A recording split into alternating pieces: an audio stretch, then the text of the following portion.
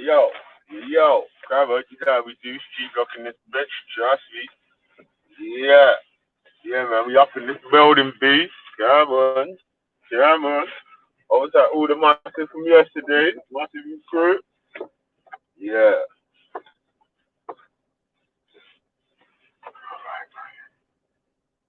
Mm-hmm. So, so.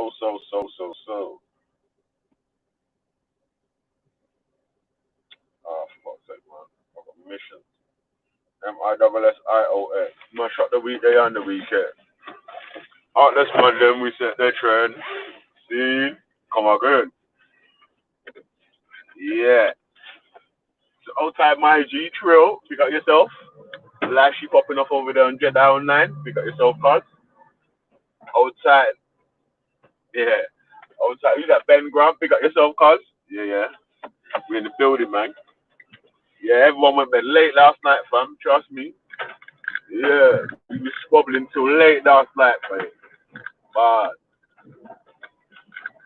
yeah, so, it was mad still. Man, like TYO, walk on.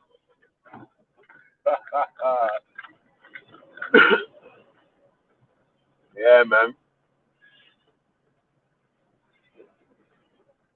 So walk on, though, man. Yeah. Hopefully we get a good show like last night. Last night's show was good, man. I like. Yeah. Yeah, my bad, Walla. I want to apologize. Yeah, you know what it is, bruv? I try not to get angry on this YouTube thing, bruv. On a real level. If I tell the truth, yeah, I'm trying not to get angry with anyone. Yeah, even if you're trying to wind me up on purpose, like I'm still trying not to get angry with anyone on purpose. Innit? Yeah, for the purpose of being a good presenter. Yeah, for the purpose of being a good or fair presenter. Yeah, I need to allow the yeah. I'm at work, man. I need to allow sticking it on anyone that comes on the panel. I have to let the people. Yeah, I have to let the people of the panel handle it themselves. You know, I tell you what it is, yeah. Things that something that will get on my nerves. Yeah. Imagine, I say it was I was somewhere with Zabida and Walid, yeah, and they wasn't doing nothing wrong, yeah, and someone was just coming on and just sticking it on them and trying to hot them up for some this, that, and the other, yeah. But that will piss me off, cuz. It's like, right, these two was just sitting there talking with manners or whatever. Even though my man was asking questions with manners and whatnot, yeah, my man was still, yeah, bro. My man was still on some different thing, cuz. Like, I didn't rate it still, but there it goes, man. There it goes. Yeah, man. So, yeah, so big up yourself, Walla, man. You get me? What was it? Yeah. That's it.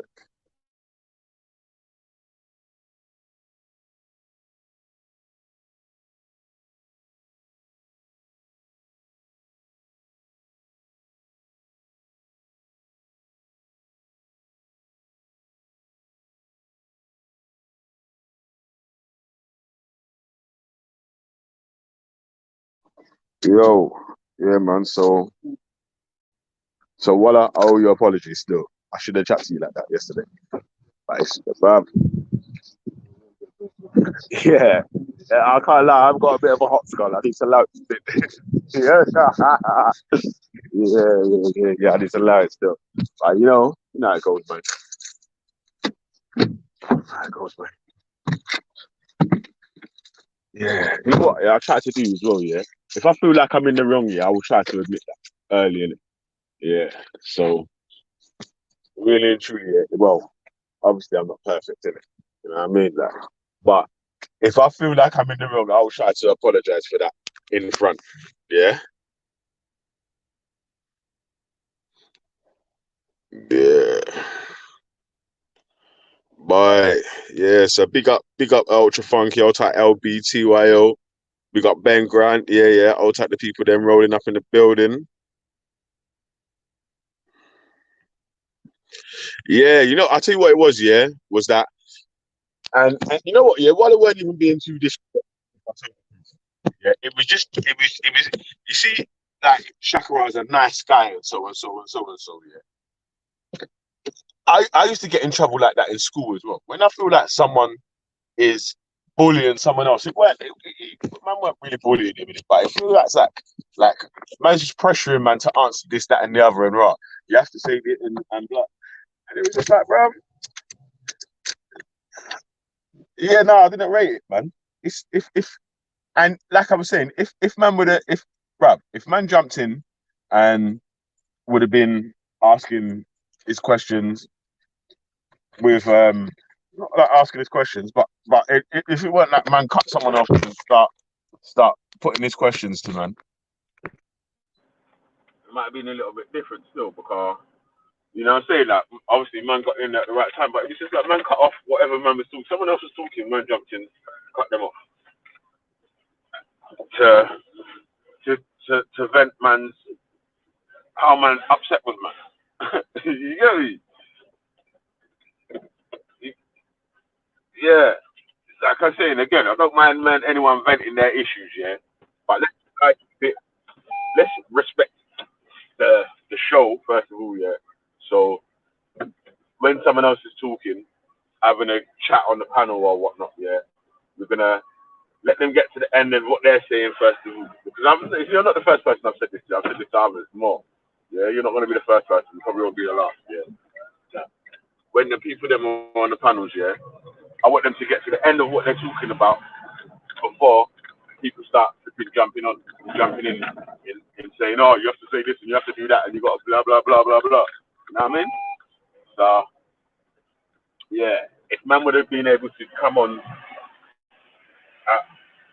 um, yeah, if Walla would have been able to hold him until Brothers had finished going through what he was going through, he probably he probably would have been able to get his grievances off, man. You know what I mean? But although he was in the wrong for that, yeah, I shouldn't have chatted to him the way I chatted to him. So I'm in the wrong for that, and it's my bad for that too. So for that, I apologize. Yeah, as a man to man in it, yeah, because you're a man in it. Yeah? You're not a little kid or you're not my son or rah. I'll apologize to my own kids if I'm in the wrong as well. Anyway. But yeah, all right. That's good. Yeah, so we're going out to Essex, mate. We're going down to Essex, mate. Hey, Reggie's on to Shakara. I'm like, yo, what go on for this brother? Yeah, man. I don't know, man. Reggie's got that Bible gas. Reggie's on Bible gas mode, man. Yeah. Yo, you saying, Reggie, you want it with Ultra today, yeah?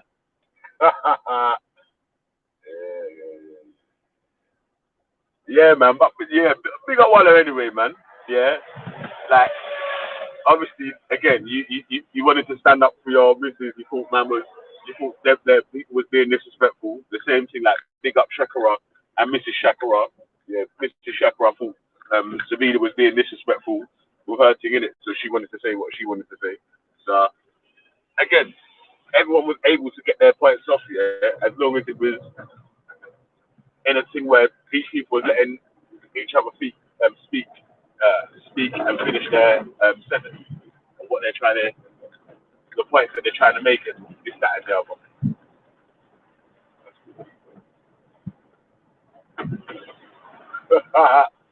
Yeah, man. So, yeah, man. That's that, isn't it? So,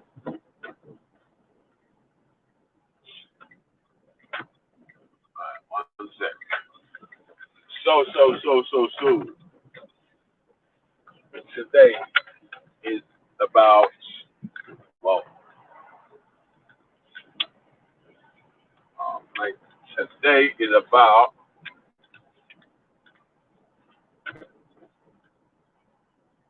I see a question from TDS Dave last night, and I thought, boom, that's a good question.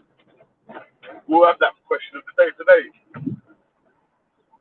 Is secular nationalism or an African spiritual system better to unite a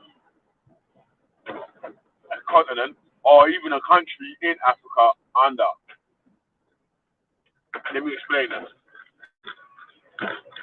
So secular nationalism will mean that no one won't have to give up their, so that you won't have to give up Jesus. You won't have to give up Jesus, Muhammad, Allah, whatever ways that you've got.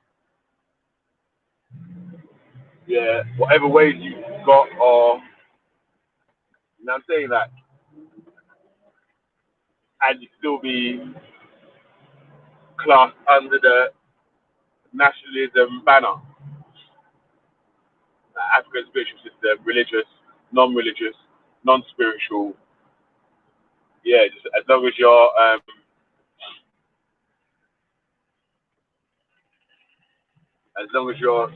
we would say a Ghanaian, yeah, we'll just use a Ghana as a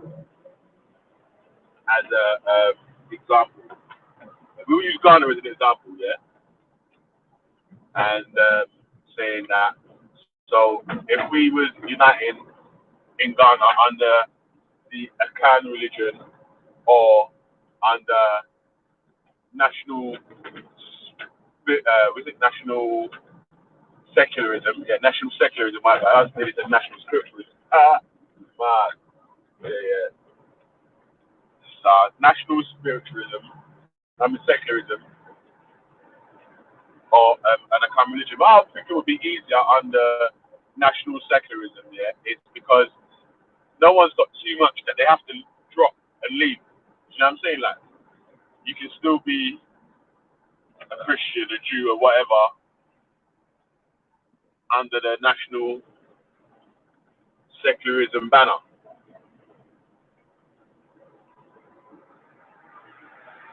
And when man talks about African spiritual system, some of the people that are already following religion feel like they're going to have to leave their religion and sign up. You know what I'm saying? Yeah, the man's not looking to man's not looking to leave Christianity to go to give praises to Shango. You know what I'm saying? Like, yeah. Yeah, man. Slowly steps, man. Slow steps, man. You got. I think you'll have to ease the man in on that one. You know what I mean? Like,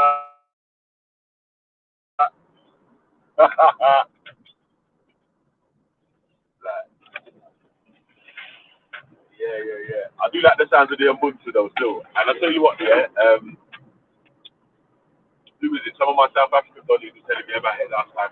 Some of the show man them was telling me about the Ubuntu. Oh, yo, Veli. Yo, Yeah, good well, morning. Good morning. Good morning, Veli. I kind of missed that bit about the Ubuntu thing yesterday. I was trying to ask Shaka about because as far as I was taught about Ubuntu, it means like I might be wrong. I don't know, but I am because we are kind of concept. Maybe he was explaining a different. Was that it? No, Or you're right there, too. yeah. All right, cool, man. I like that. I was literally coming on to replay your show yesterday while I stopped off. Then it just said you're live in it. So good morning. Yeah, big up Reggie. Ultra. I just saw yesterday, fam. I was Ultra's there, in it. Man, just saw the buses. Yeah. Yeah, they hooked you up still. Like you have to jump on the back of the bus. They taped up the dots on the window and that. You can't come next to the driver. Yeah, hope you lot stay safe out there, man. Hope you lot stay blessed. You get me? Yeah, man. You got, You bruv, see with this nationalist, I got glasses, mask. Yeah, that's what you gotta do. You see them. You see them masks that cover up your whole face and that, and then that's the ones, bro. I went online. I saw they cost like a bill or something, but you have to buy like 3,000 of them. You get me, like in bulk. I said, what? Where am I gonna get 300 bills from? You get me? 3,000 bills. You know what I mean? But yeah, see this ethno nationalism thing you said. Yeah, guys. Ain't that the same? Isn't that basically what Islam is saying they want to do? No, Islam is not ethno-nationalist. It's like one ummah, one religion. So it's not one Yeah, but ethnicity. So it rules it No, out. no. see when you Wait, speak to Muslims and that, yeah, they'll tell you want to make like, yo, Yo, they, yeah, it's secular nationalism. So that means you can be a Christian, a Muslim, a Jew, an African spiritualist, or other. You know, so you don't have to be one or the other. yeah, So why can't it just be secularism? under what? Why nationalism? Under secular nationalism. What? So like, see with Islam, yeah, like the way they describe it is like you can be a Jew in your Jewish ends, and you can be a Christian in your Christian ends, ruling under Judaism or Christianity or whatever religion you're on, but all under the Islamic rule, innit? So Yeah. what's the difference between that and what you're talking about? Yo. Yeah, so what was, for me, yeah, like, I've not gone into the dictionary definition of this, yeah. I've just used secular as secular and nationalism as nationalism. So, I don't even know what obviously, secular means, bro. yeah, Secular- a secular society is Go on. like you can have all the different types of people under one government. So everyone doesn't have to be the same religion. Everyone doesn't have to be the same spiritual system. Everyone doesn't have to vote for the same party or whatever. It's all, but they're all underneath the banner. But you can, but you see, the thing is, yeah, secularism simply means separation of the religion from the law, from from state, from governance. Yeah, that's a simple definition of secularism. And then nationalism is like everybody just working to the betterment of Betterment of the nation. the people of the nation, people of the nation. It doesn't mean that it's ethno. It doesn't mean it has to be ethnicity. It means to be the people living on the. In the nation. So that would also It wasn't an ethno state. Reggie, it wasn't an ethno state, even though if we're talking about Africa, the majority of people depending on where in Africa, will be from whatever country in Africa you're from, innit? You know what I mean? Like, again, like you say, you don't have to be an ethno state. It's not like everyone has to be a Ghanaian Ashanti to be in. Yeah. Well, you've clarified the question, so that, I don't know. People are going to keep on probably making that mistake. It's not. So basically, if you isolate the question, it's just talking about nationalism. So it doesn't matter about your race. It just matters about the fact that you're living in the country. Yeah, like see, if you ask that question, bare Muslims are just gonna think what I thought in it, because that's what maybe I'm wrong in it, but that's what they're saying sounds like to me. Let me tell you why a caliphate will be different, yeah, because although the Muslims might not say that, yeah, but people that ain't Muslim are second class citizens. in a national state, in an actual governed state, no one can be a second class citizen. You know what I'm saying, like? Well, in theory, that's what you're saying. Theory, yeah, right. Yeah. In theory, obviously, it can be. It can be if people are able, if you're smart enough to pull strings in this direction, that direction, then yeah, you can make someone else's life hard. Can I ask a question, Reddy? Can I ask a question? Sorry, go. Big up yourself, Shakara. Yeah, bless. Oh, big up Shakara, man. It's a quick question, or shall I just finish what I'm saying? Go on, finish. Say I'm a Christian, Veli, yeah, and you're saying basically, like, to me it just sounds the same. Maybe I'm not seeing the distinction in it. Like, say I'm a Christian, yeah, and under the national banner or whatever it is, yeah, like, wouldn't that mean I'm a second-class citizen of this? Well, day one, it can't be the same for the simple fact that what Veli's talking about is non-religious. It's not based around any religion, and what you're Yeah. talking about is based around Islamic values governing the country. So You what get what I'm saying? values would be governing the country to allow all the religions to govern under it? That's a good question. Veli maybe can clarify that, but it wouldn't be a religious one. It'd be a like people deciding that this is the best thing for humanity, and then put this inside the law and put that inside the law, that kind of thing. Like what happens here. You know what I'm saying? Now, Yeah. even though this country traditionally is Christian, some of the religious values still govern. I mean, still are implemented, but you know, it is only because they're taking what they feel is the best for society in the religious text, and they've left them, and the stuff that they thought isn't still good for society, they take it out. So Yeah, it's I that get you. simple. Yeah, I get you. I get you. Yeah. I personally believe the best thing to rule all societies and nations under is under one God, innit? But obviously, as we can see with America, they tried to do that and it got a bit twisted, didn't it? Like Yeah. I'm just trying to pull out a real life example. You know, even their Pledge of Allegiance or something is like they say that. But day one, you could see like even within like even if you wanted to have one God and even narrow it down to one God being Allah, you could see even that has proven to be very difficult.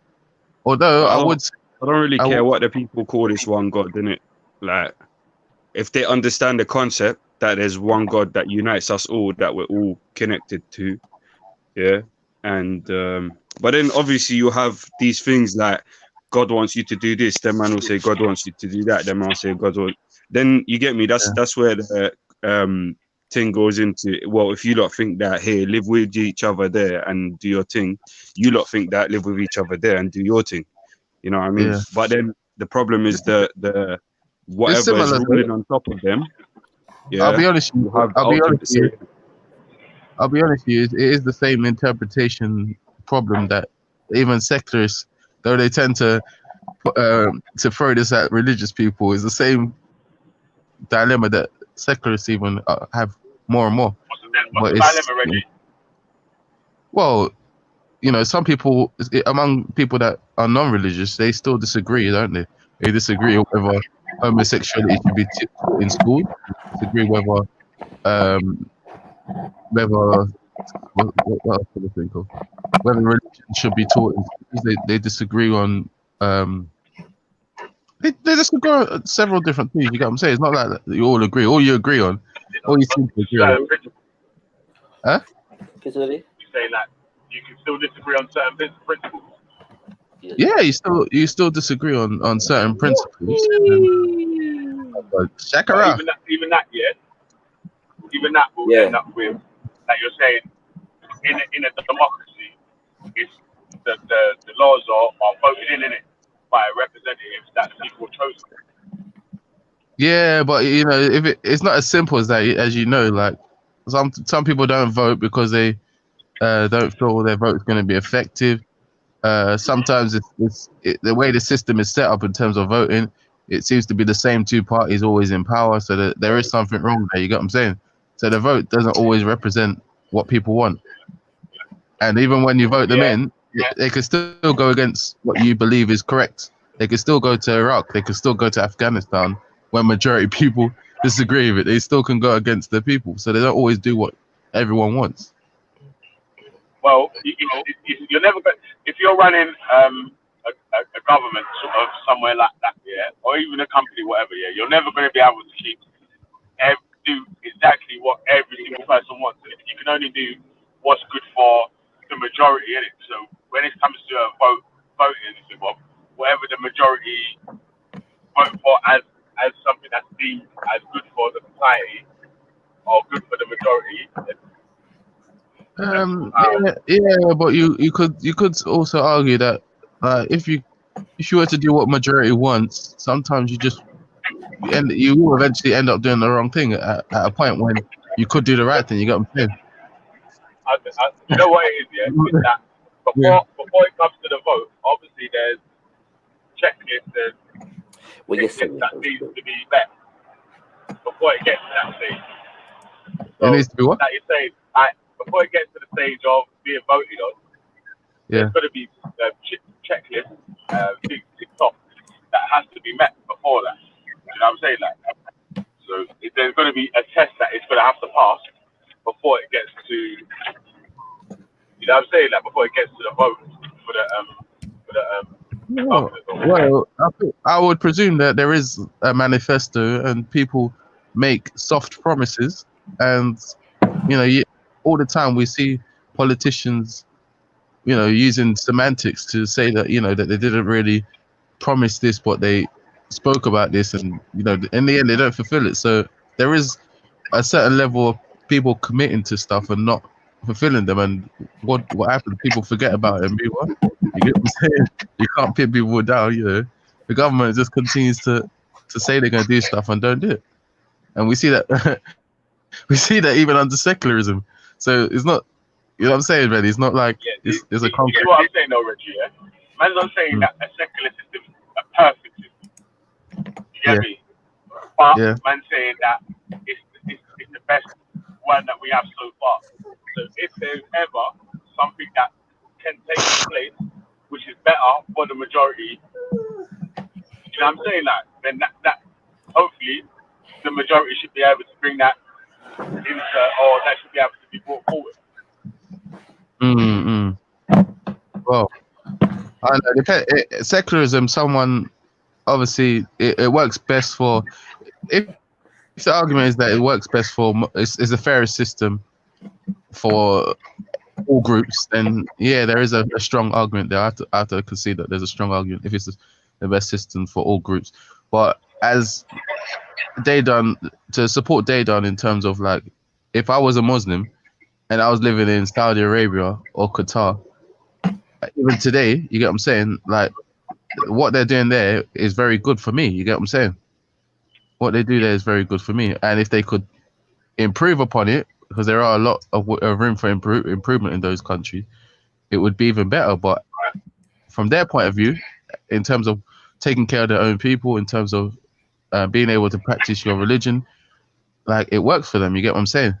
But secularism definitely seems to have to.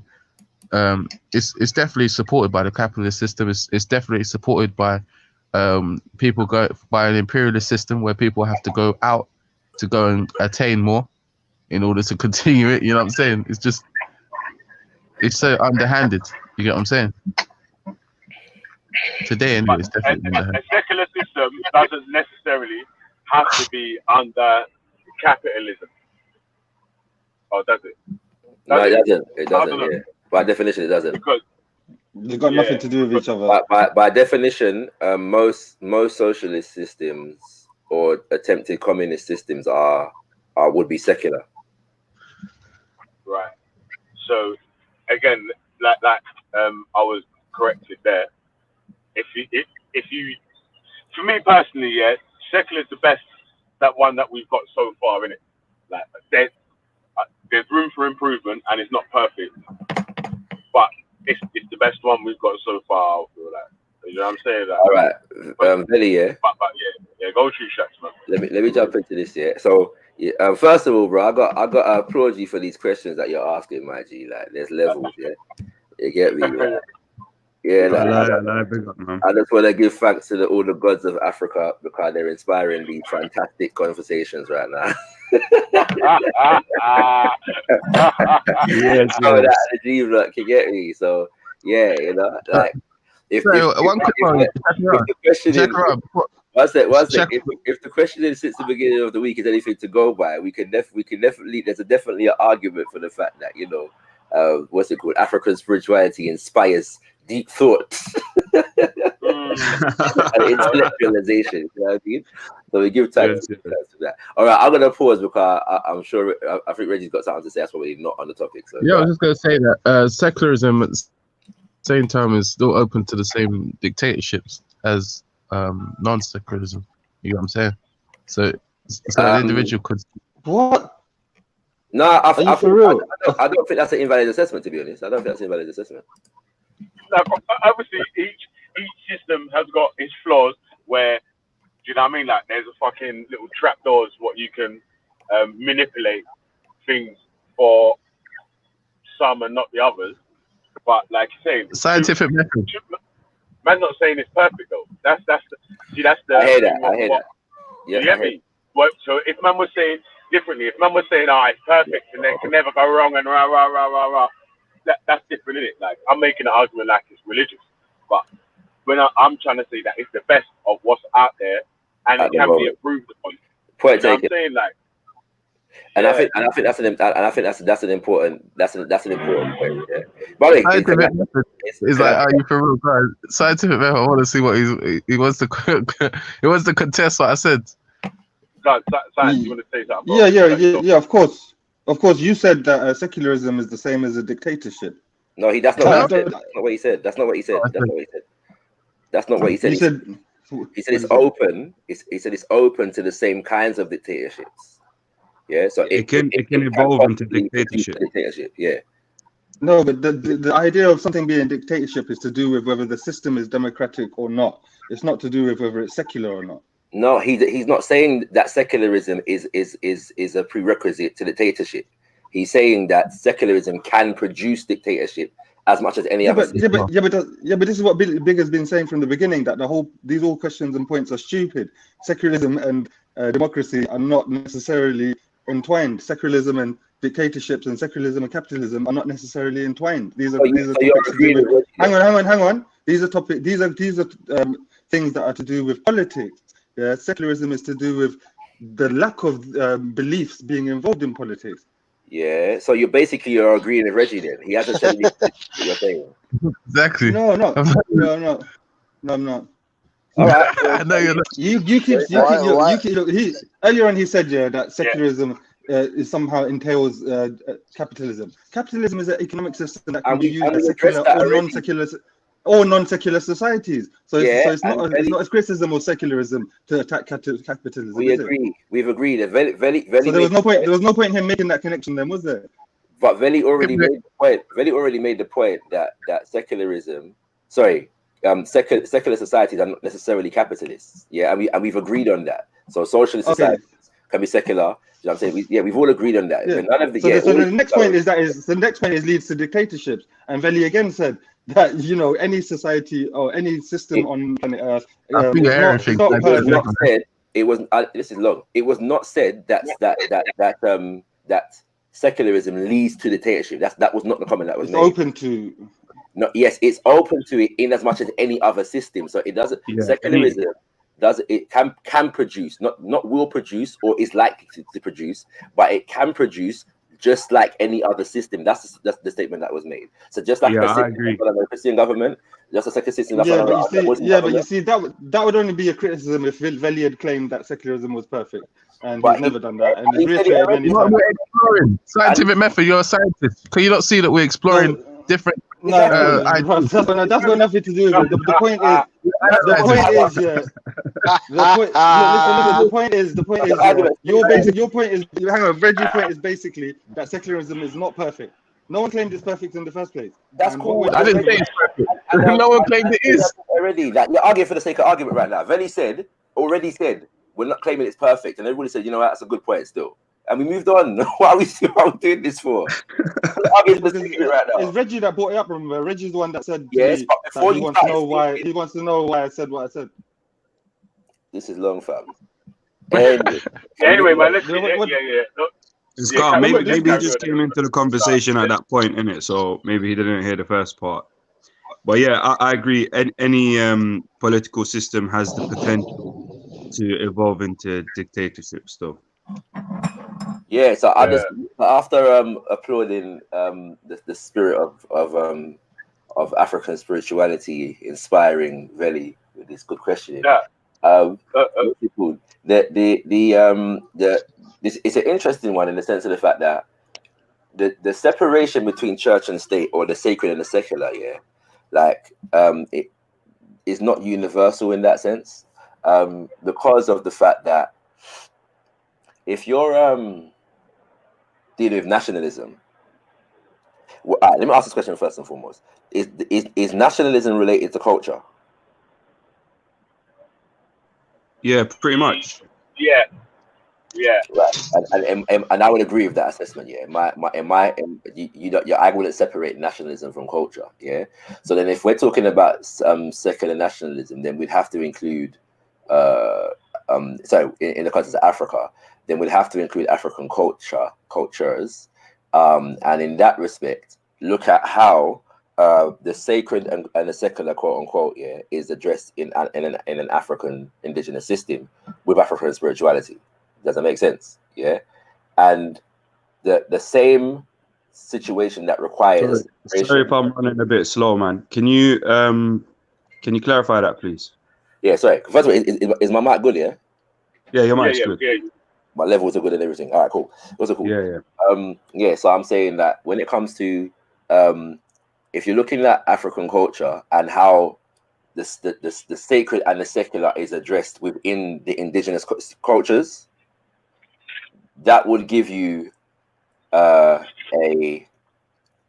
idea or a signpost in terms of answering this kind of question, in it, if that makes sense, right? Because to some degree, Is there a comparison you can make then? well, yes and no, in the sense of the fact that, like, if you're in a society where the political system is linked to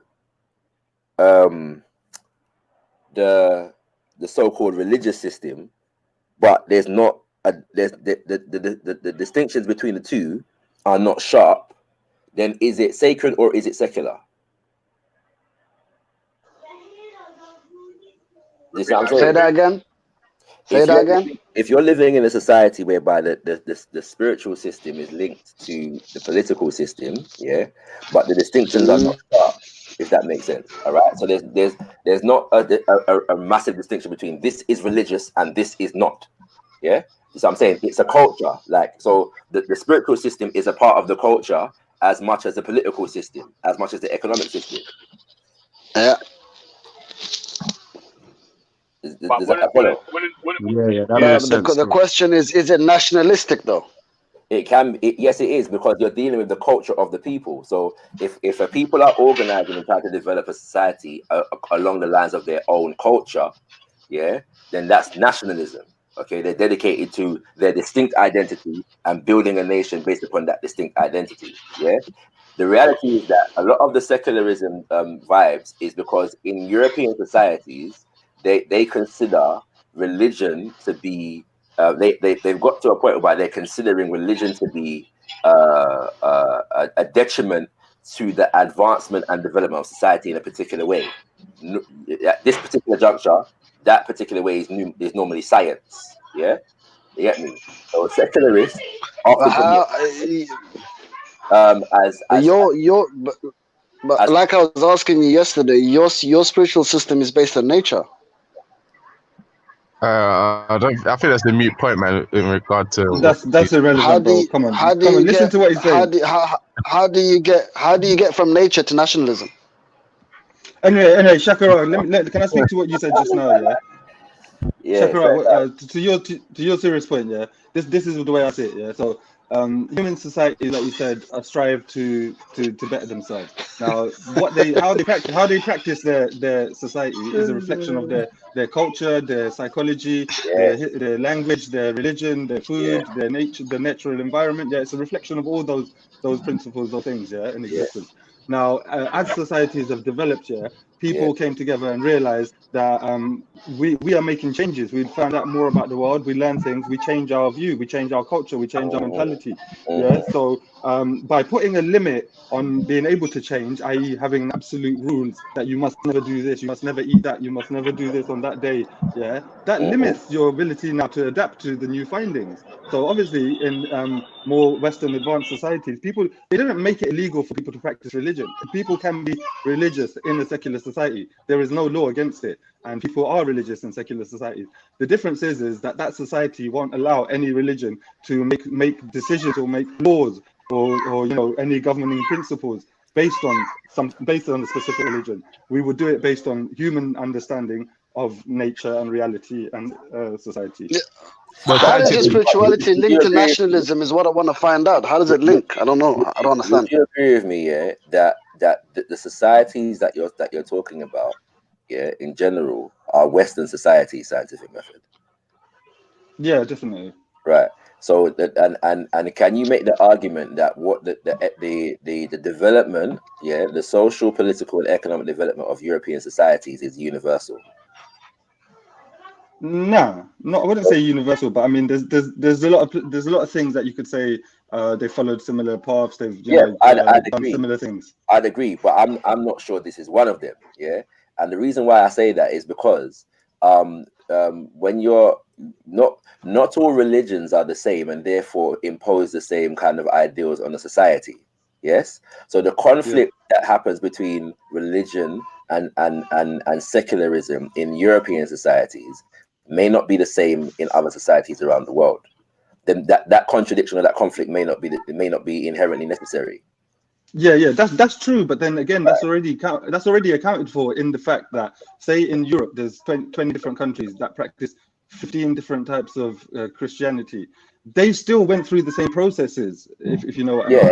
So the fact that the specific practice of the religions was slightly different, fine. That all gets jumbled in with the situation. Again, you're still dealing with essentially one religion. They've got different versions of the same religion. Yeah, so you're talking about responses to Christianity. So we cannot assume that responses to Christianity would replicate themselves across all religions. That's the first point.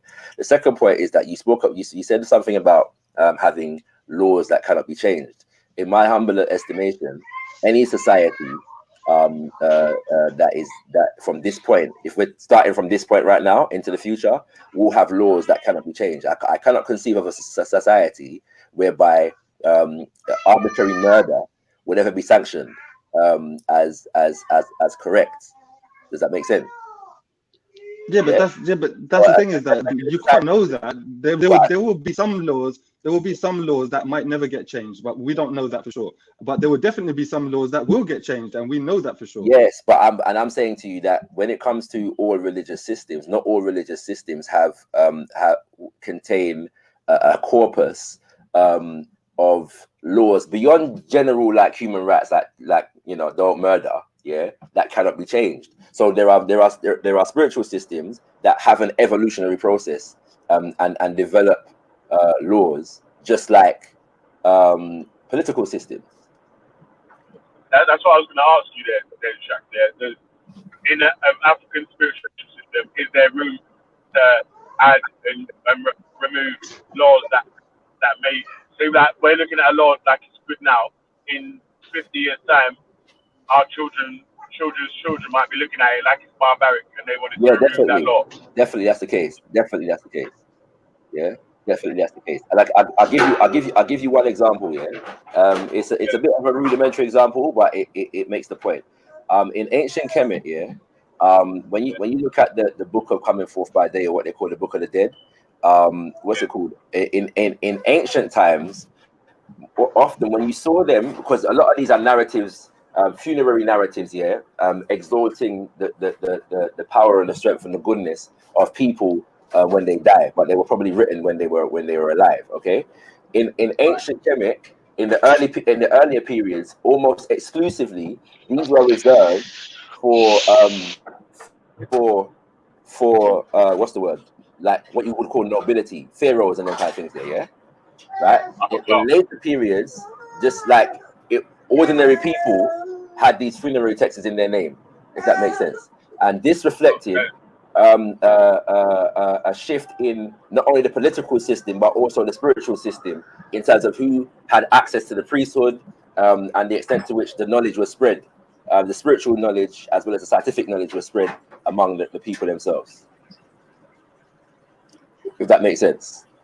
Yeah. Yes, at one time, it was only the noble class that was initiated in the temple system or whatever to get their afterlife judgment and whatnot, and then it started to filter down to the average citizen who was knowing about the complex.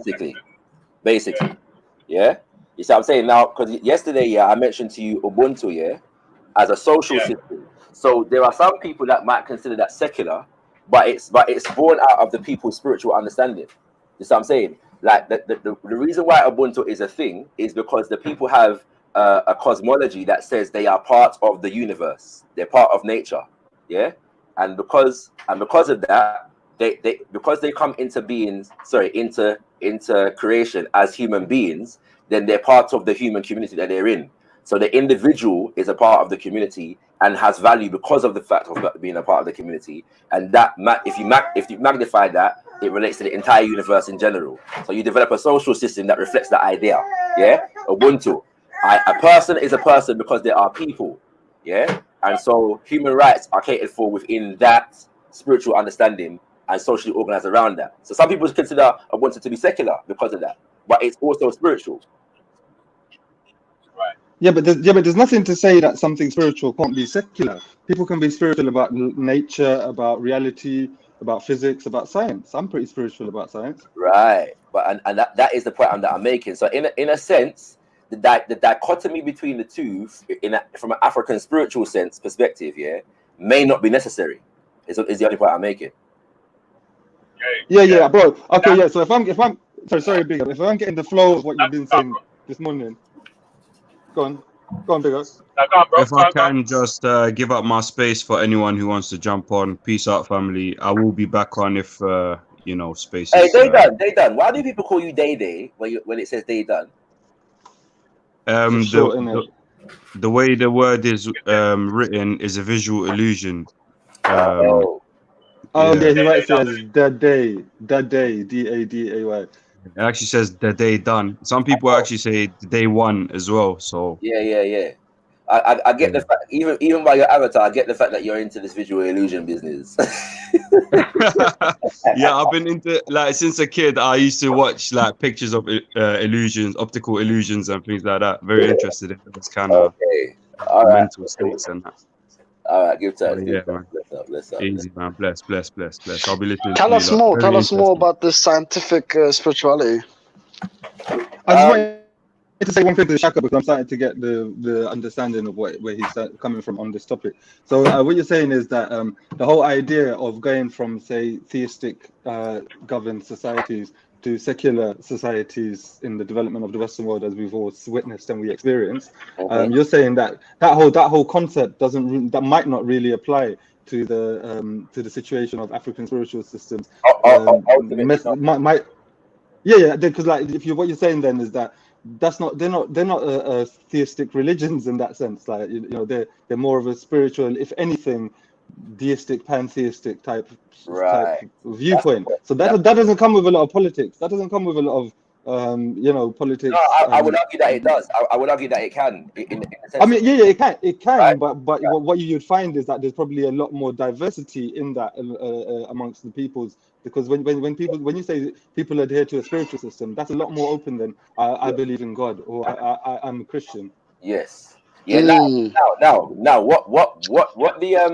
where the contradiction will come into play is kind of in relation to where I was having a conversation with Ezra a couple of days ago about Shaka Zulu, yeah, and depending on what narrative of Shaka Zulu you believe, he was very against some of the priesthood because they were dealing with a lot of superstitions, yeah, and that was in his consciousness retarding the development of the people along political and social lines, if that makes sense, yeah.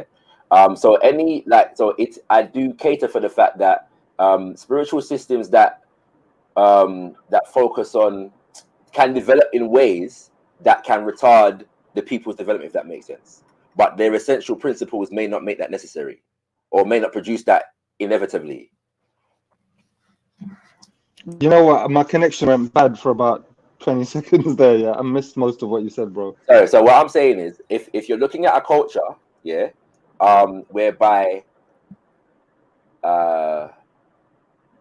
spiritual systems often tend to reflect the culture and the circumstances of the people's development in general at a particular moment in time. Yeah. So Sorry, pardon me. say again. Sorry, man. I don't know if I All can right. allow burp, man. So, Pardon me. yeah. Sorry, man. when it comes to that Shaka Zulu, yeah, there are some who suggest that he had to challenge a lot of the priesthood because they were leading the community down a superstitious route. Yeah. So they were, you know, as superstition comes into play, whereby you are ultra quote unquote spiritualist to the neglect of the physical. You know what I'm saying? Of physical realities, yeah, and them kind of things there. And so Yeah. the flaw in a spiritualist thinking is that when there is not balance between the spiritual world and the physical world, then you begin to neglect the physical development of the community. Yeah, and some people define that. Some people define that as I mean, superstition. and that can work. And people can say that can work both ways. If you know, for example, a lot of communities of people focusing more on the materialistic aspects Right. of reality and existence, Exactly. and neglecting the spiritual, personal side. Exactly. You see what I'm saying? But when we're talking about success and progress in the material world, which is the one, let's be honest now, which is the main one, isn't it? That's the one we all start from. You don't have a spiritual reality before you have a physical existence, do you? As far as we can tell. That depends on your framework. What is it that you define as spiritual? In the sense of the fact that is life a thing that dies and comes into being, or do different entities just become expressions of life itself? So if life is always, then can you define life as spirit? Yeah, but you see, I wouldn't define life as always. For me, I see that there's a physical reality. We are an emergent phenomena in that physical reality, and we have the ability to either make up or contemplate spiritual and abstract concepts. That's So I see it in that order, starting from the physical. So how do you conceive of spirituality then? I think it's an aspect of human psychology. I get with that. I'd harmonize with that. I think that my where I'd add to it is my understanding of spirituality would include the basic essence of life as well as the consciousness with which we inhabit it. If that makes sense. Yeah, but I see that, and a lot of people do that. But you see, me, for me, I can't genuinely make that step in my mind. I don't see how us having a spiritual dimension in our minds. I don't see how that necessarily connects universe and the consciousness and everything. For me, I think the scientific understanding of physics and matter and time itself and space, I think that tells us a lot more demonstrable reality about our connection with everything. You know, the fact that science explain spirituality? I'll answer that because scientific method actually just went there, yeah. Because of the fact that the broader cosmological principle behind African spiritual systems is that we are one with the universe, and the scientific method has gleaned that to be a fact to this point. Yeah, you know what I'm saying? So that oneness and connectedness with the entire universe, and I've heard scientists break this down. Those who are have a more articulate inclination sound they inspire awe and wonder, yeah, and spirit as feelings of all kind of tingly spiritualities, yeah, when they break down the universe and our connectedness to it. So I'm saying that in a sense that principle was Shaka, I'm so sorry, bro, man. I don't know what's wrong. Yeah, something's fucked with my connection. I missed what you said. All I heard was the broader cosmological you were about to say, and then I missed everything since then. Do you mind just repeating? Yeah, no problem. Sorry, bro. The broader cosmological principle behind African spiritual systems is that we are one and connected with the universe. That the basic thing that makes us up also makes up the universe. Yeah, and that to this point is a principle that has been validated by scientific concepts. Yeah, but again, it was if we understand the development of science in this society that we're living in, the discipline of science comes out of the disciplines of natural philosophy. Well, are we not part of the universe? Yes, we are. So EB, I know you've been trying to get in here, but let me just wrap things up. Let me just say one thing to Shakara. Shakara, so this is the case, yeah. Now, I'm glad we had this conversation, yeah, because now I understand where to put you in my understanding of it, yeah. Because I had the same thing with Sarah about 3 years ago, and we came to roughly the same point. I had the same thing with Kalam as well. These are both people I respect a lot intellectually. You know, they're both very intellectually honest, straightforward geezers. So now me and you have come to the same point as well, and this is where we define the boundary. So I talk about the starting from the physical world and the scientific understanding of how reality works. Yeah. You seem to start more from a deeper spiritual idea of reality, which is fair enough, because as long as we can clearly define our boundary between the two, meaning that you won't ever try to tell me that what's it called, how I look at it is necessarily wrong, and I can't really tell you that how you look at it is necessarily wrong. But when it comes to the facts about reality, we then have to look at what the experts and the scientists actually say. Yes, And then we have to have scientific conversations. But on this level, it's good to know that at least you're clear about where your viewpoint is, and that is a spiritual viewpoint, which is fair enough. And even my understanding of spirituality, like you said, it does match with yours, because it's about the universal nature of reality and our place in the universe. You know, and I take it from the physical side of things, you take it from the abstract side of things, but we meet in the middle and we clearly draw a line and say this is where I stop, and you clearly say this is where I stop as well. So we don't really overlap too much to argue about. What happens in the event that that is non-scientific, where you have to make a decision? I don't understand the question, so come again. So if you've got a law to put about into society, what science hasn't gotten a view on it because it's not really been tested, would you just implement that? So the principle of Ubuntu is about peoplehood, yeah. So and from my reading about indigenous political systems, the emphasis is on developing a consensus among the various different people groups. Sorry, when I say people groups, the different subdivisions of people groups within the society as to how something should run. Yeah, right. That's the original concept. That concept has shifted and changed in various different ways because there have been developments of kingships and them kind of things there. You know what I'm saying? But yeah, your question would depend on the social order. So in a society where an elders council is present, then the elders will have a particular role in arbitrating over how a decision is made, and you know what I'm saying, them kind of things there. But then so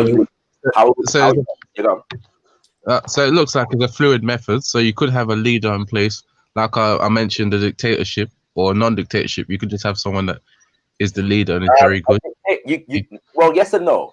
The dictatorship would contradict the principle of Ubuntu. You see what I'm saying? Now, it is possible that a people can and have come to a consensus whereby they install a leader with certain powers that could and have developed into a dictatorship. Does that make sense?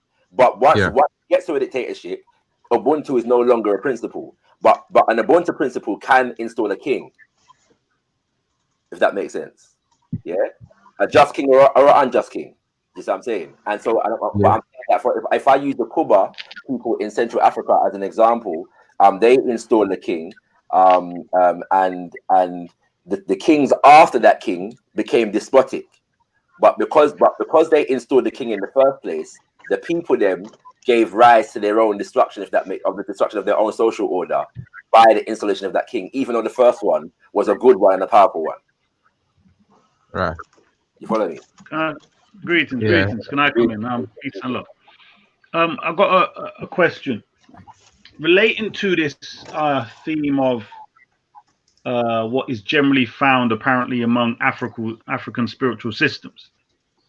Is this generally what has been found because that's predominant, or is this a fact of what they all constituted? So in other words, the understanding of divinity or the source, is that consensus across the board, and it's made sure that throughout history this is how all the groups and peoples understood it, or is that what became the majority and predominant? I think I'm understanding your question.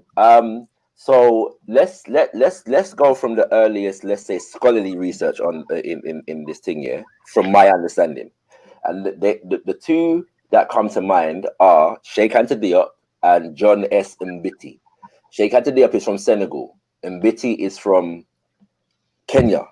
Yeah, he actually died only a few years ago. But John S. Mbiti was the first person, and he's actually a Christian. Yeah, from Kenya, but he was the first person to write a book that addressed African spiritual systems as a unified expression. Yeah, he's got a couple books. One is Introduction to African Religions, and something like African Religious Philosophy or something like that. All right, and so in both those, these scholars, they're drawing parallels that can be considered common to African culture and spiritual beliefs, quote unquote.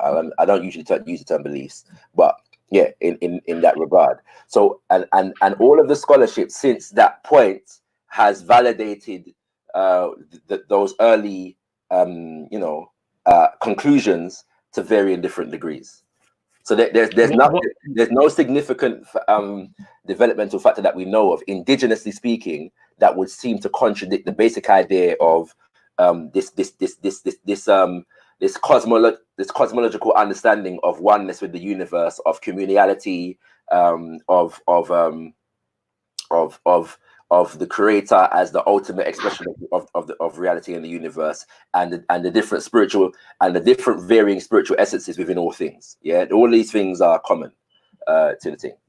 Right, and the research by the earliest people was done when? I'd say so. When did John S. Mbiti write his thing? I'd say actually. So I was saying, I'm saying that it's not that there was nothing before it. So like, for example, Edward Wilmot Bladden was before, but he wasn't as extensive, and he wasn't a theologian or he actually was a theologian. So yeah, I don't know. Anyway, but my point is that a lot of the people are getting their cue. Let's say that a lot of the people are getting their cue from Diop and Mbiti, and I believe we're dealing with 50s, 60s, 70s. Yeah, that kind of time. Right. Yeah. Okay, so this is where the question comes in, where are you suggesting that within the last 3,000 years, 4,000 years, that on the continent there may not have been any groups that indigenously, without any influence from anyone else, had different understandings of the cosmos, the oneness, etc.? None that we know of that would contradict this basic unified understanding. And the reason for it is generally, if you pull it, if you were to follow Diop's argument, is that the people develop similar cultures based upon shared adaptations to their environment. Yeah. Then if you add in migratory patterns and so on and so forth, and the different relationships and how the different people groups are formed, there is a lot of confluence in terms of there's a lot of crossover in terms of the actual experiences. So a lot of groups on the continent have actually experienced each other. You see what I'm saying? And so develop similar patterns based upon these two different things. Yeah. So it's possible that a completely different kind of understanding has come about at some point. At the moment, if that's the case, there's not a lot of information about that. Okay, let me give an example. You have the concept that the source, as it were, created and withdrew, so to speak. Yes. And left agencies and humans to deal together. Yeah. Very common concept, yes. That concept is very common, but it's not universal, if that makes sense. I agree. But it can be, I think to some degree, it can be considered dominant, though. And I'm willing to be corrected about that. But yeah, it is. It's very common. Right. That's where I was going with my point. So what my point is there is, how does that work when conceptually, when the source, when you're saying, this interconnectedness, of which you speak, the source concept, look, not God, let's say God for now, has withdrew and doesn't have much to do with its creation. Yeah, so the withdrawing is in the personality of, not the essence of. Don't do the Christianity thing, bro. Okay, let me explain it to you in the conceptuality. The Olodumare, Onyame, sorry. Let's start with the fact that creation stories in African spiritual traditions are not literal. Yeah. So when the creator is given if the Akan says that Nyame has no name but answers to all names, they understand that the name they give Nyame is the name they have given Nyame. Because Nyame actually has no name. He answers to all names. She answers to all names, right? So the stories associated with Nyame are allegorical in the sense that they're given philosophical explanations of creation. So Nyame or Nyankopong having created creation with Asaseya, the earth, or the feminine principle in that regard, and the idea that the story goes that Asaseya was pounding yam, and when she was pounding yam, Nyame in his sky represent or manifestation, she kept knocking him in his what's it called, in his head or something like that, some CSO, and so they basically she gave birth to 7 children. One of them was Anansi, and he left and went up into the sky. All right, now that's none of this is literal, okay, but the idea is that in order to make way and give space for Asaseya and the children, so that she could feed the children and so on and so forth. And that the basic symbolistic idea around that is that the agency now is in the creation, and that which is created, But then you also have the concept of Kra. Kra is the spirit of the creator as manifested in all life. In Ifa, this is called Ashe, and then Ori. In Kemet, this is called Ka. So the concept of the creator departing is about the lack of intervention. The creation is the creation. It is what it is. The creator does not intervene.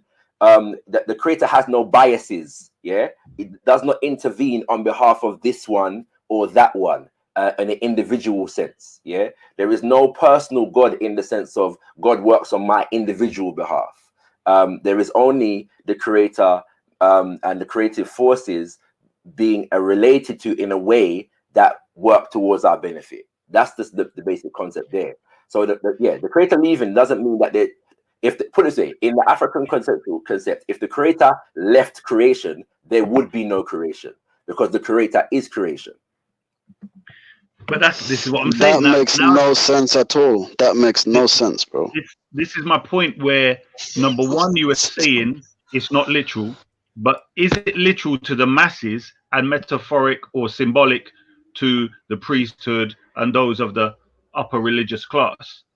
The answer to that question could be varied. I don't think there is one answer to that question, but I think that the dominant sensibility, if we look at the fact that oftentimes it is common for there to be more than one creation story, which one is literal? So that the Akan don't have one creation story. No.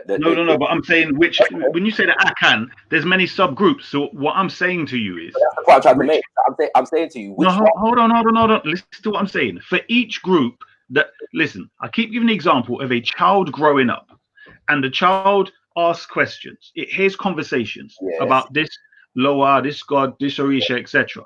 And I'm saying when it gets an answer, it now grows up with that being the explanation for why these things happen. So it's not going to have 5 different creation stories from 2 parents and so on. Unless you hold on.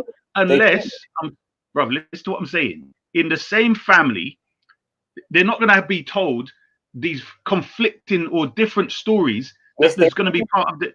Right. Give me an example. I'm just giving you the examples, bro. I'm saying because you're attempting to reduce to singularize the creation stories in the context of particular families and people groups. I am saying that across the community, yes, there is more than one creation story. That is. I've just said I agree with that. Well, listen to the question. Well, no, I'm saying, listen to me. I'm not finished. There is more than one creation story that is common to the people. So it's not that different subgroups have one creation story, and then when you put them all together, everybody's got one creation story. No, the different creation stories are held among the different people groups. Even Kemet itself has different creation stories. Bro, that's no different than one family having a Jehovah Witness. In let's say a parent has 5 children. One's a Jehovah Witness, one's a Mormon, one's a Muslim, one's a Shia, one's a Sunni Shia. All I'm asking you is, they have an understanding that there's a creation story that explains something to them, right? And I'm saying to you, hold on. The child, do you agree when this is explained to the child that it's not, this is metaphoric, this is how it's explained? True or false? Creation stories are stories for children, yes. So children will understand things as children. Yes, that's a fact. Right, hold on. When they grow up, at which point in time is it explained, oh no, that's not literal, it's not real, this is metaphoric? Well, all right, let me give you the example of 2 different authors. Yeah, one is Ayekriyama, yes, he's a novelist from Ghana. Yeah, the other is Chinua Achebe, who's a novelist from Nigeria. He's Igbo. Yeah, now in both of those narratives, yeah, they and they're set in old times. Yeah, what's it called in the stories 2000 Seasons, the Healers, as well as that's Ayekriyama.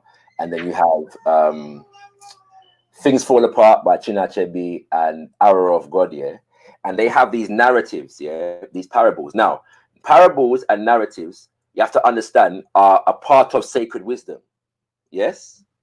The entire Ifa corpus that we call the Odu Ifa is sacred wisdom that is translated in parable form.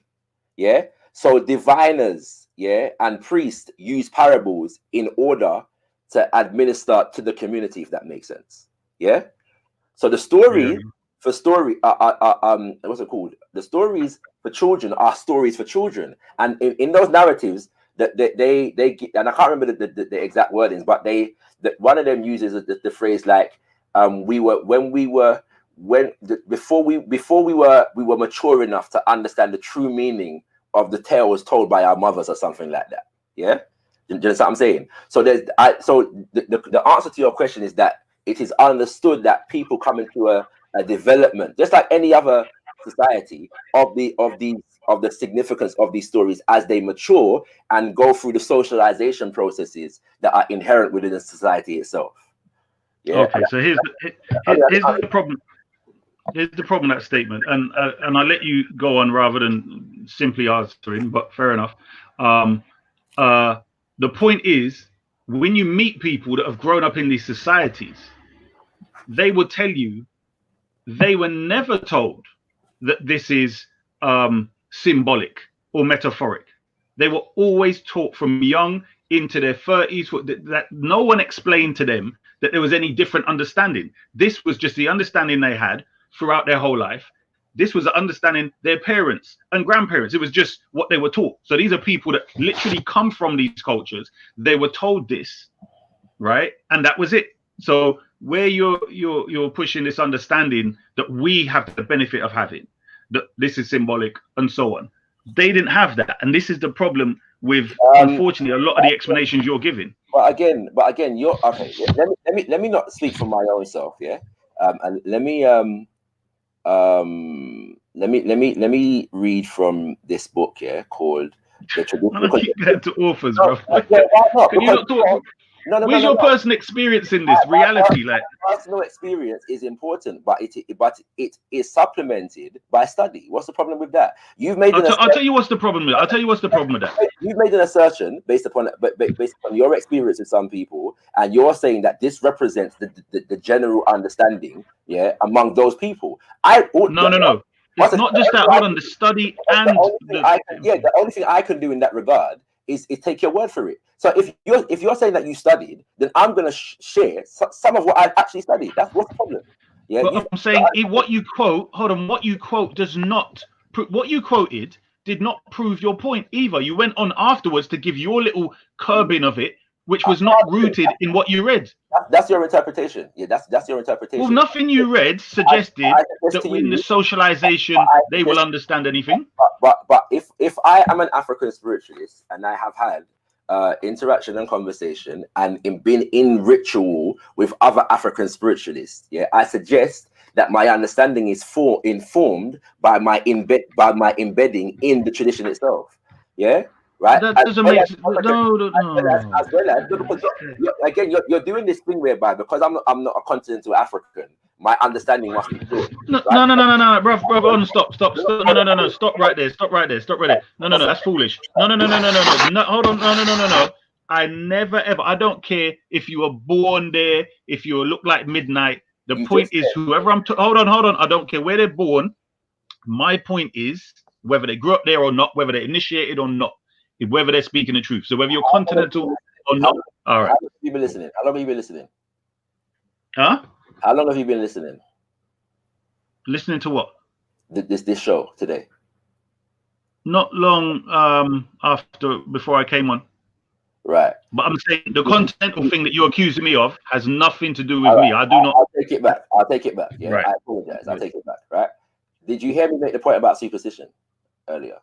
Nah, I don't think so. But we was probing the issue of secularism and African spirituality and the extent to which that dichotomy will exist in a traditional African cultural society. Yeah, does that sharp distinction or the conflict between the two become necessary based upon those principles? Yeah, and I was saying that there have been occasions, yeah, or there are instances in which the balance isn't struck from the spirit in the sense of the fact that the spiritual, the ultra spiritual, quote unquote, yeah, leads to a neglecting of the physical. Yes. And so in a situation like that, then there's an imbalance between what you might call secular and sacred, and that produces what is referred to as superstition. That can happen. That can be a flaw in the spiritually centered cultures and traditions that inform political orders. So I've already actually made the point that you're making in the sense of the fact that I am not suggesting that, and I haven't suggested that that throughout time everybody has had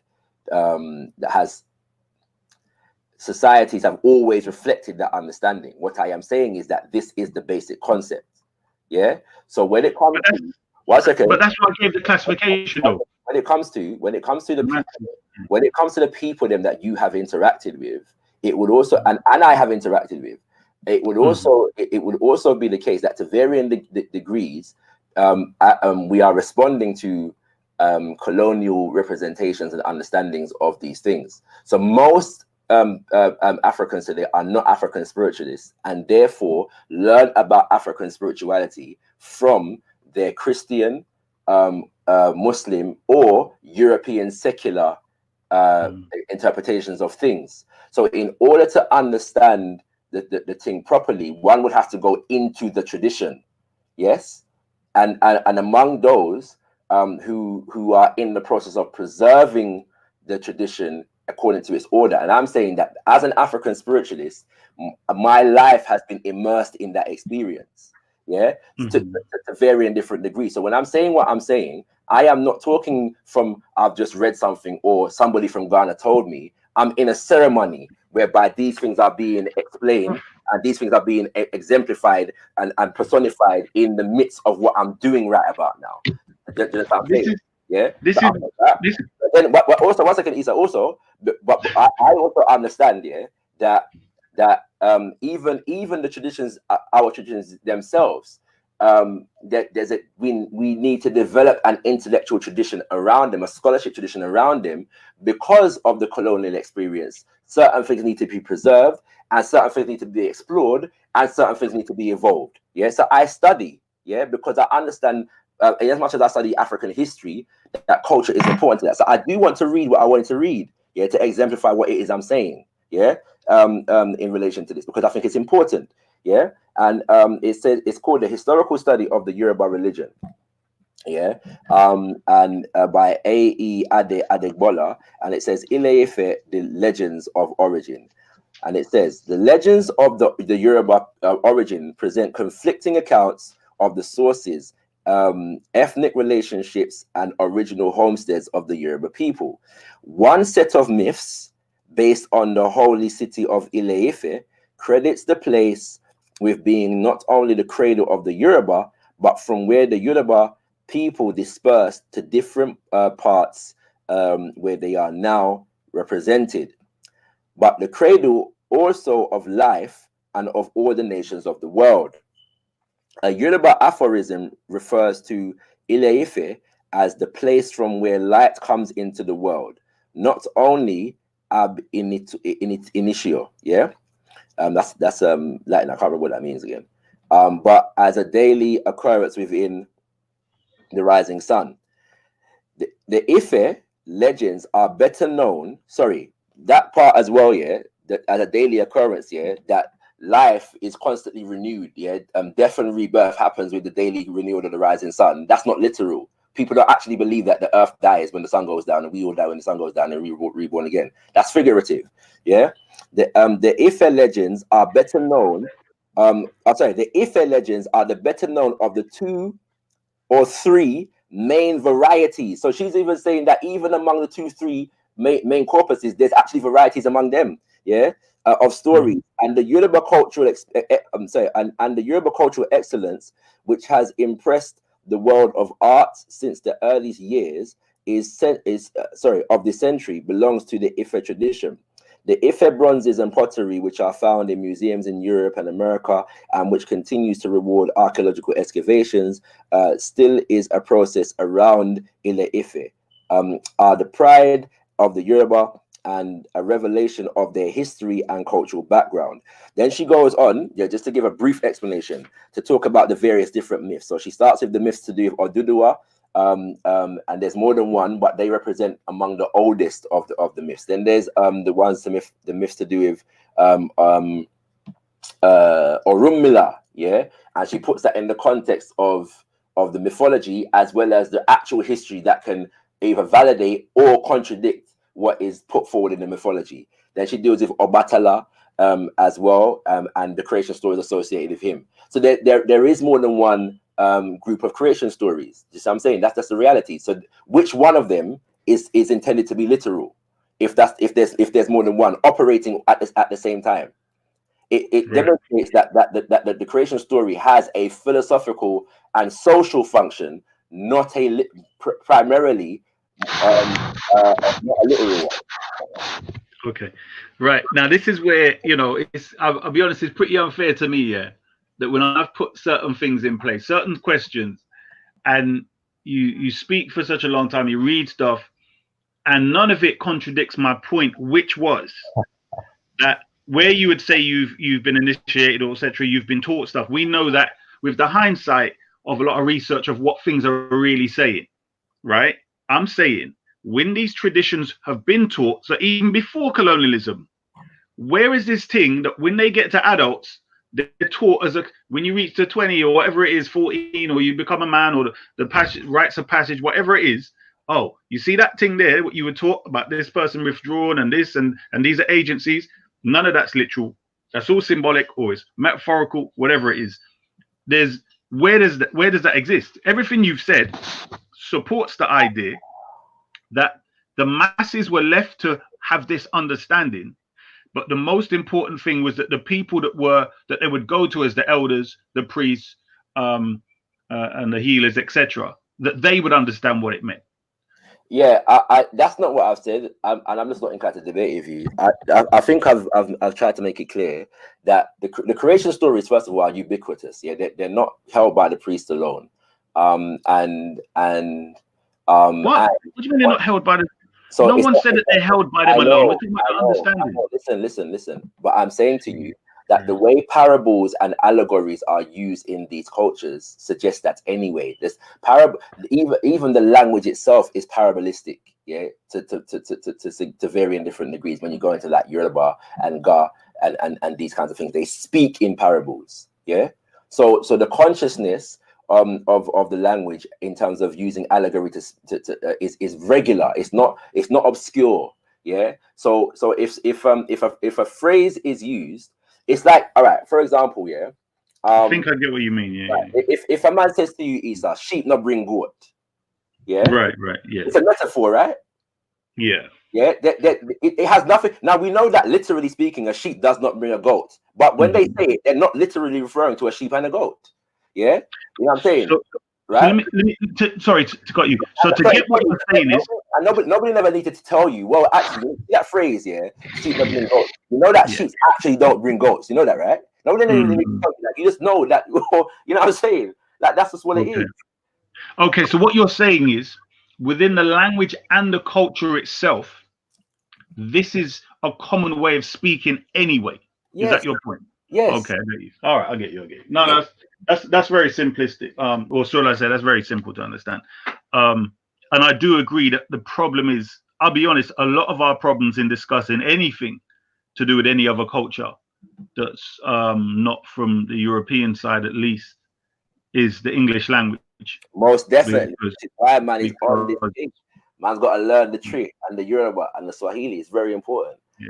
You know what I'm saying? Because the concepts live in the language. This is why when I'm giving these examples, I try to use the terms in the language and present an understanding of what they mean, the concepts mean, yeah? Because this is what derives the understanding of what they're actually dealing with. This is what I'm saying. So again, like the concept of Ashe, it and the fact that Ashe is in everything and is the spirit of the creator, that tells us a lot in terms of what they conceive God to be, yeah, so called, yeah. Okay, so hold on, let's just rewind now, and so my question is posed for understanding, because I'm saying I understand it that way, the way that you understand these things to be metaphors, etc. But I'm saying in relation to the people I've spoke to and the history of it, I understand where colonialism now comes in. These people are now made to see things differently because of colonialism. Now should I say they're seeing their culture, even though they got the language, through different lenses. They now have the same language, but there's a different angle at which they see exactly the same thing that their ancestors were practicing. Right. So therefore, within that context, for me, the thing that would put all of the metaphors, any questions relating to that, is the actual mentality of the people and their general expressions. So if there's, and the reason I guess I can say that is because I've studied the Arabic, the Hebrew, and what was the other one when I was studying the Medunetta and so on. And just in language itself of these other kinds, which are so different to the one we're talking, and also in the Caribbean, where a lot of that's common. Do you get me? Every minute, Auntie is making some sort of reference to something else. You know what I mean? She's always using some metaphor or parable comparing something else. Do you know what I mean? There's a lot of, it's so common. Do you know what I mean? You're like, well, yeah, some of the stuff you never heard, you have to think, what does she mean by that? Do you know what I mean? If you're not raised in that culture, you don't know what a fish has to do with this. Yeah. Do you know what I mean? So I'm saying it's evident that obviously they're speaking English coming from our ancestors' lineage, but they're still even twisting the English or using the English to represent the way that they think. Exactly. You get me? So for me, that fits like a hand to a perfect glove. So yeah, I get that. Right. That's what I said. Now at the same time, when we speak about colonialism, we're not just talking about colonial impositions. We are also talking about we're also talking about African responses to colonial reality, if that makes sense. Yeah.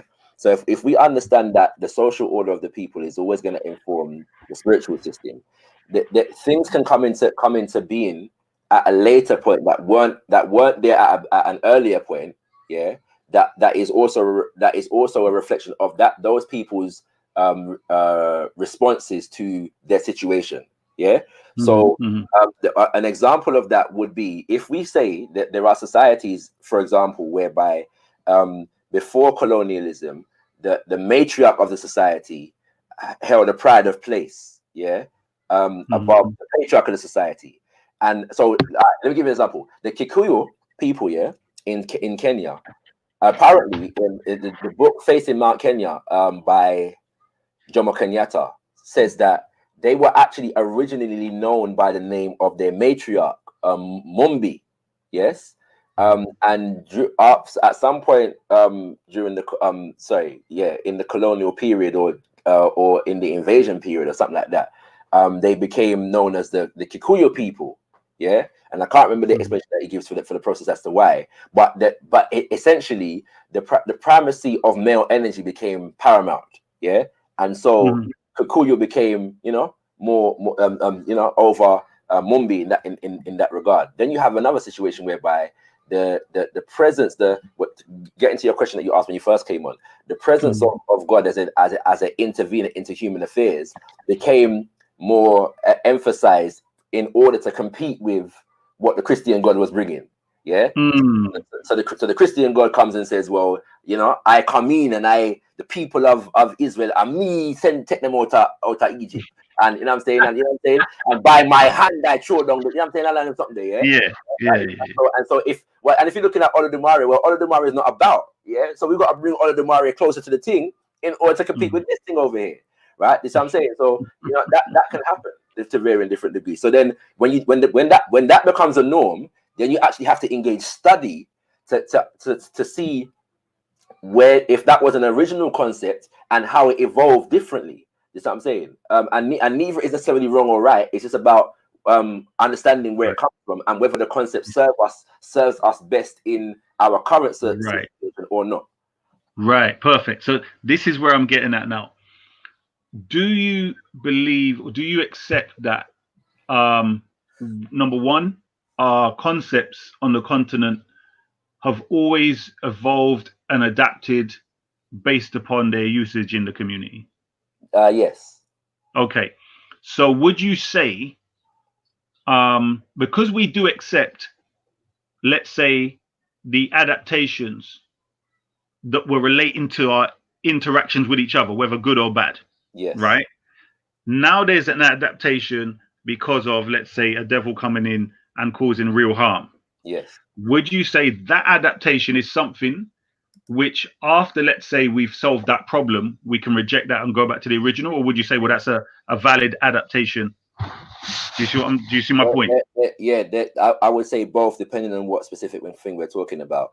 So there are some traditions basically whereby the warrior energy, the warrior divinities became emphasized, because of the fact that war became the reality, Yes. And I think that's generally speaking a good thing, generally speaking. I'm not going to say that all the time, but I'm saying generally speaking, because of the situation, I think that we need to have a warrior mentality. You know what I'm saying? Yes. But I would also say that sometimes that warrior energy can create systems of patriarchy that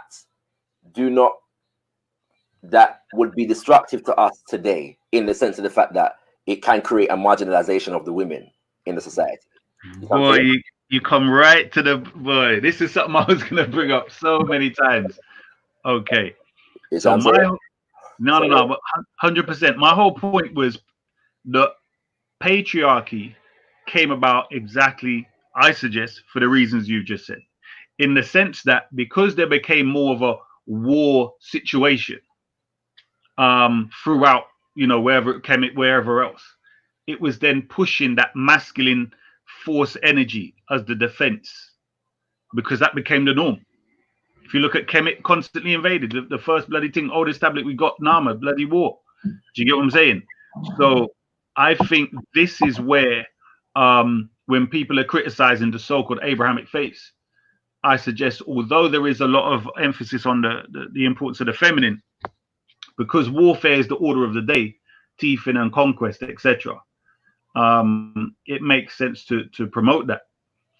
But I mean, there still needs to be a balance, and justice and respect. So this is that is for me, I suggest, when it comes to speaking about the creation stories and metaphors, etc., it is very much pushed with the language and mentality of the people.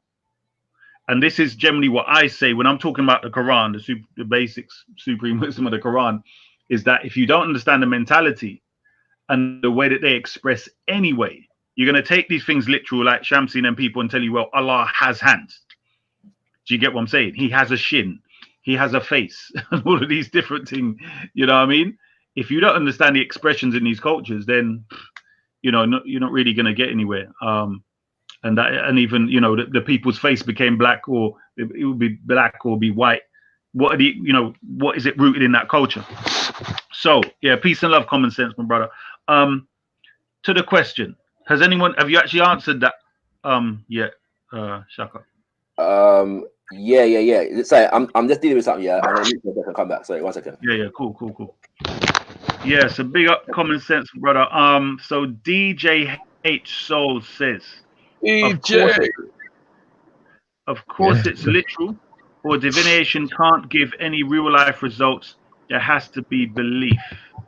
What exactly does that mean? Of course it's literal, there has to be belief. What does that mean? I would suggest yes, there is a bit of a literally understanding there, but I think it's in between when it comes to the masses. But I do definitely understand his point of the expression. Yeah, Reggie. So what's your making of this thing?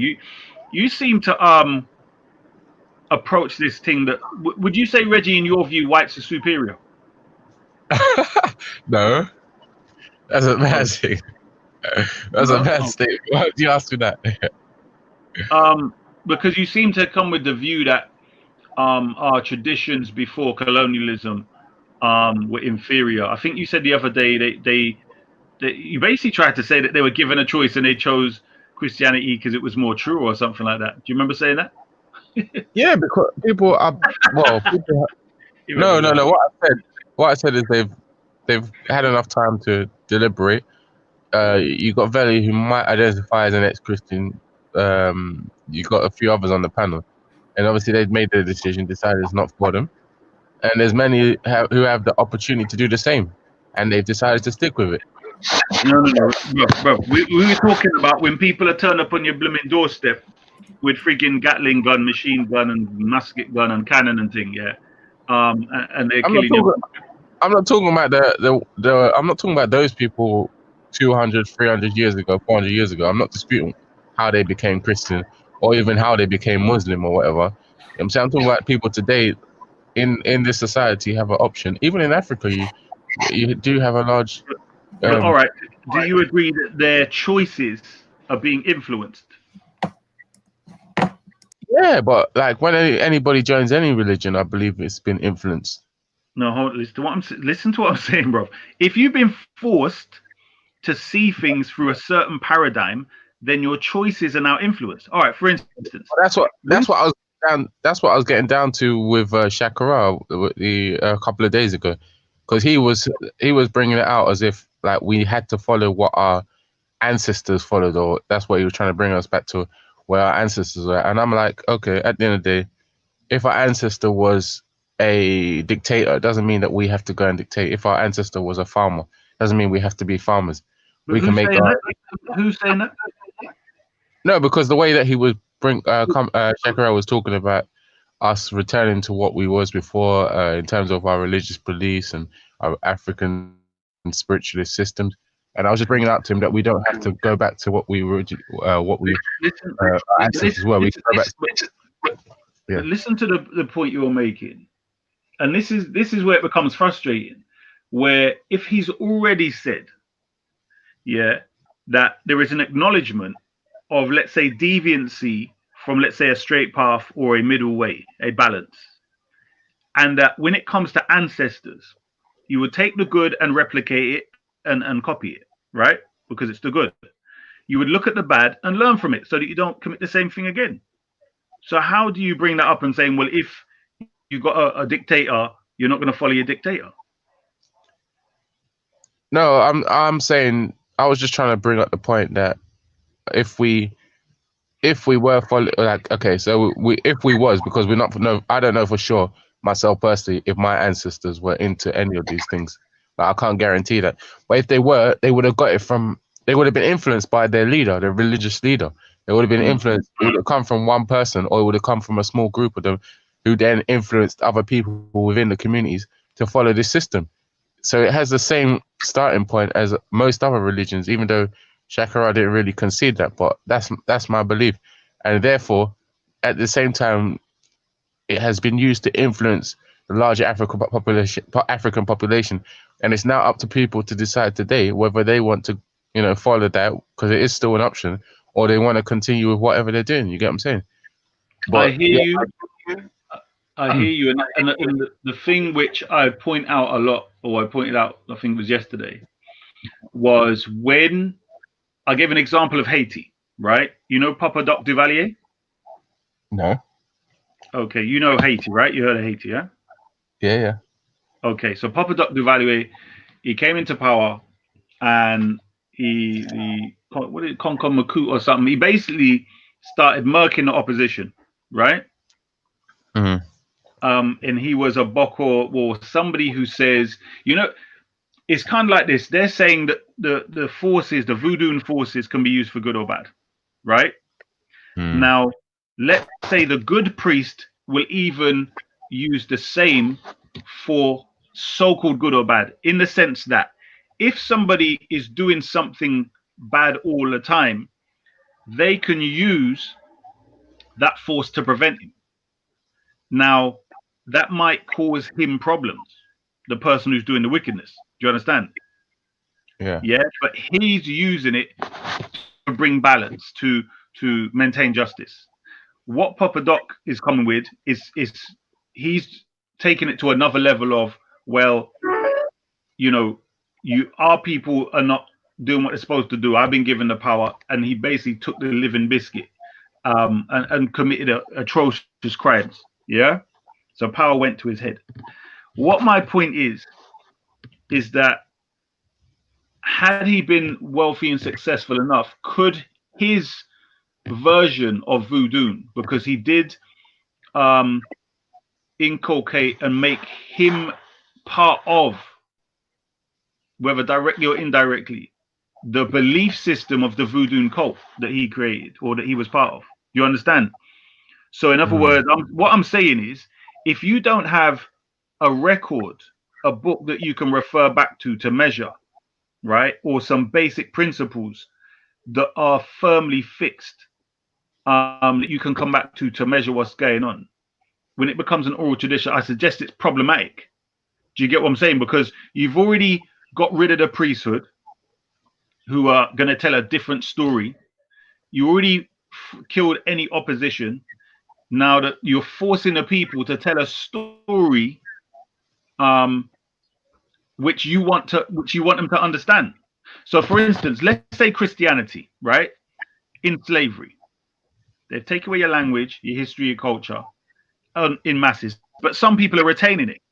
They've converted you to Christianity. Now, if it wasn't for the fact of the Bible being written, we could still believe that we're the cursed seed of Ham. Do you understand what I'm saying to you? Because now we can go back and say, well, it's not even Ham, it's Canaan. And it doesn't say black people and so on. Do you get what I'm saying? But if we didn't have any written stuff to go back to, how are we going to challenge that? What I mean is, if black people literally believed that their color was because of a curse, do you get what I'm saying? So what would be used to challenge that? If you didn't have the book, you would think that's the teaching, innit? Do you get my point? Yo, Issa. Yeah. Pause on that point there. You see this curse of Ham thing, yeah? Yeah. If I told the truth, yeah, I've only heard about this on YouTube. I never heard about this in real life. Like, you know what I'm saying? Like, I never heard about it until I was looking up bare shit on YouTube, and I heard about the Hebrew Israelites, and then I heard about this one and that one, and so on and so on and so on. So, and then the curse of Ham thing, that's in the Talmud. You know what I'm saying? Like, so, like to the man in America, yeah, that curse of Ham thing sort of matters a bit more, because they're dealing with a lot more Jewish people on a day-to-day basis. So, like, some of the man they're black in the UK and even on the continent, and even in Jamaica, their dealings with Jewish people like that is less. So the curse of Ham thing, unless that was brought up, that sort of wasn't a verse that I never heard anyone in my family ever talk about this curse of Ham. But I hear what you're saying, but Christian, you know what I mean? Like, I hear you, but here's the, did you ever hear any of the Christians in your family ever talk about this curse of Ham? No. It's just a lot of people. I never heard that, bro. now what it is. What you have to remember is this was kind of, you have to remember how it fizzled out, yeah, because of the likes of Malcolm X, Marcus Garvey. What I'm saying, during slavery times itself, yeah, because you have to remember in Marcus Garvey time, and people started writing newspapers. There was a lot of information that could challenge that very easily. Do you get what I'm saying? So you had people reading the Bible back then. So that filtered out. But I'm saying during slavery times, we weren't allowed to read. That is what you were taught. And I'm just saying, if you didn't have a Bible later on, so in the 1900s, the 1910s, 20s, and so on, this is where that stuff, it was still there. But so, for instance, your great grandparents, I suggest, Veli, would have heard of that. You understand? Your great grandparents. You know what? Yeah, I've spoken to my great grandparents. Obviously they're not alive now, yeah. But yeah, I've spoken to my great grandparents. But I haven't spoken to them about the difference to do with the curse of Ham or anything. Yeah, but they was literally telling me about their life and what it was like when they was growing up. You know what I'm saying? That in Jamaica. wow, that's deep. That's deep. So, no, I hear that, but what I'm saying to you is, remember, they always try to forget the painful past, didn't it? You get me? This is a thing. Yeah. One time, yeah, I was in Jamaica with my parents and that, yeah. So I went to see my grandma with my dad, yeah, and I'll never forget this story. At the time, it was insignificant to me, yeah. That was about 13, innit? And so, my grandma was telling me a nice story. You know what I'm saying? That I was listening, I was interested in whatever, yeah. But it was like at the time I was just listening and paying attention to what happened, like because it was my dad's nan. You know what I'm saying? That so I was paying. The story was interesting, but I still remember like everything, like what she was saying and everything. You know what I'm saying? That so, obviously, even though at that time I wasn't listening because I was interested to find out what her life was like. Yeah. I still have the memory to link it to, I know what my great grandma's life was like when she was like a little girl and shit. You know what I'm saying? That to when she was growing up, to when she first got married, yeah, and all them sort of shit. Like, so. No, I mean that's interesting. Like my. We're going completely off the question though, man. Like, I don't know you guys. We're going completely the question. It was because man was talking about the curse of Ham, yeah. And again, like when we were talking to the Orthodox more the other day, and he was talking about Christianity, and then he started to bring up the Talmud, and I was like, I've never heard of a Christian ever go to the Talmud. Christians don't follow the Talmud.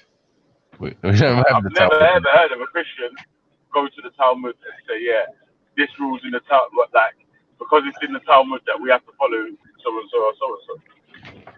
Yeah, I don't know. Some people trying to impose what they feel is our belief on us. So you can't even if you're there, then obviously you just correct them. But yeah, it's not really. It's not. You have to remember how it works is when you're dealing with what has affected the minds of black people now, so much so that in Jamaica, for instance, there's a lot of these people bleaching up their bloody skin. It used to be, or generally was women, but even now men are flipping bleaching up their bloody skin. Do you get what I'm saying? So clearly it is infiltrated, and this dark skin, light skin. No, but that some of it is because of that, yeah. But some of it is because of follow fashion and stupid shit. Do you know what I'm saying? That so it's not all. No, but it's been there in the language all the time, bro. It's been there in the language all the flipping time. Yeah. I know what you're saying. I know what you're gonna say, yeah. Because I'm gonna say it now, yeah. But I'm saying for the nowadays people that's doing the bleaching, that's more for because no, I'm in tattoo for sure and all them stupid shit like that. You get me? It's not because I hate being black and I want to be white or anything like that. You know what I'm saying? That, but there was a time sort of in my grandma's time, not my great, yeah, probably even in my great grandma's time, but in my grandma's time, when growing up, people would say stuff like, don't get no one that's too black or something like that. You know that? That dumb shit like that. Don't go out with people that's too black and right, this one's so black and ugly and rah and all this stupid shit. But obviously that's come from colonization, isn't it? But this is my point. Where it all the problem is that the curse of Ham thing came in being attached to the Bible. Yeah, one sec. Yeah, let me just clarify. Yeah, my grandma didn't say them things there. Yeah, but I'm saying in them sort of times. You know what I'm saying? Like, Yeah. Just for clarification, yeah. You know, for YouTube purposes, people will run with that and say, "Oh, look, is that what your grandma used to say?" No, my grandma didn't say anything like that. Yeah, I've never heard my grandma make statements like that. Yeah. No. So, but I'm just saying, in them times there, like say when my nan was young, like, around my age, she would have heard them sort of statements coming out. Bro, that's surprising. You're telling me your grandma, because that's still going on now, bro. Like, so I don't know. But what I'm saying is, it's a mixture of both. Yeah, it's a mixture of both because of that and the fashion thing. But my whole point is that the thing came in without being a biblical teaching and had so much influence. Because you have to remember, most of the British white people, they couldn't read or write any bloody way. So when they were told the people that are being enslaved, the Bible says they're cursed, they couldn't challenge it because they couldn't flip and read anyway. Do you understand what I'm saying? So, and likewise, black people that got enslaved, yeah, and kidnapped and abused, they couldn't read the flipping English. They wouldn't even let them read the freaking English Bibles. They could tell you any damn thing. Do you get what I'm saying? So all my point is if after the slavery we didn't have a book to refer to, they could have kept that flipping narrative. Do you get me? If it was an oral tradition. So I'm saying there is problems with oral traditions to a degree. Yeah, because basically oral traditions thoroughly rely on the people, don't they? They thoroughly rely on the people. Whereas there's an interdependence between a book or a text and the people. Yeah, I mean, when you say a book or writing on stone or whatever else. So, yeah, I mean, for those who try to bun out the books, just remember Kemet was writing the thing in rock. You get me? In stone, but you get me? So let me see. This guy, DJ. Because like you say, recording, hold on a sec, recording information, like having it, like actually recorded at the time or whatever, that's infallible evidence, isn't it? Like, because that's different from word of mouth from so and so. You can replay the saying of the person. So say like I was talking about my great grandma or whatever, if there was like mobile phones, seemed like it was now, and I was like a youth man, and I was going to see my great grandma now or whatever in Jamaica or whatever, and she was telling me the stories. I could recall what she was saying. Do you know what I'm saying? That so she could retell her story word for word every time to the next generation, down to my great grandkids, to their great grandkids. Do you know what I'm saying? Like, so no, but the problem is, you know what the problem is with that is there's problems with each method, because even when you look at the Pharaoh's recordings, they recorded stuff, but it don't mean it's true.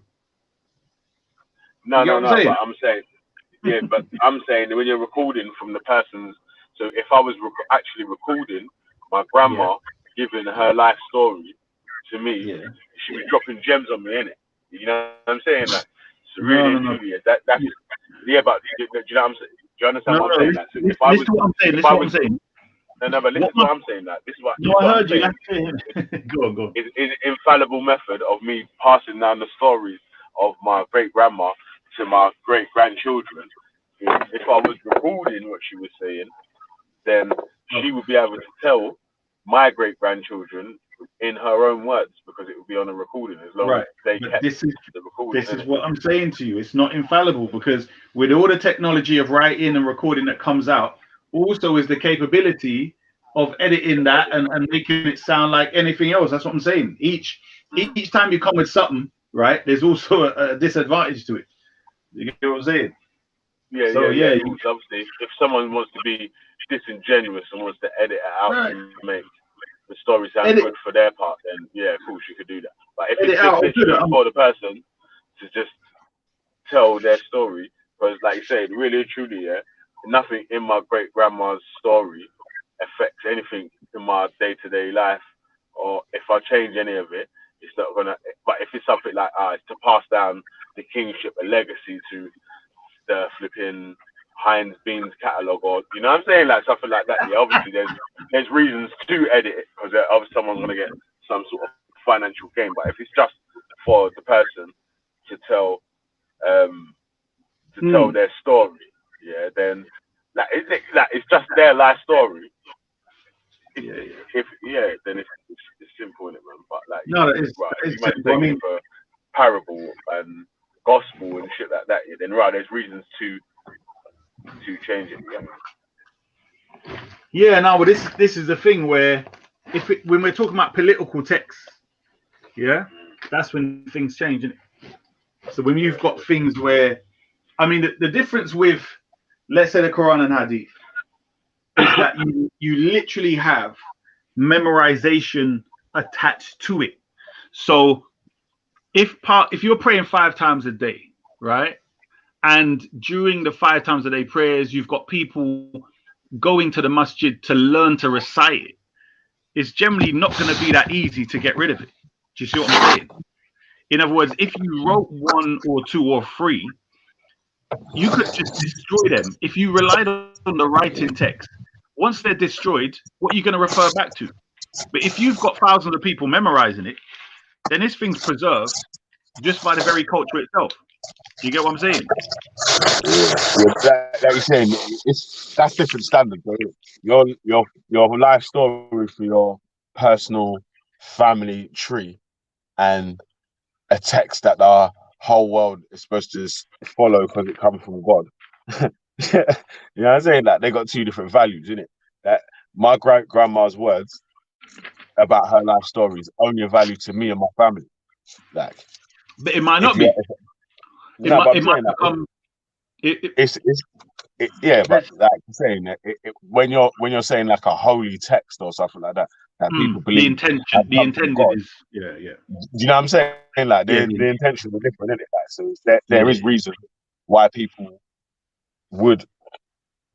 Ah, you bastard, man! They didn't give me the fucking jewel ones, yeah. But the No. Hold on. Here's a question. Here's a quick question for you. Sorry. It's a bit off the subject relating to your work. Where do you get your bits and like if you need to put on a new pipe and a new thing, because a lot of these places are shut. So where do you get your stuff from? Yeah, right now, if I need to go to a actual shop here, then it's like if I need to go like Screwfix or one of them places, they're only doing like click and collect right now still. So you have to order it online. And it's still a run. All right, now cool. Yeah, now the reason we got onto that was obviously the problems with oral tradition. And I guess the battle is I wouldn't say any oral tradition, including bar none, could be perfect, because word for word, reciting, passing it down generation to generation, like when you do Chinese whisper in a room, with 10 people, you never get the fucking same word at the end, and that's one word. But this is the problem when you give the example of Chinese whisper. You're not whispering, number one, and number two, part of it is the proper pronunciation. Do you understand? So this is where it's exactly the opposite of what you're saying. So when you use the example of Chinese whispers, that never works with this, because you're not whispering, and the focus is the intonation, the proper pronunciation of the words. So you're not going to think he said this. I bet you could do an experiment, yeah. If we literally had the time and the money to pay people to just do this experiment, differently, 100 people go in the room, and we'll recite a fucking paragraph of something, and then a month later come back and see if we could recite the same paragraph with no writing on the wall. No, you can't take no reminder of it. You just have to spend the whole day reminding you until you can recite it. and then come back here in a month and see if you can recite the same paragraph, yeah, line for line, yeah. And I would even say even a week, yeah. I still don't even think that most of the people in the room would be able to remember that thing line for line, word for word. But I've memorized parts of the Quran, so I've memorized chapters of the Quran. There you go. It's I don't know. What can I say, man? I memorized chapters before I even converted. So but that's the written down one that you can refer back to each You time. memorize chapters of the Quran, yeah? So could you read the Quran from the first part to the, let's say, the first 3 pages? Well, I don't get what you mean. Actually, you probably can read off it. I was gonna test you. I was gonna test you. No. We generally memorize it by. I mean, obviously if you're when So you convert, they're not going to give you. Give us the verse that you memorized. Give us one of the verses that you memorized. Hold on. Word for word. Hold on. Bro, that's easy stuff, man. Forget that. Yeah, word for word, isn't it? You're a bad man, isn't it? You said you memorized it. Your record for correct. No, listen. Passed down by word of mouth and that.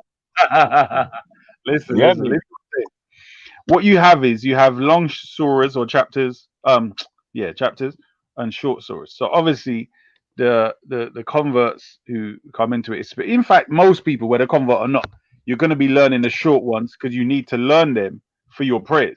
Do you get what I'm saying? So in the salah or so-called prayers, you generally have to recite Surah Fatiha, right, which is the opening chapter, which is like basically 7 verses. But on top of that, you have to now recite a chapter itself. Now that can go from the second chapter, I think, which has 200 and something, 70 something or 80 verses, right? And then I think that's the biggest, which is Surah Baqarah, right? So people go through others and learn other ones like Surah Yasin, etc., which have certain special significance. But generally they focus on the smaller ones to recite in Salah. And this was it's kind of, I'll tell you what, Isa, while you're Googling the verse that you need to recite, yeah, recite the verse in it before you finish your Google search. What do you mean? You said you memorized 2 verses from the Quran before you 2 verses. No, bruv, I didn't say 2. I've memorized about 10. You said 2 chapters. Yeah, well, memorize, relay a verse that you've memorized, isn't it? No, I'll never do that. That's not that Surah Fatiha or one of them other popular verses. Relay a verse that you've memorized that's non-popular. I'd never do that on like a hangout or something like that. But what? Why not? No, it's kind of it's like a mockery, like a showing off mockery thing, and it's like a mockery. I'm not saying you're intended to mock. No, I'm saying for those of us that know, for like when somebody asks you to do it to show something, it becomes a disrespect of Islam. Do you see what I'm saying? In that sense, listen to what I'm saying. Why is it? No, I'm not saying your intention is that. I'm saying to you that, for instance, somebody's asked for Ayatul Kursi, right? Again, it's a long ayah or a long verse, so to speak, as opposed to a chapter. And it's commonly recited for various reasons, healing, all kind of different things. But it's something where if somebody asks you to do it, instead of you reciting it for sincere reasons, you're reciting it to impress people out there. So that's where it becomes a disrespect. Do you understand what I'm saying? Yeah, man. Interesting one, man. That sounds like body popping, running man. I accept what you're saying because that's what you would think. But all I'm saying to you, because you don't understand the framework, I'm saying, obviously, if I'm reciting this, I know that people are going to be listening. So therefore, in my head, I'm reciting it to impress people. Do you get me? So what do you think? So hang on, Issa. What do you think of the people that do the what do you call it when you convert someone in public, or you get the person to do the that thing in public? Yeah, I personally the people, let's say, that convert through our system, I tell them to try and keep it as quiet as possible. Do you get me? So what do you So think of the shahada, public shahada?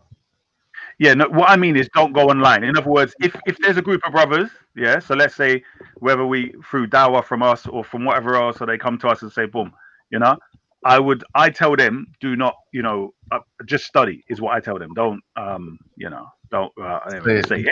so you condemn the people that do the old EDL to Islam. Would you say I condemn? No, not at all, not at all. I'm saying this is just me. So, for instance, I suggested that a brother said to me he wanted to convert at my hands in the park. Do you get me? And I was like, right. I was like, and then he convinced me, and I thought, okay, you know what I mean, for whatever reason, I'll go along with it. But yeah, Okay. it's I'm thinking, can I read it instead? Can I just because what you have to accept is that generally the salah, You can read it. You can read no, it. no. What I mean is, you now need to accept that you said that you was going to recite a verse off of memory. no, I never said I was going to. No. I never said I was going to. I don't do that, bruv. No, you said you could. You said you could. Yeah, bruv. But that's what bruv. It's standard, bruv. You're asking me, can I blooming boil an egg? That's just standard. What you have to, bruv. That's just normal. Yeah, it's not some big something to recite the smallest or small chapters of the Quran. That's the normal thing for a convert. Do you get it? No, bro. This is what I'm saying. If it's part of the prayer, yeah, and you're telling me to do it just to impress you, like it doesn't make sense. That's called. No, I'm telling you to do it to impress me. I'm telling you to do it because you said you could do it. Hello. Yo. Yeah. What did you say? You didn't do it to impress you. What? I asked you to do it because you said you could do it. But that's, bro. If I told you I could lift a dumbbell that's 10 kg, like you wouldn't tell me, oh, you want me to see me do that on camera because you believe I could do it, innit? Yeah. Yes. Martin, it depends what we're talking about. I'm saying if the simple thing of me saying I can lift dumbbells that are 10 kg with both hands, let's say, that wouldn't be. Okay, so I would if we was talking about, if we was having a discussion about doing curls or whatever, I can do bicep curls with one hand or whatever, and you said what? I can lift flipping 10 kg with one arm and do a bicep curl. And man didn't think he was that strong. Man was like, "What? Slap your camera on and do that curl, then, B." This is exactly. So the point is, if you didn't think, so that's what I'm saying. So now I'm using the Quran as a means to satisfy your curiosity, and that's what I'm saying. You know why? I'll tell you why. Yeah, because it comes back to the first original point. Yeah, that I'm saying that about no one exactly about the Chinese whispers. Even if you recite it. Even if the person's been able to recite it day for day or whatever, by the time it's been passed down to so many different people, there's got to be a mistake. There's got to be something wrong. There's got to be someone making guesstimates. Bruv, I'll tell you what. You know what's interesting? The fact that you're even saying this, is showing that, because I thought you would have been up to speed on how easy this is, but the fact that you're even saying what you're saying shows how much you don't know regarding this, because it actually becomes quite easy thing. There's literally a science called tajweed, which is where you're focused on the proper pronunciation of the words. So, for instance, there are guys from Pakistan and elsewhere, they recite the whole Quran, but they don't know what it means. Do you get what I'm saying? They memorize the whole Quran, but they don't know what it means. That's how it. This is how it's going, because the science is the recitation, the pronunciation of the words, the memorization of the whole Quran. So what my point to you is, it's not for you as an outsider, it's a thing, but for us at inside, it's like, okay, yeah, you've memorized some small surahs, and do you get what I'm saying? But I do get your point, but I just think you need to be up to speed. Like if we was in the park or something, then I hear what you're saying, but what it was, like again, it's like. If all right, so if this conversation was about lifting weights, we're talking about I can fucking bench press 80 kg, and then you said, something about what I've recited verses from the Quran, yeah, I wouldn't. It would just be passing, innit? Yeah. If it was that, because we was talking about like literally the memory of people being able to recite something just by getting a story by word of mouth, passing it down to their next generation, word of mouth, word of mouth. I'm in my personal opinion, I feel like there's definitely going to be mistakes made that way. All right, you're in trouble now. Watch this. You're in trouble. Is it true or is it false? You know why? Yeah. Do you know why? No, let me say this. No.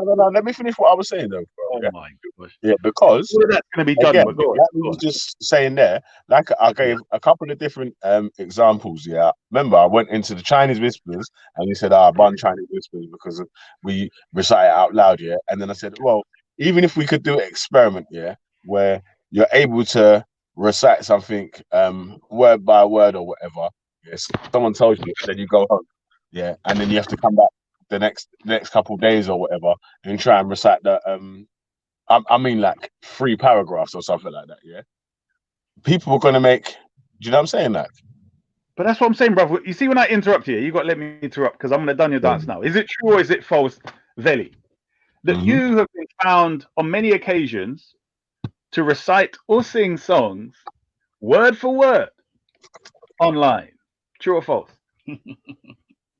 Not word for word. I'll tell you what. Yeah, you remember choruses or whatever, but you won't remember verse word for word. You tell it. Hold on. Are you telling me? Listen, there's words in song. Yeah, there's words in songs. Yeah, that everyone has thought was a different word until they've seen the song written out. But we're not talking about where Michael Jackson says something and you can't understand what I'm saying. I'm saying the most basic stuff. No. I'm talking about where you can hear what they're saying. Yeah, not where they flipping say something and it could mean anything. I'm talking about where you hear what they're saying. Yeah, and people are singing the exact same words. So it's no different because you can hear the melodious sound when they're reciting the Quran, right? So this is brilliant, bro. This is where it becomes easy for you to understand. When it's got melody in it and rhyme and so on, it makes it easier to memorize, my brother. So this is the thing, yeah. Yeah, no. This is easy, I'm not bro. saying it's impossible for anyone to memorize. I'm just saying that there's high possibilities for mistakes to be made, innit? When it's passed down. I never said it's impossible. No one could ever do it. I was just saying that there's. Remember, I said even in the group when I was saying, not everyone in the group will recite the thing word for word. Do you know what I'm saying? Bro, so there might be some people that may be able to do it. But you're always missing out the fundamental components. What is it that's being recited, right? Because do you agree something that has a melody and rhymes is easy to remember? Yes or no? Yeah. Okay. So generally, when it has that kind of rhyming factor, it's melodious. It's got something that the very nature of your system remembers it because of that. So how many times have you remembered a song you probably didn't want to remember? You know, when there's some stupid songs that come out and it's just in your flipping head because you went in a shop and it was there and it's just ringing in your head all day. True? Right. Yeah, so I'm saying, based upon the very nature. That's not. Remember, yeah, that's not like how much pages are in the Quran? We can't say pages. Let's say 114 chapters. 114 and 5,000 and something. Hold on, 114 chapters, right, of varying sizes, but there's about 5,800 verses, something like that. So that's different to just hearing a catchy 10, 20 word chorus, if that, I'm reciting it. No. Listen to what I'm saying. In relation to memorizing the whole Quran, this is where I'm saying to you. You have small surahs or small chapters, even down to 3 verses. Yeah, so 3 sentences, right, or 4 sentences. Yeah. So my point to you is, it's not going to be that difficult to memorize them. Yeah, once you're taught them. Yeah, because you're literally going to recite them in your prayer 5 times a day. You know, I'm just telling you how a lot of us converts do it. So we'll learn one and then we'll recite the same one for maybe a week in our prayer. Then we'll learn the next one and we'll recite both of them. Do you not get the point? Like it's part and parcel of it. Whereas Chinese whispers. Bro, listen, I'm not saying it's impossible. This is the thing. No, bro, it's not the impossible part. I'm saying it's the easy. This is the problem I'm you're not not saying. getting. I'm definitely not saying it's easy either. Because you're saying it was easy. That's my point. See, But I'm saying it's to not you, it is easy, bro. easy. Come on, man. No, bro, listen to what I'm saying to you. If I'm right, get another convert somewhere, yeah. Because this is where it becomes. See, the difference is, let's say you got a Somali or whatever else, yeah. They go to the masjid and they hear it from young, yeah. So they're already hearing this. I'm saying when somebody converts and they've probably never heard it apart from Aki and this various stuff in school, they're now hearing recitation.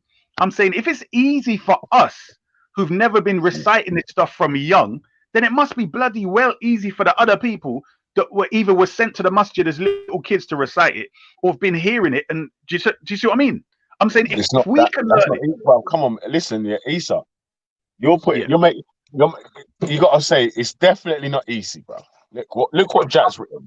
I'm I telling you, myself learned the whole Quran. It took me almost 8 years. Does that sound easy? brother, to learn the whole. Listen. To recite the whole Quran, if he claims he can recite the whole Quran, then yes, it might take you 8 years to memorize the whole Quran. But I don't get the point of what's that got to do with anything. That's what I'm trying. Because you're saying it's easy, bro. That's what I'm saying. No, Obviously, it's not easy. listen, But you don't seem to pay attention. Listen to But what I'm no, but saying. listen, so you're making it into You're not responding to what I'm debate. saying. Listen, bro, listen to what I'm saying though, cuz. Because I didn't agree that it's impossible. I didn't say it's impossible. Oh, I'm saying that there's definitely room for error. Because right. if you're reading, if you're reciting the or if you're getting that knowledge from, you know what I'm saying? Like you're not responding to what I'm saying. You're all over the place. All right, let's deal with it this. The 10 smallest chapters in the Quran. Okay? Let's talk so that you know what we're talking about, because you keep going from the small surahs to the whole Quran, like Jack the Pat said. I'm saying because you're talking about it's easy, but because listen to how it's bruv. All right, listen to what I said. Yeah. The only reason why this came up in the first place, yeah, the only reason why this conversation has got to this far in the first place, yeah, is because you said that you have recited verses of the Quran after I was saying, there's room for error if it's just word of mouth. Anything that gets passed down via word of mouth, definitely there's going to be room for error. Because how are you definitely gonna what reference has so when one person gets the word of mouth thing, and he passes it down to the next one, and the first person who he's passed it down to die, what reference has that person got to go back to make sure that what he's passing back is right? Is there? That's what I'm trying to say. There's room for error. I'm going to tell you. It's very simple. Number one, the grammar, right? So, for instance, you know how to speak English, don't you? Yes. So you would know what word fits in a sentence and what word does not fit in the sentence, don't you, Veli? It's simple, bruv. Yeah. So you've got all these various things that come together to make sure that you're reciting the right thing. But not only that, you have the people around you who are reciting the same thing. It's easy, right? This is why I said, where you lot keep talking round in circles, I'll give it to you straight. Let's deal with 10 small chapters in the Quran, okay? And let's say the biggest one has 10 verses. The smallest one has 3 verses, yeah? So the biggest one has 10 sentences. The smallest one has 3 sentences. Are you telling me that memorizing those 10 is going to be difficult? May not be extremely difficult, but it ain't going to be just like easy. Someone's just going to tell you these 10 fucking verses and you're just going to get it. You get me? No, hold on. No. How long would it take? Bigger than a week or not? I don't know. It might take a week or more. I don't know. Depending if it's just all you're doing is memorizing that. Like you ain't got to do nothing else. Like you ain't got no jobs or no work or nothing. No, hold on. All right. So in Ramadan, you have something called itikaf, right? So it basically is where the last 10 days of Ramadan, you be secluded in the masjid. So some people set up a little tent or something, and you basically only come out to go to the toilet. So you'll be in there reciting Quran, doing prayers and so on. Yeah? Yes? So I'm saying in that time period there, the last 10 days of Ramadan, do you agree they can recite and it will just become normal? Yes or no? No, I don't think it could just become normal. Like obviously there's room for mistake. No, because because you try to yes or no it like there's no room for error. Like I'm saying that people could do it. I'm Ah, agreeing that it could be done. That's the whole thing about it. I'm saying that no, it no, could no, be done, no. but I'm I saying that agree. there's room that there could be errors made. Do you know what I'm Yeah, saying? yeah. Okay. That's Let's say, what I was saying, brother. It could be done. Yeah, it's not Let's, impossible. Yeah, but there's room for error. That's all. Yeah. all I'm Remember, saying, bro, remember, and you still haven't recited the verse that you said you was gonna that you know off by heart. brother, I said there's 10, bro. It's not. I didn't say I was going to recite.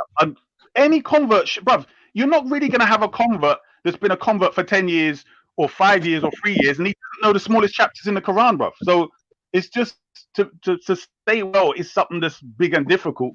Doesn't make sense. Like, do you know what I mean? It's weird. It's weird for you to think that, bruv. It doesn't even make. Like, for instance, you and what your name again? Ultra Funky. You know verses of the Bible. Why? Because you're not even rhyming them. They're just there, bruv. No, I'm reading. No. Listen. I don't know off my heart. I'm fucking reading them out. No. I'm saying I know it might be Funky. Matthew, this, that, and the other. Luke, so and so. Funky, And Ultra Funky, telling you from memory, bruv.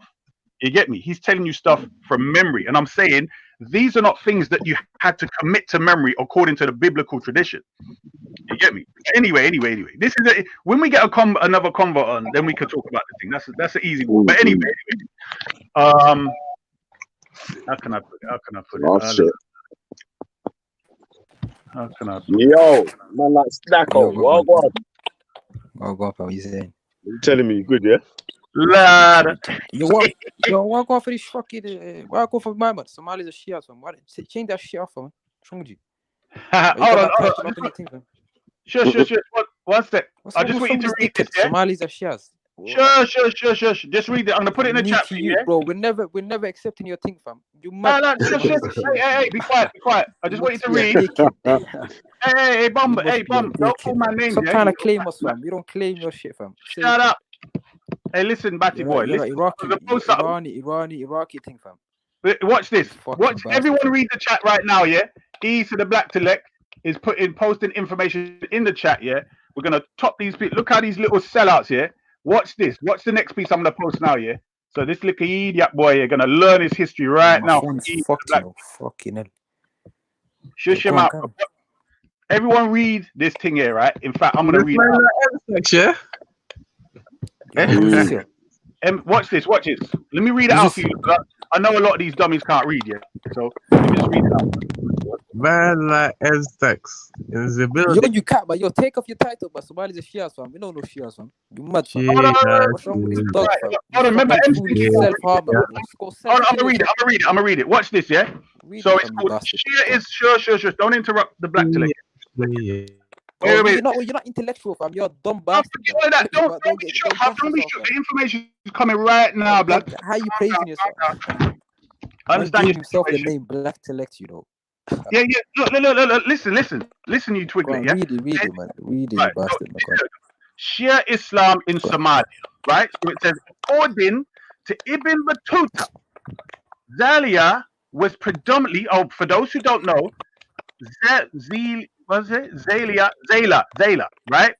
Is a place in Somalia where Somalis constantly boast is where Islam came to Somalia in one of the early periods during the lifetime of the Prophet. It's called the place of the two Qiblas, meaning the place where there's a mosque. Talking about? This guy's a fuffer. Stop faffing, man. Get to the point, man. Shut your mouth, you monkey. Shut up, bro. Stacko, hold on, bro. Because listen, Stacko, hold on a sec, hold on a sec. Stacko, hold on a sec, yeah. Because listen, why that's important. What Shia's saying, Issa's saying. Sorry, my bad, Issa. Yeah. What he's saying is that when Samaroon jumps on, he talks about the masjid of two Qibla. That's right, yeah. All of them do. Masjid of two Qibla. So yeah. So it might be something that you want to look into yourself, innit, to find that. So it's like, yeah. So I read it again. So it says here, according to Don't read Ibn... it again. Just carry up, man. Stop wasting that to go up. Carry up, man. Shut your... Then don't interrupt, bro. Shut your skinny mouth, bro. You ain't get no food. I hope you eat some food this time. Hey, listen. You're gonna... I can use you to clean my teeth, you little... Yo, you man, yeah. Listen, I need to jump off though, yeah. But take time with each other, yeah. Like, yeah. Read that info at Stacker where you can reply to him. Oh, he's starting again, fam. The guy's wasting time, fam. Just tell him. Take time with each other, though, yeah. Try to keep it as... go through and talk the thing, man. Yo, man, them try to keep it as respectful as possible. Yeah, remember that. We still want the channel to carry on, and we want people to jump on the panel and have their say as well. Yeah, so shout me if you see anyone in the back chat. Yeah, that wants to jump on, and I'll add them. Big up everyone. Yeah, big up everyone in the chat. So for those we got more like that. Zayla is a place in Somalia where some of the companions of the Prophet went.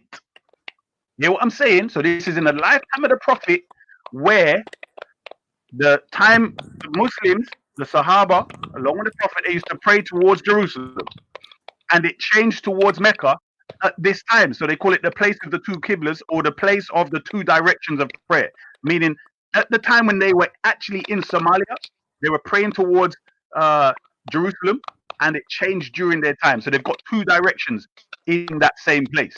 Now, let me go back to what it says here. Type in Shia Islam in Somalia, and it says here, according to Ibn Battuta, Zayla was predominantly a Shia populated city when he went there in the 14th century. Zayla in Somalia. The city of Zayla began to gradually lose its Shiite character during the period between 1623 and 1639, when the Ottoman administrators came. So this is when Carnito and his nasty people came to increasingly regard the Shiism practiced by the local Somali Shiites as heretic due to ongoing Safavid Ottoman war against the Safi of Persia. So this guy is a Turk Mali or Somali Turk, this monkey that's coming on here talking rubbish. You understand what I'm saying? Bro, your mother is a Turkish bitch, fam. Your Somalis your mother is a Turkish bitch, fam. Don't talk about me. Hey, mind your mouth, man. You want your head, motherfucker, fam. You want your head to knock off, fam. Alright.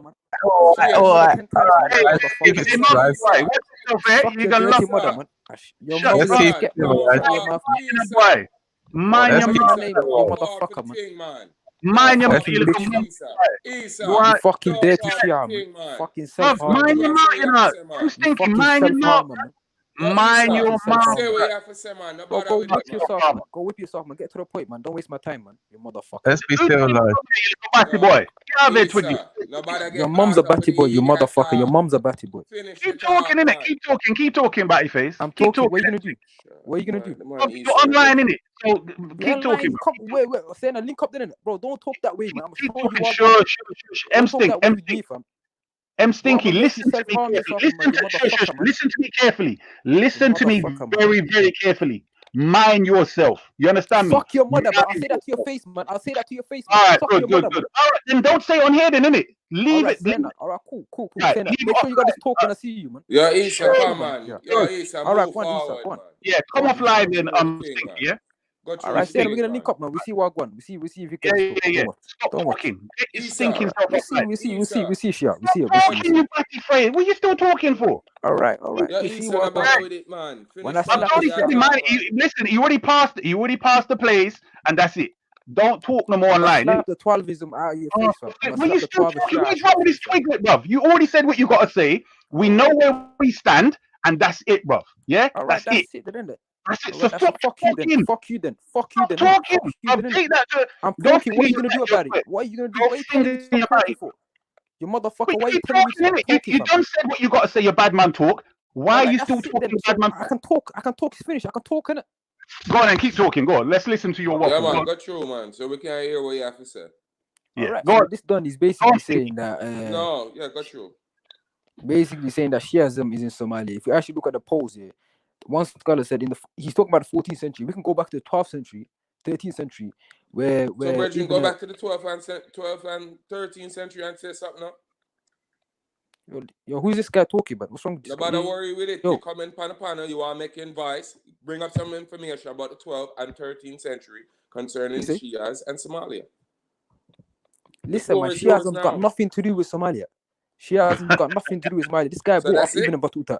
So This that's guy enough? brought up, That's this the guy point? brought up the phrase. He brought up one historian called Ibn But do you Battuta. have Yeah? any historians? Say again? Do you have any historians? Do I have any historians? Yes. The Do you have majority, firstly. historians? Do you have any insightful facts About what? about what Issa just said? Issa went online and pulled up a sourceful He didn't fact. bring no If it facts, is man. one, He do brought you you have one? what one historian said about a certain event Ibn Battuta. The thing Yes, has man, no they are chain. mad, It has man. no narration. He just brought you something and you already believed it. Sunnism was predominantly in Somalia. Somalia is 99% Sunni, fam. We got Okay. no That's now you Shias in idiot. Somalia. Hold One on, second. Voilà. Issa. That's Hold now. on. One All right. second. 99% of Somalia is Sunni. Not even Muslim. We're basically 100% Sunni, fam. And if you In want the to 14th trace it back, Hold on, listen, Issa. the Hold 14th on. century. Go on. Listen. You said the 14th century. You brought up one scholar, historian scholar, who said what he's saying is true, You're fam. a How do you So, believe Turk that? all Mali, right. bro. So all I'm saying is Turk. get a scholar from the 12th and the 13th century so we can deal with the thing. Bro, listen, I got Ibrahim al-Qazai. My bridge, see, saying, I English me, I talk to you, you know. So everything else, me not understand what you said. yo, but what language am I speaking? And Arabic that. He want evidence, blood. Bring the evidence. 12th, 13th Yeah, century. nobody recite. Don't recite for me. Me's a person and I deal with the reciting too much. So if you can just go online and pull up a thing, we can deal I with don't it. even understand what you're saying. You know, like that, fam. You're speaking some different Okay, language so as well, how bro. about this? If you can actually Alright, you go start online, speaking English, I'll start speaking if English. you can actually go online and pick up the information that Forget Issa online, man. actually Forget online. presented We're dealing for with us, facts here. I then we gave can work Imam it out. Ahmad ibn Ibrahim al-Qazai, who's Yeah, saying the what's Monday again. much different to what this guy is saying, fam. And Give us a here he's quotation. saying that predominantly Somalia. He's talking about Zila. That's in Somaliland. That's by Okay. the Eritrean is by the sea, fam. You're talking about them sides. I'm talking about the south, fam. So if you're gonna talk about the north, So all you're the talking way about Somaliland. territory now. So now you talking about No, the he's south. talking You about the talking north, the man. north. He's talking about Somaliland, fam. I'm talking about Mogadishu, my side, fam. So if you're gonna talk about Somaliland, Mordecai. Listen to the point I made, yeah? And this is where it shows you certain people don't listen. Listen to what I'm saying. Listen, man. No, stop. You get your shot. Listen, Mordecai, check this. Yeah. I talked about a place that they constantly boast about, where they talk about the evidence that Islam was in Somalia longer than all these other places. I've I'm heard saying, Somali One second. talk about that. Let me just hear him again. Are you saying that Shiism was in Somalia before Sunnism? Is that your claim? No, listen to what I said very clearly. Yeah, that you lot, this area, the most important area you lot keep talking about was a Shia area until the Turks came along. All right. That's not the most important area, man. Who said that's the most important area? But is it true that? But is it true that Shias is there? Hold on. Give me a more important. Hold on. Tell us a more important area in Somalia relating to the time of the Prophet. Tell us. Even relating to the time of the Prophet, Mogadishu is much important to me. Mogadishu is the most important No, part. you. Listen, we're talking about Islam. Mogadishu is the most important part of Somalia. Mogadishu is the most important part of Somalia. Okay, tell us the history of Mogadishu and the Prophet. Come, tell us the history. Mogadishu was one of the first cities to accept Islam wholeheartedly. That's the history of Mogadishu. Hold on. How do you know he did it wholeheartedly? That's How it. do you That's all know you got. How do you know he did it wholeheartedly? That's it. They just entered Islam wholeheartedly. That's it. That's all you have. Reggie, you take up all the time to tell us that. Yo, why is this background? Oh, stop background dancing, man. If you're It's an emotional thing, man. I think It's like you went through all this that. guy's a Turk Mali, bro. Carnito, come and get your little monkey, bro. Carnito, come and get this monkey. Carnito is not Somali. Exactly. You said the Turks made you Sunni, bro. The Turks made you Sunni, bro. Listen, man, we never accepted Shias. Listen, Shiism is the most fringest. You lot fringe. Stop trying to act like you were. You man a fringe group. I'll read it again because you missed it. According to Ibn Battuta, Zayla was predominantly a Shia populated city when he went there in the 14th century. Are you listening? Yeah. How did it become Shia populated? This is the oldest place of Islam is Zayla because you've still got remnants of the masjid that was built in the time of the Prophet. How the hell are you telling me something else about Mogadishu when Zayla has got... Listen. What you reading? I don't even believe what you're reading, fam. You're reading one guy who told you about this, fam. You just talking about Ibn Battuta. When was Ibn Battuta born? When was he born? Is this guy serious? Are when you was serious? Ibn Battuta born, bro? You don't know what you're talking about. You just read some site. I don't know what I'm talking about. You copied and pasted something. You don't know what you're talking about. What you say, Muta Baruka? What's in front of you, man? Not Ibn Battuta. Oh. Are you telling me? Are you saying Ibn Battuta didn't exist? Is that what you're saying? Veli. What's your name? Get the back. You got 5 minutes. At the back. Right. So the death of Ibn Battuta was between Ibn Battuta 1304. did not visit Somalia, but Ibn Battuta did Really? not visit Somalia, fam. No, he never. How do you know he did? Because I know where he visited, man. He visited Asia and China and India, them sides. He never came to... Okay, hold on. Let's have a look. So when we go to the life of Ibn Battuta, and it says Somalia, right? Somalia. He never came to Somalia. No. Look at this. It says from Aden, yeah, which is Southern Arabia. Hold on. Ibn Battuta embarked on a ship heading for Zayla on the coast of Somalia. Who's telling you this? I don't understand. Where's the reference? You're just reading something. He's reading off a website. Just Google it. Just Google it. Hold on. Look at this statement. When Ibn Battuta arrived in 1331, Mogadishu stood at the zenith of its prosperity. So even then, yeah. Anyway, we know what guy's hurt. He's a clown, and yeah, he's done out here, bro. Yeah, Bro, your mom's a clown, man. Fuck you, man. You're just making things work for yourself. Yeah, you're done out here, bro. Your mom's a clown, bro. Your mom's a dirty clown, Keep it up, bro. Keep it up. Yeah, bro. Keep it up, bro. Muslim is you, and y'all call out That's what I'm saying. Keep it up, bro. Keep it up. What kind of yeah, it's exactly. Bro, the maddest thing is here, I don't even have to say this to smack you up. For mocking the companions, I will smack your face up, man. You think I'm gonna let you go? If I ever see you, and I'll smoke you here, bro. Watch out. Oh my gosh. Gangster Islam. Alright. What kind of Muslim you is, my lad? He's not a Muslim. You see Shia. Alright, Shia. Don't worry. But yo, we not lie, you know. What me not understand how Una pray to one God, but Una a war. Nah. This guy worships a different God to me, fam. We don't worship the same God. No, we don't. He worships the devil, fam. He's an Indian, fam. He's a clown. He worships the Turks, fam. This guy was a He worships the Turks. You worship a man, fam. You worship a man. I don't care what you say, bro. We can see who you worship. 12 men. You worship 12 men, fam. 12 men. You can say that all day. The point is, I didn't convert because of the Turks, right? I converted because I studied. You get me? Turks didn't convert. You ain't studying nothing, fam. That's the problem with you, fam. You're regurgitating what you see on a website and saying that Ibn Battuta said this. Have you read his book, fam? You just I haven't. Talking shit, man. You haven't read his book. So it's wrong. Is it wrong? Is it wrong or not? Wrong. Yes, I'm telling you, it's wrong, fam. It's wrong. Okay, hold on. On what basis do you say it's wrong? Because absence of evidence is evidence. Once you don't have evidence, it's nothing there. So you cannot. You're the one who's trying to say. 1 second. Absence of evidence is evidence, right? So what I'm trying to say to you is, you're trying to say Ibn Battuta said X, Y, Z. If you can't prove that the historian said X, Y, Z, it's upon you to claim it. I can refuse what you're saying any day, any time. I don't have to accept it unless you prove it. Good. Hold on. Listen to what you just said. Hold on. Listen to what I'm saying. Have you heard of Ibn Battuta and that he was an explorer? You know that, yes? Yes. He was a Moroccan scholar. I know. He was a what? He was a Moroccan scholar.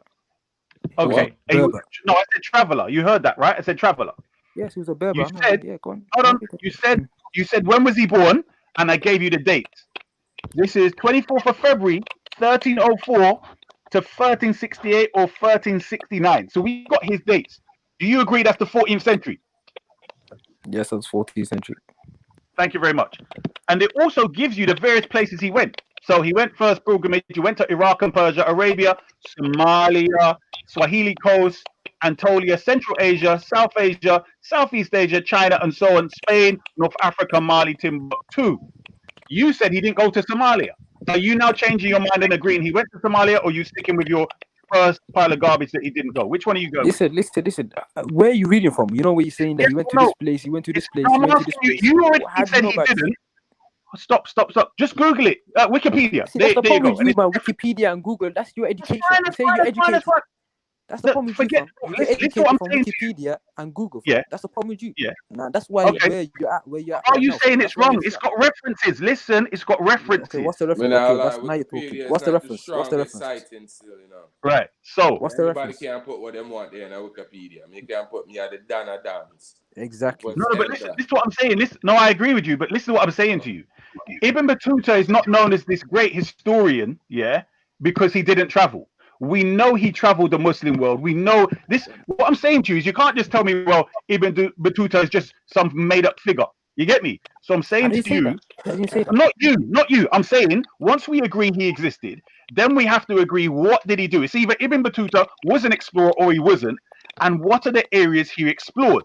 You all of a sudden, because you don't like what he's written, you want to deny he went What to do you mean I Somalia. don't like what he's written? You're saying once again, you're saying yeah that what's it called? Zila was majority predominantly Shia. What's the point from that? What's the purpose of you telling me that? Why do I care? Even if that was the case, No, I wasn't telling you that. I wasn't telling you that. You come online to come and tell me something. Yeah. Yes, you have a title called Somali Shia, fam. Like that's an oxymoron. That's a paradox. Is it? But then Yes, this is the point. Hold on. So are you saying Ibn Battuta's book does not say that? I'm saying until I see, I cannot accept it. Okay, fine. So all we need to do then, you don't need to scream and shout and start making yourself in trouble. All you need to say is, hold on, wait, hold on. All you need to say is, hold on. We need to then go to his book and see whether he himself writes in his book, correct? Yes or no? One second. Before you say that, you believe in it. So how the hell do you believe in something which you haven't read? Hold on. I've always heard. Hold on, listen, wait. Listen to what hold on. I've always known Ibn Battuta traveled to these areas, right? Throughout the time that I was studying. No. I've always read about Ibn Battuta and his travels. He's been quoted all over the place. What it was, I did hear about this years ago. Then this is before internet. So I'm saying to you, now that it was brought up again yesterday, it reminded me that this particular thing was what took place at the time in his book. So my point to you is, if you're claiming that first you're saying it wasn't true, but now you're saying you'll only accept it when you find it in his book. It's a very simple process. All you need to say is, until you find that to be written in his book, you're not going to accept it. It's very simple. And you don't have an argument. As of today, you don't have an argument. You cannot go around and say this is the case, that Zila is predominantly Shia and all of that. Without you seeing it yourself, you're just reading from Wikipedia. All right, brilliant. Hold on. The problem you're having is, when you talk about your religion, you haven't studied the Hadith, you haven't studied Quran, but you want to go around and tell us your Sunnism is true. No, you haven't. I'll bun you up all the time, bro. No, I bun you all the time, but it's other way around, man. You're deluded, but you're deluded. All right. You coming there to tell me that? But you must be mad.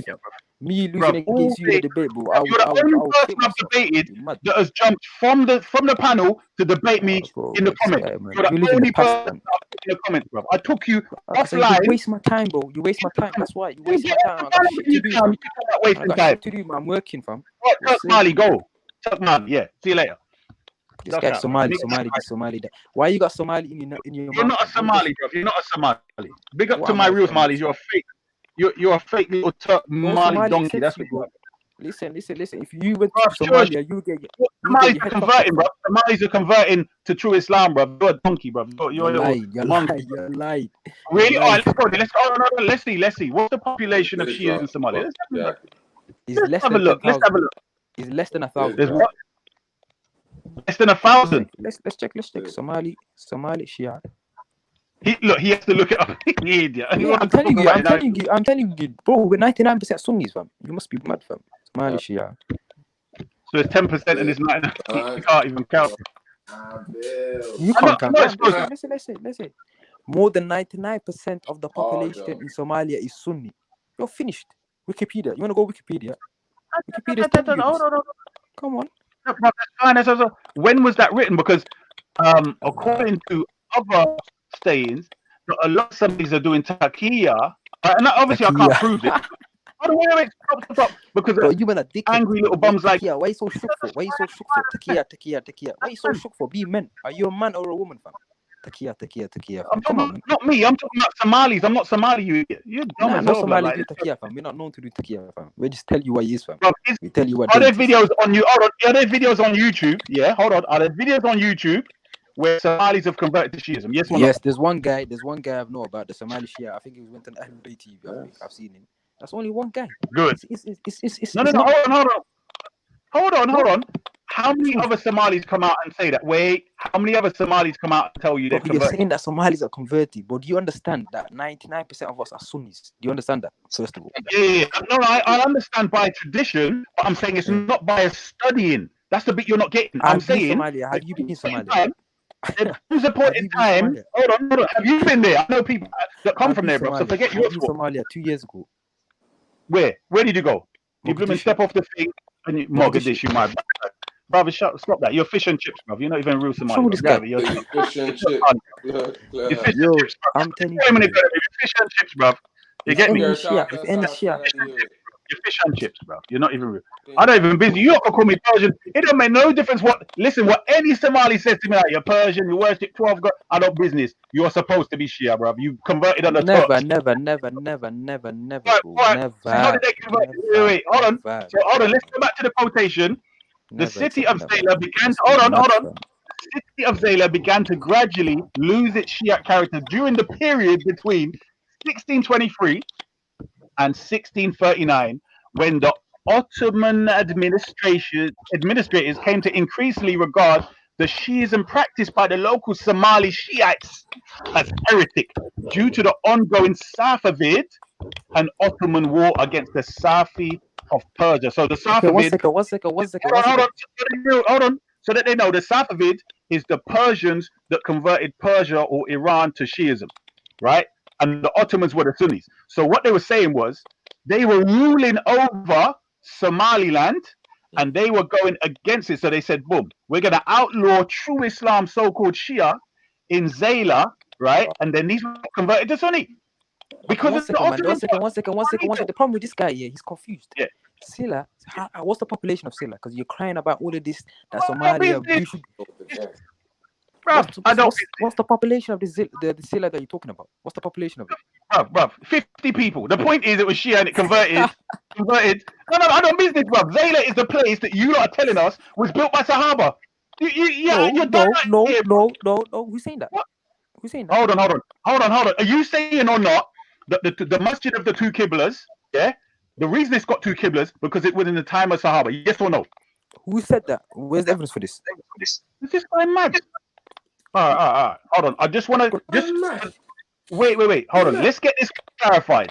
Is M. Stacks, as he's called, saying now that where they call a masjid of the two Qiblas was not founded in the time of the Prophet? Yes or no? Well, I'm not saying nothing until I see any evidence, man. What do you want me to say, fam? Hold on. You claim you're Somali, right? Every other Somali keeps boasting about they converted. You're talking about the Somali landers. No, listen, you're confused, man. You talk to Samarun and these men are landers. These men are different. I'm from the south. I'm Somali, and there's Somali landers and Somali. So you don't know what you're talking about. This is history. Listen, it's a simple thing. Whether you're from the moon or not, it's either yes or it's no. What kind of stupid? I'm from this. That don't make a difference. It's either that place where Sahabi were. Listen, do you agree there is a place? Where's the evidence for this? Forget all of that, man. Where's the evidence for this? Because you're saying that I don't believe in this. You agree with it or not? That's what we want to hear. Are you saying it's not true? Listen, I'm not accepting nor rejecting, fam. What do you need me to do? I'm asking you, where's the evidence? One second. You're Somali. You don't even know. All right. Okay.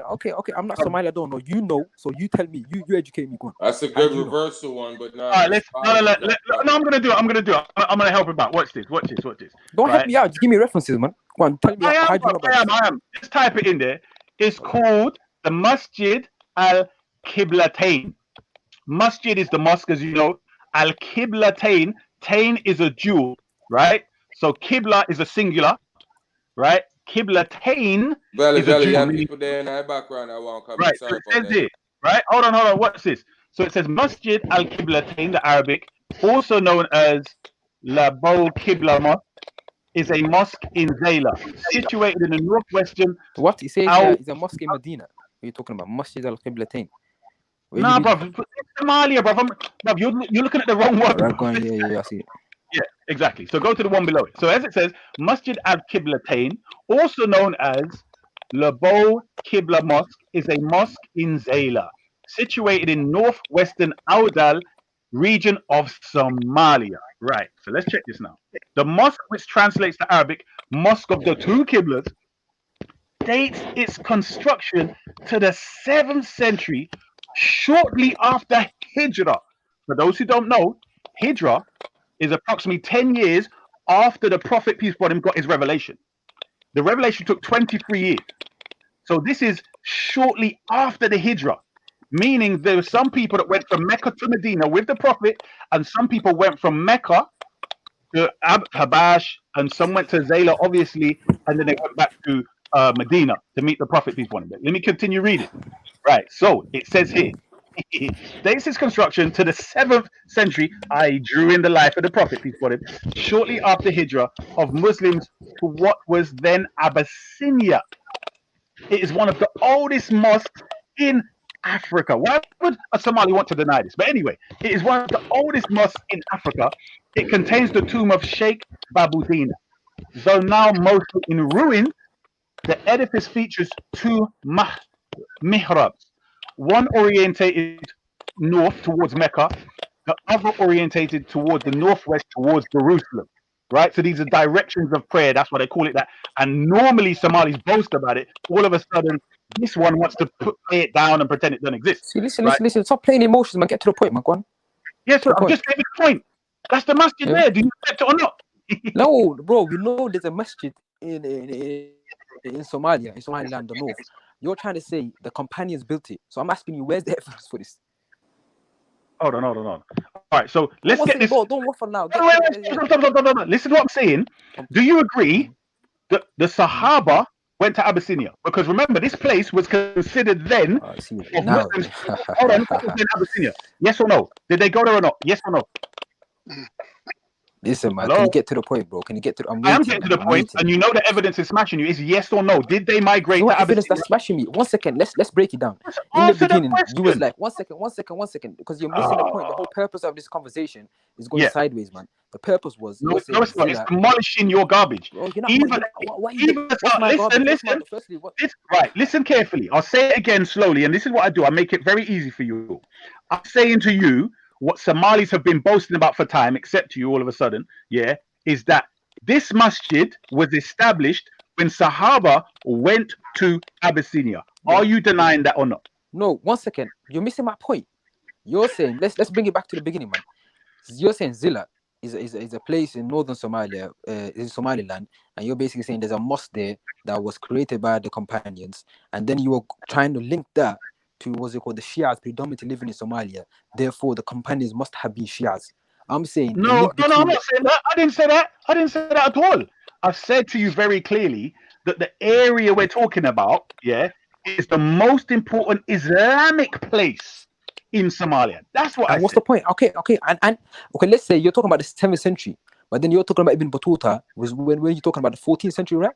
Yes. When you say 14 or 15, all right, so that's an extra what? That's an extra 6 centuries, 500 years, 600 years later. You're saying what's it called, the predominantly Shia. So I'm saying to you, within that 500 years, how do you fill in that gap? I'm saying to you, I'll tell you how. I heard your question, and it's a very pertinent question. Now the issue is, the information has not been given to us here, but we have to ask ourselves, if it was predominantly Sunni, how the hell did they convert the Shia? God damn it! This is the problem you have now, because they're going to be like you. Somalis have been like you for a long time. They don't easily accept. So therefore, the question you have to answer is, if they were Sunnis in Zayla originally, how did they convert to Shia? And it took convert. Bro, listen to what I'm saying. I'm telling you how they converted. What, to Shia? How did they convert to Shia? Come on now. Yes. Come on. Yeah, tell us. Abdullah ibn Sabah. Yes. Okay, 1 second. You're laughing now. 1 second. Before you laugh.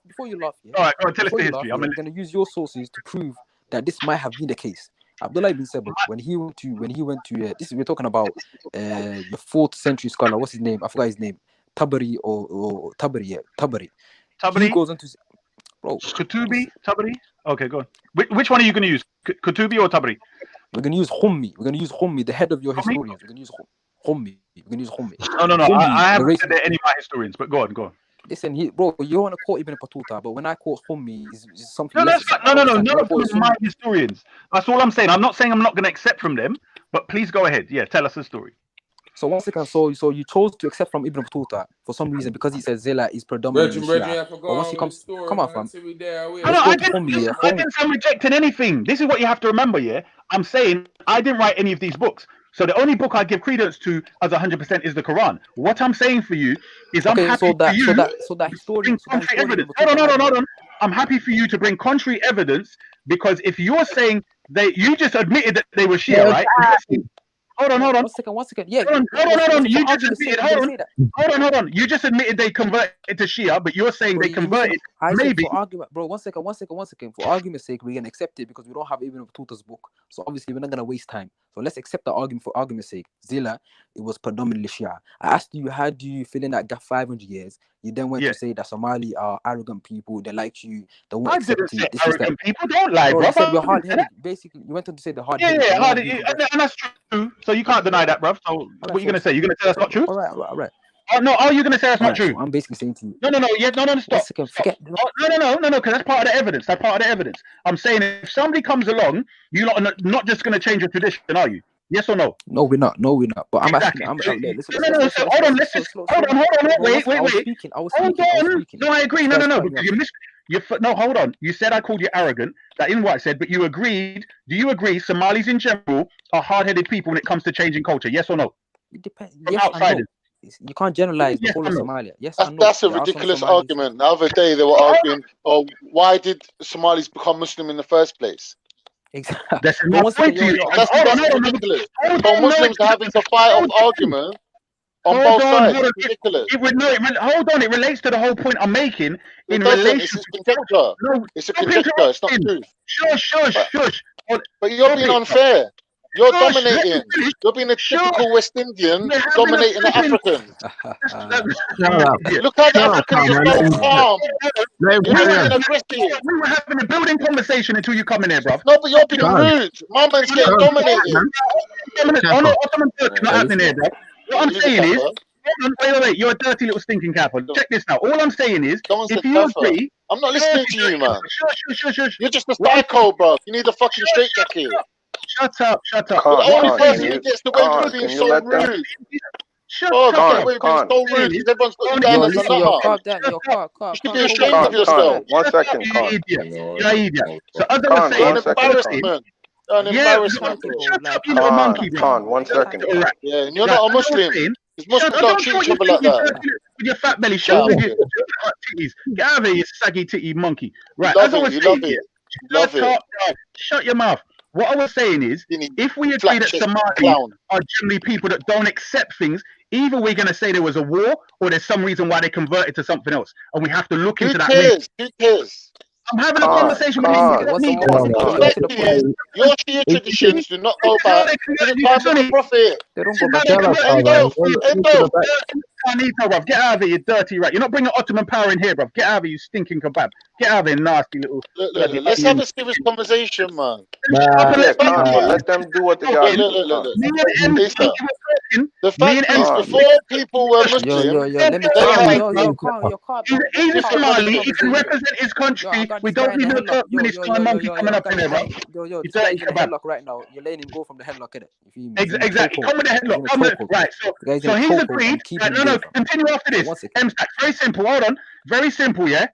You've agreed that your people do not accept outsiders telling them what to do and taking on their culture very easily. Good. Now continue your evidence now. But no.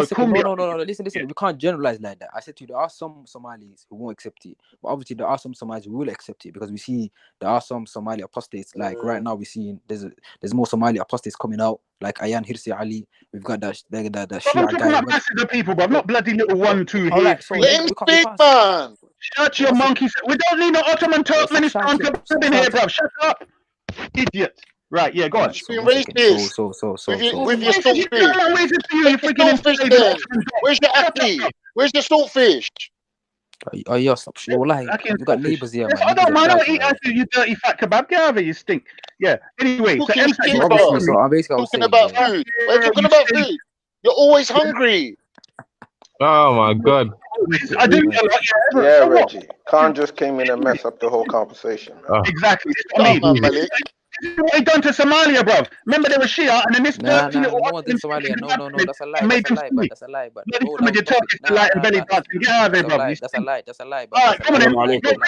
M-Stacks, you read the thing. Wa alaikum assalam. Speak the truth. Isa Yeah, the black you're talking about Somalia and you just pick up on your because you're being rude. Isa, let me let you know.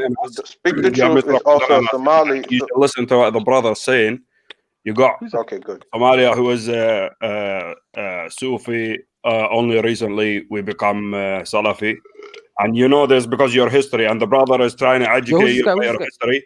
You should listen to the brother instead of being rude and all this. You know, you're embarrassing Somalians and all of Somalia, and I feel embarrassed from it for you. You know, if your parents watch this, what they're gonna say? That's not. Let him quote his evidence. I know he was rude. He was talking about mums and things. You don't represent Somalis. We're never gonna get to the evidence, man. Just read the evidence.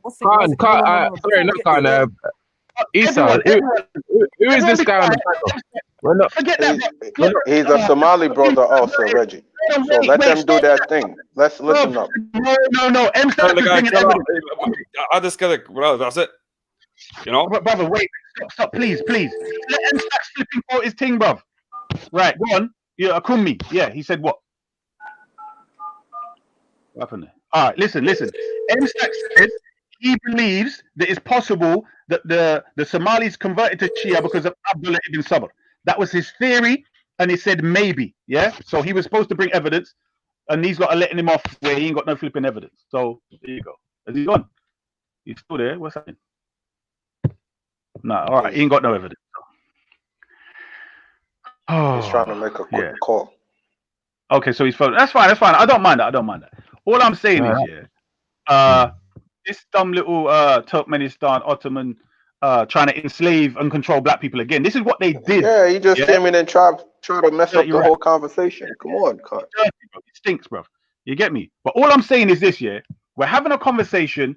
I don't even mind if the guy corrects me. What I'm saying is that for sure, I remember I heard this before, but it was back, as I say, before internet. But my point is that if the most important place in Somalia relating to Islam was a Shia place, fam, and then because of Carnito and his dirty kebab Ottoman monkeys, they could remember a lot of them are Shia as well. The Sunni Turks come along, and because of their influence, the most important place in Somalia relating to Islam converted to Sunniism because of oppression, bruv. What does that tell you? Come on now, people. Yo, can you hear me now again? Yo, you can hear me? Yes, we can hear you. Good. Right, I'm glad you're back. Man, forget him, blood. Just read the evidence, bro. We're never gonna get this evidence. We pay attention. You're shouting, bro. Are you a man or woman? Calm down, man. What is this, man? Calm down, fam. What are you shouting for? No, bro. What it is, I'm trying to do something else in it, but I'm. Bro, stop shouting. Listen, I'm address the guy. Firstly, okay, man. I said this guy don't represent Somalia. This is your speak up. If you're a man, speak up now. How do you? Yeah, whoever that is not even Somali. Go on. I want him to speak right now. Don't talk. 2 seconds. 2 seconds. I just want him to speak 2 seconds, fam. Right, Isa, give them one minute. Yo, Somali Shatta, speak up. Oh, is it Somali Shatta? Yo, speak up, fam. Now I'm here. More time this guy is hurt when I went to Khalid's channel and I smoked him. So how you gonna come in and be on mute? Bruv, he's fake. He's not Somali. He's not. Malik, why are you even entertaining that? I'm saying we were getting with evidence. One second. You know where someone came in and told you something? Bro, this guy came. Yeah, I know, but this guy came on That's the Shias. This guy came on with a voice. Okay, that's the Shias. Thank you. M-Stacks, go ahead. Okay, hi guys. Right, so let's go back to the conversation. Wa alaikum assalam, Nate. I've only got a couple of minutes. So M-Stacks, my apologies. I'm the one. Before we get there, no, I'm going to jump off 2 minutes. 2 minutes. Honestly, I'm the one who brought this information. Okay. To be honest with you, I just want to say, listen, if we're gonna address things in history and things like that, really shouldn't be kind of used as this kind of a weapon or something. I know Issa's having his little bit of fun. We allow him for today. Have your little bit of fun rubbing in our faces. No, but to be honest with you, for me, history, when I look at history, is nothing to be ashamed of because people's creeds did change over time. You know, we can't act like, even sometimes when I listen to Somalis, you know, this kind of, we were monolithic and we were all on the haq. No group of people, even in the time of the Prophet, when the deen came, the people weren't all monolithic. They were practicing paganism and all these kind of things. So our people also went through their own specific journey in terms of their religion. So there were at times where they were majority Sufi, as somebody said recently. Yes, and what I'm finding is there was an element of Shiism there, and Shiism in itself, from what I'm learning, you're missing is the not point. You're missing the point, Sumaya. One second, let her finish. Come on, stop. Let her finish. No, I was speaking. Come on, man. Every time I start speaking, I'm getting cut off. But Of course, because she was speaking and you cut her off. Keep in mind, Yemen is right next door to Mali, us. calm down, fam. You're not the moderator here. No one appointed you, fam. So calm down, fam. Okay, I'm not moderating, but you cut her off. Let her finish. Yemen is our closest neighbor, even in the region, really. They practice Zaydis. They're Zaydis, isn't it? So, like I said, there's different. So we have to even find out what kind of Shiism that was the people were practicing at that time. Bro, forget so, that. Let's we not. Accepted it. I'm just saying. Sumaya. We have accepted it. We've accepted it that, for argument's sake, the Zila. Yeah, some of the people were in that place. Yeah, we're talking about the northern of Somalia. But by the way, I just want to tell you something to you. At the time that the people were Shia, at the time, they were also Shafi'i, so they were intermixed. It wasn't exclusively just Shia, because he does mention some of the people were following Shafi'i and some of the people did have... I'm asking him, who wants to talk about...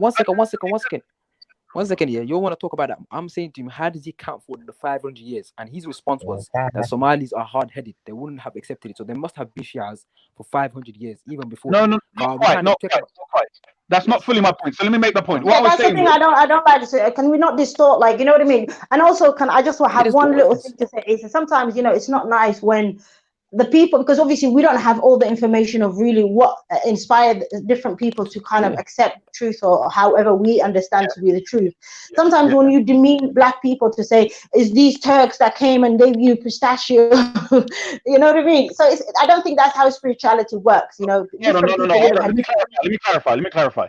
My point was not, although I agree it evolved into that, my point was not to say that our people or Somalis were stupid, that man them came with pistachios and thing, and you lot were succumbed by that. My whole point was to point out that the way that they work, is to come and pretend they've got lovely gifts and they're friends and they're sneaky underneath. I understand how it sounded, but my point is that you lot were living with like clear lush land. You weren't colonized by people. You were living doing your thing. So therefore, when you're comfortable on your land, and somebody comes along, you've got no reason to fear them. You've got no reason to believe they have insincere intentions. That's my whole point. I'm saying that's what happened. To be honest, I understand. Listen, let me just say, I understand. For you being a Shia, you will have a political interpretation of the whole event. But I will say one. Sometimes I think a lot of the confusion with Somalis and our identity is really because a lot of us don't understand, you know, the region that we're in.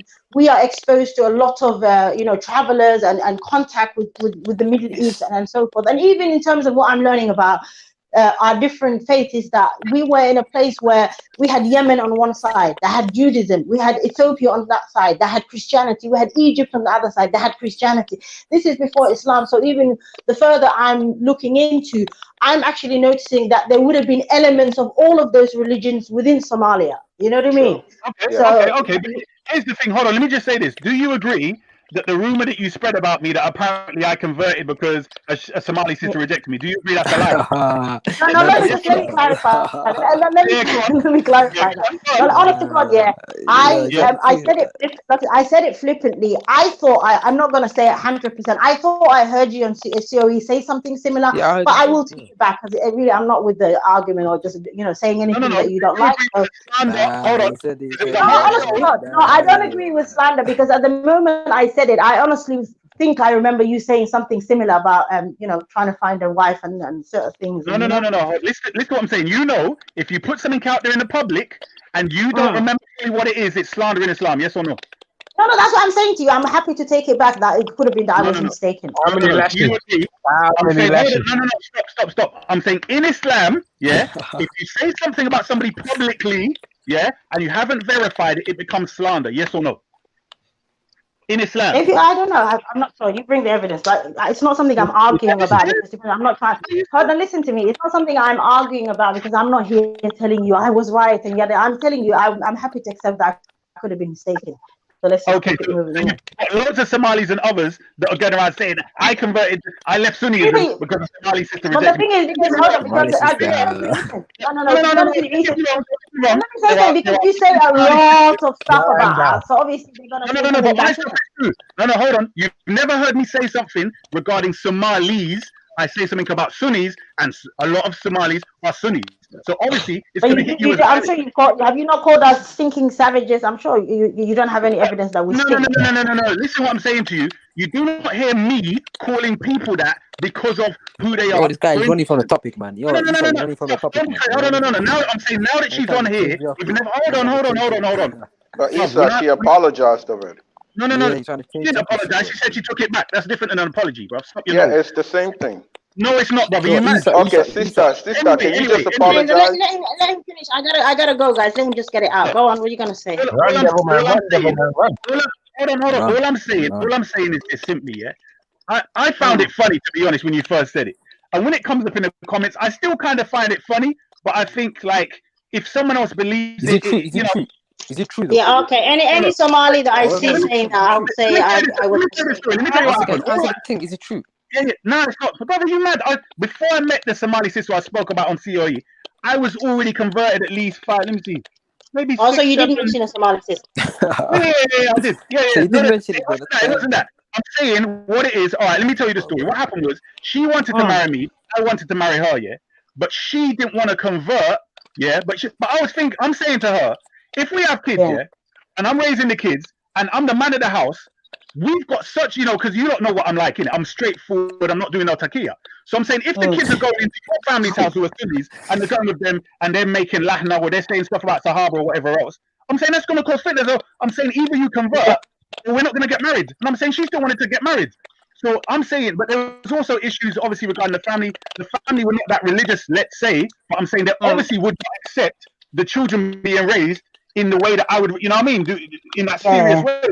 My thing is seen. I'm saying, my point is that a lot of women, no offense, they think of their heart and their emotions before they start thinking of common sense of how when you're getting married, you're going to have kids. And then if you're so different in your deen, it's like, maybe if you're Maliki and Shafi, that's fine. But when you're such opposites, you can't raise the kids. So Issa, would you accept her apology? No.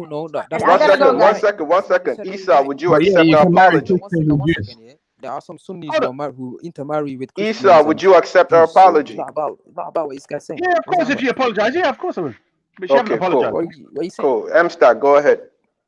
Yeah, so there's Sunnis that intermarry with Jews and Christians. So this guy's just talking nonsense, fam. I don't know what. Hold on, are you crazy? Listen. There are Sunni and Shia married all over Iraq and other areas. What I'm saying to you is, not all of them are serious. Like, they're just cultural Muslim, cultural Sunnis and cultural Shias. I'm saying with me, you don't know that what's going to be said in my house and what the kids are going to be taught is not going to be no wishy-washy something. It's not going to be the correct thing. It's haram. It's haram. I agree with you, Issa, because that's your personal situation. I agree with you.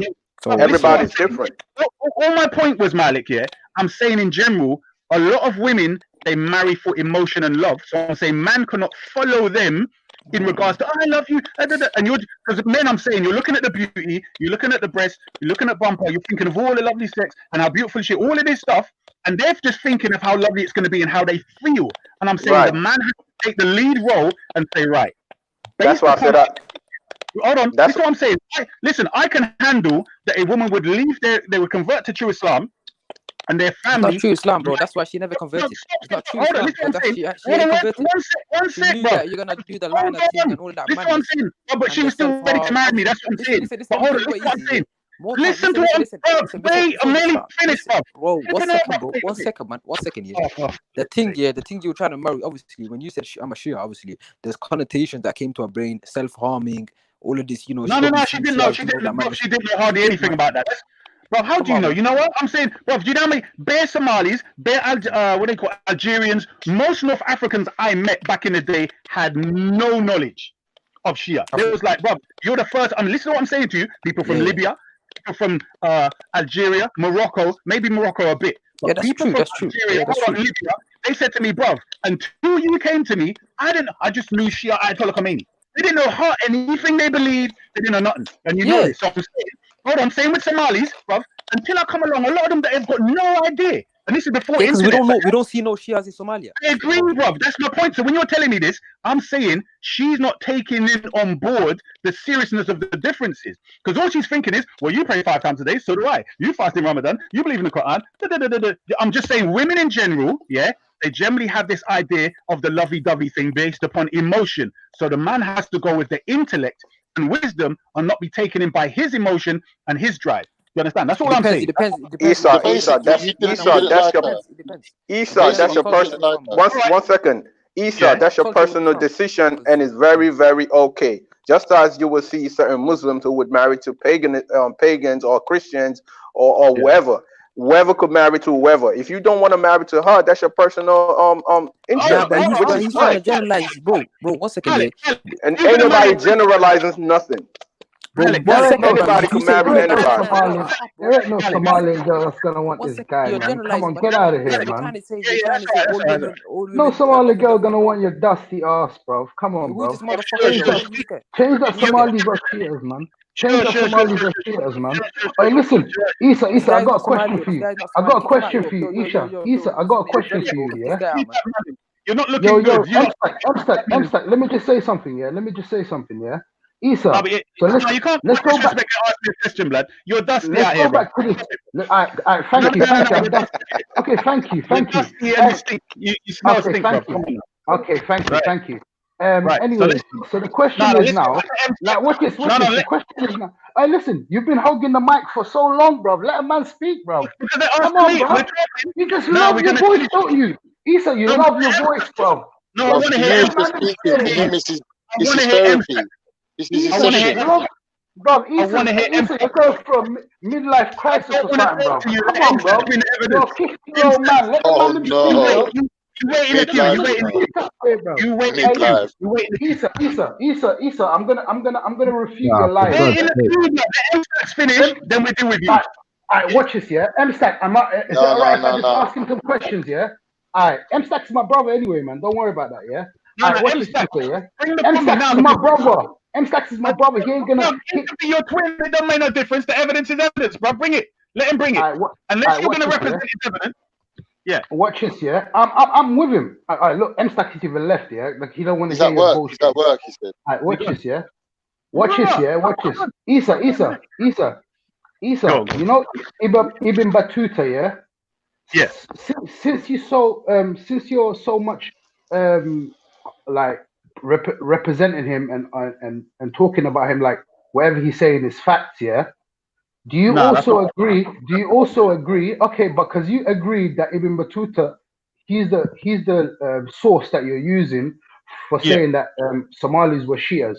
So now, sticking by your principle, do you also believe that when Ibn Battuta in his book says about the Mali Empire, Timbuktu and stuff, when he traveled there, because obviously you said he traveled there, do you agree when he dissed the Mali woman and he called them indecent and they were naked, and he also called the Mali people that they used to eat dogs and donkeys and things like that, and all the derogatory terms he was using for the West Africans? Do you also agree with him when he states those points? Yeah, when you post the quotations, then we can deal with them. So I posted my quotations. I've got them right here. Don't worry about that. Now I'm just saying, if that was to, listen though. If that was to be true, that Ibn Battuta said that about the West Africans, and he was using derogatory terms for them when he came there, and he was saying that how their women are very lewd and they're very indecent and they're naked, and he even called the Mali king the king his daughter. He said she was just naked running around and things like that. Yeah, do you agree? For argument's sake, if he did say that, would you agree with him? Right. So as I said, when you bring your evidence, he's the source that you're using. No, but he's the source that you're using. Listen to what I'm saying. If you told me Ibn Battuta said the moon's made of cheese, I'm saying bring your quotations like I did, yeah, and then we can work from the quotation. You can't just tell me, well, boom. You know what I mean? He said this. Forget all of that hypothetical. Just bring it in it. You get me? I can bring it. Yeah. Okay, I'll bring that. Yeah. But while I'm bringing that, okay, let's go back to when you said. I know he said other things. So this no, is the problem. I'll bring that. I'm bringing that at the moment. Yeah. But while I'm bringing that, obviously, I just want to ask one more question because you said Zayla. I agree that Zayla was built in the time of the Zayla Mosque, the two Qiblatain, was built in the 7th century. I agree with that, yeah. When the Prophet Sallallahu Alaihi Wasallam and his companions were fleeing Mecca and they were getting persecuted, the first hijrah that they did was not to Medina, was actually to Abyssinia, which you know. So in order to go to Abyssinia, they had to travel from on sea, and they had to land on the port of near Sayla. So that's where they encountered first when they first came into Somalia. So at the time of the Prophet, the Sahabas came into Somalia and introduced Islam at the time of the Prophet, yes, which was 7th century. And they built that mosque in the 7th century, yeah? Okay, right. So you're saying... Wait to repeat that. The companions went to Somalia, Zayla, correct? I agree. Okay, so the M-Stacks... Okay. Hold on, no. I want people to listen so that when I repeat anything about Zayla, they understand that it's the most important Islamic part of Somalia, correct or not, historically? Yes? Historically, and Islamically. It was, location-wise. We're not talking about characters and people that spread the deen. That propagated it. But if you're talking about in location, yes. Not only in Somalia. Watch this. Not only in Somalia. I'll go as far as saying in the whole of the African continent, the first mosque that was built was in Zayla, in the whole of Africa. And the first people to accept Islam in the whole of Africa are one of the first. Before you even say about Turkish and all, we accepted Islam before even Turkey. So when you come out with these nonsense about Ottomans and they gave you this, and we even was Muslims before even Ottomans came into Somalia. So that's a whole. You're misunderstanding. No, you're misunderstanding. I'm saying. Watch it. Let me just finish. So why did they? Hold on, because you brought up that point. I'm saying if Zayla was Shia and all the rest are Sunnis, how come it took the Turks to make them Sunnis instead of continue to be Shia? Do you understand my point? I understand your point. Let the man explain his own country. Watch this, yeah. Watch this. It's why Turkey should be your neighbor. When you brought his own country, bro. When you brought out the sources about Ibn Battuta, what dates did he travel to Zayla? When he said about the, just give me a rough figure. It doesn't have to be exactly. Was it the 14th century? Obviously, it's 14th century, isn't it? That's what I'm saying. So 14th. Watch this now, yeah. Hold on. He was born in 24th of Feb, 1304. 1301, something like that. Yeah. Okay. Watch it. He died 1368. So it's between that date, isn't it? Between those two, yeah. So 14th century, would you say? Yeah. That's what it says. 14th century. Okay, 14th century. Listen to this now carefully. If you know how to do timelines, yeah. 14th century is when he traveled there to Zayla, and he says that he saw predominantly Shias in Zayla. Yeah, we agreed that Zayla was built by the companions in the 7th century. So now we have a gap of 700 years.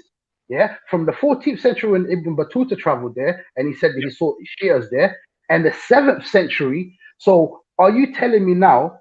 In the 7th century, when the companions were building the mosque in Zayla and they were preaching to people in Somalia and people was accepting Islam, in the 7th century, were they propagating Shia Islam, or were they propagating the Sunnah of the Prophet? Were they bickering and arguing like you are now? Hold on. So I'll say this.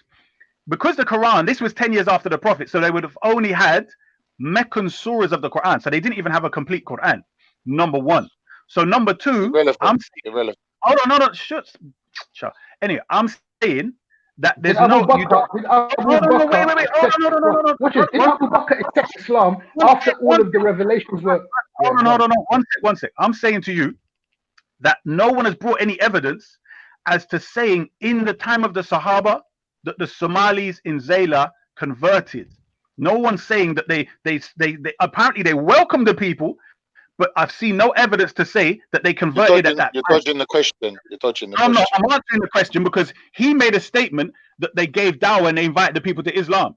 I'm saying to you, where is If the you're gonna evidence? build a mosque, what are you doing there? The people, bruv, who went there? The Sahaba. They built the mosque for themselves. Are you crazy, bruv? Anyway, as I Are was you saying, stupid? How long do you think they were planning on staying there? Were they planning on staying there forever? Bruv, if you want, look, all I'm talking to one person on there, the Somali representing Somalia. So as I'm saying to you, hold on. Sure. Can you Isa, I asked you the question. I asked you the question directly. Can you please answer that question I asked you directly? I've answered it and I'll answer it again. I'm saying they neither took Sunni or Shia. All they could take was the Meccan verses of Malik, the Quran, man, what's that sound, man? which is not even half, right? And the hadith that they knew at the time. So they didn't have fully Islam as we know it today. So they would have took the various bits of information that they had, and practiced that. I'm saying, hold on, I'm also saying that I don't believe that the people of Zayla all converted because in the time of Sahaba. I'm saying that Islam, whether Sunniism or Shiism, came after that time. So if you think you can prove me Basically, wrong, you're running down people for accepting Islam before the message was completed. That's wrong. No, I'm not. I didn't say So that. by that standard, by that standard, you need to Yeah. run down all of the Sahabas because they accepted a lot of them. Most of them accepted Islam before the Quran was completed. So Umar, Abu Bakr, Uthman, Ali, all accepted Islam. When did Ali accept Islam? Did he accept Islam after the Quran was completed? No, what's has nothing to do with what I said? Listen to what I'm saying to you. But you're trying to make it as if we only had 10 years of worth of the Quran. No, you're not listening. I'm saying in relation to listen to what I say and stop thinking about what I'm saying. I'm saying to you, stop thinking about what I'm saying. Stop thinking about what I'm saying. Just I've accept already it at stopped. face I've already value. stopped. Don't worry, I'm stopped already. No. Subhanallah. Listen to the words. Listen to the words. Yeah. And I'm saying just the words I'm saying. Stop thinking your own thoughts about what I'm saying behind them. So all I'm saying to you is this: when it comes to the question of whether they Sunni or Shia, I'm saying there would be no conceptualization as we call them today. I never asked you whether they were Sunni or Shia. I said were they Shia. Don't try to bring in Sunni. I just said were they Shia. I heard your question, and I'm saying you would agree that you wouldn't have had that kind of concept until after with the Prophet, correct or no? He's asked you a serious question. He's pinned you down, and you're wiggling. Yes or no, Isa? Yes or no? Let's say no. Let's say no. Now what? Where you going now? You still finished whatever. So let's say no. Yes or no. I said yes or no. I've He just said said no. let's go with the no. N-O. It's only 2 letters. Yeah. Let's go with no. Okay. Finally. So now we're talking about within this. So now you've accepted Somalis when they first were introduced to Islam, they were not Shias. So you've accepted that, yeah? Okay. Number 2 point, yeah. Number 2 point, yeah. Hold on. No wiggling. Trying to wiggle like a snake. No, I'm not wiggling nowhere. I'll say it because you didn't repeat what I said. I said, as we understand Shia today, yes, they were not that. That's what I said. So go ahead. Even the Shia of that day. We're not asking you. But during those times, there were no Shias or Sunnis. Exactly. So how can you set up a masjid for Shias? How? I didn't say to set up a masjid for Shias. You're retarded. You're not. It's not helping you. You think this is going to help you? It's actually going to mash you up. The way you're trying to make it as people like just Somalis replying are the original to what Shias. you're saying. You're trying to say originally Somalis were Shias, which is not. When you talk about no. You're when not. you talk about original, you have to talk about when you talk about original. I am listening. When you talk about original, stop. You need to listen to what I actually say. I'm saying and what think about it or not think about it. Sure. In other words, don't think like what Carnito's thinking. Listen to the words and process those words only. In other words, not your own thinking about what I'm saying, just the words I'm saying. You're saying something and people are solely replying to what you're saying, and there's 2 people giving the same reply. How can you say we're mistaken what you're saying? All right, so tell me where I said that the Somali that the companions brought Shias. Tell me why I said that. The answer to what M-Stack and this gentleman are both saying is if the original Muslims of Somalia were Sunni, at what point did they then become Shia? How was Shia introduced? You have to give the date for that. Within the 500 or 700 years. They're asking you for that, but you've been tap dancing around here. But my thing is, they were neither Shias or Sunnis because But they were Sunni. We've established no, they they were wasn't Sunni. Sunnis. They wasn't Sunnis. But we've established that. Even, No. Even, Shia or Sunnism started after the Prophet. It all started after the Prophet. Malik, you know what Sunniism is, yeah? Sunniism, well, let me just finish this, yeah? You know, Sunniism is basically someone who follows the Sunnah of the Prophet.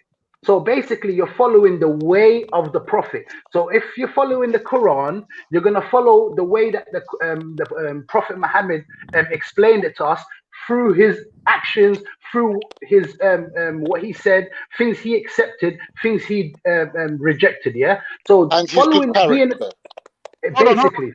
So when you say, but when you say Shia means follower. They're followers of Ali.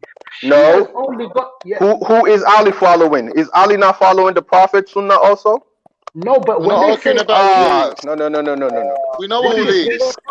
Let's not get into all of that. Yo, listen, this guy's diverting, man. Let's go back to Zilla. Yo, listen. Let's go back to No, you left. No, we can't. You can't tag team. No, you can't let him go. Now forget that. Listen, let's get back to the No, you left. We've already done this. Whoa. 1 second, yeah? Hold on, blood. We're talking to you. Can't keep tag teaming, bro. Forget that. Bro, you said 1 second. I asked you that question, yeah? How do you feel in the gap? We're talking about the you say Sunni. 1 second. Hold on. You say Sunni is following the Sunni. 1 second, let me just say something. Hold on. You're saying that. Bro, fuck holding up, bro. Let me just say something, man. I'm responding to Nin. There's no point you talking. I'm responding to Nin. I'm saying Nin shouts too much, man. Fucking hell, man. Sunni is, hold on, Nin said Sunni is following the Sunnah of the Prophet, which is the way the Prophet practiced Islam, basically, yeah? So I'm saying to you, Nin, very simply, do you agree that the way the Prophet practiced Islam was not finished in the time when Sahaba went to Somalia, number one, and number two, there were certain things that were allowed when they went there that became haram by the end of Islam? Yes or no, Nin? Yes or no? That does not answer my question. I'm getting to my point. Isa.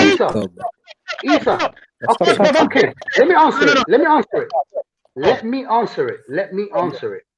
Go on. There were in response to your question, there were a lot of people that accepted Islam before the Quran was completed. Do you agree with that notion? 100%.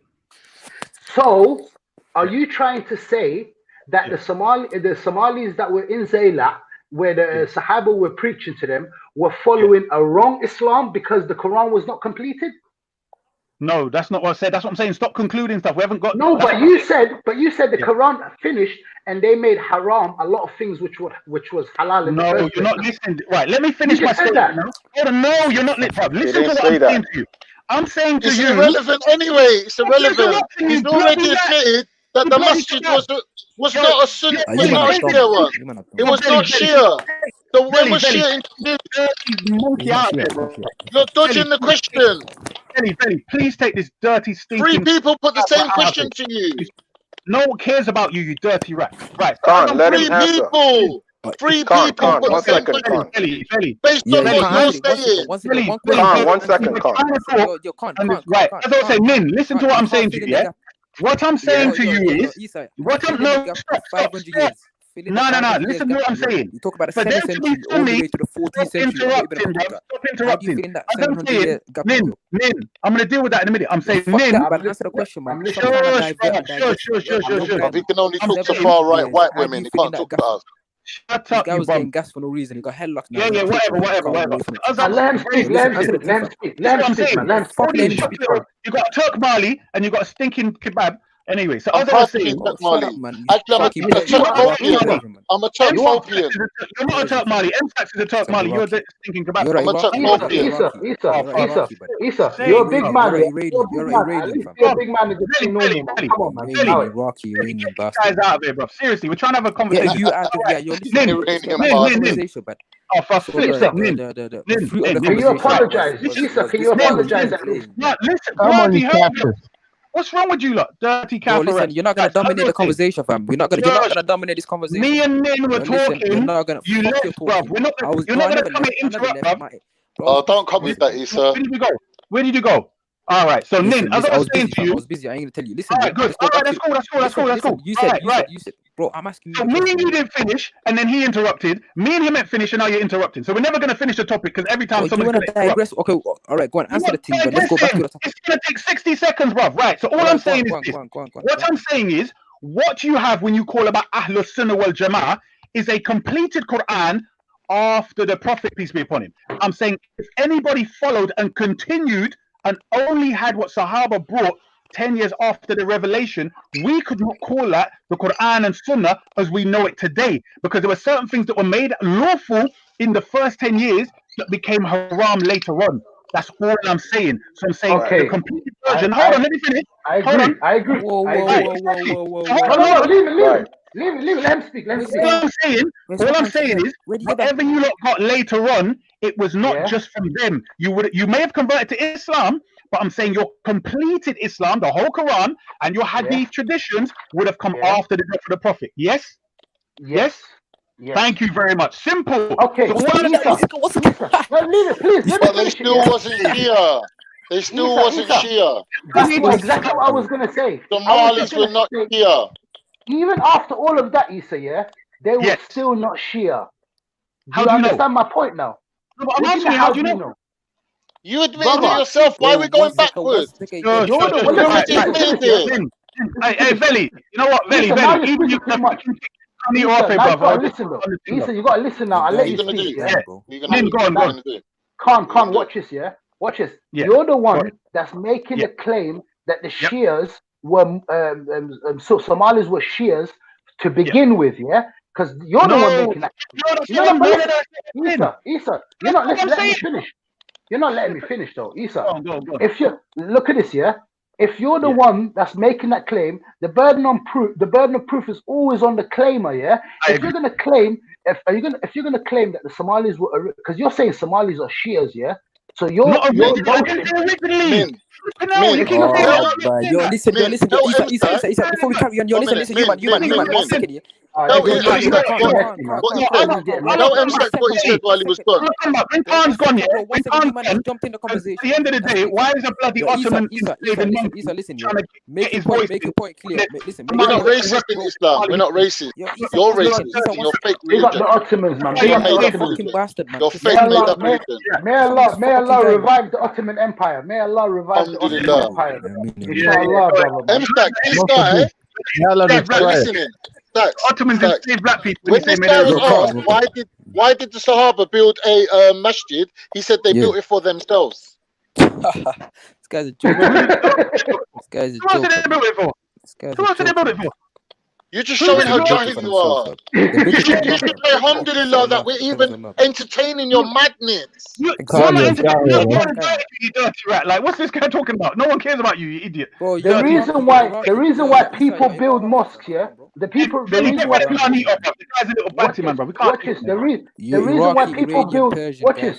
The reason why people build mosques. You're a Turk, man. You're Iraqi. You're Iranian, fam. I don't mind you calling me Iranian. Let's have something fruitful discussion, guys, man. Fuck all this each other, Let's have something where people can learn. You get me, Watch this. The reason why. I asked a simple question, You talk about Zila. Okay, go on. Ask Somalia. We're talking about Northern Somalia, You man are saying that my man brought up the evidence, Ibn Battuta, a historical guy. He was a Berber, firstly, You're saying that, he said that Zila was predominantly Shia. And I asked you, how do you feel in the gap between 700 years, from 7th century to the 14th century? And then you went on to say that Somalis are hard-headed. And I was going to explain to you how that could be the case. I asked you, do you know about Abdullah ibn Sabah?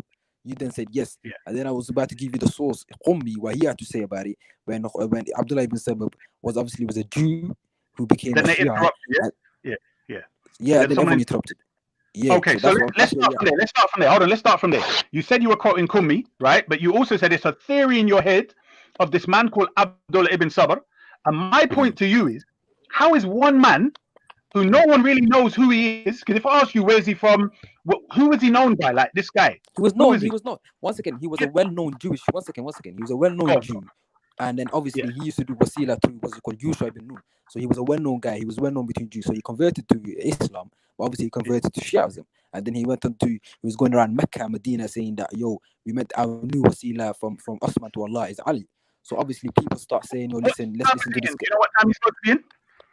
What time? This was the time of Ali, when Ali was a Khalifa. Right. So you all are saying, so that people that don't know what's going on, they're claiming it's a person called Abdullah ibn Sabr, and they said he was a Yemeni Jew who converted and supported Imam Ali. They're saying he converted for the purposes of causing division, and some say that all of Shiism started with him. This is what they claim. And they say that you cut me off, man. Allegedly said, hold on, just so people know, that he allegedly said that Ali was Allah, according to the Sunni sources. But go ahead. No. That's an addition. He never actually said Ali is Allah. But one second, some people say that. But obviously, I'm giving you the Hummi, the Shia narration. I'm giving you Hummi. Hummi is a well-known historian. He's known for his history. That's his main. He's not about hadith. He's a historian. Hummi is one of the biggest, and he's a 4th, 5th historian. He's one of the earliest Shia's historians, fam. 400 years, 500 years, 4th century, basically. And I believe that's a few hundred years after the death of the Prophet Muhammad sallallahu alaihi wasallam, just after the Salaf. So obviously, he goes on to say that Abdullah ibn Sabab, obviously, he was spreading Shiaism through Mecca and Medina, right? And obviously, he got headlocked by Ali. He got brought to Ali. Obviously, it was a committee in front of everyone. He was asked, yo, listen. He was going around saying, basically, you can curse, you can do la'na on Abu Bakr and Umar and Uthman. And obviously, when people asked him, where are you getting this from? Where are you getting this from? I'm getting this from Hummi. Are you reading it right now? No, I'm narrating to you from my head. Obviously, I read this, but I'm going to give you the references. Let me clarify. Are you saying, hold on, are you saying that Abdullah ibn Sabah went around and started cursing Abu Bakr? You love to mash up man's flow. So what? Let him flow, innit? Shut up, you monkey. No one wants you in here. One second. Oh, you better. Idiot. You're dying for me to call you a monkey, innit? But I'm not Afghan. I'm not Afghan. Shut up, bruv. Yeah, go on. Finish what you were saying. Go on, Stack. I said to you, yeah, obviously he was going around Mecca, Medina, doing la'ana Abu Bakr and Umar Uthman, saying that they were usurpers and XYZ, fam. So obviously people were curious, saying, yo, listen, why are you saying this? And then he had the guts to say that Ali told me this. So obviously he was brought to Ali. Ali heard about this, and Ali said, yo, bring me to me. There was a committee, obviously. The committee, obviously, they were standing. They brought Abdullah ibn Sabr there. And Abdullah ibn said, yo, listen, I'm cursing Abu Bakr and Umar Uthman. He said, who told you to say this? And then he said, Ali, you told me to say this. And obviously, there's two narrations. One saying that, Ali burnt him. Ali burnt him because we know that Ali burnt some people that said he is God. So he was one of them. Or hold on, that says what? Hold on, that says he's what? That he got burnt. That he got burnt. No. Hold on. Listen, remember what I said before? That they claim he said that Imam Ali was Allah. Yes? That's one. Wait, what, man? We're not talking to you. You're missing the point, but that's weak. No. I'm saying no. You have to clarify for the people listening. I'm saying when it comes to this thing, they claim that he said, "I now bear witness to you, Allah, because only Allah punishes with fire." Correct? Yes. Ali burnt it, but Ali burnt it by fire, though, didn't he? No, I don't agree with it. I don't agree with none of that story. Me neither. I don't agree with that. Let him go ahead. Bro, the maddest thing is, I'm not even quoting from the Sunnis. If I quoted from the Sunnis, it would be madness, fam. I'm quoting from Shia. You're not listening. Many historians, hold on. Many historians quote stories, and they can say, I don't believe in it. Tabari quoted bare stuff. Yeah? And he also says, Homie was right. Not even Homie. These are historians, bro. They quote bare stuff. Do you know when he was about? You're moving like, yo, he came at the time of Ibn Taymiyyah. This guy was around the 4th century, fam. He was around the time of just after the death of Bukhari, fam. So this guy is early. I know that. What's that got to do with it? But he's a historian. 1 second. So let's agree. I want to hear what M's exactly saying. No one cares what you think. Oh, 1 second. Go on. Yeah, there's one tradition that says that. No, who cares though? You're ex-girl. You love Shut up. You could keep saying all of that, bro. I don't business. You're a dirty rat. So obviously, I'm talking about the second tradition, which says that. Ali. There's a tradition. Your girl loves them though. You touch them. Yeah. Keep talking, bro. Keep talking. there's a tradition that says that Ali exiled him from Medina, and he moved on to Yemen. He went to the Yemen side, and obviously he starts spreading his shit. So I'm saying, yeah, linking this back to Zila, yeah, if he went to Yemen, and we know Yemen and Somalia is close by, not too far away. So if he went to Yemen, more time he went to Zila, just because it's not that far away from Zila that we're talking about.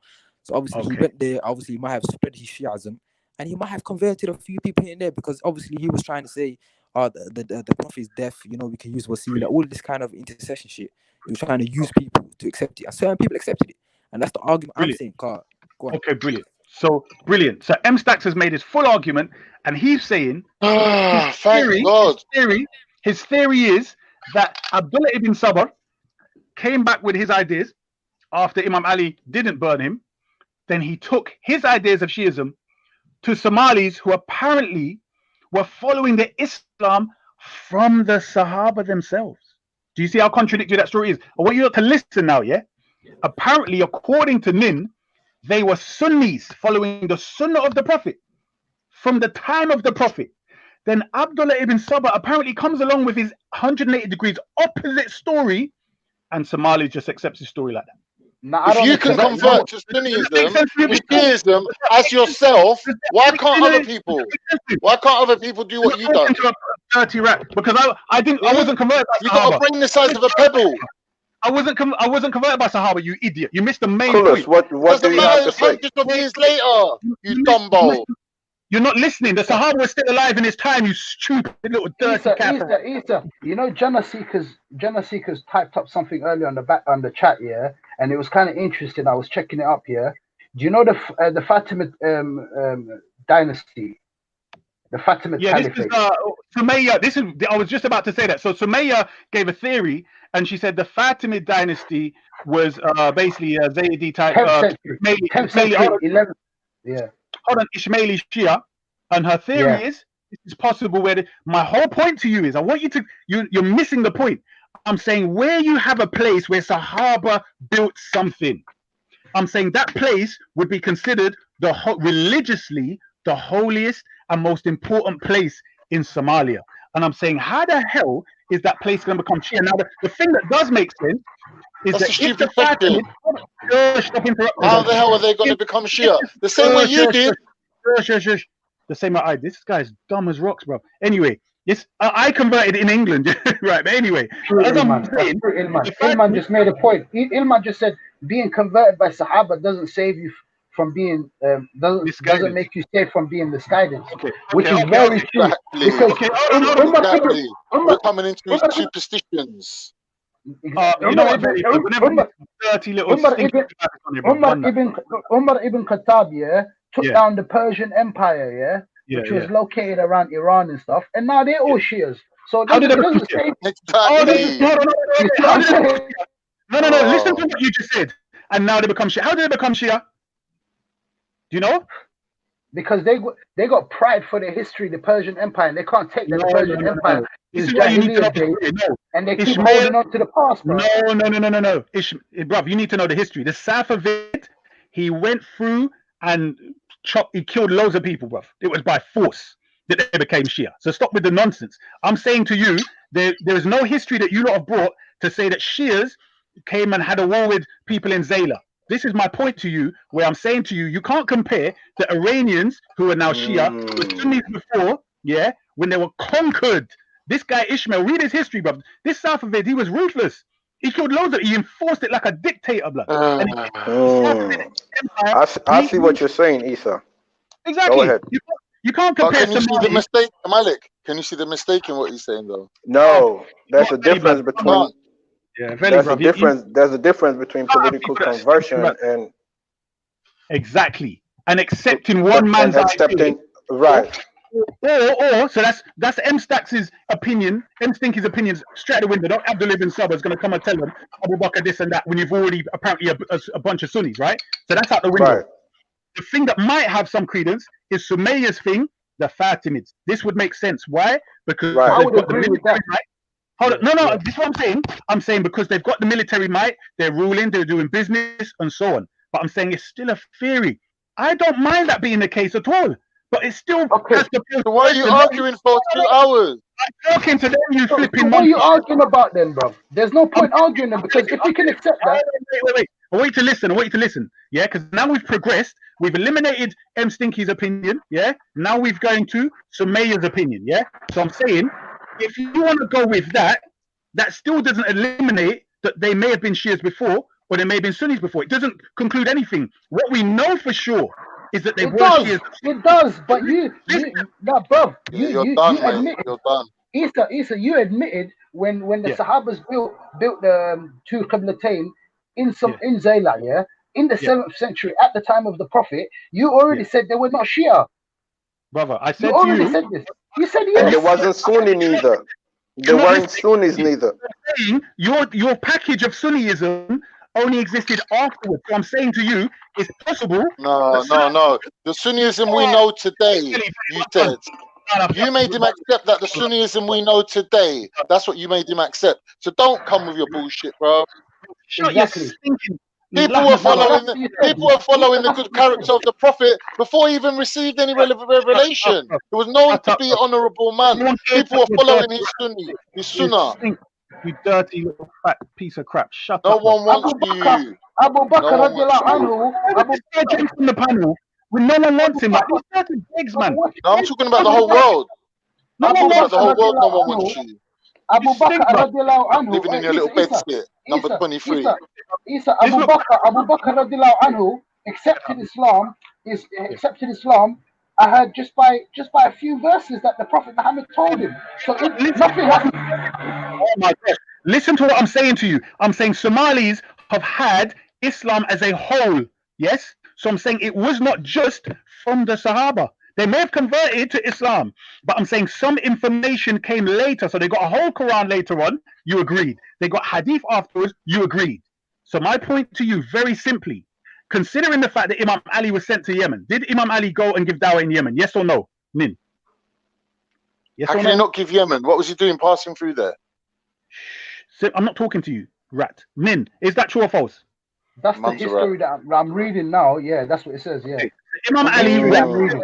Hold on, listen. Abu Bakr was sent with something to recite to the Yemenis. Imam Ali caught him up because the Prophet told Imam Ali, take that message and what he was gonna recite. He said, only me or you can recite this. He went to Yemen, Abu Bakr went back.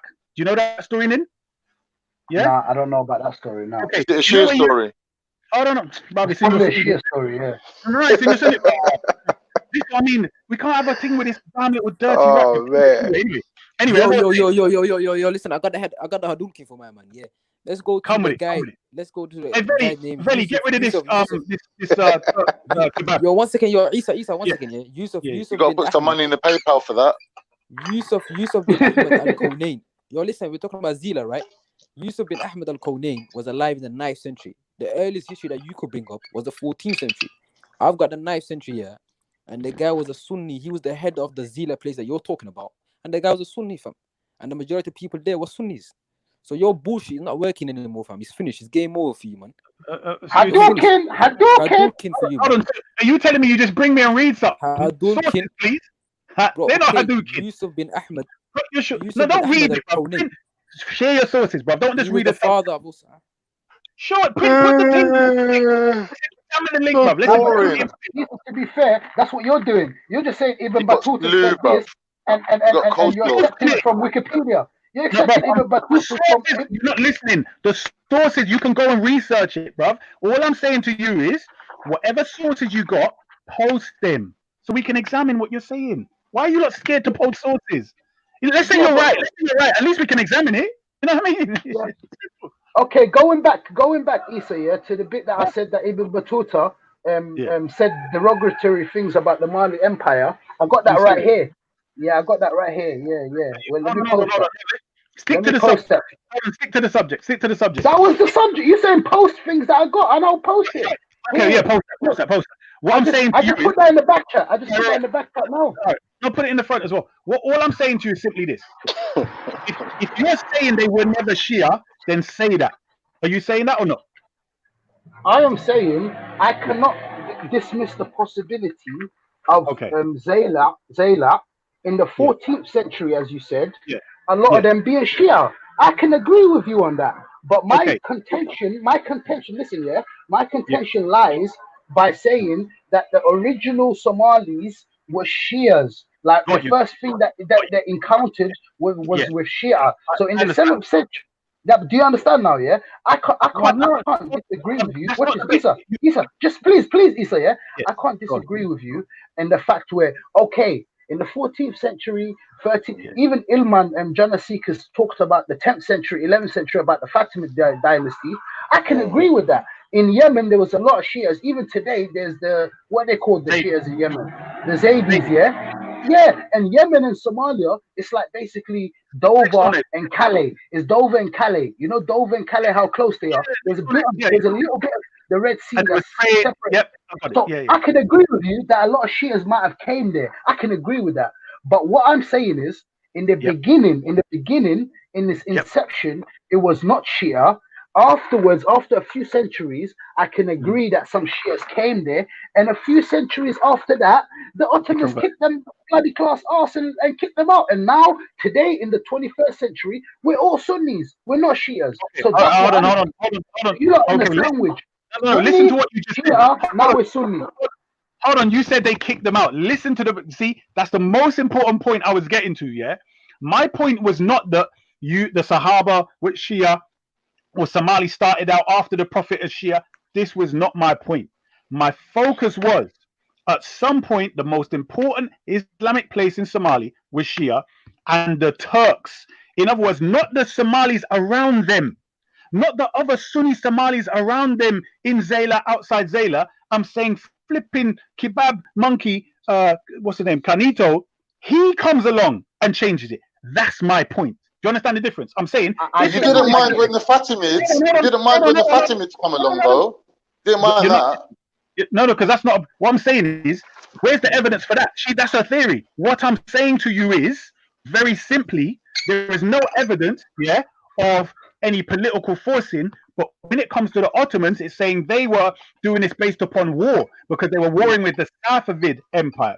So what it's saying is that the Somalis, having the same religion, which would be Twelver as the Safavid, or even just being a Zaydi Shia, they would have alignment with the Safavid Empire. They're saying, well, this would be a political threat, therefore we're going to try and squeeze the Somali Shia. It's not an alien thing, this is Somalis. And I'm saying Somalis... Yeah, go on. Yeah, but Issa, the only source that you can bring right now, let's talk about it, the only source that you can bring that Shias inhabited Somalia and Zayla is Ibn Battuta. Yes or no? Is he the only source that can you bring any other source outside of Ibn Battuta? And by the way, you know that Ibn Battuta didn't keep a diary in his 28 years or 7 years he was traveling. He did not keep a diary of all the places that he went to. Everything that he was saying was oral, was basically from memory, and it's only after centuries after where people wrote about him talking about those memories. So the only source that you can bring right now is Ibn Battuta. If you can bring me anything outside of Ibn Battuta, you would have a few legs to stand on. I know Gabriel Batistuta. Hold on. Listen to what I'm saying. All I'm saying is listen to what I'm saying. All my point to you is that he is known to have been very accurate in the reports that have come down from him. All I'm saying is this. It's not Who says that? Who says that? Who says that? Are you serious? Are you serious? Do you know who Ibn Battuta is, bro? No, but who says all of the things that he said? Because he's supposedly traveled most of the world, a lot of the world, from his memory where he recounted these explorations that he did, But who says that he is? Because have you heard on the other side of all of the criticisms of Ibn Battuta? Have you heard about the side? Wasn't Ibn Battuta the guy who said never marry Zanj and never marry Kurds? That's the guy. Is that the guy you're bringing, Issa? Wait. Stop. Show us that. Show us where he said that. You're laughing. Bloody Turk idiot. Shut up, bro. Anyway, as I was saying, look. We'll get to that. Well, when you can achieve what Turks achieved, then you can even talk about Turks. Yeah, because you never achieved what we achieved. No, you haven't. No, you haven't. That's why you're crying right now, like a little bit. You can't do what we done. You can't Big do up that, leader. Ertugrul.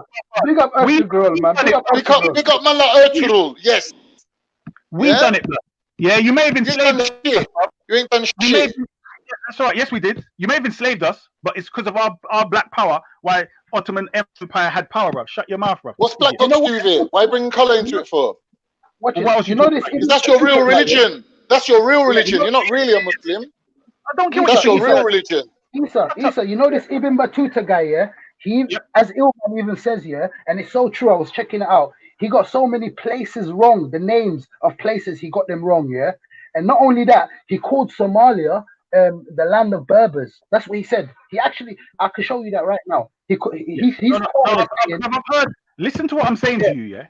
Even what's it? Wait to listen. I want you to listen. Even Herodotus, yeah, made big errors, but he's still called the father of history. Do you know why? Because there are because that's what white people call him. That's why it's called the father of history. Donkey. I'm saying to you that because they got major things correct in relation to verifiable facts in history. So when it comes to names, when it comes to certain things of interactions, a lot of people use their works to know about other places. Do you understand? So they knew about certain trade routes. They knew where to get certain gold, where to get certain elements, where to get incense, because the man visited the places. The things that he may have got a wrong name for this is irrelevant. The point I'm making to you is he would know the difference between Sunni and Shia. Simple as that, bro. You can't blame. You can't pretend you did. Watch this, yeah. In Somalia, there was an empire called the Ajuran Sultanate, yeah. In Somalia, this is well-known, documented history, yeah. The Ajuran Empire in Somalia was to the south, yeah, and they were established in the 13th century. And do you know what they were? Were they Sunni or Shia? Do you know, Isa? What do you say? The what Sultanate? Ajuran Sultanate. Have you heard about the Ajuran Sultanate? I know there were Sufis, but go on. From what I know, there were Sufis. They were not. They were Sunnis. They were Sunnis. And there were Sunnis, brother. What are you trying to do? They were not Sufis. Stop lying. Where's your proof? Hold on. Yeah, go on. As if are you trying to say Sufis are not Sunnis? Brother, are you really doing that? Anyway, go on. I'm saying they're Sufi Sunnis. Yeah. If you're trying to say they weren't Sufistic. Listen. They were Sunnis. They were Sunnis. Yeah. In the 13th century, they were controlling large swathes of Somalia. They had a whole empire in Somalia, and they were Sunnis. In the 13th century, Ibn Battuta that you brought up says something about in the 14th century. So I'm just showing you pre-14th century documented history that Somalis in at that time were Sunnis. They were not Shias. So I'm bringing even more.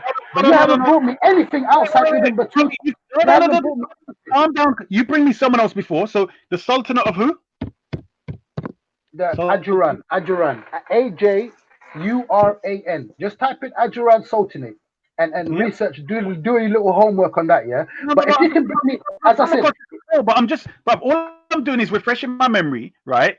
And I'm going to show you it doesn't contradict what you're saying, right? So let's have a look.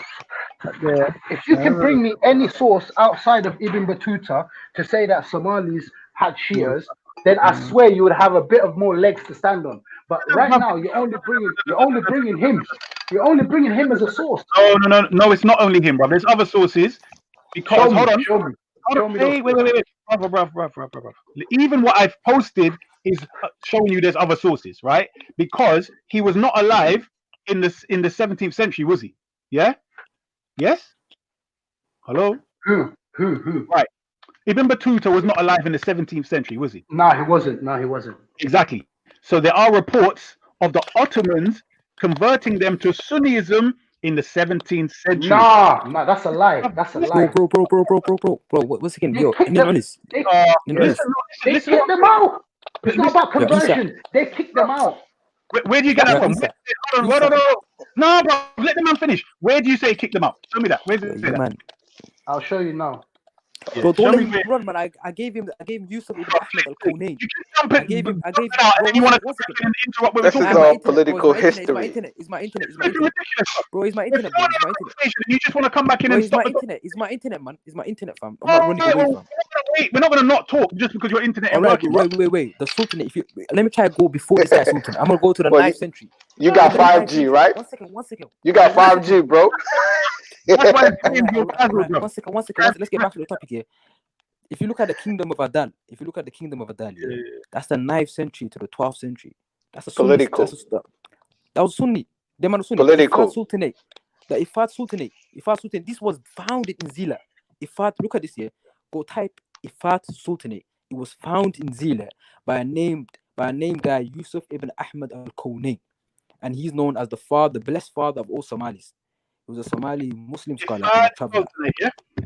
Look at the Ifat Sultanate. But Stacks, you're missing the whole point. One second. Oh, for Let me say something. The whole point is this. The whole point is Somalis used to be Shias, and the Ottomans made them Sunni. So you Somalis should hate Ottomans. That's the whole point of his argument. No, not hate you. Just give you back your dirty religion. Not hate you. Just give you back your religion. That's it. People conquer and they convert people, innit? But I'm saying, Isa, let me finish. No. Let me just say this because you let him interrupt, innit? All I'm saying is, Somalis should have converted them. That's all. Somalis should have converted them to Sunnism. Not don't jump in again, Carl. M-Stacks, I got a nice thing for you. M-Stacks, I got a nice thing for you, yeah? Watch this. And this, you can refer this back. Watch this. And then I'll come back in 10 minutes. Go on. You can refer this back here. You can refer this back here to a book written in 1955 called The Peoples of the Horn of Africa, Somali, Afar, and Saho. Yeah, it's in the International African Institute. Yeah, it says in the late 9th century, Al-Yaqubi, listen here, wrote that the Muslims were living along the northern Somali seaboard. He also mentioned that the Adal kingdom had its capital in the city, suggesting that the Adal Sultanate with Zayla as its headquarters dates back to at least the 9th and 10th century. That's what. If he wants sources, he can go to the People of the Horn of Africa, Somalia, Afar, and Soho, written by I.M. Lewis in 1955. You want sources, yeah? This is the sources. So if and the Adal kingdom is known by all Somalis to be Sunni. They were not Shia. They were not Shia. So I said the Adal kingdom. I gave you that. Look at the Adal kingdom, bro. We just told you, fam. And listen, on top of that, I gave him a guy, Yusuf ibn Ahmad al-Kawnayn. He's known as the blessed father of all Somalis. And let me read you this here. He says that he studied in Zila. This guy in the 9th century. He studied in Zila, and he was named. Obviously, he was a Muslim scholar. He was about in the northern Somalia. He tells you his biography basically, and he was basically he was a Sunni scholar in Zila. So obviously, we're showing this guy again and again. We gave him the Adal kingdom. We gave him the Ifat Sultanate. We also gave him Yusuf ibn Ahmad al-Kawnayn, who's known as the blessed father of all Somalis. So we gave him free stuff, and this guy came. All he's given us is Ibn Battuta. That's all he's given us. Are you sure? I've got more, yeah. But what it is, I'll be honest with you. The way that I debate, because this is becoming a debate, I let you lot bring all your evidence, and then I come with the other stuff. So let's keep going. So you've got your other stuff, yeah. So you're saying all of this proves. Hold on. Let's be sure of what you're saying. You're claiming now all of this proves that Ibn Battuta was wrong. Correct? That's your claim now. Yes. No. You were talking about the 14th century. We're talking about the 9th century. The 9th, the 10th, the 11th, and the 10th. That's what we're talking about. Listen to what I'm saying. We asked you 1 second. Isa, let me finish here. We asked you how do you fill in the gap of 700 years. You said Somalis are hard. We dealt with that already. Obviously, bro. 1 second. Yeah, you missed. We dealt with that. We're showing you that we were Sunnis. We were Sunnis. You're not listening. I've said to you. All right. So you missed it, yeah, because you jumped out or your internet went, yeah. So what we already agreed was my point is not whether you were Sunni or Shia beforehand, yeah, because we said let's go with the idea that you became Shia under Fatimid. Just say let's go with that. Not a problem. What I'm saying to you is that when you actually became Shia at the time, it was not other Sunni Somalis that converted you to Sunnism. It was this bloody rat here and his people bringing kebabs and flipping stuff. Whoa. No, what are you talking about? All right, after he answers you, I'm going to answer you, yeah? Go on. This is my argument. You can't be casting aspersions. You stand dumb. Bro, once again. No, come back at that argument now. That's my point. So what you saying? My argument against that argument is this. What's your argument? I'll go after him. Bro, it's simple. It's simple. You're saying that Khan's people converted us. I'm saying that we accepted Islam wholeheartedly by ourselves. We gave you two kingdoms, bro. You're not listening, are you? If we say you're already Sunni, I've already said this, yeah. I'm saying let's pretend. Hold on. Let's pretend that even in the time of Sahaba, at the time when the Sahaba came to there, let's say you were Sunni then, right? Sunniism as you know it today didn't exist because the Quran wasn't finished and the Hadith, etc., right? But let's pretend then you were Sunnis, all the way to the Fatimid, which is the 10th century, right? And then some of you became Shia, and then more Shia. Nah. 10th century we're not Shias as well. 11th, 12th. And that's fine. No. Hold on, listen to what I'm saying. I'm saying. Hold on. Listen to what I'm saying. All I'm saying is we know that the Fatimid dynasty was ruling at the 10th century. So at whatever point after the Fatimid, what we're saying is the influence was not Abdullah ibn Taymiyyah like you claimed, but we're saying let's go with the theory that it's the Fatimid influence instead. Okay?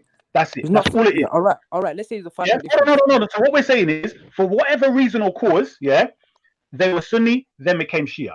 My only point is that it wasn't other Sunni Somalis that converted them back to Sunniism, if you want to put that, but it was these people here. That's my only point.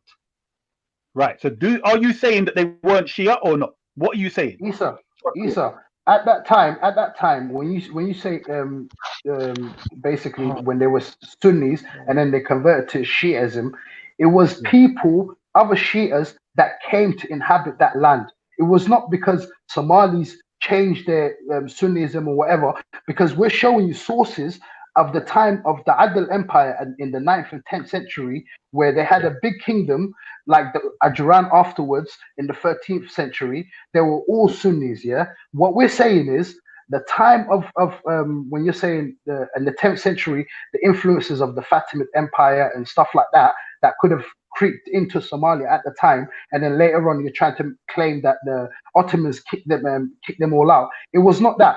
It wasn't that the Somalis switched over to Sunnism. It was the Shias that was inhabiting the place at the time were all kicked out. That's what we're saying. We're saying they were kicked out. It was not a thing where we were converting, then we converted back, then the Ottomans came, then we convert. No, it was the time where and it was not just the Ottomans, they were doing it with the Somalis that lived in the place at the time, like the Ajran Empire. So it was not just Ottomans that came and did that. Here's the problem. You're making up a story that they were kicked out. No. 1 minute. The problem is you're not looking at it from the right perspective, Isa. You're bringing your own prejudices. You're bringing your own prejudices about white people, telling black people what to believe and what religion to follow. This is based on your own history, not our history. I was talking to you, donkey. You're missing the point. Okay, exactly. Nin, all I'm saying to you is, you keep saying these are strangers that come in, and somehow they get this mass influence in Zayla, somehow, and Somalis don't mind that apparently, so they wait for Turks to come along, and then with Turks, they join hands and kick them out. Do you know how retarded that sounds, bro? Like, no. Bro, the only thing that we can say, listen, we haven't even accepted what Ibn Battuta said, so we're just going by argument's sake, fam. You said Zila. That's what I'm doing. I'm just going by argument's sake. I'm literally going by your hypothesis. Listen to what your theory is. Everything is hypothetical. No, I agree. But I'm saying you have to admit that sounds absolutely retarded. You've got strangers come along, they get predominance in your most important Islamic place. They're not strangers. They're people that believe the same thing as them. What are you talking about? Oh my God! He just said there's so Sunnis are meeting up with other Sunnis and they're becoming more powerful. No, you're not listening. The strangers are Shia. It's normal. It happens. You idiot. He said the Shias are strangers. In other words, they're not Somali people. He's saying they're not Somalis. They come along and they're living Shia. This is what he said. Let me come back. You're making me late. Give me 10 minutes. 10 minutes. Bro, man, don't run. You said Ibn Battuta. All I'm going to do is mute up, bro. Give me 10 minutes. I'm coming back, bro. I'm not going anywhere. Today's your dinner time, innit? It's got to eat. No, it's a lot of time actually, and you're making me late. But anyway, Salah's already gone 45 minutes late. You're 45 minutes. It's liar, isn't it? You're a liar. It's hitting your back with a belt time, man. Yeah, bro. We gave him that. We gave him so much. No. That's not my culture, bro. I'm Afro-Caribbean, bro. I don't do the chopping and all that. Bro, I don't disrespect the people that do it. That's their culture, bro. I don't tell people what to do. Nah, fuck that. I don't follow other people's culture, innit? I read, I get the evidence, and I go from there. You get me? But anyway. Bro, but if they attribute that to Islam, then ban them, fam. If they're doing it for culture, hold on, Nin. that's different. So when Ayatollah Khomeini told him to stop, what you got to say about that now, Nin? Ayatollah Khomeini does that himself, man. What you on about? Hey, Hold on. He does that himself. M-Stacks, can you bring the statements of Ayatollah Khomeini talking about something about the kids? Remember, he was talking about kids doing something to kids and stuff. Let's not get into all Ayatollah Khomeini, bro. Let's not get into that, bro. You don't listen. I don't care. I don't follow no Ayatollah. So it don't business what you tell me about Iranians, Iraqis, irrelevant. Can you bring it? Let's see. Malik, you take over while 10 minutes. Malik, what are you anyway? Are you Shia as well, Malik? Yes, but I'm not the arguing Shia or Sunni. I love everybody. Sunni, Kafir, Sunni. Yo, Reggie, the corona got you putting on weight, bro. I saw you put on some weight, bro. You were skinny and still in the corner, bro. The corona is good for you, bro. Yo, bring the sources that you said Khomeini did something with the kids. Hey, Reggie, he shouldn't bring that now because there's Sunni writings that say the same thing, bro. You can't do that. Forget it. Okay. That becomes childish, bro. From the top of my head, I remember it was called the book was called Tahrir al-Fazila. That's what I know from the top. I don't know the page number, but I showed this to Raz Rizvi, and he accepted it. He said, "Yo, it's there," but obviously we don't accept it. This, that. He made some excuses. Obviously, try to play it down. Yeah. They always do that. We had a conversation. We had a debate with him. He said, "Show us." We showed him. Wait. Let me write that down and then let me go. You not saying this in Sunni books as well? Like you can have sex for babies. Come on, bro. Come on, but nah, bro. We ain't got no. Hold on. Nin, are you saying? Hold on. Nin, are you saying it's not there? Are you saying that? It's all fake. It's all fake stuff. I can show you normal statements. Tarira, what? I can show you statements from Khomeini talking about it. I agree with you. This is what I'm saying. I agree with you. But I'm saying you can't be telling us this is the case and we reject it, yeah? But then you've got the same thing on it. How you reject Show us. Issa, show us Sunni sources saying you can have. Man said defending Khomeini now. There's a whole video of one of your guys. Oh my God, bro, please. There's a woman interviewing this man, yeah? And he's saying about the age and baby and how young and And you can't. But documents, we're talking about documents, bro. But listen to this though, yeah. We gave you the document. Oh, God. Anyway, read what you Malik. You go ahead, bro. Go on. Oh, listen, the book is called Tahrir al-Wazila. It's a book by Ayatollah Khomeini. Read that book here. It's in there, fam. There's a PDF as well in English. So you can read that. My advice to anyone is don't read that book. It will corrupt your mind. It's not healthy. Read that book. Not healthy. Don't read it. The guy says, not read it. If it's a little baby 2 years old, you can start touching her, private parts. Boy, it's disgusting, fam. You have to avoid these things in life. Actively avoid them. Fam. Yo, it's disgusting. Reggie. What you got to say about the Bible talking about smashing kids' babies on rocks and stuff, man? Okay. That's the Old Testament. Reggie, don't go by Old Testament. Oh my gosh. We've answered these questions many times though. What about Jesus saying in the New Testament, obey your slave master? Was that Jesus that said that? Yeah, it's in the New Testament, man. Obey your slave master, man. I don't believe it. No, but Malik was saying something about he's not the Shia that Isa is. So what can you expand on that, Malik? I support all religions because I believe everybody has a level of understanding and faith. So I used to be a Christian and I became a Muslim and I became a Shia. So I don't really, discriminate. Yeah, I don't really discriminate people. That's fine, man. Even the Quranists, I still call them my brothers, because if you was born into a Shia community, that's what you're gonna practice. If you was born into a Sunni community, that's what you're gonna practice. And if your father was a Quranist, that's what you're gonna practice. All father, you're practicing a different form of Islam on this panel. What? But that doesn't make sense, Malik. Malik, that doesn't make sense because you saying what you're gonna practice what you're born into. But you were born into Christianity, you converted to Sunnism, and then you converted to Islam. So that's not true. No, he never converted to Sunnism. He was straight Shia, bro. Come on, man. No. I became a Muslim, and I never even knew, Muslims had a whole bunch of sects until I was grown into the religion, and I was studying and I was listening to people argue. So from the Shia argument, I think they make small argument in my point of view. I think their argument makes more sense than the Sunni argument. So I converted to Shiism. Which is the main thing that you think that the Shiism argument has over the Sunni argument? What is the deciding factor that you thought, okay, this looks more appealing to me than the Sunnism? What is that main thing, if you can elaborate? Because if you look in history, they say every prophet had a successor, and when I go in the Quran, I see that it's a fact. And then I wouldn't think the prophet. Every prophet was from the line of Judah. They were for Jewish people, so they had to have a successor. Well, what are you talking about? They were Jewish people. Are they not prophets of God? But 1 minute. The purpose of their tribe was to maintain the laws of God throughout the passage of history.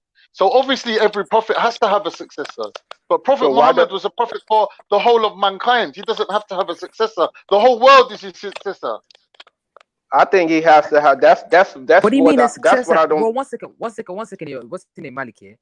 Abraham had a successor, obviously. He was a prophet. Another prophet succeeded him. The Prophet Muhammad was the last prophet. What prophet was going to succeed him? Because it doesn't matter. Ali was not a prophet. Yeah, he's not a prophet, but we need somebody to how they say it, to lead the Muslims in their affairs also. Okay, who's leading us today? Oh, so you don't like it that you got for yourself. You don't like that. Who's leading? What about today? Who's your imam today? What's that noise, man? It sounds like some goats. All right, who's your imam today then? Carl, you said after the prophet there needs to be a succession. After Ali there needs to be a succession. So after your 12 imams, what about today in 21st century? Who's your imam today? Because we know today we still have the 12th imam. I think he's still alive, just like they said.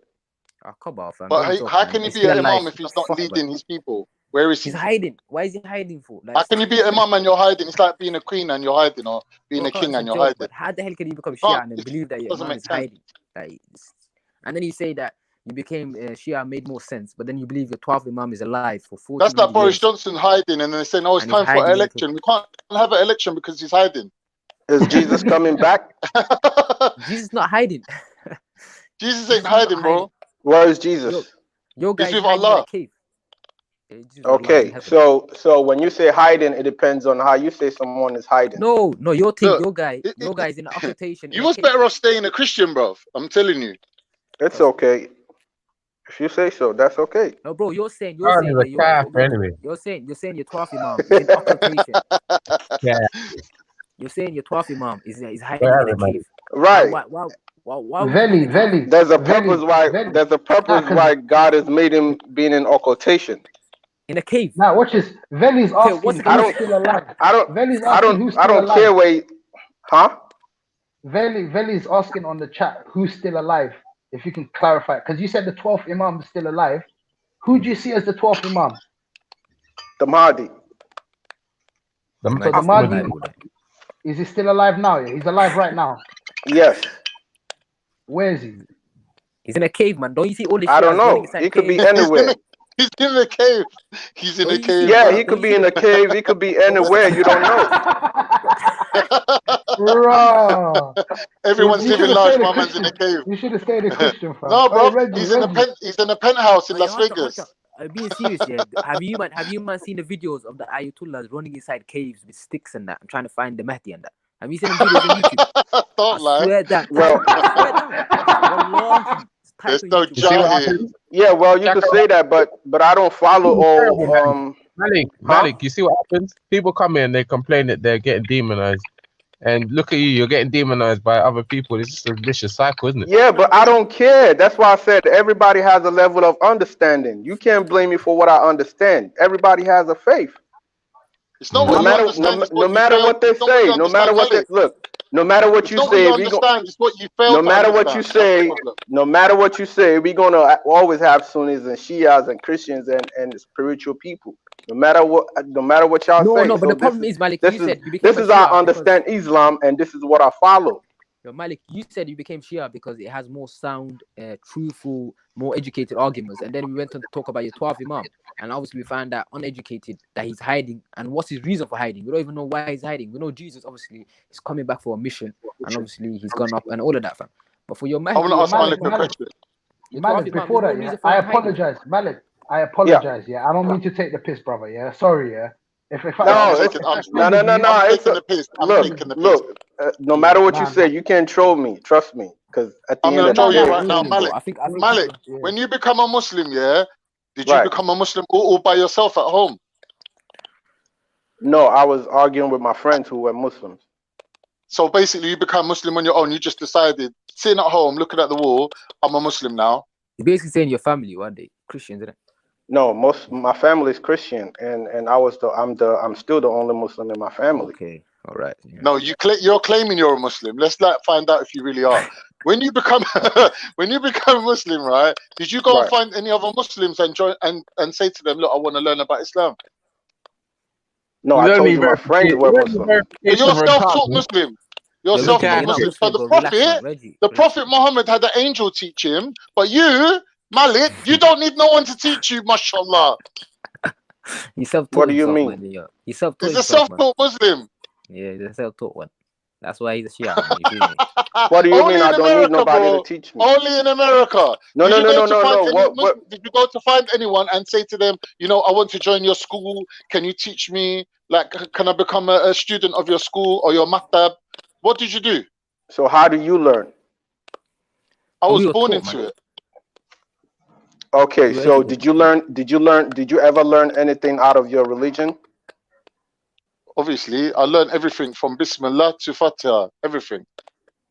So you never learned anything from Christianity or Yeah, I the learned. Jews or whatever. I learned, but I got taught by institution. My school taught us the Lord's Prayer. Okay, cool. Which is just a copy of Fatiha anyway. Okay, cool. So same way as me, I learn from myself and I learn from people. Your No, friends, that's not the what were they? same.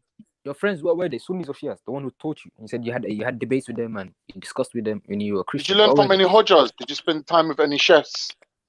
No. You never, man. It's a problem. How about your friends? Were your friends were they Sunnis or Shias? No, I they were would say Nation of Sunnis. Islam. Nation of Islam, innit? Ex-Nation of Islam, they become Sunnis in after. So the Nation of Islam, are they Muslims or not? That's not the question. I'm saying a lot of Sunnis in America, they were originally Nation of Islam. I'm really not an American. I'm from Nigeria, so. Oh, you That's became Muslim in Nigeria? Okay, Yes. there's many Shias in Nigeria, you know. It's not even beefing. Oh. When you say many Shias in Nigeria, you're talking about the northern part of Nigeria. I'm from the south. Yeah, I'm talking about the north. I think I believe it's the north. Are you from where Reggie's from there as well? That's Reggie's From side, where? isn't it? The south side. What the hell, Carl, man? You don't know nothing about Nigeria. Why are you trying to act like you know? I thought the Christians were in the south, Reggie. Am I wrong? Tell me if I'm wrong. Nah, there's a big Shia community in Nigeria. Am I lying? Yo, I swear the Muslims you're are talking in the north. about in the north. Yeah, it's a small community. It's a small community of Shias in the north. I've seen videos of them, innit? You've been watching them. Right. I think it was led by what's that guy name? Yeah, but it's in the north anyway. Yeah. And they're being persecuted by the Christians. Already? Oh, what's happening there? Why you They live in Kanu and Sokoto, innit? Yeah. Most of them. Yeah, I think so. Either or. Come on, Reggie. We know about Sokoto, bro. Sokoto, yeah, the Sokoto Caliphate, man. Sokoto, man. And the Kanu region as well, the Kanu. These are all Nigeria. Yeah, these are all got the most corrupt governments out here, man. You man got the most corrupt, the most corrupt governments in Africa, man. So what?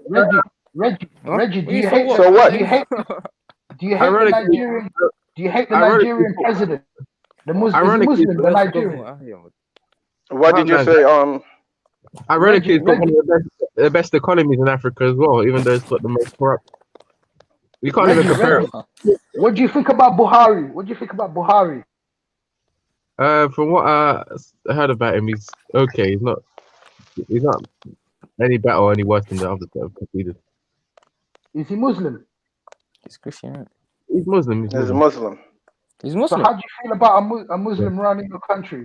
Oh no way! What does that got to do with anything? They have to rotate. Reggie, if you do justice to your people, it ain't got nothing to do with religion. Don't you have a deal? Don't you not have a deal where the presidency rotates from the Muslims to the Christians and round again. So they have there's like there's no statute like that, but it has been rotating over the last God knows how many years. beg your There's pardon. nothing in it. It's like an unwritten rule, isn't it? It's like an unwritten rule. Basically, they just rotate from Muslim to the Christian. So now that you say like you got so much to say about Islam, but your own leader's a Muslim. How does that make sense? Come on. But what if you're a Muslim and you're not doing justice? Yeah, then we ban him out. Muslims are Okay, being so persecuted in Nigeria, man. That's a fact, bro. Like, and now we got a Muslim president. so Inshallah, he changes it up on it. so as Christians been persecuted, everybody's been persecuted in life. It depends on your numbers and power. True. Malik, I got one more question, yeah, because obviously you're Shia. What do you think about when the Shias say Ya Ali Madad? I don't say that, and I don't beat myself with spades and whatever. I think So it's you're a not a culture. Shia, then that's the problem. You call yourself a Shia, but obviously your main tenets, if you try to describe it, you would say you don't believe in it. Like, you know, That's what Ya I'm Ali saying, Madad. Stacks. So you just That's what I'm saying. wait, Even the one, Shia, what's his name? Isa's the same. He you see, starts this, criticizing let me tell you something. Is that are you a 12 or are you a thingy? Okay, let me tell you the problem with we religious all over the people place. is 1 second. Let me tell you the problem with we religious people is we stay running our mouth condemning people to hell and never fact check ourselves. If you look in your Sunni religion or your Sunni sect also, you would have people who will call you kafir because you're not from you're not a Salafi or you're not a Sufi or whatever. They still call you kafir. So labeling people and calling them kafir is not something new to me. I don't care. Just like Christians also. You see, one second. Just like Christians also. We're all Salafi, all of us. No, I don't think so. We're all following. Even though 1 second, even though you say you're all Salafis, you still have sects inside the Salafis, and some people call some people kafir also. Do you all practice the same way? Yeah. Listen, we all follow the Quran and Sunnah, all of us here, except I don't think so. I don't think so. See, this is what I mean, Malik. You're sitting at home looking at four walls. I don't think so. What about wait? What do you say to the Sufis? What do you mean? I'm a Sufi. My family, they're Sufi. So you're a kafir Sufis, they don't say. Hold on. Sufis, they don't say we are Sufi. You're definitely a kafir. Hold on, man. When you say to a Sufi, are you a Sufi? Do you know what he says? He says, no, I'm on the Salaf. They don't separate themselves. What are you saying? Are you saying we don't have Sufis? Are you saying we don't have Sufis? Do not separate themselves. They don't. What are you talking about? It's one ummah. They don't separate. What about the Deobandis? What about the don't act like you don't know what I'm talking about. Even in the Shias, we have 12 Shias, we have Zaydis, we have a whole bunch of people who call the other kafir just because they don't follow each other. I'm not calling nobody. Listen, I'm not calling. I will never look. The difference between me and you, the difference between me and you is I would never call nobody a kafir. Okay.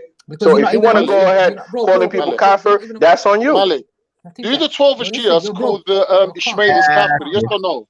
Yes or no? Listen, you man are just shouting, fam. Listen. I don't know. Yeah, go ahead. Yeah, they do. Yeah, they do. Malik, the problem with you, you're saying Deobandi, Barelvi, Sufis, yeah. All of us follow the Quran, right? So we can use the Quran as a criterion and find out who is the liar and who's following the truth, right? But the right. Quran says call to no one other than Allah.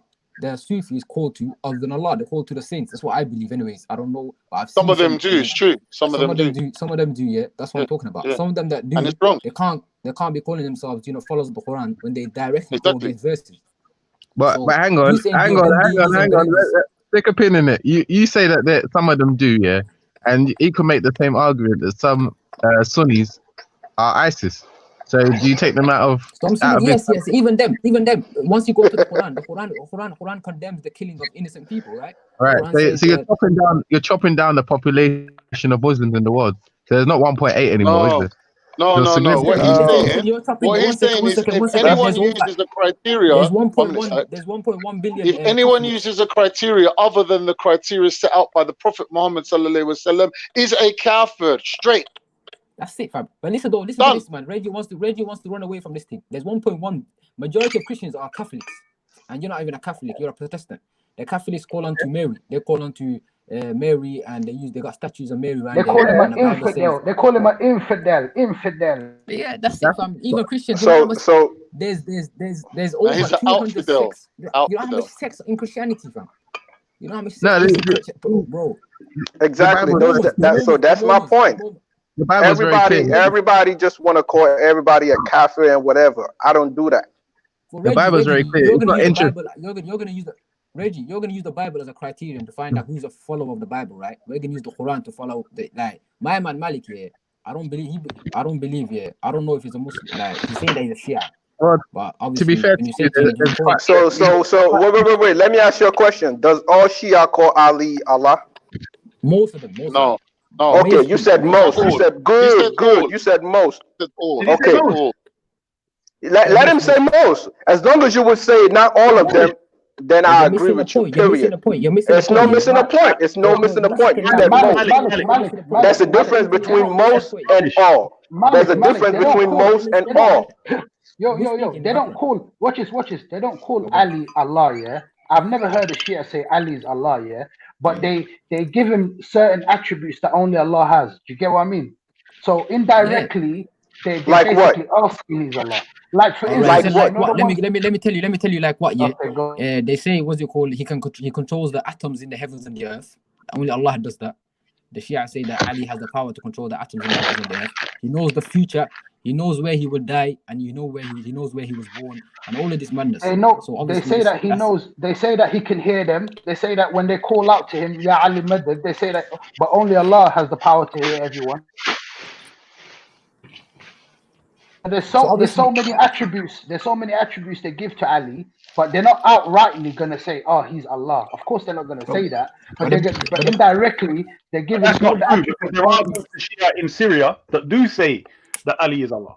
There are groups of Shia that say that, and they get run out by the General 12ers, and there's some in Iran, and they also have to do taqiyya. They're persecuted by the government in Iran. So we know in Syria, in certain parts of Syria, I think Alawites they call them, or certain groups of Alawites, and they do say that. They say that Ali is a manifestation of Allah. So, yeah, Isa, would you say that? Would you say that the mainstream Shias? They're not even 1%. So, Isa, would you say that the mainstream Shias call on to Ali? Like they say, "Ya Ali Madad." Like that's the mainstream belief. Yeah, I would say they're cultural. Yeah, but no, it's not cultural. That's actually a belief, akida. That's like creedal belief, you know. No. Why would you say that's an akida? It's a basic belief and akida. No. Wait. One second. What is akida? Akida is a creedal belief, right? Foundational belief. It's creedal beliefs, right? So right. Part of your creedal beliefs is that Ali, you can call on to Ali and you can ask him for help, right? Yeah, show us where that is. Oh my gosh, this is funny. It's in your books. It's in Kafi. Bro, Kafi. If you look at Kafi, if you look at Kafi, there's a whole chapter. One second, you don't even know what akida is. Akida is creedal belief. I've just told you what akida is. Do you know what akida means? What is creedal beliefs, right? Yes, creedal, foundational. This is what I'm saying. For other people that have the word creed, so I'm saying foundational. Yeah. All right. And you were saying to call on Ali. Yeah. Bro, you're missing my point, bro. 1 second. Wasila is part of your creedal beliefs. Oh, not you necessarily. But I'm talking even about listen what I'm saying. Creedal is what's written down, yeah. And I'm saying that would be all of that group, yeah. So when you're saying that part of that is part of the foundation religion, like where are you getting that from? Bro, I'm telling you, wasila, intercession, like you know, asking the dead for help is part of your foundation beliefs. Not you. Okay. But I'm talking about 12. Anyone could just say anything and say that, yeah. But it's very simple. One second, if you ask Raza Rizvi, and them man who follow the 12 away, yeah, they will say wasila is part of their foundation. That's one of their fucking. I haven't. This is what I'm saying. I've got no problem with wasila, but the problem you have is, do you agree that Sunnis also practice wasila with their sheikhs, Sufi sheikhs? Yes or no? Don't move it on to us, man. I hear you, but you're not getting the point. What I'm saying to you is, first and foremost, wasila is part of the Quran. Yes? How it's done, I agree, is different. So, for instance, some people believe that through people that are close to Allah, you can make wasila. I agree with you. It's not my way of doing things. Yes, it's some of their thing. But when you say it's part of Aqidah, then that's what we have. But I personally, I don't follow them. You laughed when I said it's part of the creedal beliefs, right? But wasila is a creed of belief for the people who believe in it. If you ask them, in they say wasila is part of Islam. It's in the Quran. I just said that. Yeah. Isa. Ali, 1 second. But the wasila for Ali, asking the dead for help, is not part of the Quran. Right? It can be an interpretation. There's no interpretation on that. Hold on. You can't just say wasila and then leave it there and agree it's in the Quran. I'm saying if you say wasila through the imams, is part of Shia creed, then prove that point, innit? Isa, people been waiting, man. People been waiting for you to recite the Quran, man. I think this is the time for you to show your thing, bro. Come on, bro. Show us something, bro. I know people been waiting, and I'm tempted, but I'm thinking like, you know what it is? You could just go on YouTube, and you see me reciting it when I was talking to Isa. Who else was there? I was, when I was reciting with Surah, what's it called again? I forget the thing. Surah Tahrim. Yeah. Tahrim. When I was Surah Tahrim, when I was breaking down the verses in relation to the opponents of the Prophet and so on. Yeah. So I mean, you can tell that. No, but I'm talking about a full recitation. We want to see a full recitation. So if someone don't know how to recite the Quran from head to toe, that means he's not a Muslim. No. He's trying to say that I don't know any surah. Bruv, if I know hold on. If I know Surah Falaq, Surah Nas, Surah Ahad, Surah Zil, all these different small surahs, are you saying that's a problem? Surah Asr. Isa, I'm not saying it for me. Why do you think I straight away said the people in the chat's been waiting? I'm not talking about from me. You even saw it, Isa, before people were saying, when is Isa gonna... That's what I'm just going back on that. Yeah, what I'm saying to you, but I'm saying you're going back on that. So obviously you're trying to bring that in as something, but I guarantee you, bruv, between my recitation and my understanding of Arabic, I'd leave you in the dirt, bruv. Seriously, I'd leave you at the starting post and it'd be over. Recite a verse, recite a chapter, I'll recite a chapter, and let people decide who's a better reciter between me and you. This is what I'm saying. I'm not going to do it as a that's what I'm saying. To me, to use it as a competition for ego, that's a disrespect. We have competitions all over Islam. No, but they're sincere. That's what I'm saying. Hold on. You've been exposed. Shia Isa, man. We have competition. Listen, Reggie. Listen to what I'm saying. For instance, if we're dealing with a surah, that we're arguing about, then I'll recite it in Arabic, because of the debate, as I has done before. When I say intatuba illallah, faqad sagat qulubukuma, when I recite these things, it's part and parcel of the debate. But if I'm doing it just for the sake, say a few words, bro. Anyone can. Stop. Listen to what I'm saying, bro. I'm saying recite a whole chapter. For flip's sake, what's wrong with you? Listen to what I'm saying to you. If, however, bro, if I can recite, tell me what I just said. Let's check this. What did I just say just now, Nin? Why are you running away? No. I'm gonna get that. I'm showing you, bro. Listen to what I'm saying to you. Listen to what I'm saying to you. If I recited that, which is part of a surah that's longer than Fatiha, longer than Surah Falaq and Surah Nas, I've never seen it. Isa, why are you running, bro? Isa, please just recite. Do you see how snaky this guy is? He just said he was doing it for them, and now he's saying, why are you running, bro? You can't compete with me. You didn't even know what I just said, so I'll say it again. In tatuba illallah, faqad sagat qulubukuma. What did I just say? Just tell us what we said. Oh my God. All right, I'll give you the next one. Hold on. فَإِنَّ اللَّهُ وَمَوْلَهُ وَجِبْرِيلُ وَصَالِحُ الْمُؤْمِنِينَ وَالْمَلَائِكَةُ بَدَّا ذَلِكَ ظَهِيرٌ. What did I just say? Tell us. He don't know. Exactly. Isa. I could try to translate. No, wait. I wanted to I know what you're saying. But listen. Don't try to flip it back on me. Word for word. If I say it, will you recite a chapter? Yes, I will. No, not you. We're talking about Isa here. If I just recite, he's gonna keep running away, brother. You keep Isa. You know what you're good at? Cool. You're good at slipping and sliding. Reggie, by the way, you can't even talk, Reggie, because you don't even know nothing about your Bible. You don't even recite your Bible. No. Listen. If I just recited to you a small part of a bigger surah, then how hard would it be to recite Surah Asr. I'm not asking you to do a Surah Asr. Do just Amma. Do Surah Amma. Do Surah Amma. Do what? No, forget that. Do you know Amma? Amma yatasaalun. I don't. No, I No, don't. I don't. I don't. Okay, that's that. Oh, I know my God. Ikhlas. Brother, you know Somali. I know about 5-6 surahs. No one can compete with Somali. No. We want to hear you, bruv. We want to hear you. My little brother. That's Wawa, yeah. My little brother that's 15. I finished the whole Quran. Listen, tell me what I just said. Bruv, listen, you were born into a Sunni family. You should know Arabic good. So I'm asking you a question. What did I just say in Arabic? What was those words? Are you? If I say it, are you gonna recite a chapter? No. Yes, I will. For me, I will. No, Malik. I'm not asking you. I'm asking Isa. But it's irrelevant. All this is irrelevant, though. No, but you know what? Do you know why I brought it up? Oh because my people God. on the chat, Stop ducking, bruv. You claim. An hour ago. Who's ducking? You're the one ducking, bro. From an hour ago. Something as part of an argument, yeah. And I'm saying you should be able to tell us what that means. Even go to YouTube, go to Google, and translate it and come back. Yeah, fair. Chapter Forget 6. about that, brother. Why are you deflecting, though, brother Isa? I asked you from there was people an hour ago. Oh my God, man.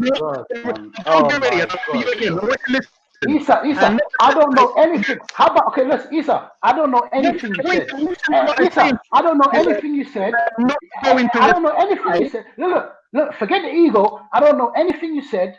Can you now recite a chapter? I don't know Isa, you got me there. I don't know anything you said. I don't understand anything. Can you just recite a chapter now? Okay, good. No. I've already said I am not gonna recite parts of the Quran for the sake of. Oh my God, man! Come on, bro. This is your life. Oh my God. That probably doesn't make any difference because if you don't know, I could be reciting Hadith and you don't know what it is because you don't know the Quran. So it doesn't make a difference. I know the Quran. Trust me, I know the Quran. Trust me, I know the Quran. But what I'm saying is, so how come you don't know what he just said? I said I don't know what he said. I know the Quran.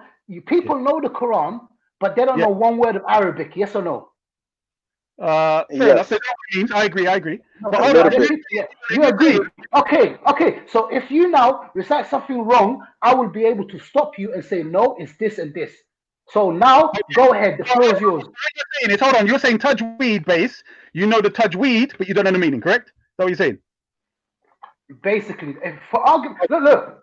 I don't know anything. Listen to me. I don't know anything, but if you make a mistake, I can stop you. Let's just end it on that. And now the floor is yours. Please recite something. Hold on, I'm going to recite something, and there's two ways of recitation in the Quran, yeah? In other words, there's hafs. You heard of hafs and wash? Yes or no? Have you heard of hafs and wash? But the point is, if he makes a mistake, if he makes a mistake, how can you correct him when you don't know nothing? Wait, Malik. Hold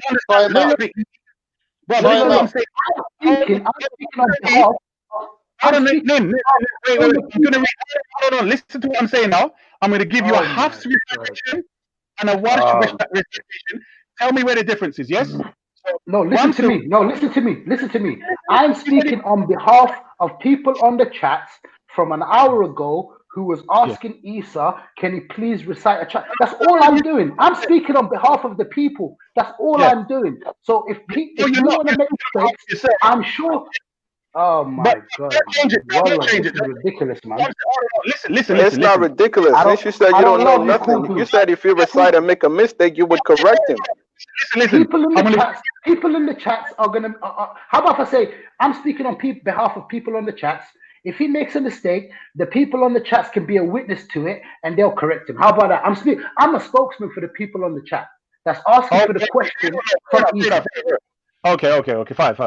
But what I was going to say was, for those, do you know the difference between hafs and wash? Do you know about that? I know there's a difference. I know, but me mostly we do the hafs. Common. So, you know where it's common? Yeah, the most common one is hafs. Yeah, but that's the one in Somalia. I'm not an alim where I can recite so many different qira'at. I'm not going to act like I know all the 6 or 7 or different recite. I don't know it. But the standard one, the Hafs one that most of us use. Let me ask you there. Hold on. Let me ask you a question. Do you personally think that I cannot recite the smallest surahs in the Quran? No, I don't. No. I think you can. That's what I'm saying, bro. Isa, I'm not acting like you can't. That's what. So this is not an argument then. Yeah, leave it there. No. My point is, I hear you. I hear you that people in the chat. I'm speaking on behalf of the people on the chat. That's all I'm doing. The argument with that, was Veli didn't believe, He's trying to say that we can't preserve the Quran and the Hadith through memorization. He's trying to say if it's not written down, therefore you can't trust it. That's his point. He's saying you can't memorize. So when I said to him, the way that the Quran's revealed is so that you do memorize it. And I said to him, I've heard him sing songs, which are meaningless garbage, and he memorized the song. How come if somebody's going to recite something, 5 times a day, and you're going to go, in back then, you had school, you would go to school in the masjid reciting Quran. So I said, how the hell are you going to tell me where your school, where we go today, learn English, maths, your school, part of your lesson is reciting the Quran properly, the tajweed.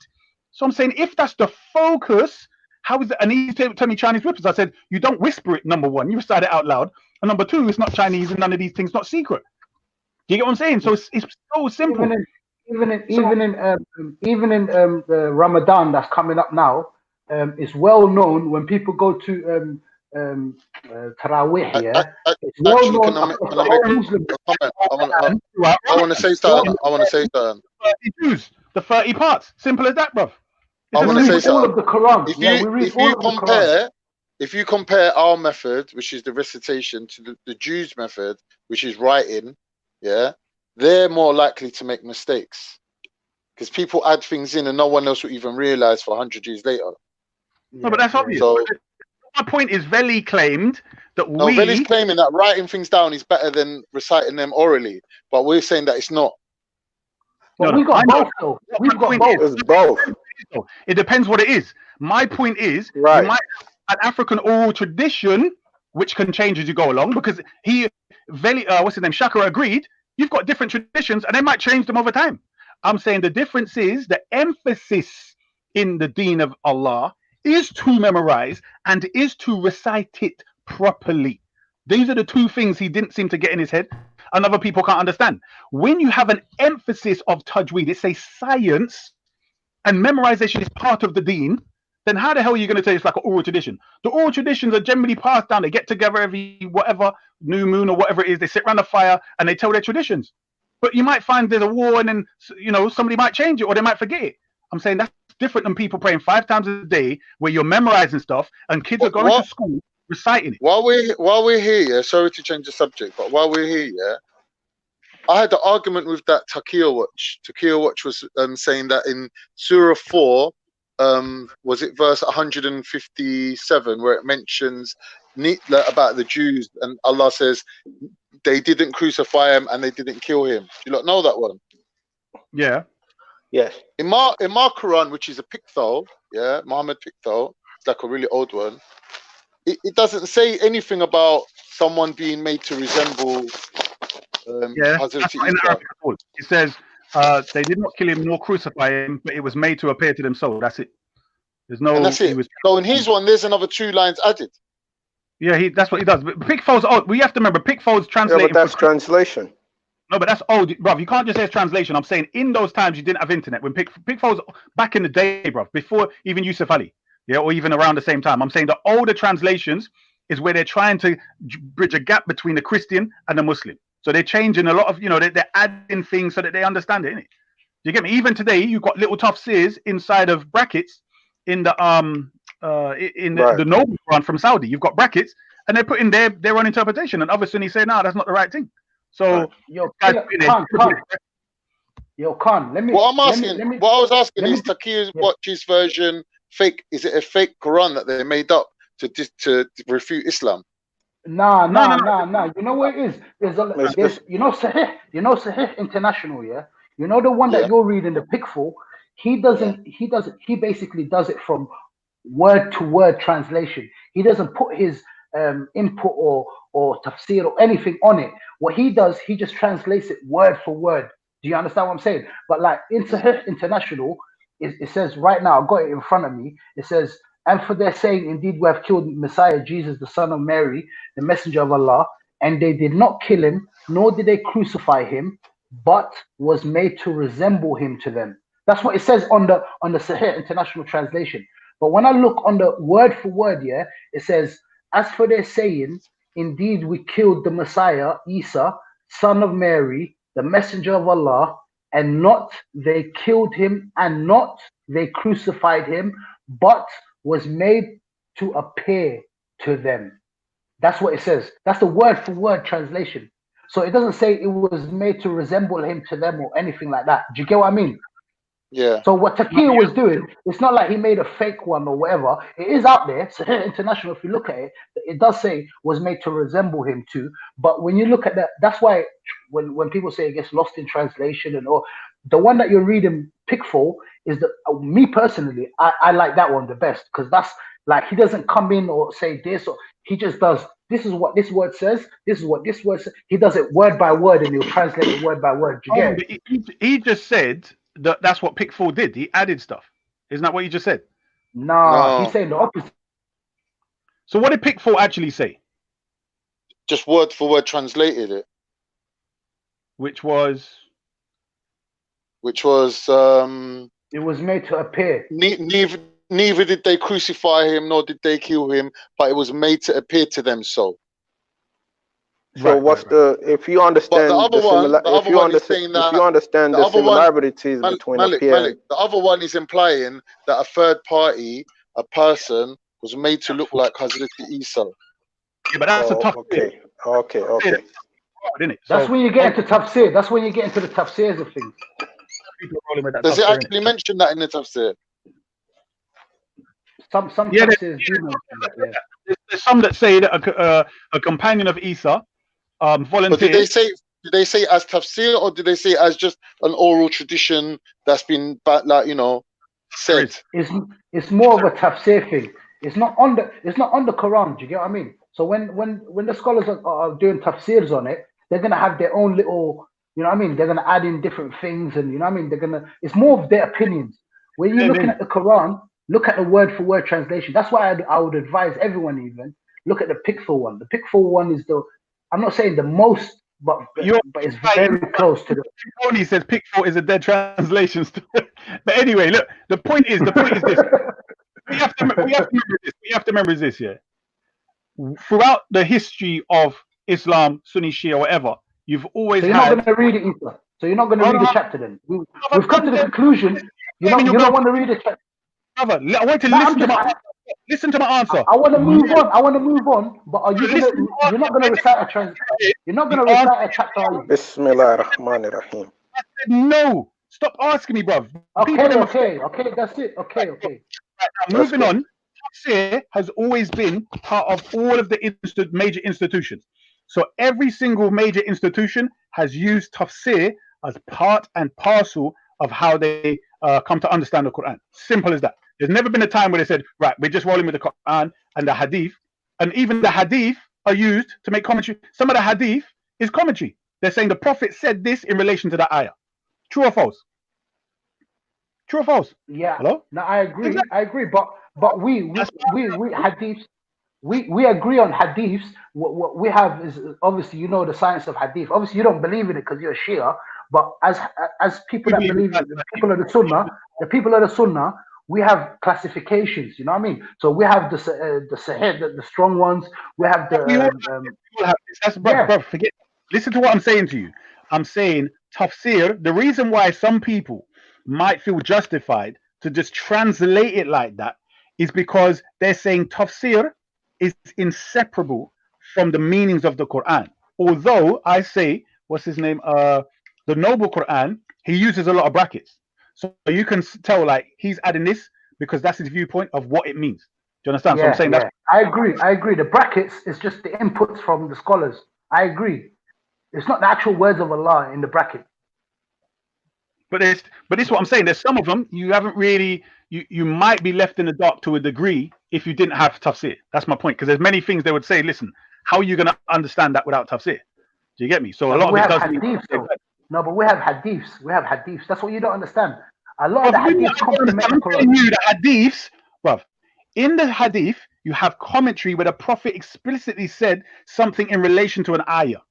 There are other things which are tabari, for instance, and they might either say the Prophet said, or they say a scholar said, or so and so said, which is not where the Prophet said himself. And it is still been used because people they consider great scholars have said so, and even some Sahaba have said it means something, so they've rolled with it. Do you understand the difference? So I'm No, I saying, get that. I get that. okay, so that's my whole point is that tafsir has always gone hand in hand with the Quran. Simple as that. It's part and parcel of it. And apparently Ibn Taymiyyah said that tafsir and history are the two weakest parts, which would be a big problem. You get what I'm saying? Where did he say that? You didn't know this. Your brother asked Isa Ifrimponi. He says it. He said it regularly still. Brother, standard. Okay. That's he we said. don't. We have to understand. We don't take Tabari or Ibn Taymiyyah or Ibn Kathir, even though they're great, respectable scholars. Their word is not bond. Their word is not law. We don't take it as the way we would take Prophet Muhammad sallallahu alaihi wasallam speech or Allah's speech. You know what I mean? That's the basis of our foundation. But they're giving a viewpoint of the two weakest. So, do you agree that Bukhari is more authentic than Tabari as a collection? Yes or no? Yeah, but it's one of the Sahih Muslim and the Bukhari are one of the most authentic ones. But listen here, as a Sunni, do you know that I can disagree with certain things that Tabari says or Ibn Taymiyyah says? Or you're gonna become a kafir. No, I won't. That's what you man don't understand. You man think that we worship. You man think we worship scholars. We don't worship scholars, bro. Malik is talking rubbish. Sunnis all the time disagree. Listen to what I'm saying to you. Not just that. You have to remember, Tabari would collect four different, for instance, as an example, 4 different tafsirs or 3 different tafsirs for one verse. Do you understand? He just collected all the information. Do you get my point? So I'm saying he himself said that he is not like he would say he would give the chain of narration on some of them, and he would say that authentication is left to the scholars. Do you get what I'm saying? So as he puts, he says that's Zahiriya. Still, the rest of the schools do kind of take the tafsir as gospel. So he's saying, yeah, but that's what I mean. You can't say all of the tafsir because you got conflicting. Hold up. Valley Vision. We have another kafir in the back chat trying to come in. Could you let her on? Valley. Infidel, yeah. Reggie. That's Why the do you point. act like why does Reggie calling people kafir, people calling Reggie kafir. No, Christians have their own kafir, bro. Christians say infidel. I know, but that's my point. That's what your religious people do.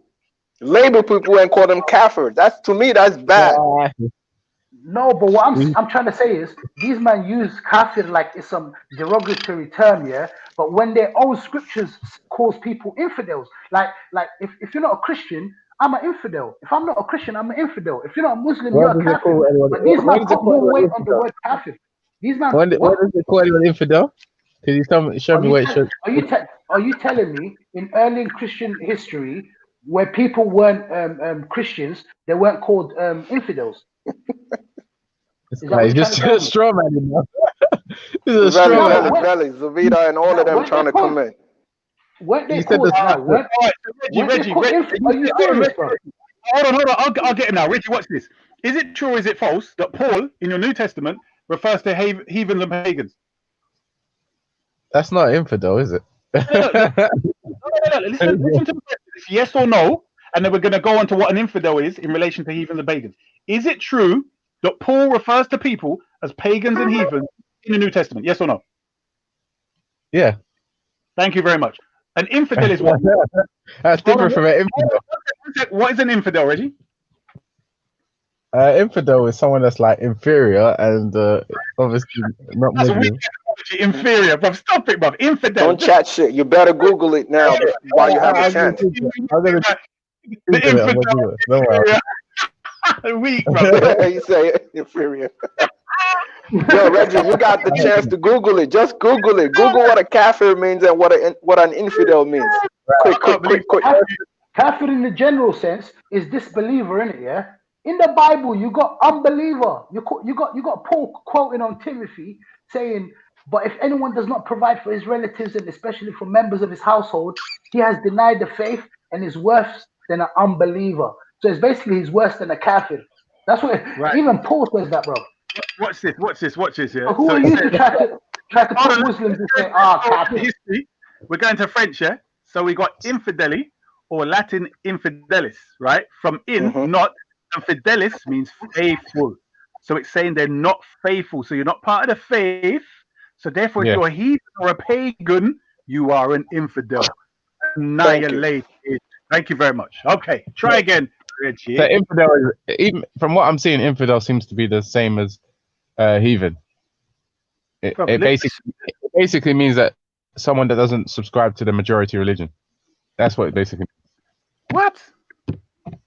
You better Google it now, Reggie, before you start trying shit. Oh, he's literally reading it. Look what he says. A person who does not belong to a wildly held religion, especially one No. You guys are interrupting too much, so I can't really clarify what I'm saying. I'm saying that infidel, when I check the definition, it means someone that does not subscribe to the majority religion. So if Christianity is a majority religion in the country, that means that the person who doesn't subscribe to that will be deemed a heathen. And I want the etymology. Stop it, bruv. In means not, and fidel means faithful. So you're not faithful, meaning you don't preside the faith in those beliefs. Now we go to heathen now, yeah, which is Old English heathen of Germanic origin related to Dutch heathen. German. Hold on. Stop. Big up Easter. Not you, Easter. Not you, Easter. Big up Easter Frimpong. Adjective meaning inhabiting open country, i.e. those people that used to run around rocks and burn rocks and dance naked and all of that stuff. This is what you consider to be heathen. So again, you're classifying people for their pagan beliefs, and you're giving them the term infidel. The other Issa Frimpong, big up, yeah. He came up with a receipt here. He said 2 Corinthians. Yeah, 2 Corinthians 6:15. So let me read out what it says, Issa, yeah, just for you, yeah. What harmony is there between Christ and Belial, or what does a believer have in common with an unbeliever? So as we can clearly see, the Bible clearly has the word unbeliever. Obviously, if you want to look at the roots of the Hebrew or the Greek or whatever. Look at the Takia. What are you talking? We asked you for the word infidel, and he gave you a chapter that is meant to have infidel. It doesn't have the word infidel in it, and you're still trying to run with it. What's the matter with you? I'm saying, no, okay. Watch this, yeah. You both lied. You both lied. No, but watch this. Muslims clearly across the board, yeah.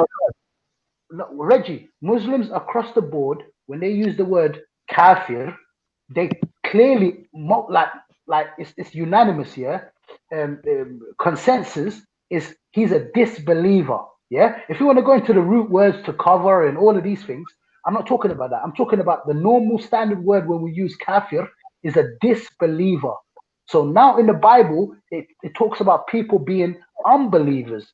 So in the Bible, you can translate that word unbeliever to a kafir. Oh my Basically, God. in the Bible, it's got kafir inside the Bible. Yet you go around calling people kafir, because the media, Western media has indoctrinated your mind into seeing Islam from a lens of the Western side and saying, oh, kafir, like it's some really derogatory term.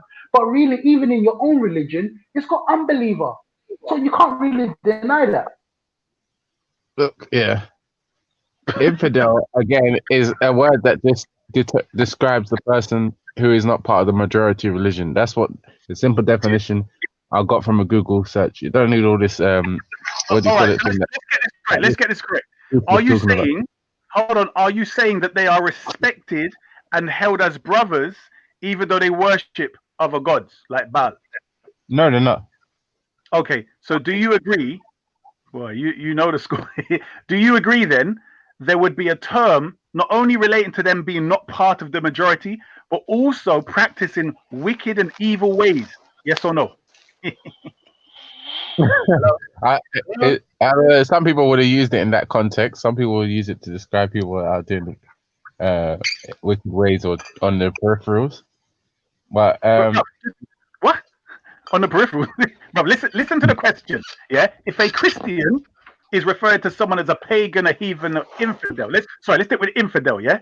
Do you agree they are saying you are astray because you do not believe in Jesus dying for your sins, etc.?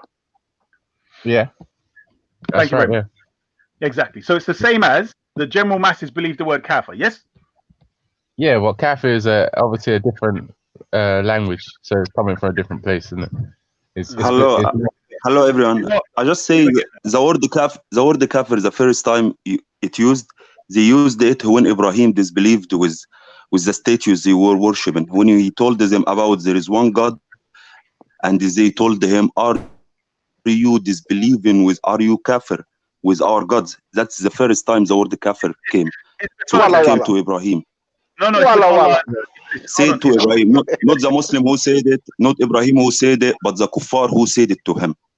The disbeliever who said it to him, said to him, "You kafir with our gods." And that was the first time kafir mentioned. Is it in the Quran? Wallah, is it in the Quran? Yeah, it is in the Quran also, yeah. Okay, thank you. Thank you, Wallah. Yeah. It's before that. You have to remember what Allah says about Iblis. Yeah? Did Allah call what's his name? Iblis a kafir, yeah? Iblis didn't obey Allah's orders. No, listen what I'm saying. Listen. He didn't kafir with Allah because he promised, he swore in Allah's name that he will what is it word? Yeah, he will whisper in our ears till the day of judgment. So he believed in God, he still believes in God, but he disobeying him. Brother, listen. I'll just read it for you. So it's was takbara, yeah? Wakana minal kafirina. واستكبر وكان من الكافرين من الكافرين. He became of the disbelievers. So I'm saying Allah says Iblis became a kafir. This is Allah saying that to Iblis. So we know it goes way before Ibrahim. That's all I was saying. Big up Isa. I like it when you recite the Quran, man. Big up Isa. Yes. Alhamdulillah. I'm just saying. Yeah, so all I'm saying, my brother, yeah, big up Waleed for bringing that in. But the point I'm making is Allah clearly legitimatized this term to be used. And the example we have is this guy this jinn called Iblis. And he came along with his arrogance, his anti-black arrogance, which a lot of these people follow, like that Turk stinking kebab. What's his name? Carnito. And they come with their anti-black sentiment. So they went astray like Iblis and they become Nah, you can't diss Turks in front of me, man. Come on, bro. Big up the Turkish people, bro. No. I've got Turkish people I love. There's loads of Turkish Shia, bro, but that's not the point. What I'm saying to you is when they come with the arrogance, you have to remember the Ottomans enslaved black people, yeah? In general, Turks, I know, they don't even have the racial element, yeah? I know this for myself, bro. All I'm saying to you is when he keeps jumping on panels, yeah, getting in between disputes between black people, bro, or let's say different type of African or whatever you want to say, he always does it from an angle of he's trying to cause more problems.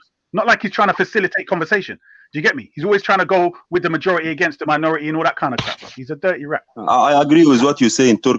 Turkey was also in Egypt, and they never gave us one good scholar. It was all about enslaving people or occupy countries. There is no one scholar came from Turkey in the whole history.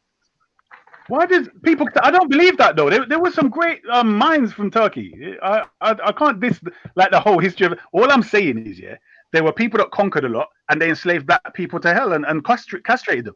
Do you get me? So my point is, this guy. Yeah, but they didn't do it for religious reasons. They did it for their own reasons to get more land, to get more treasure, stuff reasons.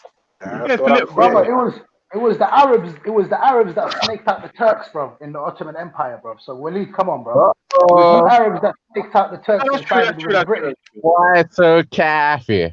Why so kafir? What's that about? I heard this guy talking to Shakra. Like, what's going on?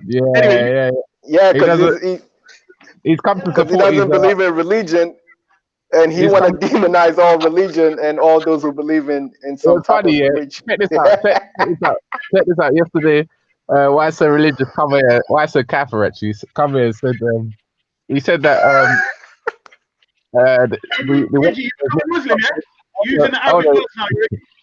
He said that the Westerners need to stop sending aid to African and Islamic countries.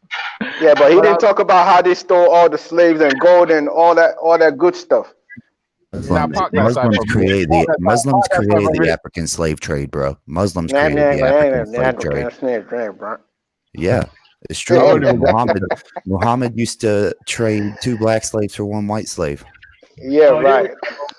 That's what we hear that every day. This guy's talking wet, bro.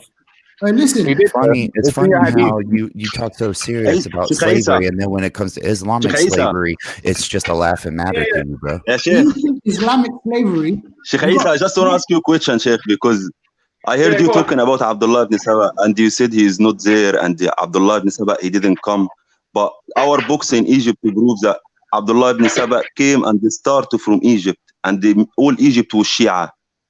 Yeah, the first Shia country was Egypt. This is the first Shia country, and all of that was because of Abdullah ibn Saba. Yeah, and then Egypt changed it to Sunni after we know his story and where he came from and what's his plan. So now you're saying there is no Abdullah ibn Saba. Do you have any evidence that there wasn't Abdullah ibn Saba? No. Listen to what I'm saying. Listen to my point here. I'm not saying there wasn't a person who they refer to as Abdullah ibn Sabr. Do you know what it means? Ibn Sabr. Do you know what it means? Ibn Saba. But Arabic gonna be like from Yemen, yani, is what you wanna say? Yeah. So it's not like they're saying his name is Abdullah, yeah, and he's from a place Sabr. But it also they say it means, yeah, son of a black woman. You heard that, yeah? Yes. You know that was a no. First time to hear it from you. It's not about black or white, but first time to hear that from you. No. I agree with you, but I'm saying when I first became, obviously this is what they were saying, but they're not. When they say that, they don't necessarily mean race-wise. They're saying bad, yeah, in their head when they say it. When you're telling me now, you're saying that Abdullah ibn Sabr is the one who brought Shia to Egypt, correct? That's what you're saying, yeah? Yeah. No country accepted him after what he did in Saudi Arabia. No country accepted him. He went to Iraq. They refused. He went to. Wait. Are you saying he started the Fatimid dynasty? Yeah, he came with the Fatima. They built the Azhar. Al-Azhar was Shia in the beginning, and he started all of that in Egypt. When did the Fatimid dynasty start? When what? When did the Fatimid dynasty start in Egypt? Well, I can't remember the date, to be honest. Okay, no problem. Anyway, but after they killed Al-Hussein, all started in Egypt. All traveled to Egypt. All immigrated to Egypt, and that's how it started in Egypt. No. Hold on, bro. Listen to what I'm saying. All I'm saying is this: yeah, if you look at so many different stories, one story says Imam Ali burnt him. Yeah, so if he's burnt in front of Imam Ali, yeah, then he can't go to Yemen as one story. He can't go to Egypt as another. There's so many different stories about this guy.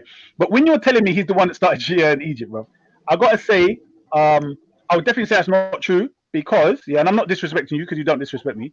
I'm just saying, if you look at Amr bin As, he's the one that conquered Egypt, yeah, and from there they had a lot of power. So I don't think Abdullah ibn Sabr would have had. He was conquered in the time of Umar bin Khattab by Amr bin As.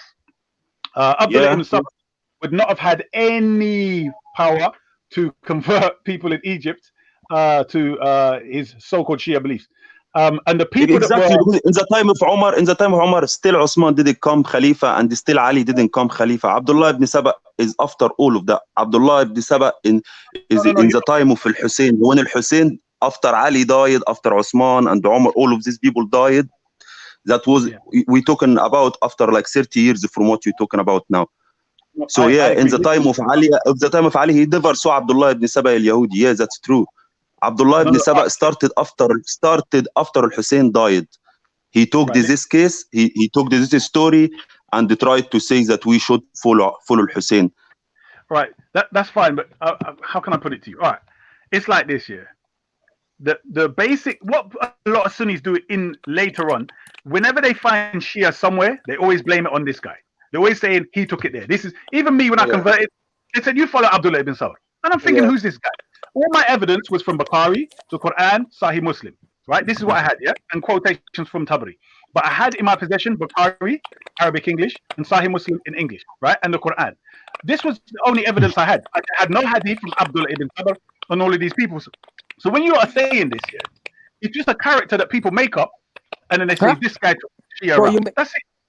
No, you're missing a point though. So how Like, come Shia started then? Because from the Quran, I can give you so many evidence. All what I'm asking as a Muslim is to follow Quran and the Sunnah. Yeah, there is no one evidence saying that I have to be Shia or to follow Ahl al-Bayt, only Ahl al-Bayt.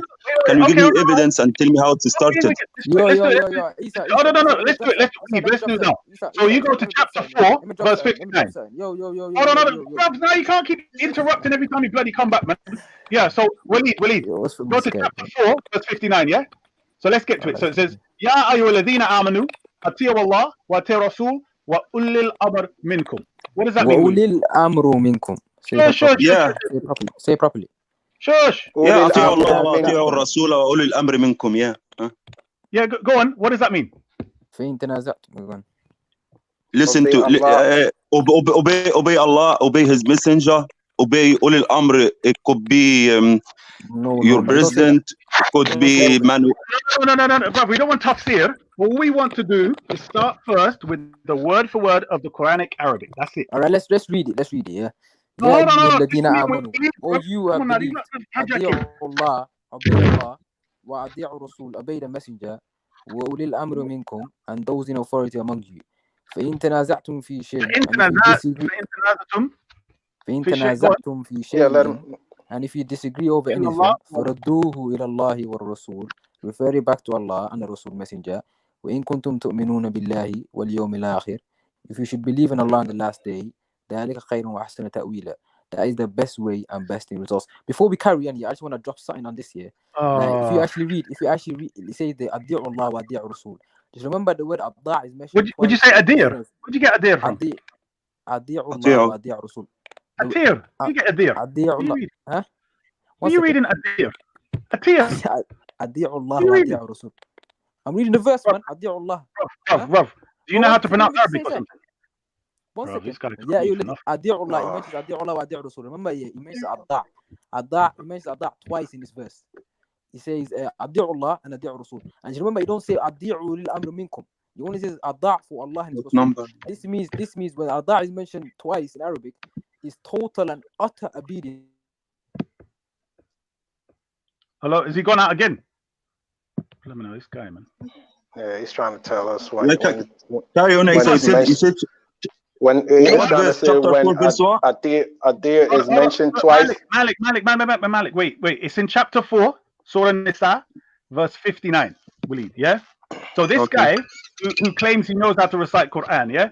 This what do I call him? Well, he's a murtad from Shia, yeah? So let's get to it, yeah? The letter he's talking about is tar, yeah? The tar letter, yeah? So I don't know, how do you say it? Ta, yeah? Ta. Right. So it's a sharp and fast, intense T for those who don't understand, yeah? So atiyu Allah wa atiyu Rasul wa ulil amr minkum. Yes? Yeah. Right. Let's go word for word. So ya ayyuhalladhina amanu. O you who have believed. Yes. Obey Allah and obey the Rasul and the ulil amr, those in authority, minkum, from you. Yes? Right. So we know who Allah is, have to obey Him. We know who the Rasul is, we have to obey Him. Yes. Who is the ulil amr from among you? Now it's only the man in authority, but when I was kid, my father is my wali al-amr. You know, but now when I grew up, my father is already died, so it's the man in authority, and I have to obey him only if he follow Allah rules. If not, I have to stand opposite him. True. Okay, who's talking? Who's giving this command here? Who's telling us to obey? Allah is telling us to obey. Yeah. Okay. Listen, He says, "Oh, you who believe." Yes. Yes. Every believer, correct? So when He says that, do you agree the Prophet is included first time? Oh, you who believe. Obey Allah. That's everybody, yeah, including the Prophet. Yeah. So then then it says, and obey the Rasul. So you take out the Rasul from all the believers, and now everyone left over has to obey who? Allah and the Prophet, correct? Yeah. Yes. Now it says, and ulil amr minkum, from among you. So now you have to take out those in authority from among you from the rest of the believers. Then it says, فَإِن تَنَازَعْتُمْ فِي شَيْءٍ. Hold on. Then it says, فَإِن تَنَازَعْتُمْ فِي شَيْءٍ فُرُودُهُ إِلَّا اللَّهِ وَرَسُولُهُ. Yes? So if you, who's left over, disagree on a thing, refer it to Allah and the Messenger. Yes? So the Yes. point I'm making to you is, when Allah tells you to obey Allah, the Messenger, and those in authority, you can't tell me it's your dad and this. That's no, bruv. The sequence, bruv, is Allah, the Messenger, and those in supreme authority. Okay, but still that doesn't mean Ahl al-Bayt still. That doesn't mean al-Husayni, because from Ul al-Amr also I can take, listen, I can make Muawiyah is my Wali al-Amr. Listen. In the time of al-Hussein, let me say my point, please, yeah? No, because you keep jumping. We're not going there yet. We're not going to go to Ahl al-Bayt, so on. What we're going to do first is establish what the Quran is saying first, then we go to everything else. This is why you'll always get lost, right? So I'm saying to you, if Allah is telling all the believers at once, yeah, not all believers have to obey your dad, yes, right? But all believers have to obey Allah. All believers have to obey the Prophet, and all believers have to obey the Ulil Amr. Do you see the difference now, my brother? Do you get the point? Yeah, I agree with that, but I still no one of Ahl al-Bayt got this position to be from Wali al-Amr. No one become Khalifa to follow him, to become Wali al-Amr. No one of them. You know what? Yeah, carry on. You just talk. You keep carry on. I just you said your point and I said my point, so carry on. Bro, if you can't follow step by step and you keep Jayma Noah Al-Bayt, there's no point you saying that. I'm saying to you, let's pretend we don't know who it is at the moment. So I've took you to the step 2. It can't be your father because in no circumstances is the whole of the ummah supposed to obey your knowledge. It's the people of knowledge. Yeah. So what you say? So what you say now, Isa? It has to be someone in the authority, someone the Muslim people choose to him to be like knowledge. Yeah. It's ever who Allah has bestowed knowledge on, and there's no way for humans to really know that, because inside the Quran it says Allah bestows knowledge upon whom He chooses, and those are the people that everybody is supposed to refer to, even if you have technically. Where do you get that from? Where did you get the idea that it refers to those who have knowledge? Where do you get that from? That you have to obey those who have knowledge? Where do you get that from? It's in the Quran. Okay, so let me explain something to you. Nowhere in the Quran does it say you have to just obey somebody because they have knowledge. No, that's not. Listen, wait. You're manipulating my words. You're manipulating my words. Because let me finish, Isa. You've just been talking forever, dude. You've been talking forever, dude. Let me finish. I'm talking to him, you flipping clown. What the hell? I've been talking forever, of course, because we're having a conversation. Yeah, I'm but saying then to you, let somebody else interject, bro. Hold on, I'm quoting what you just said, and I'm responding to exactly what you said. You said it refers to those who have knowledge. Full stop. So I'm saying there's many people who have got knowledge, and Allah's not telling you to obey them. You understand? Very simple. Yes, so that's not the only basis. Follow those. Look, when Allah gives the three ways to follow, right? Allah, His Messenger, right, and those in authority. Those in authority are those that are in authority of Islam, which becomes after Muhammad the companions, the Salaf. Right, the people who followed Muhammad closely and knew most about Islam. And a lot of hadiths would say, a lot of hadiths label Ibn Abbas as the person who you should follow, and then also,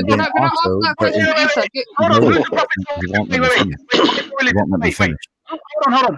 Who's Allah talking to?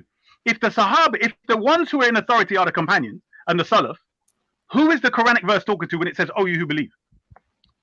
That's everybody, bro. What are you talking about?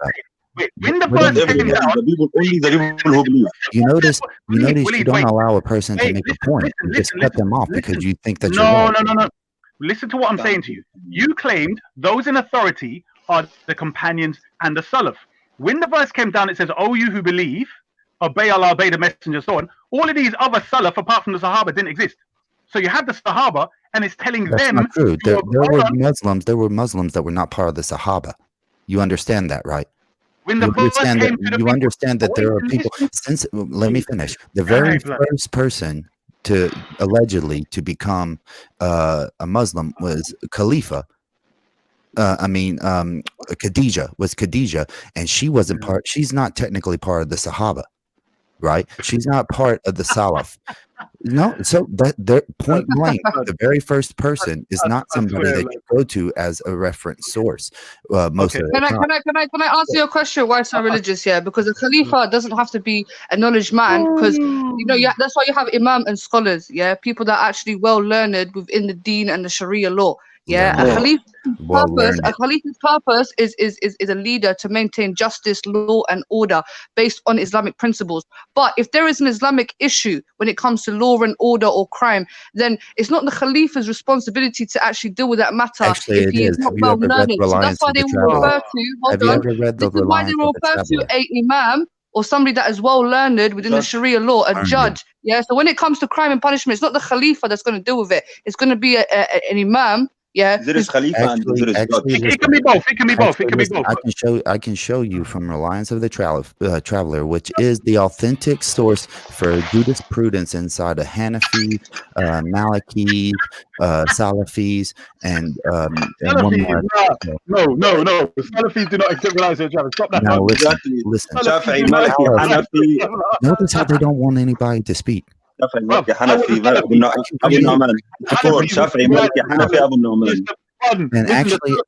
bun out Reliance of the Traveler, bro. And actually, I messed up and was supposed to say Khadijah. I was saying the first Muslim, right, to follow Muhammad was Khadijah, and she's not considered the Sahaba. Okay, she is not considered one of the. When the verse came down, the verse did not come down then. Hold on, the verse did not come down then. So, like I said, when that's not the point. Listen carefully. When the verse came down, the Prophet was alive anyway. Bravo, listen. He said the ulil amr, those in authority. He said, wait. He said that those in authority are the companions and the salaf. I'm saying to you, maybe now looking back, you might say that. I'm saying at the time when the verse came down, it says, "Oh, you who believe." It's talking to the companions. "Oh, you who believe, obey Allah, obey the messenger, and those in authority." So it must be people from them, because it says those who believe are not just the companions, bro. There's other Muslims outside of the companions. That's my point. At the time, all right. Listen to what I'm saying. Okay. So let's say that other people outside the companions at the time when the verse came down. Who are those in authority? It doesn't. Firstly, if you're trying to say that this verse is directly just towards the people who were Muslims at the time, then it has no point of reference today, because it has to be spoken about all believers. I didn't say that. I'm saying we're first going to establish what it meant when it came down, which is called a simple step-by-step procedure. You want to run around all over the place because you're getting cornered and you're committing intellectual suicide. That's not my fault, bro. But what I'm saying to you is very simple. When it says, "Oh, you who believe," it's talking to people that are alive that can listen to the verse being recited. So it's telling them who to obey. Obey Allah, obey the messenger, and those in authority from among you. So then it doesn't have any reference right now. So there's a part of the Quran. Can we continue, Isa? Because I really want to know where is Shia came from. You deal with this flipping idiot, bro. Will he just deal with this guy, man? How many times after? No, he didn't want to talk to this guy, to be honest. No, to be honest, I came to you because you presenting Shia, and I want to know if I'm missing something in my Islam. Let's go back to where we were. So, me and you, Waleed. Forget this guy. What I'm saying, Waleed, is this, yeah? It can't be your nothing. That's fine. Waleed, what I'm saying to you is, we have to eliminate this idea that it can be anyone in authority, it can be your father, etc., because it's addressing all the believers. Yes, and it's Allah who's speaking. It's not some story under another prophet or an opinion. Allah is telling every believer, you have to obey Allah, the messenger, and those in authority from among you. It's a sequence. Allah, the messenger, and those in authority. Everyone collectively has to know who they're supposed to obey.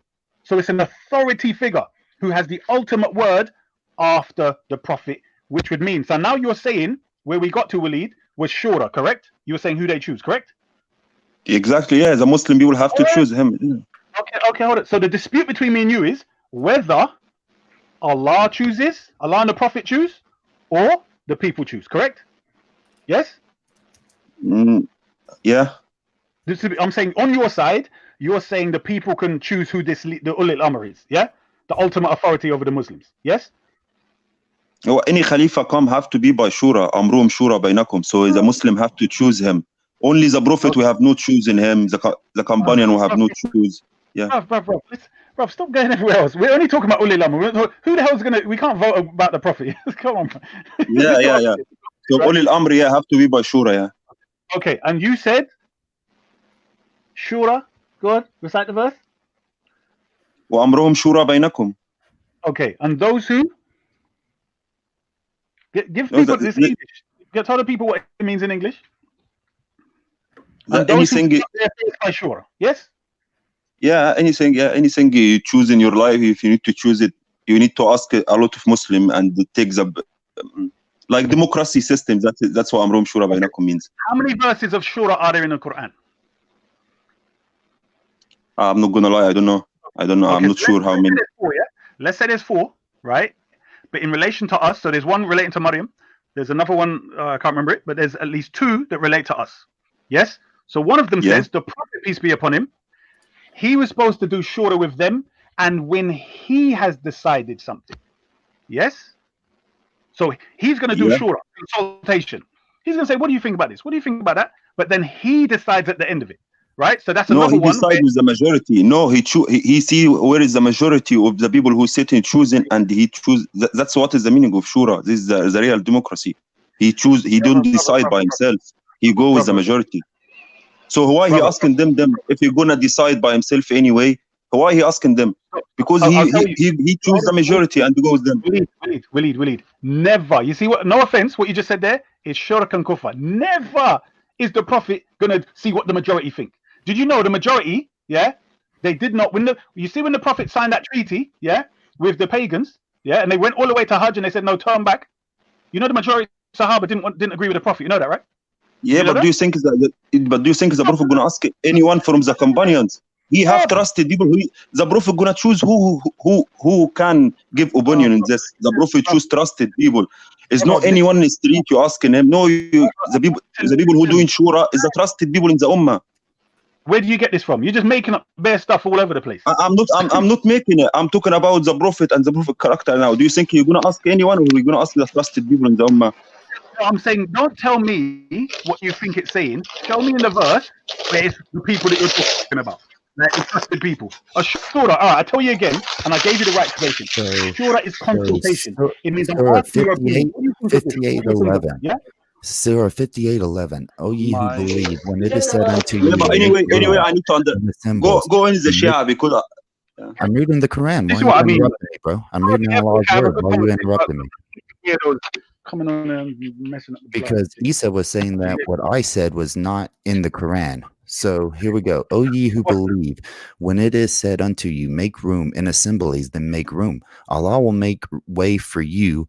And when it is said, come up higher, go up higher, Allah will exalt those who believe among you, and those who have knowledge to high ranks. Allah is informed of what ye do. So this is talking about how those who Allah has bestowed knowledge upon of the religion, you're even supposed to make room for them, and he rises them up into higher ranks. What are higher ranks inside of society? Okay, those are the people that you're supposed to follow, the people of knowledge. That's in Allah's words. You said to me that verse did not exist. So there it is. No, I didn't say that. I'll tell you what I said. What I said was the only qualification that you Who's that? Who said that? Is that Reggie? Reggie, stop the retardation, bro. Reggie, retard. Stop the foolishness. What I'm saying is very simply this. The only qualification is not knowledge, because the Quran tells you there are people that have had knowledge and they use that knowledge for wrong. So you can't just tell me it's just knowledge. That's what I'm saying. No, that maybe that's what you meant, but that is not what you said. Allah says, obey not a wrongdoer. So you need to understand it's not just knowledge. And I was getting to the point. Maybe that's what you meant, but that's not what you said. You were telling me that the first. No, I was getting there. Listen, I refute via process. And with Waleed, where I was going was, when you go with shura of human beings, of general human beings without divine appointment or divine guidance, I'm saying you can do shura of people and you can get it wrong. When it comes to an ultimate leader of the ummah, i.e. if you're choosing a caliph, you cannot do shura about the successorship to the Prophet. This is where I was going with Waleed, but you interrupted. Veli lets these clowns on. Fair enough. There's nothing I could do about it. It's not my channel. So dude, you go ahead.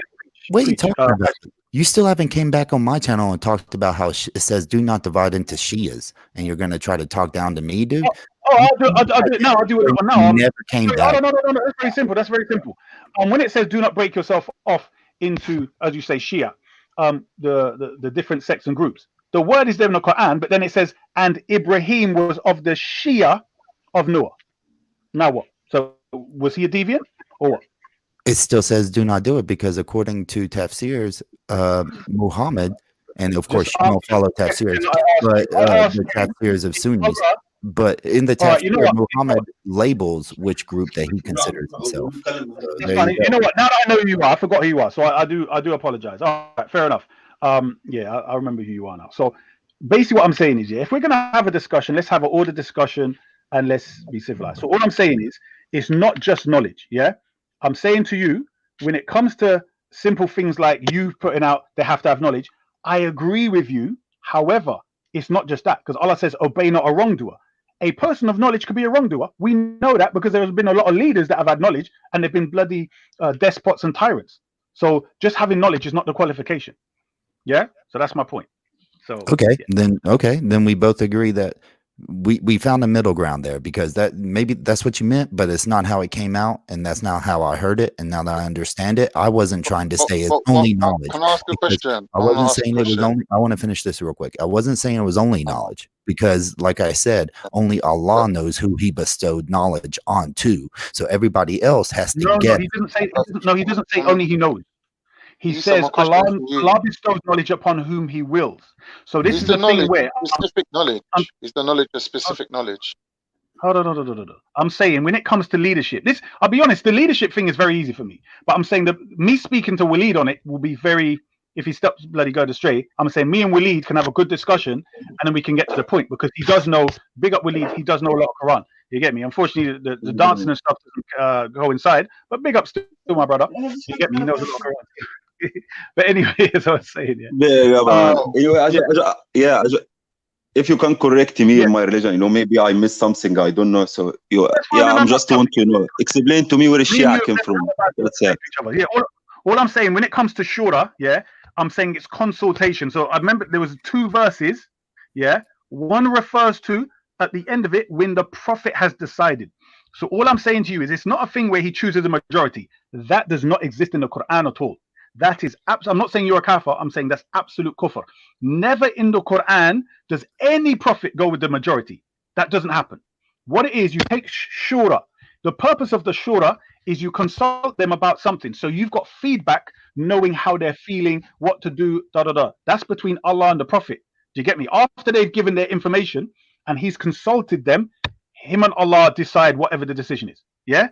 With the guidance. Any Khalifa should make his decision by himself, or he should ask people and go with the majority. Brother, we're going to the next verse, the other shorter verse, which relates to the believers, bro. Come on, man. All right. Right. So do you know the verse, the one you mentioned? Isa, you didn't answer my question though. Look, go on, Waleed. Let's just finish this and then we can get to others. Yeah, I don't know the other verse if you know it. Was the only verse I know the وَأَمْرُهُمْ شُورَى بَيْنَكُمْ, and it is one rule to any Muslim. So you say now it's 2 rules. So what is the other rule? I'm saying there's 2 verses that relate to shura. Yeah, and there's 4 verses that mention shura. And all I'm saying is that one of them says when the prophet has consulted them and made his decision. Yeah. So that's his decision. That's not the believers. But then Allah says about those who conduct their affairs by shura. Okay. Yeah, I agree with Isa that it's never a democratic process. It doesn't go by numbers. I agree with that. Hold on. Let me find this verse we can actually read from the Quran itself. Where is it, man? What Surah Shura? Why is it? It's in Ali Imran. I don't know. It's Ali Imran 159. وشاورهم في الأمر فإذا عزمت فتوكل على الله إن الله يحب المتوكلين. Surah Ali Imran. Which one is that? Is that 3? Ali Imran, 3. Ali Imran 3.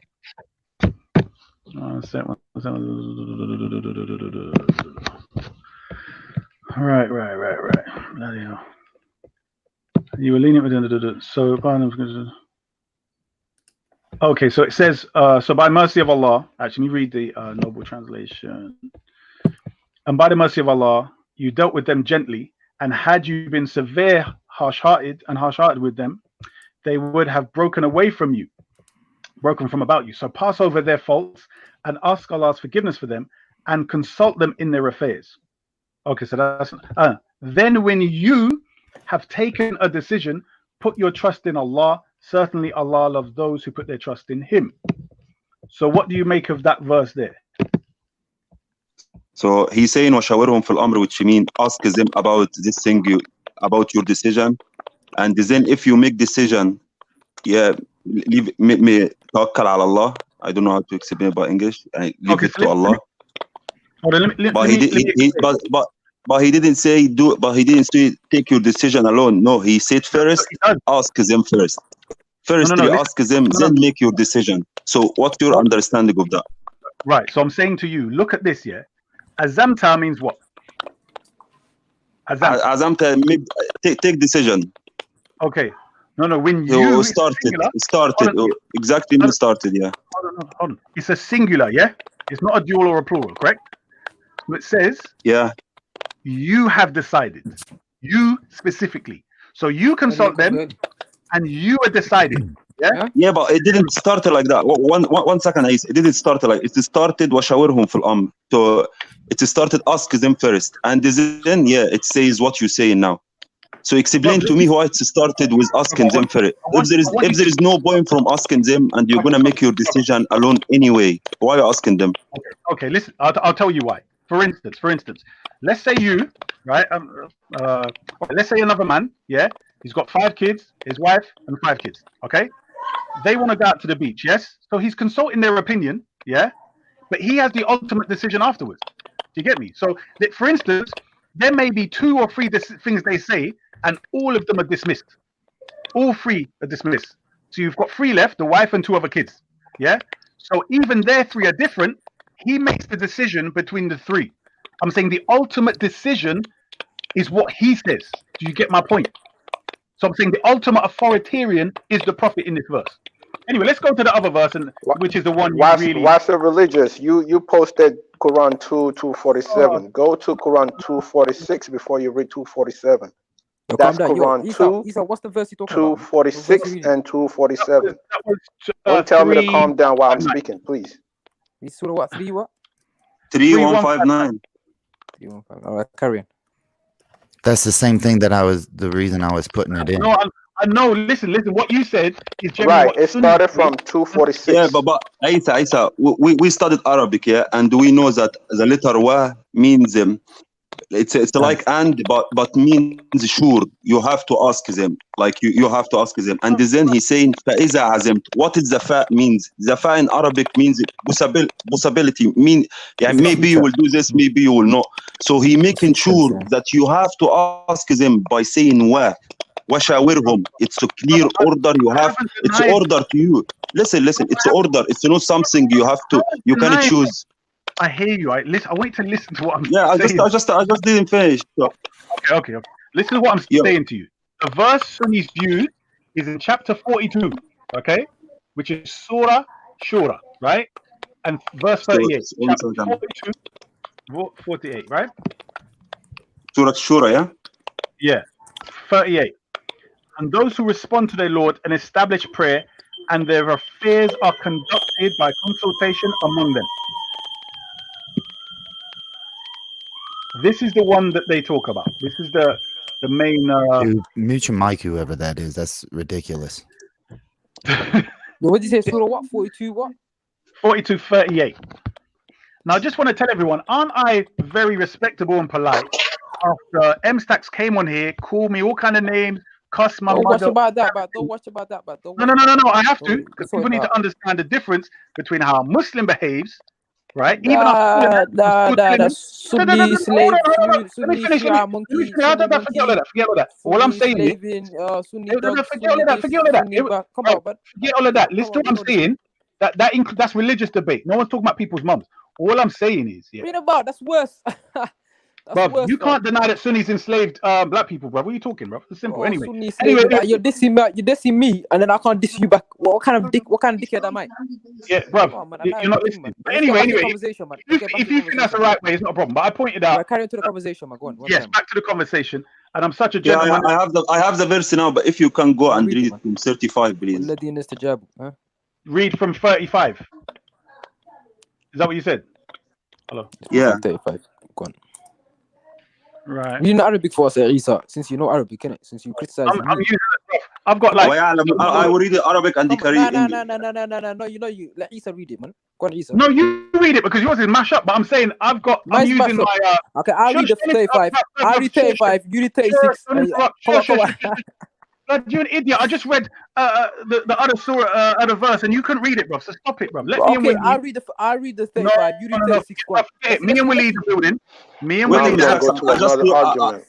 I can read it and I don't understand how this proves what you say. And it says والذين استجابوا لربهم وأقاموا الصلاة أمرهم شورى بينهم ومما رزقناهم ينفقون. Right. So this is the one. Yeah. How do you not see how this goes for you lot's argument? Are you not getting the point? How this is the one that you lot use? Yeah, but how is this talking about what we're talking about now? We were talking about the shura and the Khalifa have to ask to go with the majority or not. And then you took us to this verse now. Majority. Walid, I would say majority because no. In the Quran, Allah says. Walid. I'll tell you what, Walid. Which verse? So you're using only the verse before is your example, yes? You're not using this one, correct? I'm using that Allah said it's amruhum shura bainakum, so you have to ask. You can make decision. Yeah.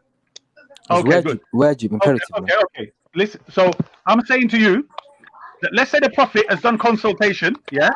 And the majority are different to what the Prophet wants.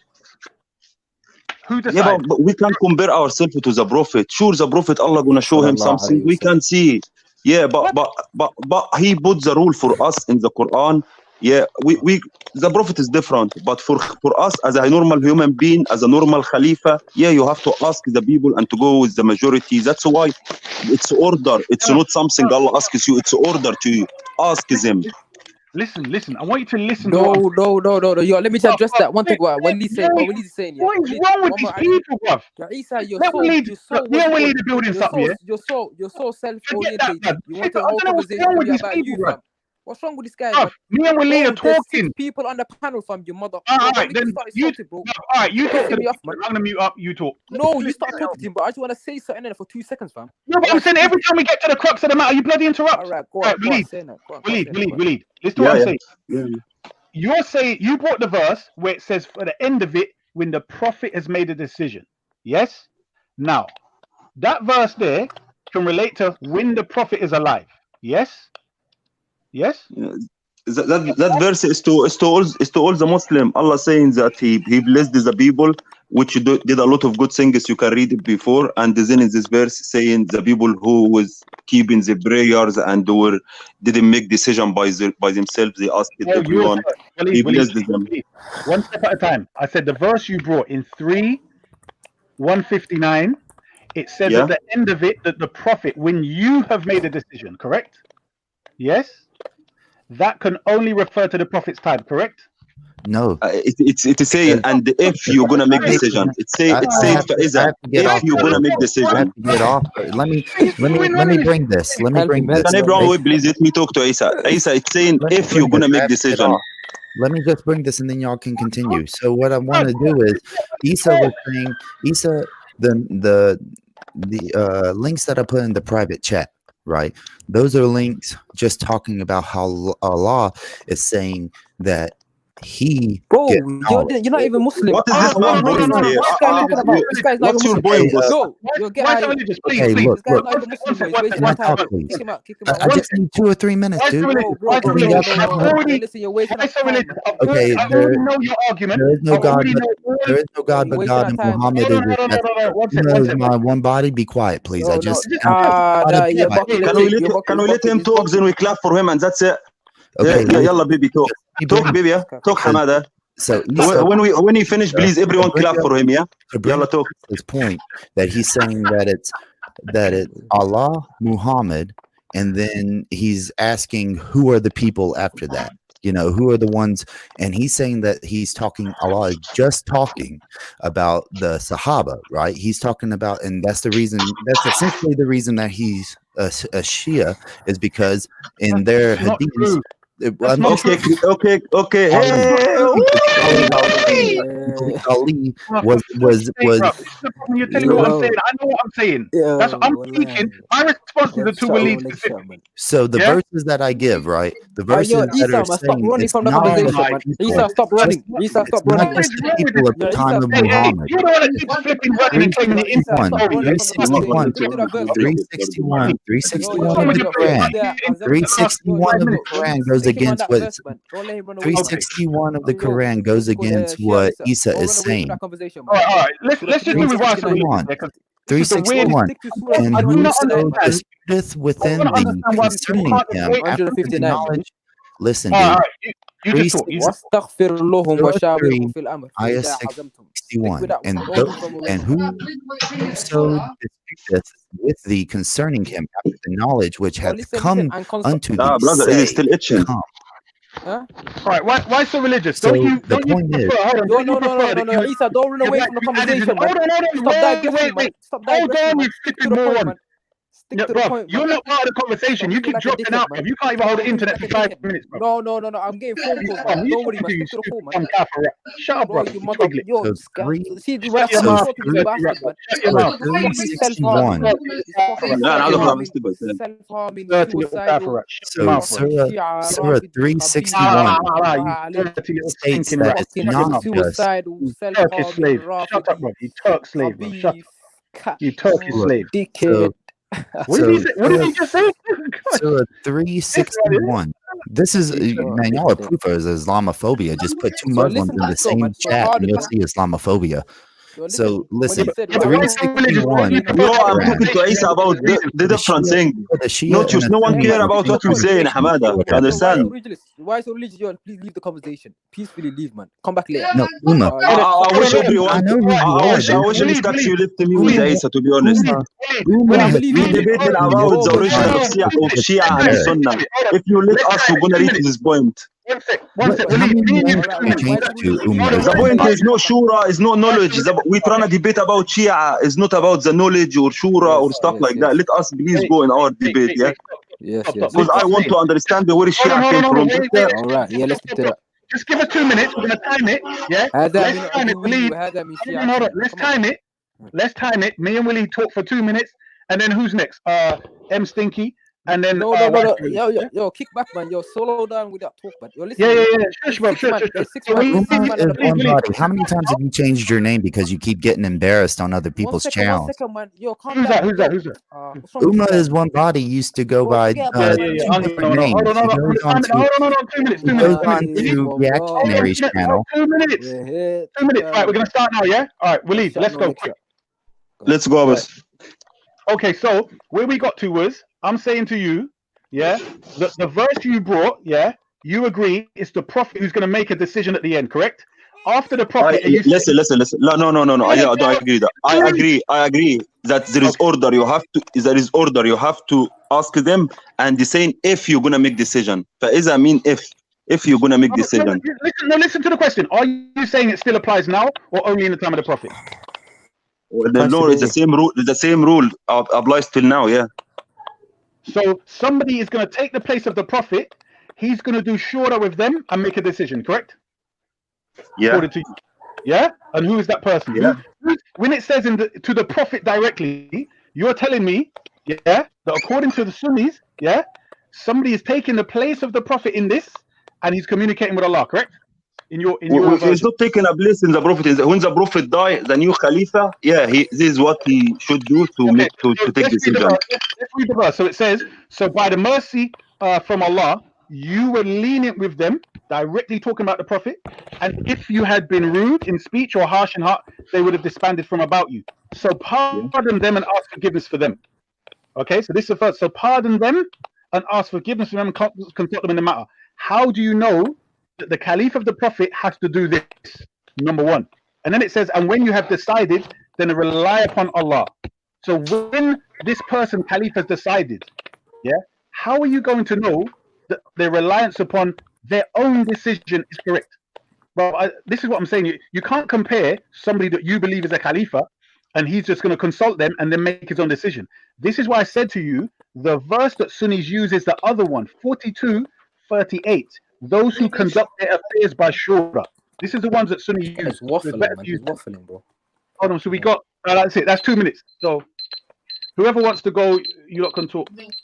Well, why are you making this like a robotic conversation where people just make free flow the thing, man? You not interrupt, bro. But go on anyway. You want to talk in it? No one interrupted you, man. Just carry on speaking.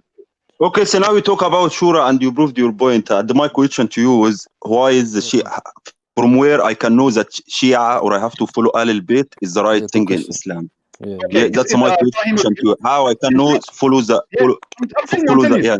I'm telling you, in Sahih Muslim, the Prophet says after a speech, I leave you 2 weighty things, the Quran, wherein its guidance and light, hold on to the rope of Allah. I remind you about my Ahl al-Bayt.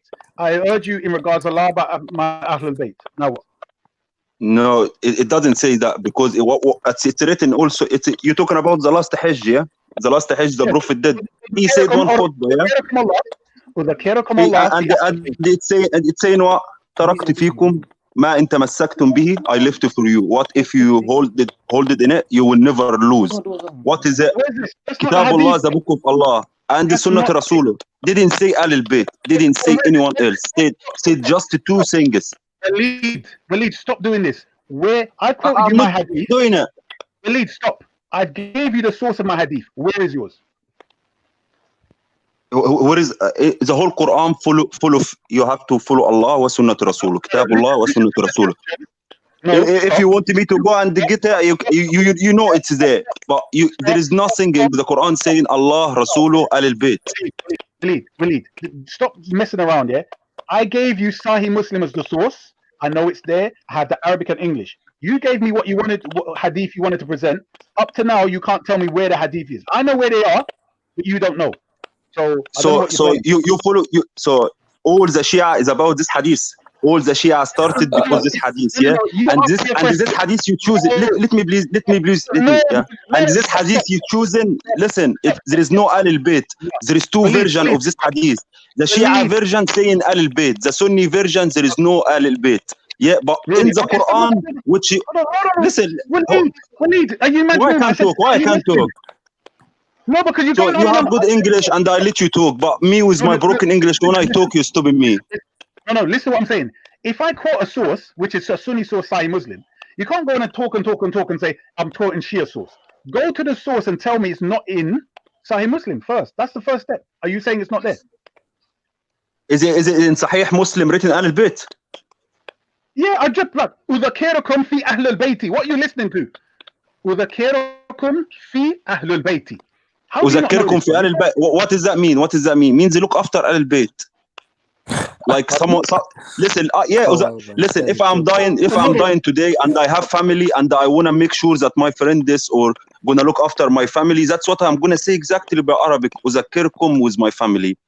So that's mean look after my family.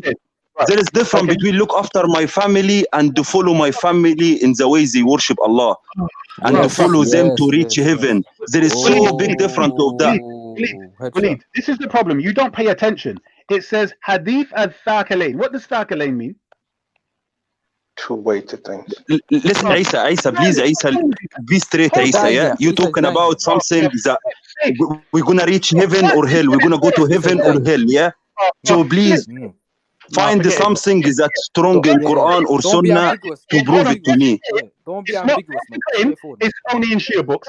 Now I tell you since I'm ambiguous of the word, you're now telling me something else. You either stick to the topic or don't, bro. You can't keep running around and making this thing a joke thing, bro.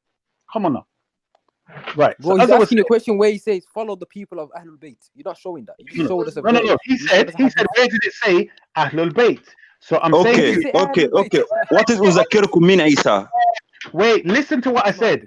I asked you, what does Hadith Thaqalain mean? Just answer that question. Hello? Ask me a question again, please. Thaqalain, what does the word mean? What is the word? Say it again. Thaqalain. 2 heavy things, man. 2 heavy. 2 heavy things. Yeah. It's like heavier sign. Aqilin, Sakalain. Sakalain, yes. Yeah, Sakalain means 2 heavyweights. Like 2, yeah. Thank you. So in the hadith I'm quoting from Sahih Muslim, what are the 2 heavy things the Prophet is talking about? Kitabullah, Sunnat Rasul. In the hadith I am quoting, listen to what I said to you. Yeah. In the hadith I'm quoting, what are the two things? The hadith you quoted say أذكركم بآل البيت, yeah? What is the meaning of أذكركم? Brother, listen to the question. What are the two heavy things being Is this a joke, brother? Listen to the question. I answered you. I said to you the two heavy things is the book of Allah and the Sunnah to Rasul. That's the two heavy things. Sunnah to Rasul. God, what's wrong with you? Oh my God. You know what? Let me find it. I'm gonna post it in the back chat and then you can read it, yeah? Whew, I don't understand the question, to be honest with you. I don't understand. Try to say it again. Yeah, I'm gonna get it. I'm gonna get it. So what's your point, Afi? What you trying to say, fam? What's my point? Is very. You know what? Let me speak to Isa. Please, everyone, be quiet. Let's speak to Isa. All my point was he asked a simple question, or he made a point first, saying there's no evidence for Shia in the Quran and da da da. Then we went to the one relating to the Ulil Amr. Then after that, he said, "Yeah, I got your point. I got your point with Shura, da da da da. Where's the hadith? Where does it say to follow Ahlul Bayt?" Then I quoted this hadith, and I said it's in Sahih Muslim. Then he said, "Oh no, that's Shia stuff." Then when I said Sahih Muslim, the Shiazi, he said no. Then he's going to Udhakirakum Allah fi Ahlul Bayti. He's trying to define that. So he's saying look after them. Exactly. اتبعوا means follow. اتبعوا means follow. أذكركم means remember them, look after them. Don't forget them. So أذكركم and اتبعوا, two different words, isn't it? Hold on. Change this. No. Allow him a chance. Obviously, he's not very good with the English, so he's trying to obviously learn it. And I'm trying to correct him because the main point is here. Yeah, you're using the fact that the hadith says or mentions Ahlul Bayt, but the previous word to that in Arabic was أذكركم. So now we have to actually understand what that word means. Does it mean follow or does it mean look after, like the way follow means اتبعوا. There's big difference between اتبعوا and تذكروا. Right. Let me show you how it works. The reason why I asked what the Thaqalain mean is because this is the beginning part relating to this. If the Prophet says, "I'm leaving you two heavy things," and one of the heavy things is the Quran. He didn't leave a pile of gold or something else. No, he left the Quran and something with it who he referred to as heavy in the deen. He already gave a speech about looking after wives, being good to each other, all this long speech. Now he comes to the two heavy things. If you're saying to me that beside the Quran is the family, you just have to look after them, tell me the connection between the two. How is the family, if they do not represent the Quran to take from the Quran afterwards, yeah? And which heavier in the deen? The Sunnah of the Prophet or Ahlul Bayt? Which more important and more heavier for the Muslim?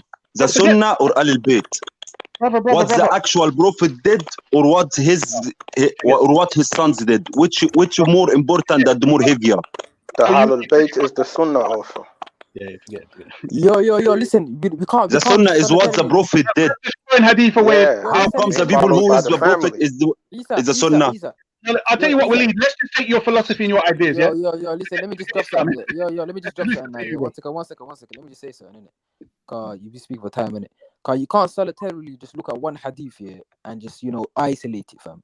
You gotta attach, like, there's another hadith we say that I urge you to adhere to my way, the Sunnah, and the way of the rightly guided Khalifs here. If you add that to the one that we have right now, I'll leave among you two things. You'll never go astray as long as you adhere to them: the Book of Allah and the Ahlul Bayt. That one, if you attach it to this one, you will know that the Prophet ﷺ is honing on the Quran and the Sunnah. And when it comes to Ahlul Bayt, he's telling the people to look after his family, which is something that we advise. We advise. Shall I show you how you also says? Huh? Can I offer another angle? Let me say something that majorly bugs there, because it's exactly the opposite. When you're saying that the Prophet is saying follow my Sunnah and the Sunnah of the Khulafa Rashideen, then you're quoting the Hadith, Quran and Ahlul Bayt. You're making my point. Because what you're saying is that the rightly guided Khalifa are from the Ahlul Bayt. You're making my point instead of yours. What? So, the rightly guided Khalifa are from Ahlul Bayt? You said the Prophet said follow my Sunnah and the Sunnah from the rightly guided Caliphs. So when the Prophet, all right, any Caliph that's chosen, what book is he going to follow? Well, what do you say that again? Any Khalifa that is, let's say the Prophet chose or the people chose, what book is he going to follow? Quran. Okay, so when the Prophet said, I leave you two things, the Quran and human beings, Ahlul Bayt, yes, they're Bro, you're together. misquoting that hadith though. It's not Ahlul Bayt. It's look after the Ahlul Bayt. You're trying to make it look like. Yeah, but and this is the thing, Shia Yeah. Isa. If you're gonna be consistent and honest, look at the wording before Ahlul Bayt. Does it say follow or does it say look after? Be honest. Do you understand Arabic now? What does Does it say tabaun? Come on, bro. There is someone from Al Bayt in Egypt. His name is Mustansir Billah. He allowed alcohol. I swear down, he allowed alcohol. He's from Al Bayt. He's his name is Mustansir. Remember this name, Al Mustansir Billah. And this man, he controlled it when he was 16. He was so young and he did so much crazy things. To the point he allowed alcohol. We're just gonna have to dismiss you, brother, because you don't know how to. No. Oxen Billah, I'm in the debate. I'm not diverting or anything, but I'm just proving to you that the religion is in the Sunnah, not in Al Bayt. Our Islam in the book and the Sunnah. Right, Waleed, I want you to listen carefully. Yeah, we're going step by step. No. Stop talking. Listen to what I'm saying. The next hadith was mentioned in the same place, Ghadir Kum. What was it? What did the Prophet say about Imam Ali at the same time when he said Quran Ahl Bayt? What did he say? So man kuntu ana mawla fa hadha Ali mawla. What does that mean, Waleed? What does it mean? Man kuntu ana mawla fa hadha Ali mawla. Yes. What does it mean? يعني whoever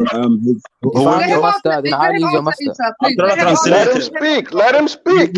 You read it with the English version, but I'm here to translate it. So he's saying whoever I am his I'm his prince or his imam, Ali is his imam, innit? You said friend. Nah, don't say that. معناه أنه من كان وليا للنبي صلى الله عليه وسلم فعلي وليه أيضا. ذاك معناه. Okay, Translate. Right, so the meaning is whoever I am an ally to, whoever's got an allegiance with me, has a friendship, has a pact with me. Ali is part of that pact. He comes by extension of me. You cannot be a friend and an ally of mine if you are not a friend and an ally of Ali. That's right. Okay, I agree. I understand this hadith, and I agree with everything. But still, that doesn't mean go and be Shia from Ali and leave the company. Hold on, let me just say this because Waleed seems to not understand. Every time we quote something, it doesn't mean that's it. Yeah, so we're going step by step. You seem to think, step by step. Go. I'm working with you. Yeah, cool. Okay. What I'm saying to you is he's given his interpretation of the sentence. Yeah. So I'm saying in no way can it mean this friend thing and allegiance and all of this stuff. Yes. Whosoever has me as his mawla, this can only refer to master in the context of the sentence before, where he said, "Do you not agree that I have more authority over you than you have over yourselves?" There's no authority. There's no such word as authority that it says. I said, unless the awla bikum. Am I not first and more deserving to you than your own selves? There's no word. No. I'm saying when you translate it literally like you're saying, yeah, what is the sum total of what it means? Am I not more deserving to you than yourself? Yes. So I'm saying if a person is made to put somebody else, or if a group of people is putting someone else before themselves, and now he says, so whoever has me having this position before yourselves, then Ali has this position before yourselves. Do you understand? Now you understand the word meaning of Mawla in relation to the sentence before. You understand? That means before you eat, Ali gotta eat. No, we don't, but to be honest, it's quite a great. Let's do with the first thing. Let's post it in Arabic for Waleed so he can read it, and then let's get to that. Because what I want to do with is the word udhakirukum. Okay, because a lot of people seem to be saying it means something it don't say. So I'm trying to find it on the internet. Can somebody post the Arabic of that? So what you're saying udhakirukum means, Isa? Udhakirukum, it relates to the word dhikr. Zakara. Zakara, not zikr. Get the past verb. It's gonna be zakara. It's to call to mind. Remember. No, but it's saying call to mind Allah in fi ahlul bayti. So he's saying to you, think of Allah, yeah, you're accountable to Allah fi ahlul bayti in regards to my ahlul bayt. Udhakirukum Allah. Right. So then that doesn't that there's no suggestion just off of that alone that here we're talking about a khilafah or some sort of succession. It's here saying "Udhakirukum billah." I remind you with Allah's name as to my family, as to what, as to their rights. Exactly. That's not enough for sect. That's not enough for way to worship in Allah. Just by wording, remember them. Remember them. Listen to what I'm saying to you. Issa, be patient, bro, because you have been speaking, and obviously, I know it might seem like you're only Shia and stuff like that, but I'm gonna mute because what I'm saying is every time me and Issa are building, then someone keeps coming in just at the point where we're making a point. I'm saying, who do you want to stop talking? Who do you want to stop talking?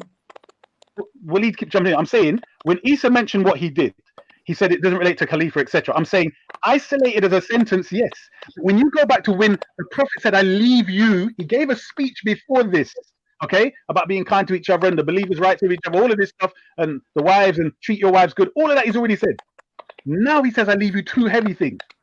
When one of the heavy things is the Quran, the pillar, the core of your deen, and the other heavy thing is Ahl al-Bayt, and you're telling me all it means is to be kind to them. Are you not serious? Or you lost your head? No. It's not about being kind to them. It's about fulfilling their rights. We have to remember, Allah's messenger already had revelation in terms of how people would transgress against his family. Quran also says, I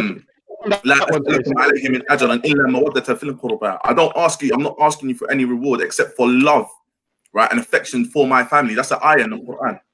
So when he says "Udhakirukum billahi fi ahli bayti," he means, like he said, when he says Fatima is from me, whoever harms Fatima has harmed me. These are things the Prophet is giving instructions to his companions about how to move with his family. Why is that so far-fetched? But I'll tell you why. Because when you're telling me they don't have such an important role, and if I've not said that, Issa. I'm not saying that. All right, fine. Because remember, Issa's a Zahiri, by the way. If you don't mind me saying, Issa's a Zahiri.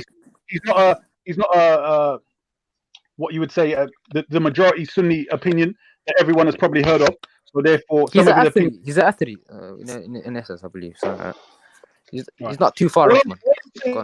All I'm saying is this: is that when it comes to their treatment, the Prophet left the Quran as an important thing with another thing he described with the same word. So I'm saying to you, when you're talking about how to treat my family, why are you going to leave them with the Quran? Like, you tied them with the Quran in this sentence. Do you get the point? Yeah. Okay. So in what other tool would the Prophet, right, leave for the people as a means of preserving their family rights, if not the words of Allah? I'll tell you. All the other words that he said, because he's the Prophet giving his last sermon, whatever he says in that sermon is to be valid. Yes? Yeah. It says to Allah or to Rasul, right? 100%. So therefore, anything he says. So my point to you is, if it's already covered, I ask if you no reward except the love of my family. He's already covered it in the Quran already. So I'm saying to you again, if that's already in the Quran, now he's gathered all of these different Sahaba to this place, and now he's saying too heavy. Like, what is the value of the Ahlul Bayt? Tell me, because the Quran is a guidebook, yeah? Being kind to Ahlul Bayt, how does that relate to guidance? Because remember, this is for everybody now. This is all of us today, yeah? So we know that there are people called Ahlul Bayt today, and in the past they've been tyrants, they're deviants, they're crooks. So how does that benefit us today, unless they were supposed to be guides in the time of the Prophet and after? You understand? Right. With the Quran. Why you take it? There's another verse that comes to mind, from the Quran, and it says, وَمَنْ يُعَظِّمْ شَعَائِرَ اللَّهِ فَإِنَّ ذَلِكَ لَمِنْ تَقْوَى الْقُلُوبِ. Whoever honors the signs of Allah, then that is from the piety of the heart. The Prophet ﷺ is from the signs of Allah. You cannot divorce the Prophet ﷺ from the Risala, from the Quran, from the message. You can't do it. And by extension, the Prophet, when he says, Fatima is from me, my family are from me. When he says, when he brings them under the kisa and says, Allahumma ha'ula'i ahlul bayt, this is the Prophet showing concern for his family, right? So anybody, it's just like it's like if I ask you the question where there's a hadith, bughd Ali min al-nifaq, hating Ali is from the signs of hypocrisy. How can hating a person be from the signs of hypocrisy. How? I tell you, because Ali is an upright being, an upright Muslim, right? And he does things in line with the Quran and the Sunnah, right? So here, what we're saying is the Prophet is linking the Quran and the guidelines in the Quran to preservation of his family and not transgression against his family. And he's using methods, what they call tawqeed, emphasis, by using the Quran to say, make sure you do not cross the line. So let me get this right. He's saying, I leave the whole of the Muslim Ummah, the Quran and my family, these two, and he's calling them both heavy things of importance, not kilograms and pounds. Right. Yeah. But they don't have the instructional weight. Like of course they do. Of course they do. No. But are you combining two hadith? Because there's one that says the thaqalain, and then there's the other one, udhakirukum fi ahli bayti. They're two different hadith, right? No, they're not. No, they're not. The one in Sahih Muslim. No, the one in Sahih Muslim says udhakirukum Allah fi ahli bayti 3 times. Yeah, but then does it mention thaqalain in that same hadith? Of course, bruv. That's what it's right. I'm gonna post it right now in the back chat. Hopefully, this is the. He's posted. Yeah. But can I just say one quick thing? Yeah, the reason why Waleed has opened the subject up, obviously, it's been encouraged by me and him speaking, and I said, you take the floor. We as Sunnah, alhamdulillah, we love the Ahlul Bayt, and even that hadith, I can accept. Most Sunnis can accept that hadith, yeah. But the main reason for this conversation is where the differentiation between Ahlul Bayt and the Sahaba, and we can extend it to even Aisha radiallahu anha. And this is the main reason why there is this Sunni and Shia split. And I've heard a lot of Shia arguments as to why they have issues with the companions and why they have issues with Aisha radiallahu anha. And that's what we're really trying to delve into, because I've spoken to you before, Isa, and you were saying that Abu Bakr radiallahu anhu wasn't chosen. He actually infiltrated, and he burnt some things. And the same with Aisha anha, she went to war with Ali, and this is the reason why you guys curse the Sahaba, who we as Sunnah obviously revere the Sahaba. We call them the rightly guided, because I was gonna say, I would instruct people. That's a conversation that can be had, right? But I don't think it's the most important conversation. The most important conversation is, right, how do we follow Allah and His Messenger, right? Do we like the Sahaba cursing it is a thing? It's important. Don't get me wrong, it's important, but it's a residual thing, right? That starts with how they actually believe in Allah and His Messenger, right? Yeah, so here when we have the Shia are saying this hadith thaqalain, right? Their understanding is this means that you have to follow the Prophet's family, right? From the time he made that declaration up until the day of judgment, right? Which means, and Isa can correct me if I'm wrong, right? It means, right, that in every asr, in every generation, there is going to be an imam, right, who follows the Quran and the Sunnah to the T, right? And everyone has to take from his authority. They can't go left or right. It's just him, right? Let me just add to that. In relation to every generation, what it means is, in the sense that the Prophet established Islam, but it was not complete in the sense of fully implemented. So he just finished, and 6 months later, he was taken. Yeah. So they've just sort of established it. Now you're going to have a Muslim ummah governed by people. So you're going to have so many different issues which wouldn't arise in the time of the Prophet, because you're now a Muslim ummah, and you now have imams guiding the Muslim ummah. Do you get what I'm saying? So I'm saying with that, once you have the guidance within the Muslim ummah, those, let's say Imam Mahdi, in his time, let's say he died whenever that time, yeah? So he lived to 100 and he died. I'm saying whatever they left, all of that is now Islam complete. That's what I'm saying, yeah? So you have the rest of the guidance in relation to the Quran, its extension, its advice, etc., with the 12 Imams. So you obviously know we believe Imam Mahdi is still alive for over 1,000 years. But my point to you is the 12 Imam mentioned the Quran, Isa. So one second before we get there, yeah. Isa bin Maryam is still alive. We need extra. Are they mentioned in the Quran? Yo, we need 1 second, yeah. What do you do with the verse Al-Yawma akmaltu lakum dinakum then? Where Allah says wa atmamtu alaykum ni'mati wa raditu lakum al-Islam dinan. Because you're saying that after this guy's got 100 miles an hour. Al-Yawma akmaltu lakum dinakum, where Allah says today I have perfected your religion, and that was so what do you do with that? Because you're saying that was that the last verse? It's not the last verse. It's one of the few last verses. Right, there you go. That's what you're saying. So what you're saying after the death of the prophet, there was more guidance. When the No, prophet the died, hadith that's is when quoted. guidance. Listen, I want people to listen. Yeah, Bro, he quoted guidance the stopped hadith. when the He says, prophet hold on. died. Follow my sunnah and the sunnah of the Khulafa Rashidin. Do you not agree that after the prophet, if the world is converting to Islam or Islam is spread across the world, there's going to be issues they're going to come across where they're going to have to get certain hadith, certain verses of the Quran that they've never come across before in their area of Arabia. Do you agree? Yes. No, I believe guidance stopped with the Prophet Muhammad sallallahu alaihi wasallam. Every solution you can find it from the Quran. No, I agree. Either But I'm use, saying you can use qiyas, you can use analogy to try derive information. You can use different types of things. Ijtihad is another form of understanding. Yeah, exactly like what Mistak saying. What does that mean? I finished the message today. Exactly, I finished the And message. you still saying that we still need to follow 12 imams coming. 12 imams. Exactly. So how comes the Prophet said the message is finished? Walid, he then agreed a verse came after it, so you don't even make a sense, bro. What's wrong with you, lot? You can't tell me that. I'm saying when the prophet died, that's when all guidance stopped. You cannot say after the death of the prophet there's more guidance to be needed. That's bullshit. Okay. That's a lie. Okay. So hold on. When the prophet said, "Follow my sunnah," and the sunnah of the rightly guided caliphs, they're rightly guided. You have to follow them, right? Yes. So hold on. No, you don't blind follow them. You don't blind follow them. اتبعوا سنتي وسنة الخلفاء المهديين. Yeah. المهديين الراشدين المهديين. Let Easter finish his point to the end. Wow, bro. Yes, I'm saying if we are told follow my sunnah, so that would be what they've observed of the prophet, and then he's saying after him there are people who are rightly guided, which we know would be by Allah, and you now have to follow them, whether it's in the sunnah considered by Isa on the panel who's saying, i.e. they're following the sunnah of the prophet, or as even some Sunnis believe that their own opinions about how to follow Islam is the sunnah you have to follow, or what we say obviously they're divinely guided. What I'm saying to you is it still means there's going to be other things that the rightly guided caliphs come with which you didn't hear the prophet say. Do you understand? No. Okay, can I ask you? Fake. Let me tell okay, you. Wait a minute, Tax.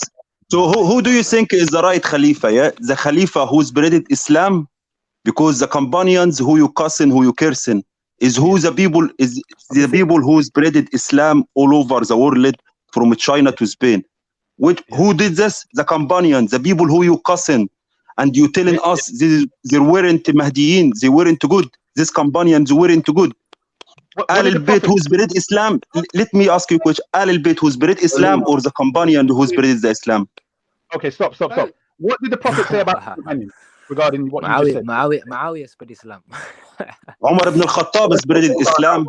Don't muddy the Umar ibn al-Khattab in the time of Umar, Islam spread a lot. Walid, you're getting confused because you need to read more hadith. Is it true that the Prophet, peace be upon him, he said, after me, I will be at the pool of Kawthar, and I will see people coming towards me whom I will recognize. They will be taken off to the left. Yes? It says angel in brackets. A man will take them off to the left. He will say, where are you going? My companions, my companions. Yes. It's, hold on. You do not know what they did. They turned, it says they innovated and turned and left Islam after you. True or false? True. Okay. True. I know this hadith. Yeah. Brilliant. So when you're telling about companions, I'm saying to you, you do not have the names of these people. Yes. So how do you leave the hadith there though? Why don't you read the rest of the hadith? There's loads of the hadith. There's loads of different ones. Why do you leave the commentary? What's the rawi of that hadith? Mentioning something after, but you left it out. No, bro. How are you telling me which hadith it is that's got the? What did he mention, Isa? You're not telling me. Hold on. There is one hadith where there's a little commentary, and it says, and it's not the same one I'm quoting though. That's the problem. There is one, and it says, these are the people that renegated in the time of Abu Bakr. That's a commentary. So you have to. You're not getting the point. I'm saying if I'm telling you what and somebody else is telling me what they're saying it means, yeah. So obviously the person that said this was not the prophet. You understand? I'm saying this person is the person who said that wasn't the prophet, but the person who said it is a narrator of the hadith, of the said hadith. Right? And he's giving. I'm not saying it's gospel, but I'm saying he's giving you his understanding, right? So I'm saying it's not like his understanding goes in contradistinction to Islam. So in a sense, why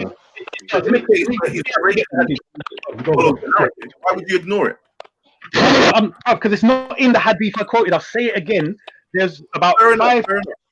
All right, cool. Yeah, the hadith I quoted, it doesn't have that ending. But I know you're talking about another hadith which has that ending. That's all I'm saying. So, but I've already dealt with all of them.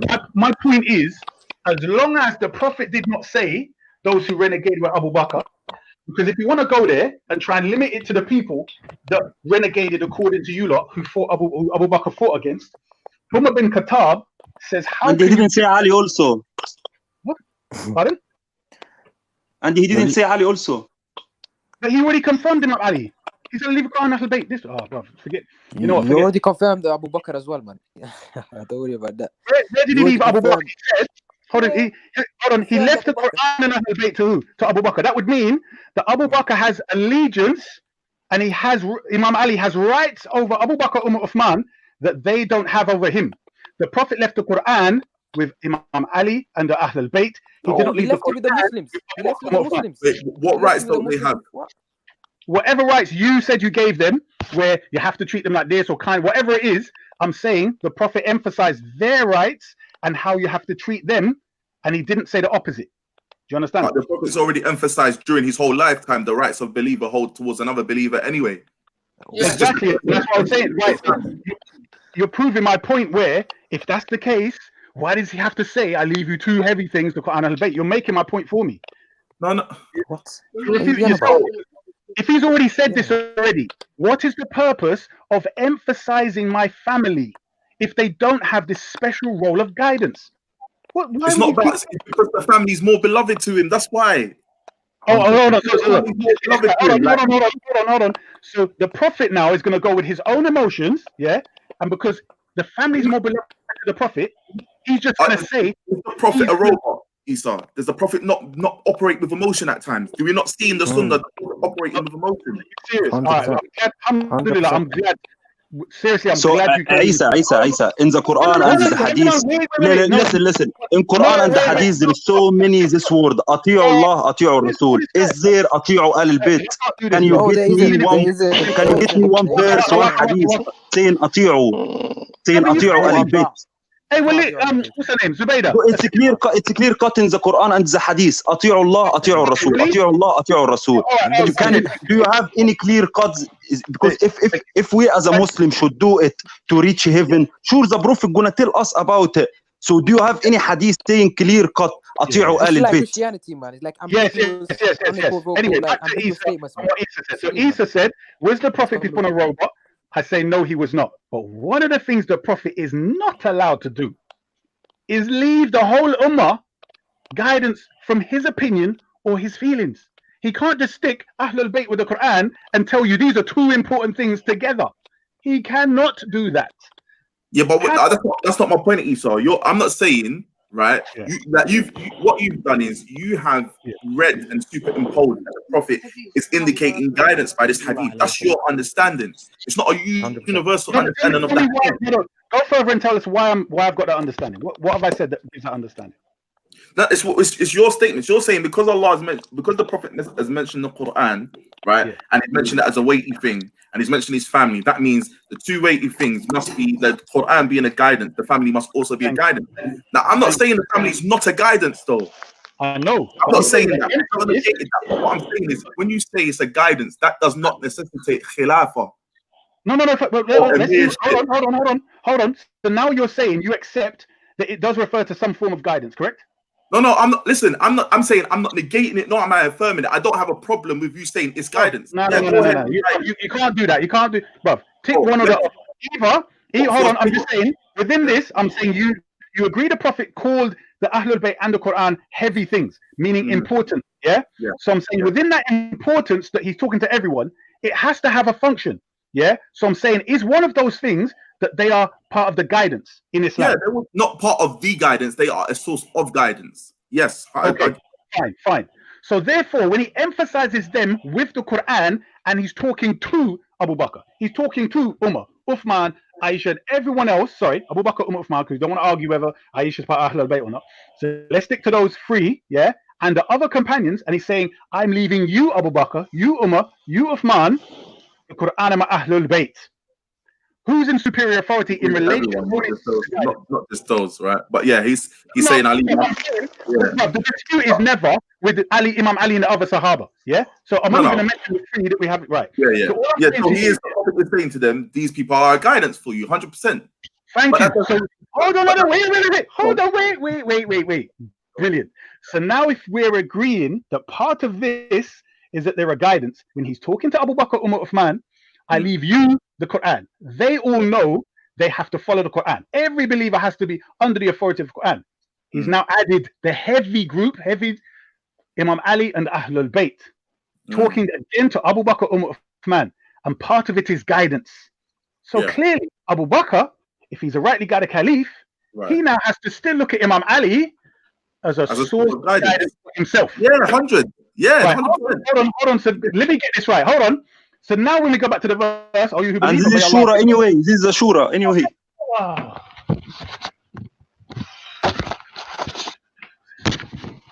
You know what? I don't know what I'm going to... I probably can't talk in Ramadan.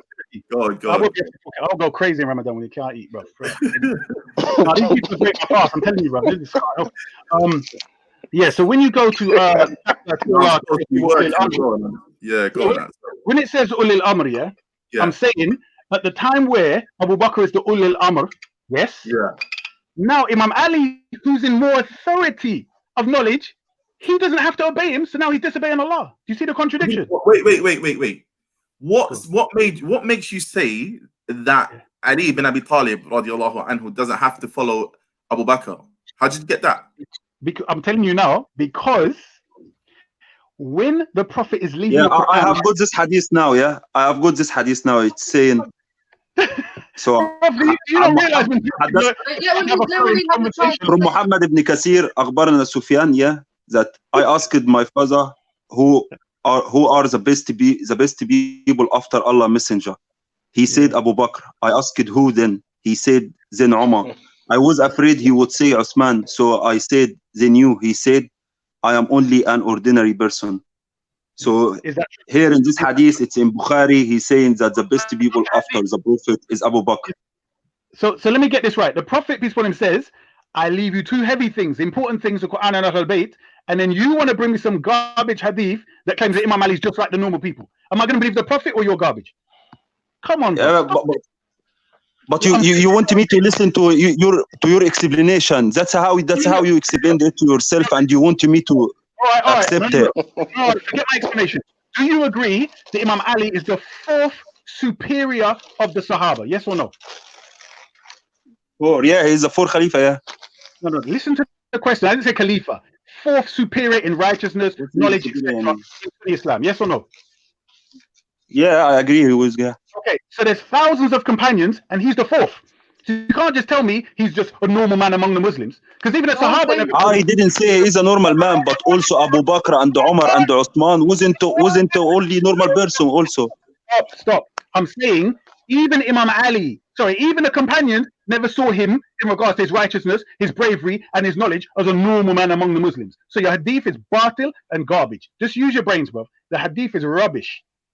Get me? Imam Ali was not a normal man among the Muslims, even according to Sahaba. So all the Shia sect is from hadith. But when I give you a hadith, you saying my hadith is bad, but your hadith is strong. When your hadith didn't say it clearly, follow Ahlul Bayt or anything. I'm refuting it with your own hadith. Listen to, I asked you a question, yeah? If you personally agree that Imam Ali alayhi salam is the fourth out of thousands. So you can't then tell me you're going to bring me a hadith that I'm supposed to believe, yeah? When you yourself agree he's fourth. Do you understand? Even you refute your own hadith, but you still want to quote it for me, like it makes sense. Jeez. Anyway, back to civilization. What, Isa? What? Back to our conversation or what? Yeah. Zubaydah, we can't hear you properly. You were saying something, and then we get back to Isa.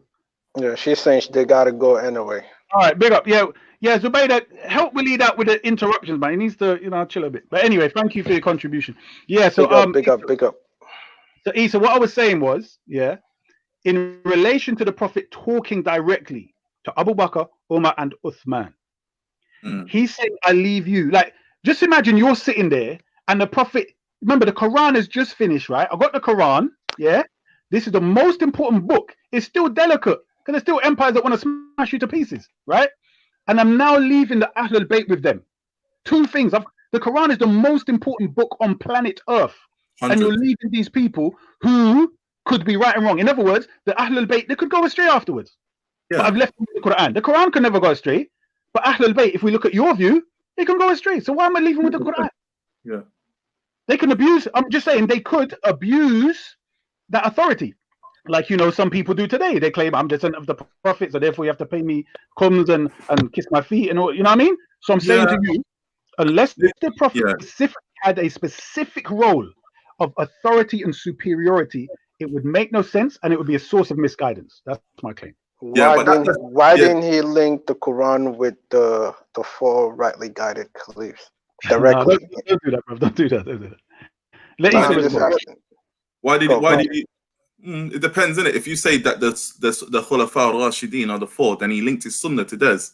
So he's already called them rightly guided. So it doesn't need to do anything for the Ahlul Bayt. That goes astray from it because I'm saying you've already admitted, that in this link with the Quran there is a role of guidance there. Yeah, I'm not saying there isn't, bro. So no. That's my point. I'm building on that agreement. I'm saying based upon that agreement, there's. You were saying Abu Bakr. You're saying Ali doesn't need to obey Abu Bakr. That was one of your statements. Yeah. So I'm saying when it says Ati Allah, Ati Rasul wa Ulil Amr, I'm saying every Sunni would take Abu Bakr to be the Ulil Amr that you have to obey in this situation. At his time, yes. That's fine. But I'm saying in the situation where we know the Quran is the ultimate authority.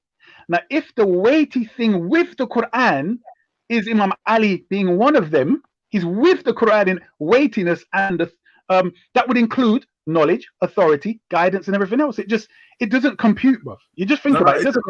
No, guidance only necessitates knowledge, and being right and being guided in the sense of knowledge. It doesn't necessitate physical authority, and that's what Khilafah is. That's what Emirship is. That's what the Wali al-Amr is. Someone who is in charge. Like, not a Wali al-Amr could be as jahil as whatever, but as long as he's got control of the land, he is that Wali al-Amr. So he's got nothing. The problem, I would agree with you in general, but the problem is you cannot miss out the word Atiyo. Atiyo Allah, which means those words, Atiyo Allah wa Atiyo Rasul, it's mentioned twice. Then when it comes to Ulul Amr, the word Atiya is not mentioned anymore, which means that the ta'a of the Ulul Amr, right, is in relation to how they obey Allah and His Messenger. Right. This is what you said, and I keep hearing this, right? So based upon what are you saying this? Because I would say exactly the opposite, meaning that the reason why it doesn't say it again is because Allah is distinguishing the authority. He is the sole authority, and the Ulil Amr and the Prophet, they are the second in equality. That's what I'm saying. How would you disprove that? Right. So I would say here the two gathering things, Allah has used the word twice. Obey Allah. He's used obey Allah. Then he's used obey His Messenger. So that would seem as though Allah is putting Allah and His Messenger in par. Not only has He made them par here, but He's made them par in other places. Man yuti'ir Rasul faqad ata Allah. Whoever obeys the Messenger, verily he has obeyed Allah. So we already know that Allah and His Messenger are on one par. There's no second level below that, except that we don't worship the Messenger. But in terms of his commands, the messenger's speech, right, is to be obeyed as if it came directly from Allah. Yes. Right. The Ulul Amr, there's no way, there's nothing that I can find in the Quran for me to put anybody after the Prophet of Allah, sallallahu alaihi wasallam, on his level. No way the Quran doesn't allow me to do that. Hold on. Let's deal with the language now. Let's deal with the linguistics, right? So you're saying where it says in other places, obey Allah and obey the Messenger, that is doing what? What you saying that does? What I'm saying is if we understand all of the ayats talking about obedience to Allah and His Messenger, right? Yeah. And we understand that verse that you just brought with Ulul Amr, and we combine them, we realize that the theme in the Quran is Allah and His Messenger have the same authority when they speak. No, I agree with you. But okay, are you trying to go with the reason why it doesn't mention it 3 times? In other words, if it mentioned it a 3rd time, then it would be equal in authority. Is that your line of reasoning? I would say I would be more inclined, to be convinced that was how it goes. But even then, I still wouldn't even be convinced, to be honest. Okay, I hear you. I hear you. The problem is with the statement. You know, there are verses where Allah says, "Obey Allah and obey the Messenger," where it says "obey" twice, and there are verses that say "obey Allah and His Messenger," and it only says it once. You know that, correct? Yeah, I know that. Okay, so you know the argument that says, well, because it doesn't say a third, then that's why it's whether the ulil amr obey the Messenger of Allah. You know that's a garbage argument. No, I get what you're saying. It might not be the linguistics, but the way I would explain it is the theme that runs throughout the Quran, right? I hear it. I'm just dealing with that first. That's a process of elimination. So we can abandon that as an argument. That's neither here nor there. Like, okay, brilliant. Abandon that. Here's the problem. Do you know there's a verse when referring to the ulil amr, another verse that says refer it back to them? Do you know that? Refer back to the ulil amr? Yeah, when it comes to a situation of fear and hope. Okay. Yeah. So it's not about it's and the verse. Do you know what, Isa? All these verses are the verses that Salafi brothers used to say are follow the ulama blindly, and it's like no movement in Islam. No movement in Islam doesn't have this thing. They always go to ulul amr as some sort of a religious guidance after the messenger. There isn't one. The messenger is the last bit, right? And everybody else that comes either gets things wrong or they get things right, right? That includes Ali bin Abi Talib, right? Okay. Even though Sallallahu Alaihi Wasallam said he's the best judge of my ummah upon my ummah. We know that. He's got a father. Hold on. Did you say that you agree with the hadith that the Prophet said Ali is the best judge amongst my ummah? You agree with that? How can I not? That's a hadith from Ahlul Sunnah. That's not. I just want everyone to hear. I just want everyone to hear what you're saying, because there are some people that if I said it, they say, that's your Shia hadith. But anyway, that's fine. But you understand my point. He says that guidance doesn't necessitate authority, right? Being a leader, being a ruler over a country is more than just having the guidance from Allah, right? That includes military prowess, includes being able to get the respect of all the tribes. It includes a whole load of multifaceted things. Hikmah, the wisdom, the wisdom. So I'm saying, even though Ali bin Abi Talib might have had, in fact, he probably, because he lived with the Prophet as a young kid, he was reared by him. So of course, Ali's going to have a certain relationship with the Prophet Sallallahu Alaihi Wasallam that other people ain't going to have. But here's the other thing. Ali bin Abi Talib said himself in a hadith that we have, and you might not agree with it, but he said, كم كنت أسمع رسول الله يقول دخلت أنا وأبو بكر وعمر خرجت أنا وأبو بكر وعمر فعلت كذا وأنا وأبو بكر وعمر. He said, how many times did I hear the Prophet Sallallahu Alaihi Wasallam say, I did such and such with Abu Bakr and Umar. I went out with Abu Bakr and Umar. I attended this place with Abu Bakr and Umar. Right? Emphasizing the role and the importance of Abu Bakr amongst the Ummah. We can't take their role out. I hear that. But the reason why I came to reject such hadith was because there are so many inconsistent things. For instance, where Imam Ali alayhi salam, at the time of Saqifa, where Umar bin Khattab said that Imam Ali and Zubair opposed us, yes, or stayed away from us. You know that, right? Remind me. So when he said Umar bin Khattab is giving that long story of what happened with Saqifa, and then he said Ali and Zubair stayed away from us, or in the translation, opposed us and stayed in the house of Bani Sa'ida. Yeah. I'm not. Do you know what? As you mentioned, as you were mentioning details, I thought I was following you, but I'm not too sure. So you might have to post the details of that whole hadith, so I'm actually familiar with what you're talking about. It is. I know you go in with those hadith like that. Yeah, no, I hear that. It's a long one, so a lot of people don't quote it. It's the one where it talks about, it's chaptered on the verse, something to do with stoning. Yeah, and he says, if it wasn't for something, he would have written the verse of stoning in there or something like that. Even Takia Watch mentioned it the other day. Yeah, I'm not gonna lie, I'm proper clear on that one still. But okay, so it's in the book of Al Hudud on page.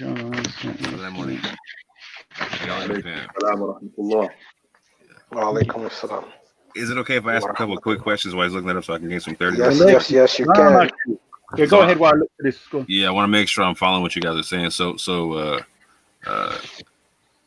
Isa, are you saying that the concept of Khalifa and Imamate are the same concept? No. Okay, cool. Glad I understand that. What do you on the concept of Khalifa in what? No, just period.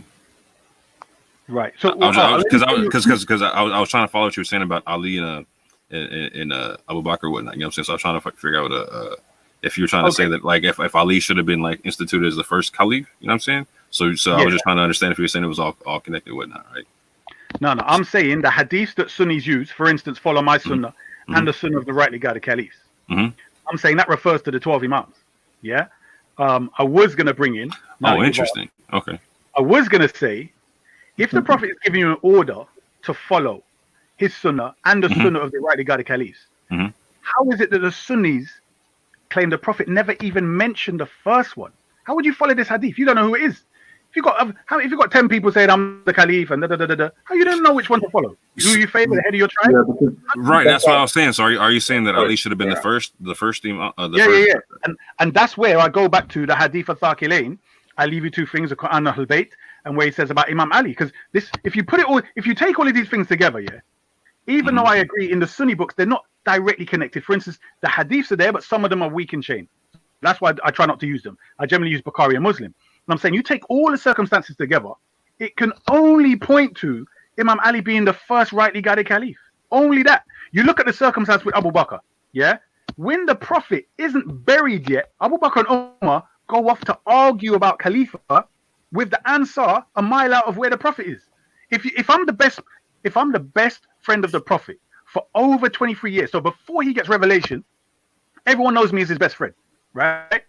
People have gone over there, and I'm still his best friend throughout the 23 years. They keep seeing me with him. I'm speaking so well of him. He's helped me out, sacrificed money, all of this. He made hijrah with me, all of that, yeah? Then when the Prophet passes away, I hear some people have gone over there. Only a band of people, probably no more than 100 people, have gone to argue about Khalifa. If I'm his best friend for all that time, I'm not going to chase them over there. Everyone knows when they come back and they say they're Khalifa, they're going to get licks. You can't even think about them. Nah, it doesn't run like that, bro. One second. You can't even think about them.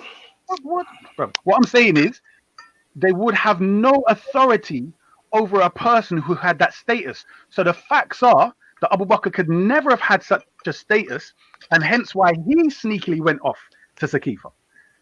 You get me? That's the only thing that makes sense. Run that by me again. What's Abu Bakr never had status? That's what you're saying. I'm saying the status of being the best friend. All of this I'm saying is made up. As the Prophet said this about him and that about him. You know, on the mountain shook with these three on it, and all of these different hadith which praise him, apparently. I'm saying there is no way that he could have been his best friend all of these times. For before the 23 years and during the 23 years, where he would have been known as being his best friend. And then when he dies, a group of people gather in some shed a mile out, and he has to run and argue with them. Debate about what? You know what I'm saying? There's no debate. Go on. Nah, obviously, I understand the politics of Medina. There weren't a group of people here and there. It was Aus and Khazraj, right? The Muhajir, the Ansar. The Ansar outnumber, the Muhajirun. That's the first thing.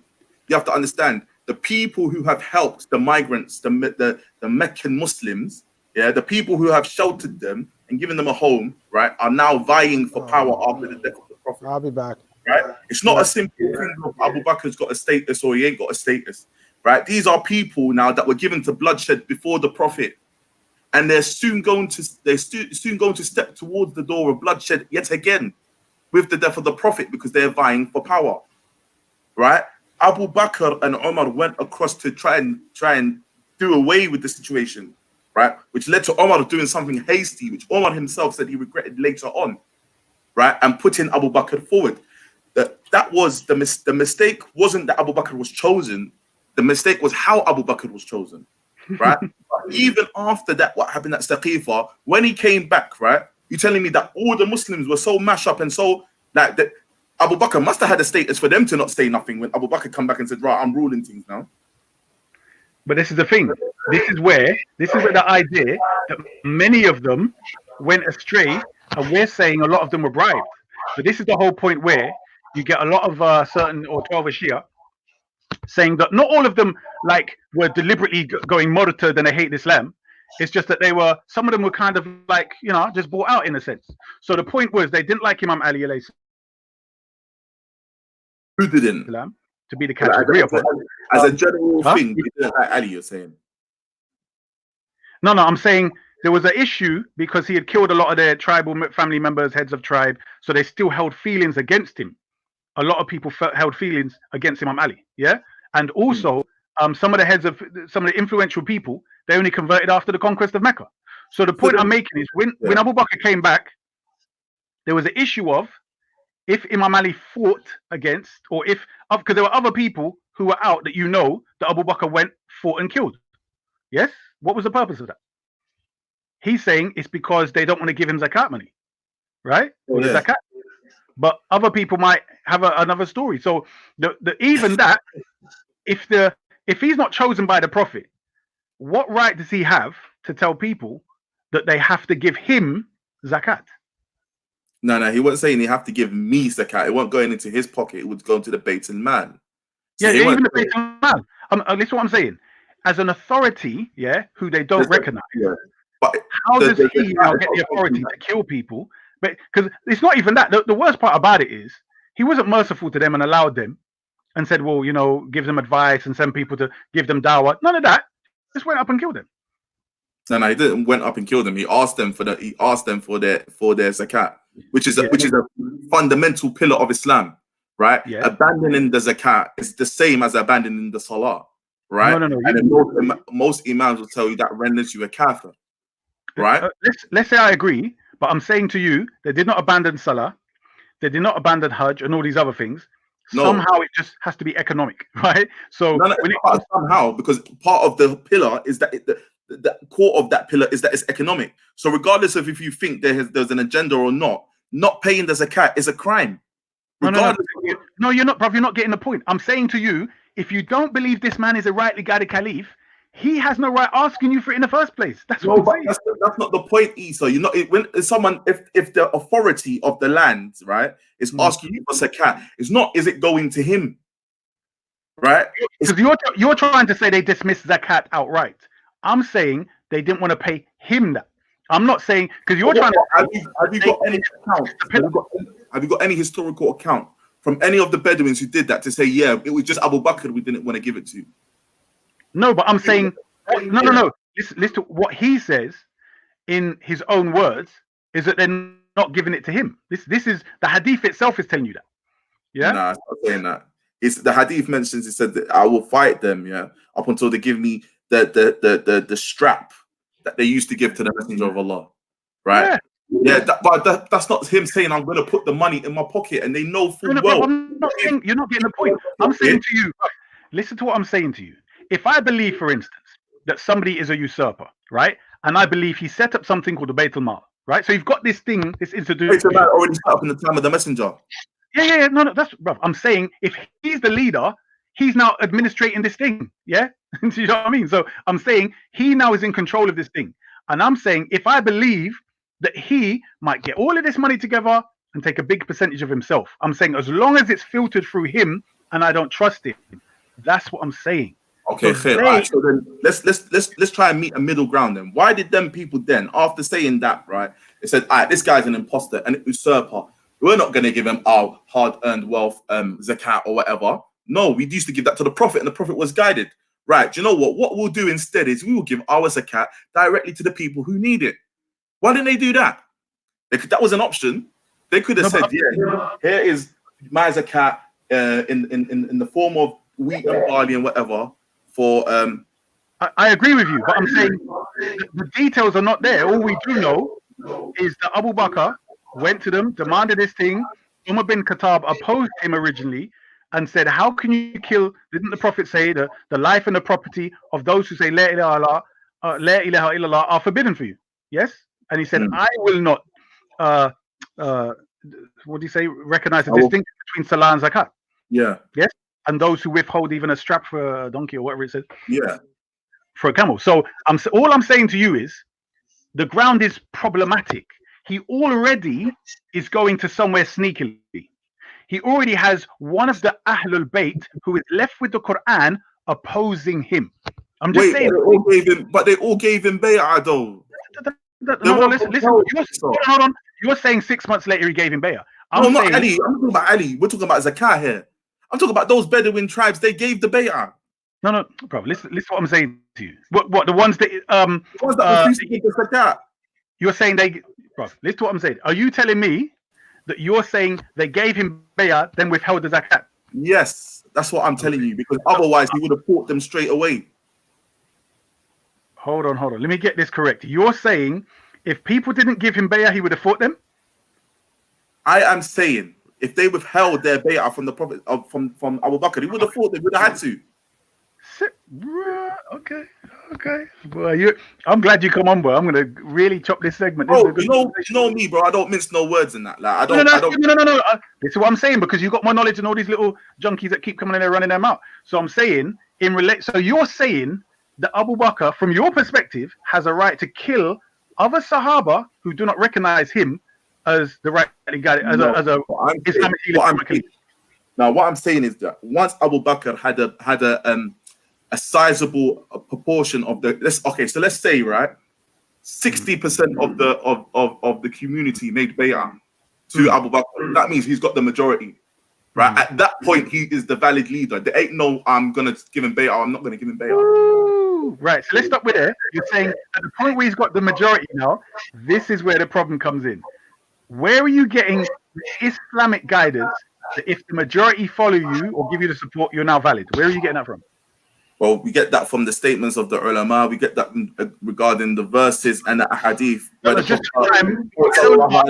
said the ulama don't exist then, so we just have to go with the Quran and hadith. But the ulama, of course, the fuqaha exist. When the Prophet sallallahu alaihi wasallam said, even if it's a servant that's over you, right? So the majority, him having majority power and shawka, is what the ulama mentioned is the condition for being an imam. No, I'm saying at the time, I'm saying the information they had at the time, yeah. On what basis would Abu Bakr have for them to believe they had to give him bay'ah? The majority of the ummah had voted him in as the leader. So the rest of them have to acknowledge that. And you're saying that's the Islamic tenet, yeah? Yeah, shura. That's what it is. Hey, real quick, let me see if I got something straight. Like, so if someone's completely ignorant of the situation, from what I'm understanding is, and please correct me if I'm wrong, is that so 60% of the ummah gave the bay'ah to Abu Bakr, and we're paying I mentioned that as a rough number. Okay, cool. But there was a large portion that gave bay'ah to him, right? And then they were also paying him zakat, right? And so I think Sunni asked a great question in the sense of, so the people who were refusing to pay zakat, were they collecting their own and giving it to the poor, right? So if on the outside looking in, if a large group of people are giving bay'ah and zakat to Abu Bakr, and a smaller portion are not paying zakat and are not distributing it to the poor themselves, like the smaller group looks shady right off the top. I ain't gonna lie, bro. Like I'm looking, I'm like, yo, what's good? Like, so if you're not like taking care of the poor, then like on your own, like what are you doing? But this is the problem. You're poking in the dark because there is no information as to how those people took care of the poor. In other words, they might have been a wealthy tribe. Why? Hold on. The Sunnis got hadith. The Shias got hadith. Why is there no information on that? Brother, listen to what I'm saying to you. The information regarding these people, yes, are generally. Hold on. Why is that not a logical question? Help me out right quick.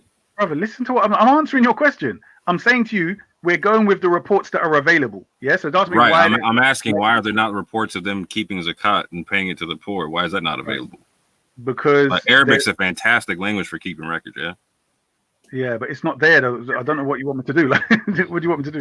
So my question is, why? Give me the story as to why it's not there. Was it there and then it got stolen and burned, or was it never recorded? Well, like break it down for me real quick. Like I said, I'm ignorant of the whole thing. I'm saying to you that we can only go by what the reports are. So why? Because we could ask that question all day in regards to the Prophet. Why didn't they say this about his life? It's a simple question. Was it recorded and destroyed, or was it never recorded, brother? Yeah. There's nothing that says recorded. Bro, I've said that like 5 times. This is what. So you have to admit, you read into the hadith. You don't just take the narrations and combine between them and try and find a middle path. You have to admit you have an external bias, right? And in ways you read into the hadith, bro. Example. example, when you're reading into these hadith about the family and stuff, you're reading from it from a point of imama. Okay, the problem you're having is I wasn't on imama first, so no, I'm just saying as a general thing. You have. I hear that. But you have to remember, I was the only person in my area, in this masjid that had come to this. So much so that when I went to a lot of people, they started reading into it in their own buying. People were buying books literally to see what the Shia are saying, to explain stuff to me. Like it's literally that. So when you were telling me this stuff, it's like, no, it took me a long time to firmly found myself in this arena, because I wasn't going back and forth as such. I was of the opinion when I saw the Quran Ahlul Bayt, I was like, okay, yeah, clearly Ahlul Bayt are superior, but does that mean Abu Bakr and Umar are straight? Does it mean this? Back and forth, with certain other beliefs. So what I'm saying to you is, when I become firm on something, it's generally because I've gone through all the information. And a lot of people cannot hold, if I put 5 different stuff together, by the time I get to the 5th, they've forgotten the first 4. And they're just arguing with the first or the first 3. And I'm saying this is the problem with a lot of people's minds. They don't seem to be able to understand how all of this stuff adds up and points to something in particular. So when we're coming to that thing with Abu Bakr against these people, I listed stuff. I said him going somewhere to Saqifa, arguing with people. Okay, so therefore there's already an argument. I don't know if you know this, Orthodox more, but somebody got killed there, right? Umar bin Khattab apparently killed one of the Ansar, right? And then the Sunnis want to tell you that all the Ansar promised Jannah, but at the same time, the Ansar and Saqifa are hypocrites. I don't exactly understand that. But anyway, so that's the first time I've heard that, Isa. If you could refer us back to the hadith, which you got that from, then we can look at the authenticity of that, because I've never heard that Umar killed anyone at Saqifa.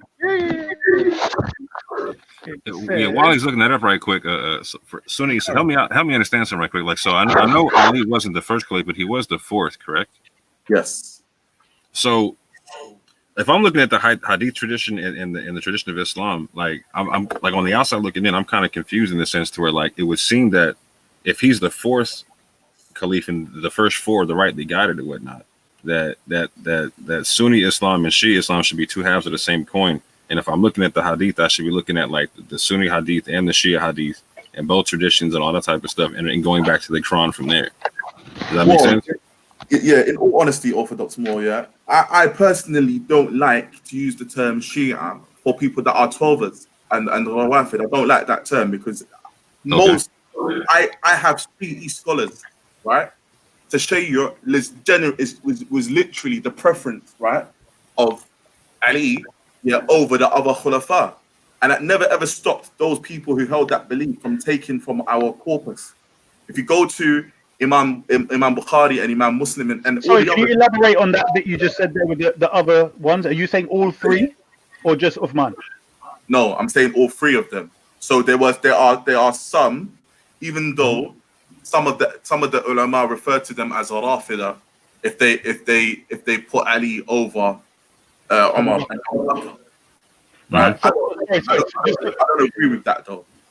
Okay, hold on. Just to clarify, are you saying there are people who would generally be considered Sunnis, but so they didn't curse Sahaba, Abu Bakr, etc., but they believed that Imam Ali was superior to Abu Bakr and Umar, correct? Yeah. And they were scholars, yes? They were.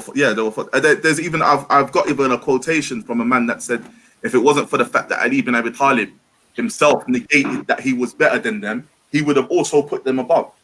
But my thing has always been, right, and it always will be, that virtue doesn't necessitate who comes first. That's fine. I mean, that's fine. I don't.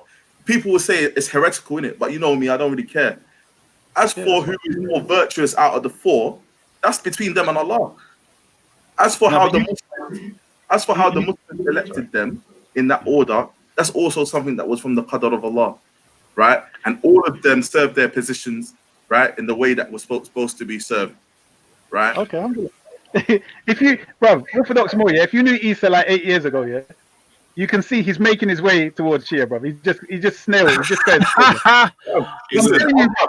if you met him 8 to 10 years ago, bro, you see him up to now, what he just said there, bro, you'd be like, bro, within the next 5 years, bro, he's going to be saying, he might even be like them, brother. I think the fact that he's out, you know what I'm saying? Because I think that's an interesting school of thought, personally. He's just going to be beating us. No. But this is what I'm trying to figure out, though. Like, so why isn't it considered like universally that the traditions of Ali are part of the Sunnah along with the other three caliphs? How do you mean? Like, because so the Khulafa al-Rashidin don't have much hadith. If you look at the corpus of hadith, you don't see many hadith from Abu Bakr or Umar or Uthman or Ali. If you see Orthodox fact, more, just would be from Ali bin Abi Talib. Sorry, watch this, Orthodox more, yeah? The Prophet said, follow my sunnah, according to Sunnis and us, and the sunnah of the rightly guided caliphs. But other people in the Sunni tradition express more hadiths than those four you're supposed to be following as rightly guided people. Does that make sense? But in our tradition, the people who narrate the most hadith are the rightly guided caliphs. Just think about it, Orthodox more.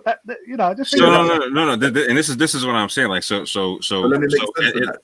Oh, go ahead, and then let me finish up. You know, no, you're good. No, you're good. Go ahead. Yeah.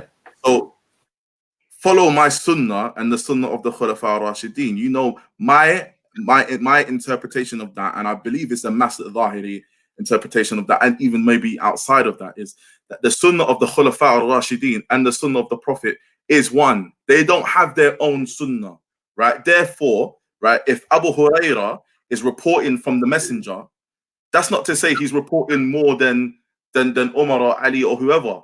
The sunnah is coming directly from the messenger anyway. But this is the problem with what you just said. Just think about what you just said. He's telling Abu Hurairah and the rest of Sahaba to follow his sunnah and the sunnah of the rightly guided caliph. But there are other people who are not rightly guided caliphs, or not even rightly guided, but they're narrating more hadith than the rightly guided caliphs. So what's the point of telling them follow your sunnah and theirs when they have not narrated any sunnah for you to follow? More than the other lay people. Like, it doesn't make sense.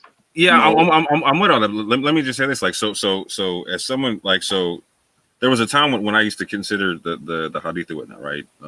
And I would look. I've even looked at the Shia and Sunni hadith, right? You know what I'm saying? And so for me, it makes sense to take all of it, right, and then go back to the Quran as the best hadith, right? If you're gonna take hadith, right?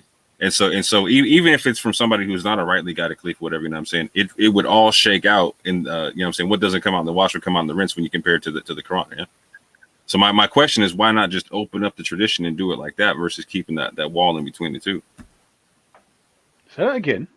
Yeah, bro, that went over my head because I'm working as well. So okay. So okay. No, but the way you said it, it's just say it another way. Yeah, I'm trying to say it another way. Okay, so from the outside looking in, right, like there's two traditions fighting against each other, right? But when I listened to both sides talk about it, I was like, okay, they were like, I got Ali as the fourth caliph, right? Like, so why not take all the traditions of the first four caliph, right?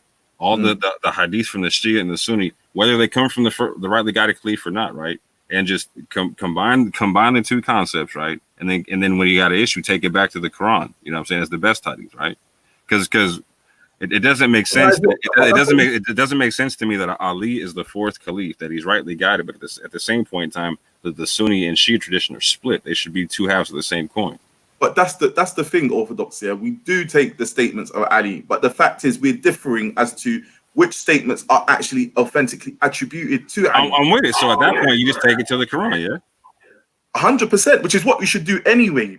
If you find that the Quran should be the be all, really. So when you find people discussing stuff and they disagree, like Allah says, the best result is to go back to Allah and His Messenger. That starts first and foremost with going back to the Quran. Right. So that as a Quranist, the hadith don't offend me at all, right? I have no issue comparing and contrasting hadith with the Quran and going back, like looking at it, you know what I'm saying? Like, but for me, like it seems most intellectually honest to open up the tradition to both sides and then take any issue from either side back to the Quran. You know what I'm saying? 100%. Yeah, no, that's definitely a thing. I guess from the Sunni side, there's not really much of an effort to embrace what's coming out of the Shiites or the 12er side. So exactly. Yeah. And that's the point. I'm gonna lie, bro. If I've already is the 12er concept something that came out of the time when Ali was a caliph, or no? I don't believe it's before that, because you got the hadith of 12 caliphs in Sahih Muslim and Sahih Bukhari. So it mentions that the Prophet said there'll be 12 caliphs. except that Sunnis interpret it differently. Hold on, but Issa, that's why I was asking you if you separate Imam and the Khalifa, and you said you do, but or if you combine them or not. You said that you separate them. You sound like you're combining them, not separating them, bro. No. Listen to what I'm saying. The Khalif, by the very nature of his position, is an Imam. So you combine the two. I asked you that at the very outset of the conversation. Right, You said we didn't understand that. No. We're not. I thought you were saying in relation to the Sunni opinion of Khalif and our. No, opinion. I was talking to you. Like I wanted to know what you believe in. You're obviously not a Sunni, yeah. Bruv, listen to what I'm saying. The term Khalif means successor. Yes, one who stands in place of another, right? And in their role, they are imams who guide. So even Abu Bakr, Umar, Uthman are imams. Do you understand? Okay, so Sunni, you said, do you believe the same concept that Khalif and Imam are the same concept, or that they're separate? No, I think they're separate. I think I think they can kind of converge, but there is a distinction. Yeah. But hold on. Listen to what I'm saying. When it says follow my sunnah and the sunnah of the rightly guided caliph, it's telling you to follow them. So if you have to follow them, then they're leaders, they're imams. Simple. Yeah, they are, but I'm not saying that not every imam's a khalifa. No, but we're talking about caliph. Once you're a caliph, you're a leader. This is the whole point. Once you're a caliph, but my point is every khalifa is an imam, but not every imam is a khalifa. So there are separate, there's a convergence. No, that's the whole point. We're only talking about the angle where you are a khalif and an imam. Because you can be imam of a masjid, that don't mean you're a caliph. You can be imam of your house. So real quick, from the Sunni perspective, during the time of Ali, when he was caliph, was he talking this 12er concept, yes or no? I don't believe so. I don't have anything from Sunni narration to say that he was indicating or called to or advocating following an imam that would come after him. All right. So do you agree? If he would have done, he would have pointed to Hassan. Okay. So we're all saying he did. Who was appointed after Imam Ali in history? Hassan. Okay then. So there you go. He did point Hassan. But did Ali bin Abi Talib, did he himself say, I pick Hassan, or that Hassan inherits from me? Because the way you're saying is the divine inheritance. Yeah. So why do we not have the Messenger of Allah sallallahu alaihi wasallam say, make sure Ali gets the chair when I'm gone, or Ali saying, make sure Hassan gets it, and then Hassan saying, make sure Hussein gets it, then Hussein saying, make sure Fulan gets it, and then Ja'far gets it, and then Imam al-Baqir gets it. Well, this is what I'm saying to you. When you look at a lot of the statements in the Quran, why didn't he say it like this? A lot of the hadiths, why didn't he say it like this? I'm saying with what's there, we can already deduce, as long as you agree, which you said you did before, that the Prophet said there will be 12 caliphs. So that would mean, as long as you agree with it, you would have to agree that Imam Ali also agreed there were 12 caliphs.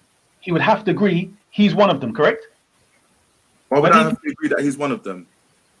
I'm saying if you agree, the Prophet said there'll be 12 caliphs, all of them will be from Quraysh, etc. Yeah. Yes? Muawiyah could have been from them. That's fine, but do you agree Imam Ali agreed he was one? So real quick, so are you saying that the first three caliphs that are Sunni, that they should be considered Shia imams? Hell no. No. I'm saying from the Sunni side, we have the same hadith, but different understandings of it. To be honest, bro, even the Sunnis, I've not really heard a coherent explanation. Even Sunnis and Shias, I've not really heard a coherent explanation as to who it is, what their names are, and at what time are they going to arise. Because quite clearly, there's been more than 12 imams from now, going back to the Prophet, and more than 12 from the line of Quraysh, or at least 12 from the line of Quraysh. So what I want to know, and what I've never seen, I know some brothers have said they've sent me articles which I've not been able to look at, but do you have any hadith, any hadith that says it's going to be Fulan and Fulan and Fulan and Fulan and Fulan? We have a hadith, but I'll be honest, I don't accept it because, you know what I mean? When I examine the hadith, I think there is a Sunni hadith as well, but I don't accept that. And they've got the Shia one which names them all by name. To be honest, it doesn't match up to the weight. It just looks like something that someone made up. Do you know what I mean? It just make up hadith. So, but my point. Not to catch you, but real quick, Sunni, have you ever thoroughly gone through the Shia hadith, not to try to disprove them, just study them? I haven't. I can't lie to you, and I don't have the energy to do so. It might be something that I'll take up later, but there's a lot of stuff like from the Sunni side myself, that I'm trying to get down to grips with and work on and look at. There was a day that I came up on Shia, so we were building and whatnot. And I told him, I was like, you know what, bro? If you show me some hadith of Bilal, I might rock with you. You know what I'm saying?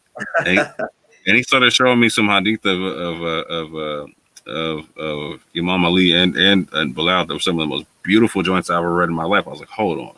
And that was the first thing that got me thinking. Hold on, why don't people connect both sides and just go back to the Quran with that? You know what I'm saying? Because like everyone I talk to on both sides, like, you know what, like we rock with the hadith, but like if it goes against the Quran, we don't rock with you. You know what I'm saying?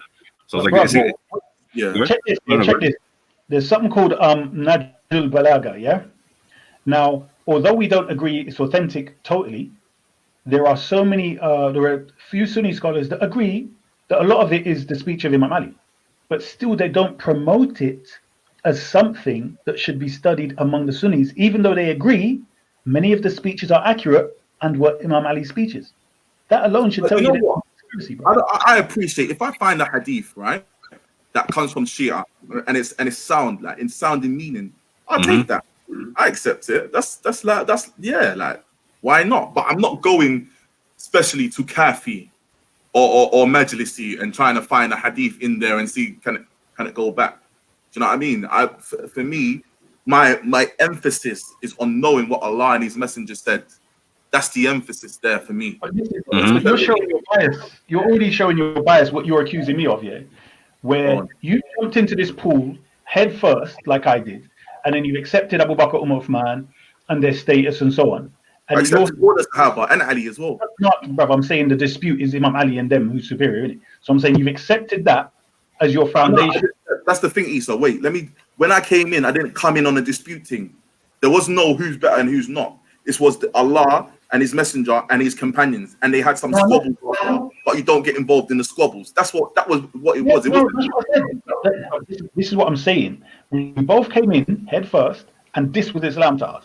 What I'm saying to you is, you instead of you going back and shuffling all of it and saying, right, I'm going to start again. There's one God and there's His Prophet.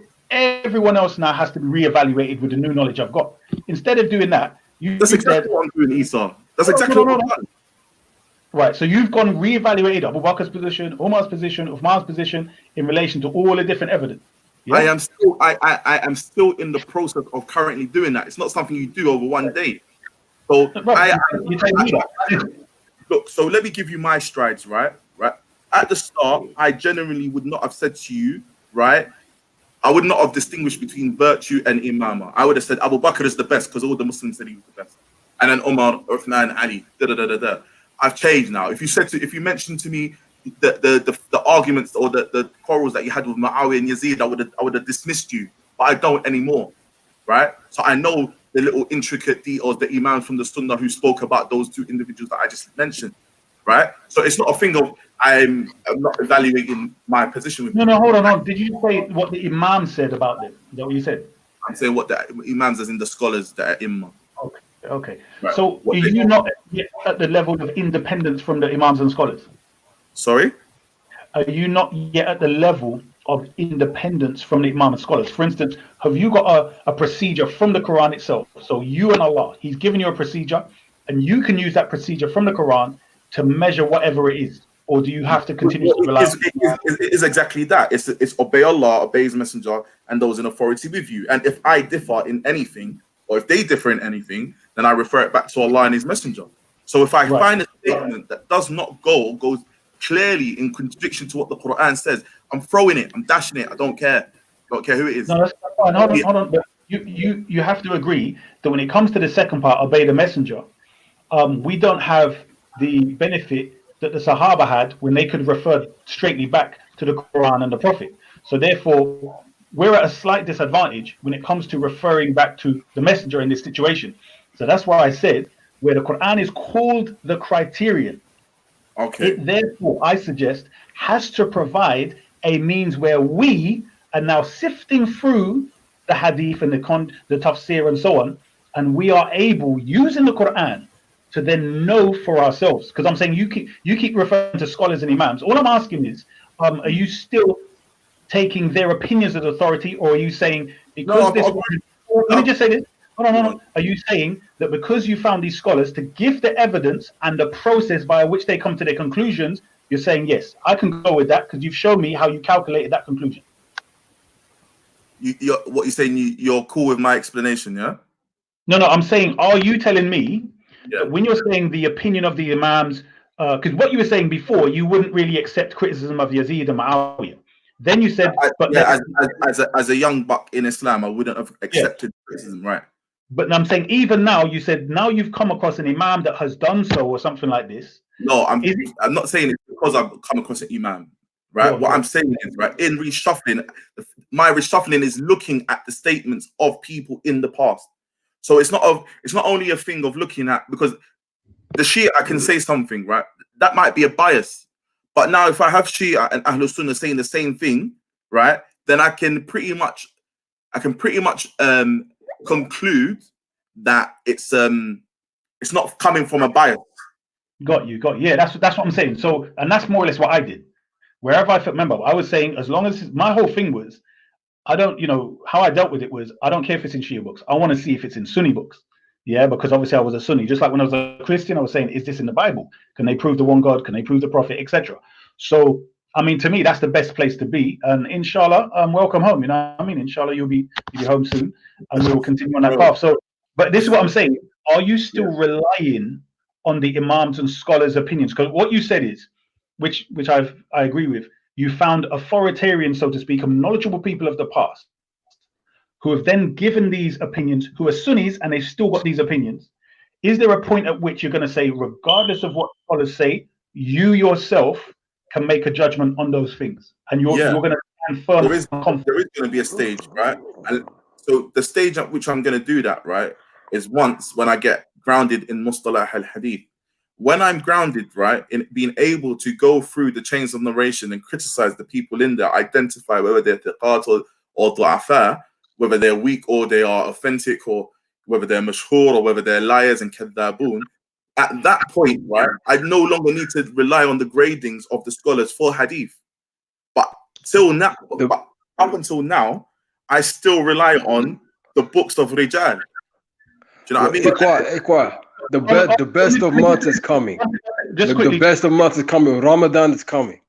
Let's leave all this, man. Concentrate on the Quran, man. No, this is important, bro, because a lot of people are going to be doing all kind of madness. This is what we're supposed to do in Ramadan. Let me just finish this part. What I was going to say, Issa, was this. And change your name too, bro. What's up to talk about so we were Shia, man? I'm going to show you later. But anyway, let's deal with this first, right? One second. What I'm saying is this. To Issa, yeah? I'm saying, putting aside the chain of narration, because you can agree there are masses of hadith that you can say root you in firm foundations as you stand right now. Yeah. So even like after you learn this science of hadith and whatever else you're looking to learn, you probably can say, all right, you know what? I'll probably still confirm these same things that I've got right now. What I'm saying is, outside of that, the hadith as they stand and the understanding of the hadith and the Arabic, things like this, can you stand firmly on your own 2 feet in regards to the conclusions in relation to the verses of the Quran and hadith? I can only do that, Issa, once I've gathered everything. There's no way, as I stand now, for me to be able to encompass the whole corpus. As I stand now, I am definitely still going to rely on the narrative. But what I'm saying is, the way I'm different from other people is, I am not going to dismiss something, right, if it's got evidence. The only time I look at the statement I'll read everything in it, but as long as it goes in line, I can see a verse that clearly goes in line with what the narrative is, right? Or in contrary to that, if I see a verse that goes against what man is saying, then I'm gonna throw out the opinion. At the end of the day, what I'm more interested in, right, is explicit wordings, right, within Allah's book and within the statements of His Messenger. The opinions of people other than him can get a bit tedious at times. That's not really my thing. Like, I'm not saying I'm dismissing it. All right, so basically like this, yeah. If you were shown another level of the Quranic science, so you were shown stuff that you never thought was in the Quran, and you could stand on your own 2 feet and you would actually know this is the word of Allah. Not believe, but you would like, no, this could never ever. I had certainty in it, yeah. You could never ever, a man could never produce this, right? So you'd be like, okay, maybe a jinn. And then you'd learn from the Quran the nature of jinn and their limits. And you say, well, angels, they only obey, etc. So my point is, I'm saying there is a level of science in this book where you're not left to the opinions of anyone else. It becomes you, the Quran, the creation, and Allah, and that's it. And I'm saying that science there is where you sort of leave all of this behind, and you're just rooted in surety. It's like, when you check it right. So I'm saying that is the ultimate of guidance. You get me? If you think of where we're left at, just think where you are now. Imagine if you were told that right at the beginning. Where would you be now? Do you see what I'm saying? You had to take so many years out your life studying and hearing this opinion and that opinion and da da da da. How many different decisions would you have made? And I'm saying we need to speed up the process for new converts so that they don't need to go through all of that garbage. Always a building, you have to lay foundation. Like when Islam came, it didn't introduce everything straight. You have to lay a solid foundation and build upon that, bro. I sincerely believe that people that come into Islam and are like pointed in the direction of was Muawiyah, Baghi, or Taghut or whatever, that makes them go the other way. They're not dealing with that. That's what I sincerely believe. That's not a starting point for man to build the religion on. The starting point is the Tawheed of Allah. Is identifying whether Allah is the creator or not. Right? See, that's what I'm saying, bro. If I come in from the outside looking in, I don't want to deal with the history, bro. That's too much to get into, right? I want to just so if there's a literary tradition, give me the book, give me the hadith, and let me just rock with it from there, left and right. You know what I'm saying? Like, just give me the Sunni hadith, the Shia hadith, the Quran, and let me rock at it. You know what I'm saying? Why I gotta know the history? Why I gotta know all the ins and outs of who did what to who and all them things there? You know what I'm saying? I'll tell you why. Because the Quran can never be isolated as though it dropped in the middle of the desert and somebody picked it up. It is inseparable from the various events and the culture of which the Prophet was in and evolved to where he evolved it. Do you get what I'm saying? So just give me the hadith, right? You know what I'm saying? This happened over time. Let me rock out with the Quran and the hadith. If I'm gonna take the hadith, you know what I'm saying? Then let me just make sense from there. Because the hadiths that match the Quran are gonna stand above, whatever's most authentic out of the hadith is gonna stand above whatever's not authentic when I compare it to the Quran, yeah? All right, so let me give you this then. Where would you and how would you use the Quran to authenticate the hadith, which is mutawatir? I leave you two heavy things, the Quran and my family. Because truth knocks the brains out of falsehood, like the Quran says. Yeah, Isa, do you consider the wives of the Prophet Ahl Bayt? That's a whole... Please, man, I want to follow like a structure. Let all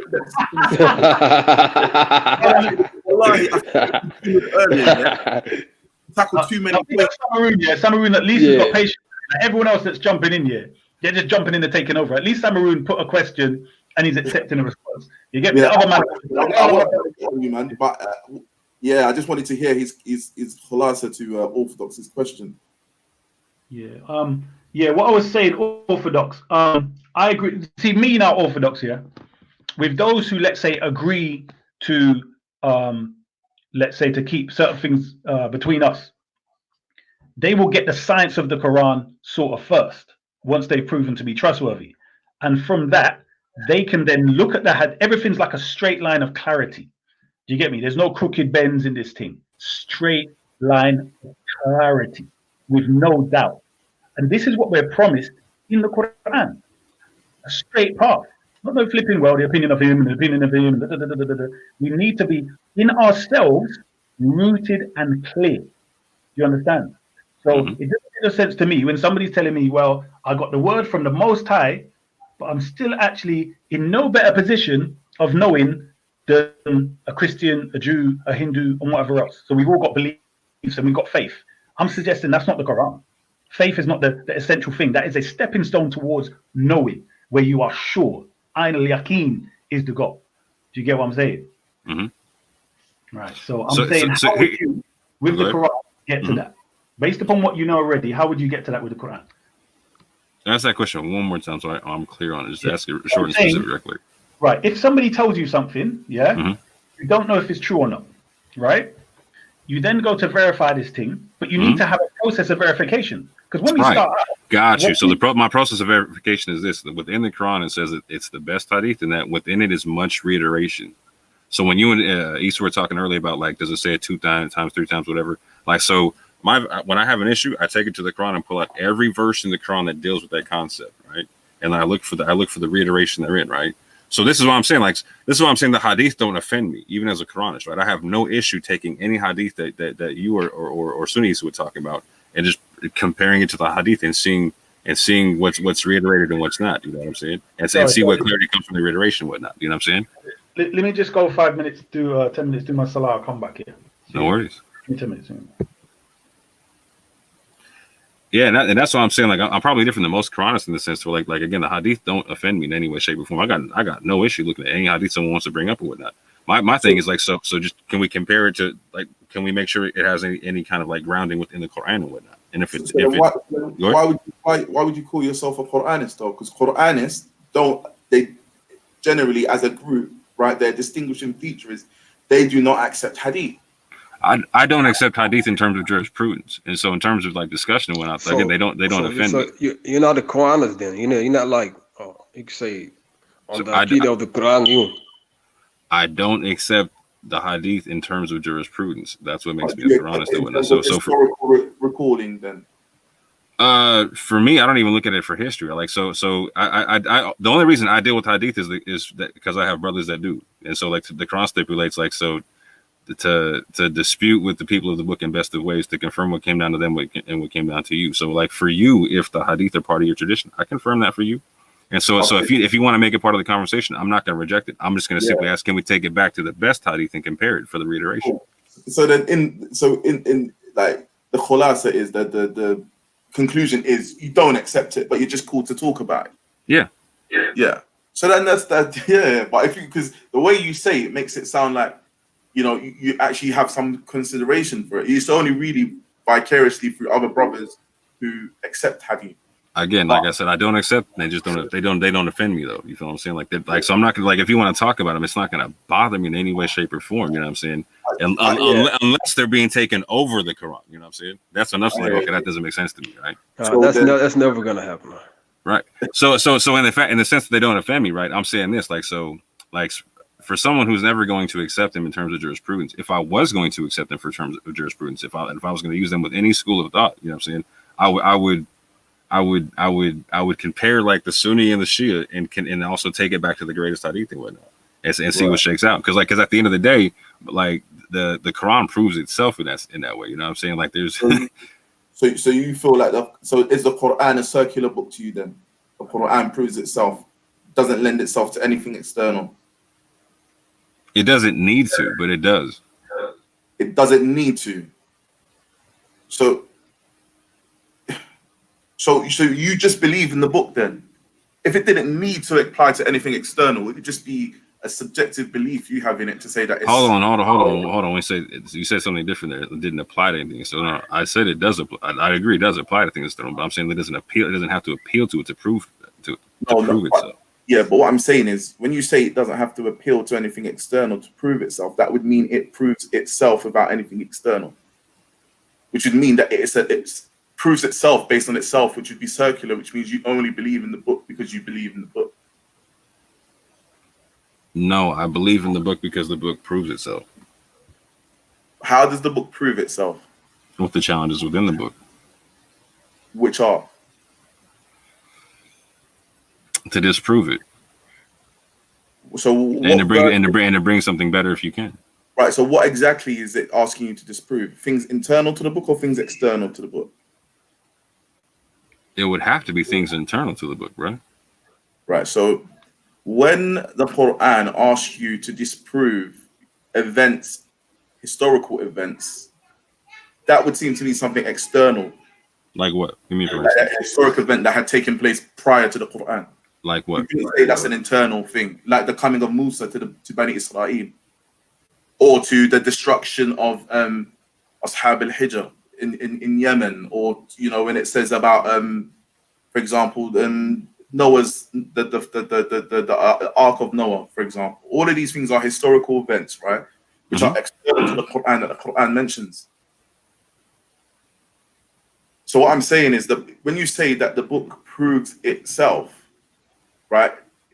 It's not really. So, like I said, so the way you asked the question, I answered it very specifically, right? So you asked the question, does it need to? I said it doesn't need to, but it does.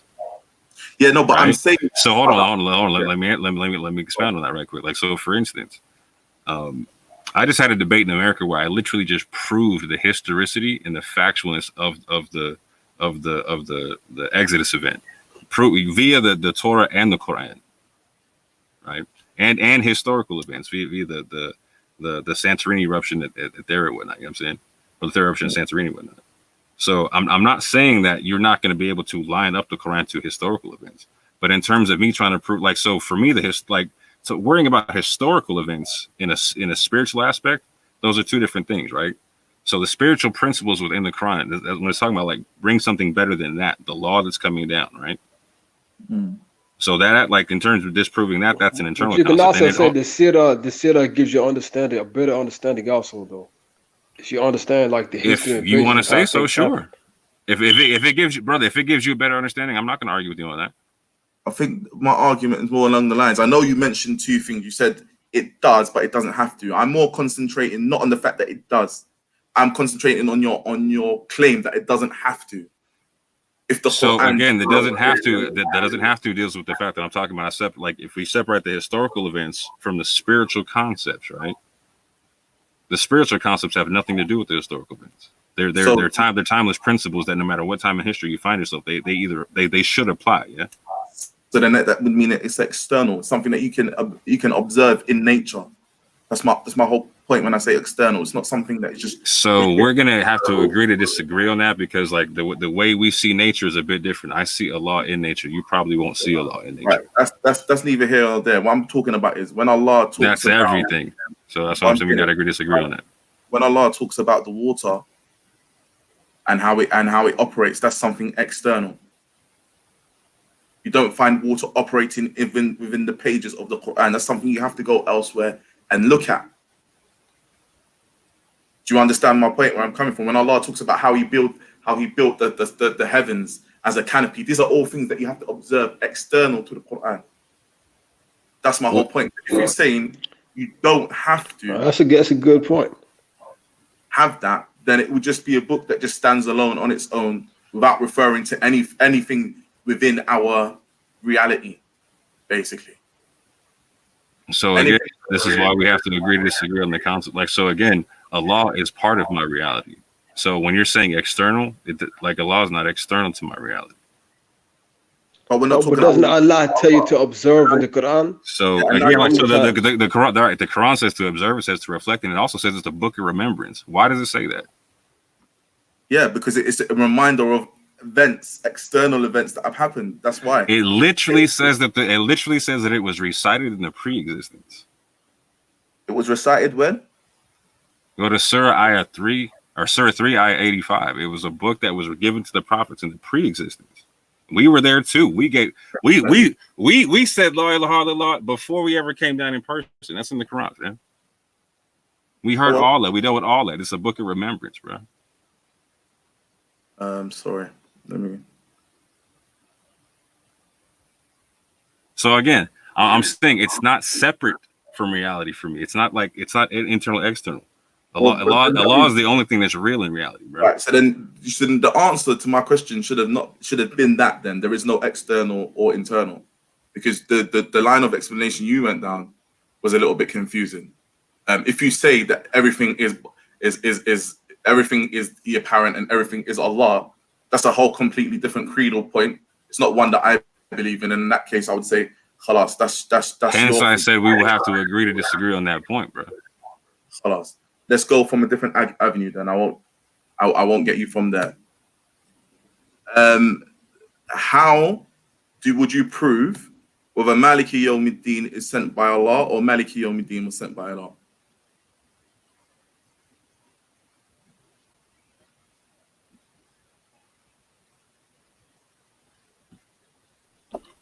You gonna answer? I'm trying to understand the question, so break it down for me real slow, right quick. Right. So my Arabic isn't as clean as yours, yeah? So there are two variations of the Fatiha. Well, there's many variations of the Fatiha, right? I can read some of them for you if you would like, right? So you're just break down the specificity of your question. That's all I'm asking for you, bro. Right. So my question is, how do you know, right? The second ayah of Surah Fatiha, right? How do you know how it was revealed? Is it Alhamdulillahi Rabbil Alameen? No, sorry, the third one.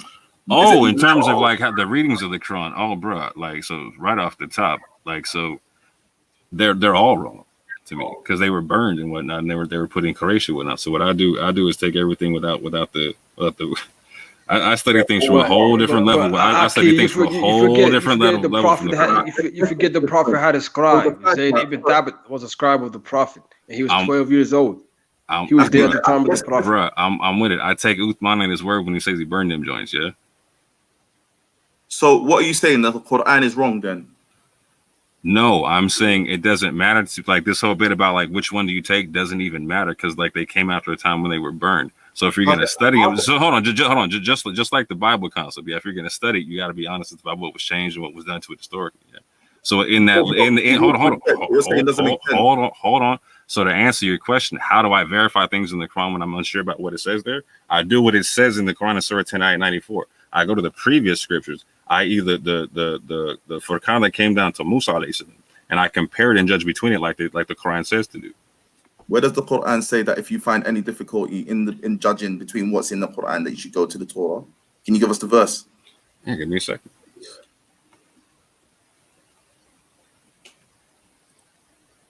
There's no such thing as Torah today. We don't have the Torah that Musa had. Okay, we don't have the Quran of the Prophet sallallahu alaihi wasallam.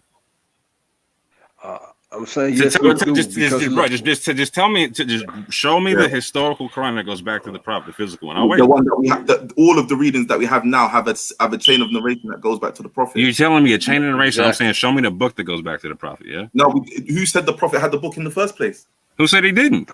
Look, Quran is a recitation, right? Okay, that's not what the Quran says. No, it's okay, but if you get the Quran uses words like written, etc., whatnot. Yeah. No. You're saying that we don't have the real Quran. So how do you know what the Quran says? You're saying you have to go back to the Torah. I literally told you. You don't. You are saying that this book is faulty, yet you're going to go to the book and try and prove your point via the faulty book. It's weird, bro. It's a simple question that I asked, right? How do you know both of them were sent, or one of them was sent, or one of them wasn't sent? So I answered the question. I said neither one. I don't because the original concept was burned. Yeah. So neither Maliki Yawmiddin or Maliki Yawmiddin is true, and we don't know what should have been there, according to you. You can't prove either one, bro. Historically, you know that. Well, I don't. You can talk about the chain. Hold on, you can talk about a chain of narration, but like at the beginning of that chain of narration, there's a pile of burned scrolls. You know that, right? No, that's not true. All right, prove it. Tell me Uthman didn't. Tell me Uthman didn't burn that shit. I'll wait. Show me where he did. Just show me where he didn't burn it, bro. I'll wait. No, it's not. I don't have to prove a negative to you. You have to. You have to prove the positive because you're telling me that they're there, bro. Like I'm asking you for the book and the scripture. I got changing narration. Change that, bro. That's a game of time. That's a game of telephone. Show authentic sources. That's a game of telephone, right? So I gave you my method. I gave you my method. Yeah. I gave you my method. I gave you my method. Yeah. Orthodox, you're not being sensical. If I'm telling I'm being factual. Hold on. Check this out. What I'm not being is butthurt over the fact that the scrolls were burnt, bro. I'm being historically honest. Just hold on. Just like if I was a Christian, you hold on, bro.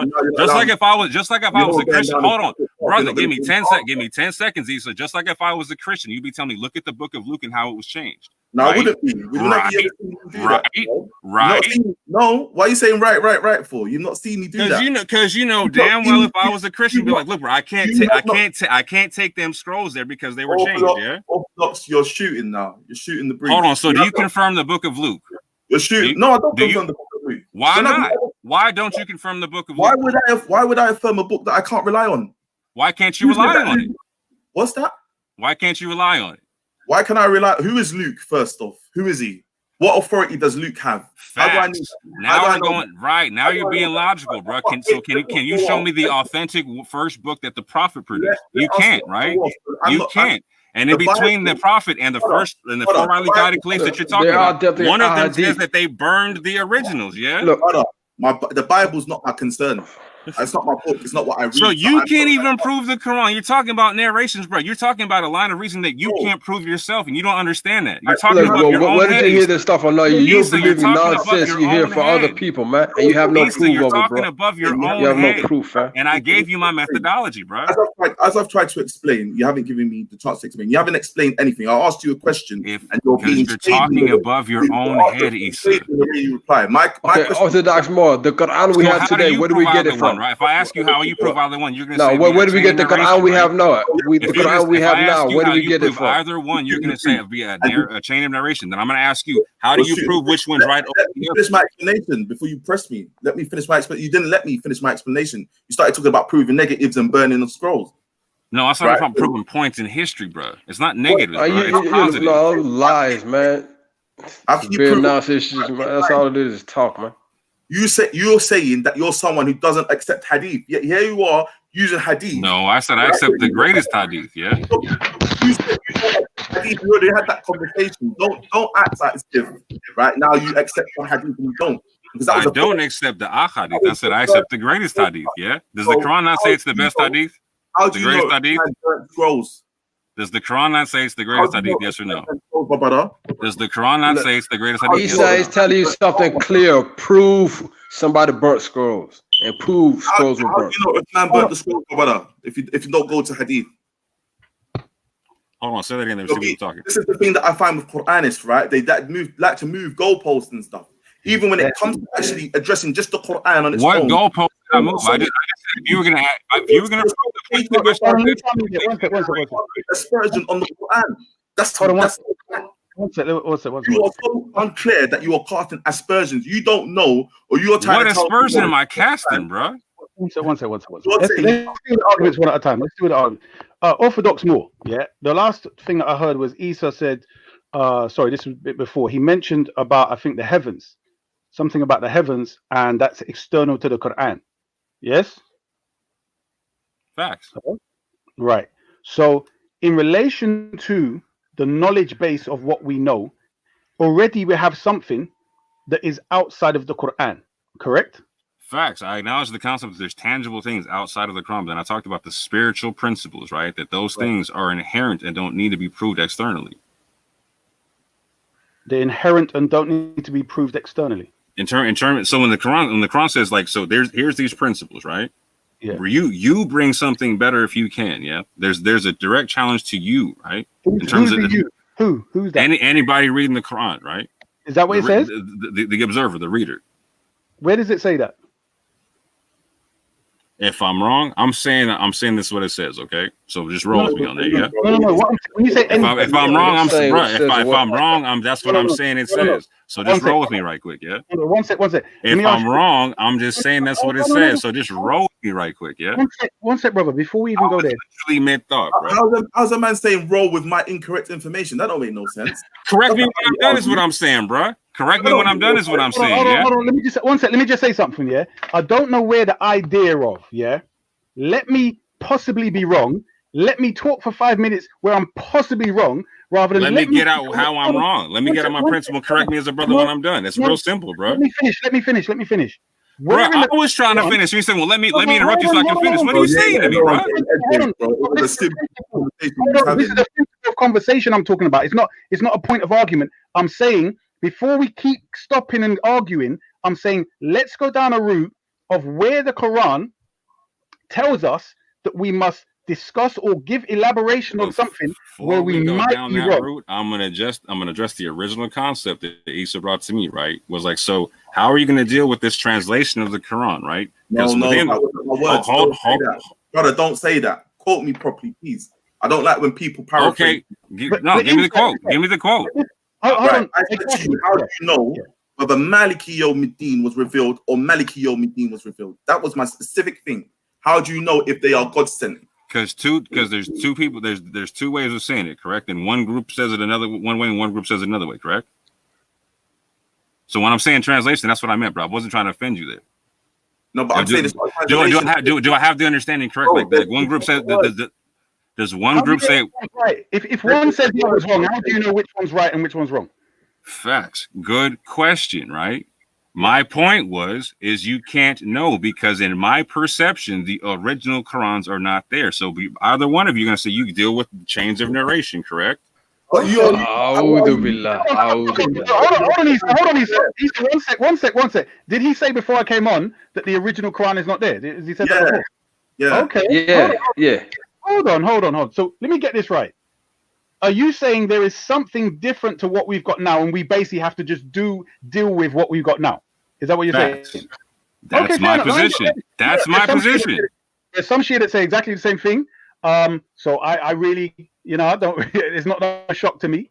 Fam, it was Shias who put me onto the concept. When I heard of the concept of a Quran of Ali, I was like, I had to stop and take a look at something, right? And when I stopped and looked, I saw the Uthman burned Quran. So I was like, cool.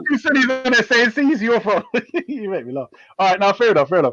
Okay. Hold on, real quick, just for both of you, all three of you. Correct me if I'm wrong. Historically, Shia say that Ali had a Quran, and historically, Uthman said he also burned stuff. Correct? That even if it was incorrect for incorrect translations, whatever, right? But like historically, that's the narrative. Do I have that wrong? Well, I beg you, let me answer this. Look, you can't. Let me get 30 seconds.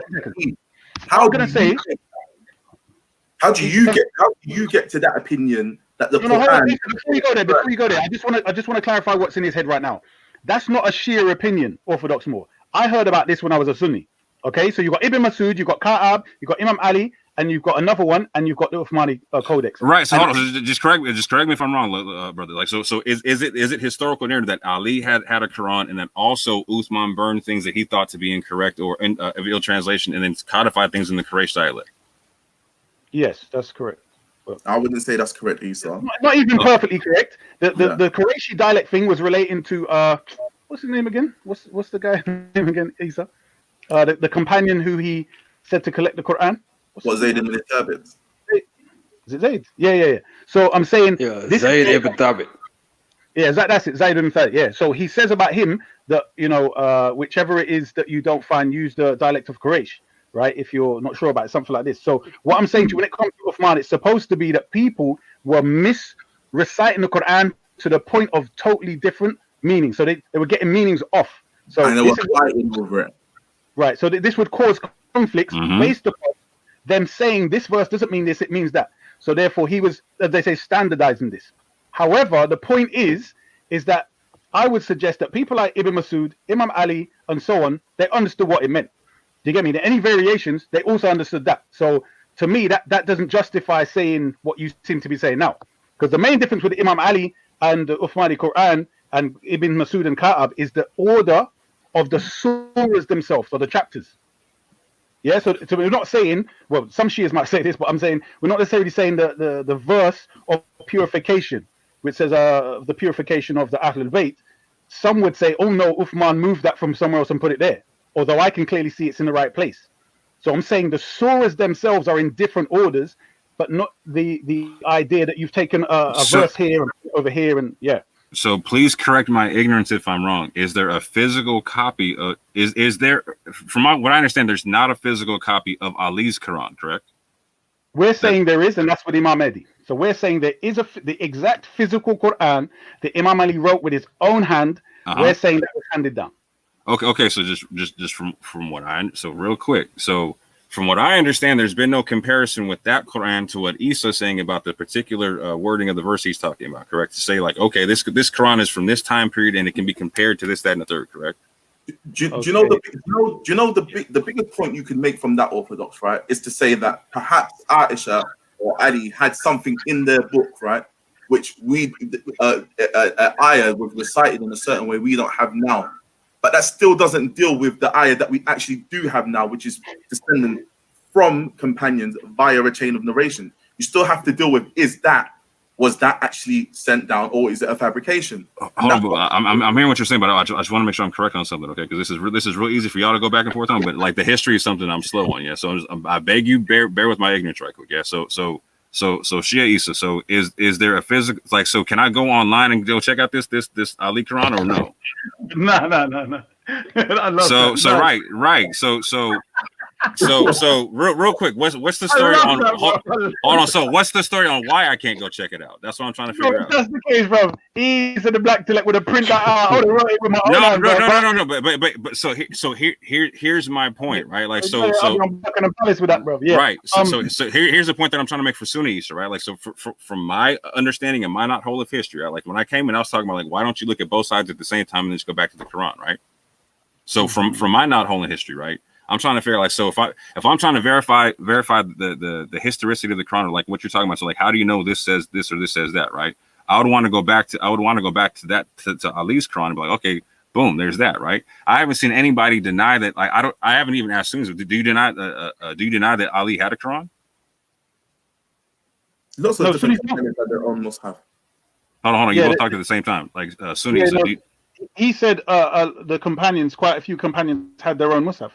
Writing off the Quran. Even Abdullah ibn Mas'ud kept his with him when Uthman wanted to burn the others. He said he ain't giving it up.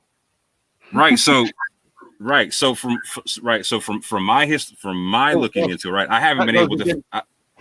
The Sunni narrative, then, doesn't it? I'm just saying that would go against the Sunni narrative because Ibn Mas'ud.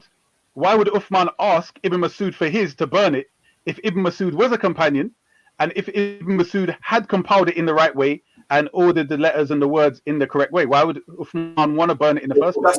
That's a question. Was it compiled in the right way? Was Ibn Mas'ud and was it done in a?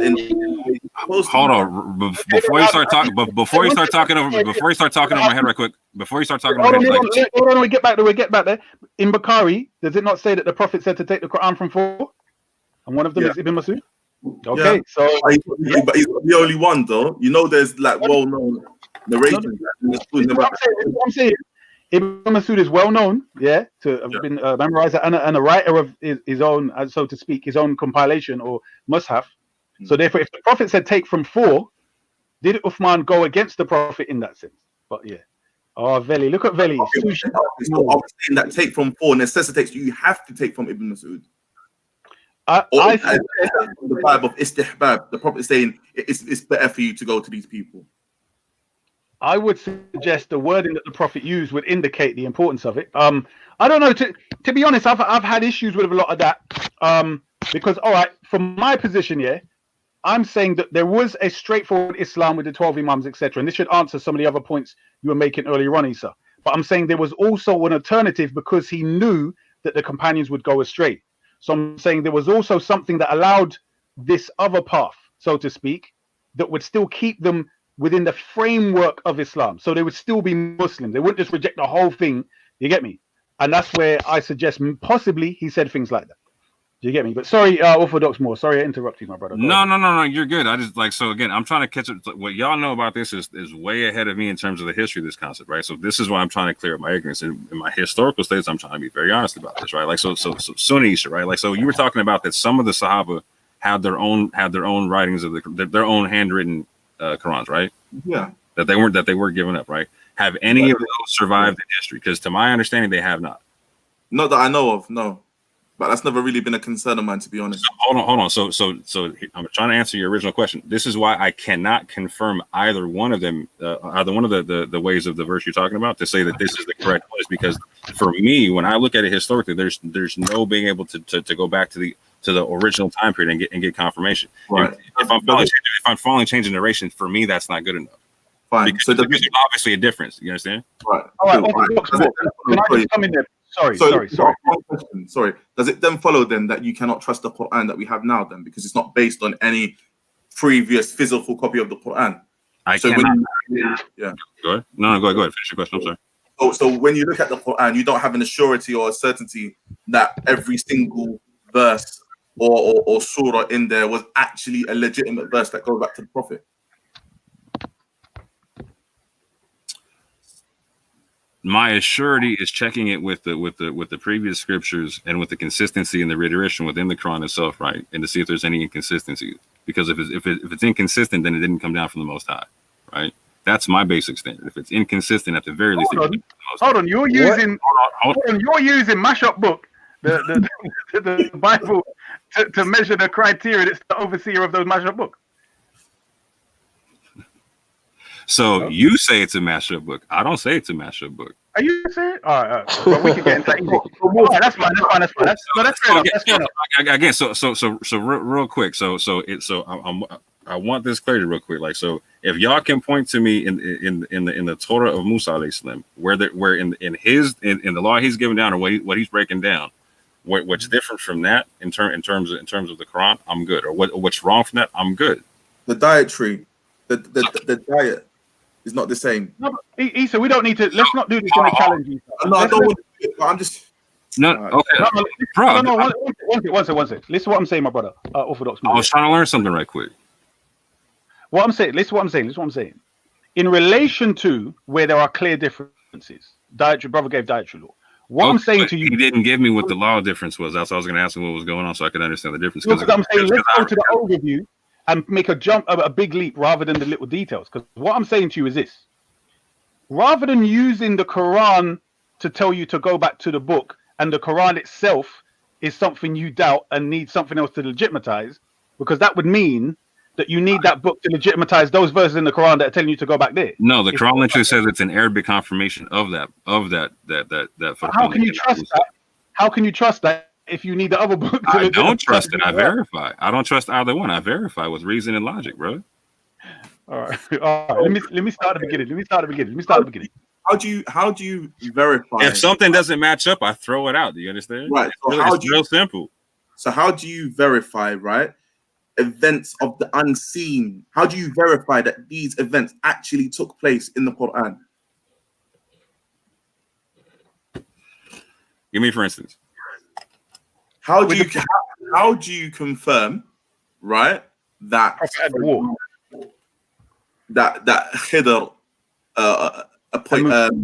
accompanied Musa? Or do you just accept it because it doesn't have nothing that contradicts it? So in terms of historical events, if there's not like direct verifiable historical evidence that I can go check out, then I deal with it in terms of an allegorical concept or something of that nature, right? So it's not necessary for me to if every, like, again, so like I just said, I just got done having a debate where I verified the historicity of the Exodus or whatnot, right? I haven't, like, so, and I told the person at the beginning of the debate, if I could not verify the historicity, but I personally would have to accept it as an allegory, right? Okay. So that right. So why do you have to accept it at all, Orthodox? I don't have to accept it. So again, so like I said, when I Since said you don't accept the Quran. No, so what I said was I accept things through verification. I don't trust things just for the sake of trusting things. So if I accept something, that means I verified it to be one or the other. When I verify an allegory, I typically verify it in a scientific principle of some way, shape, or form, as some kind of anthropomorphic way of breaking down a principle of some sort. Okay, brother, let me come in here. This is where I suggest the methodology where Allah gives you the verification process or processes in the Quran itself. So you use them on the Quran itself. You use them in anything in your life, any questions, anything you want to investigate. You use the Quranic science and methodology. So, at the end of the day, bro, I appreciate, and commend your methodology that you've got to so far. But I'm saying, if you agree that there is a Most High and He sent down a book to guide us, and He is communicating with us, would it not make more sense that He gives us the means via which we can be sure, rather, because remember, the Creator knows that people are going to come in between His book or His revelation and the masses and try to distort what He's saying, because they've done it before, they're going to do it again. Yeah.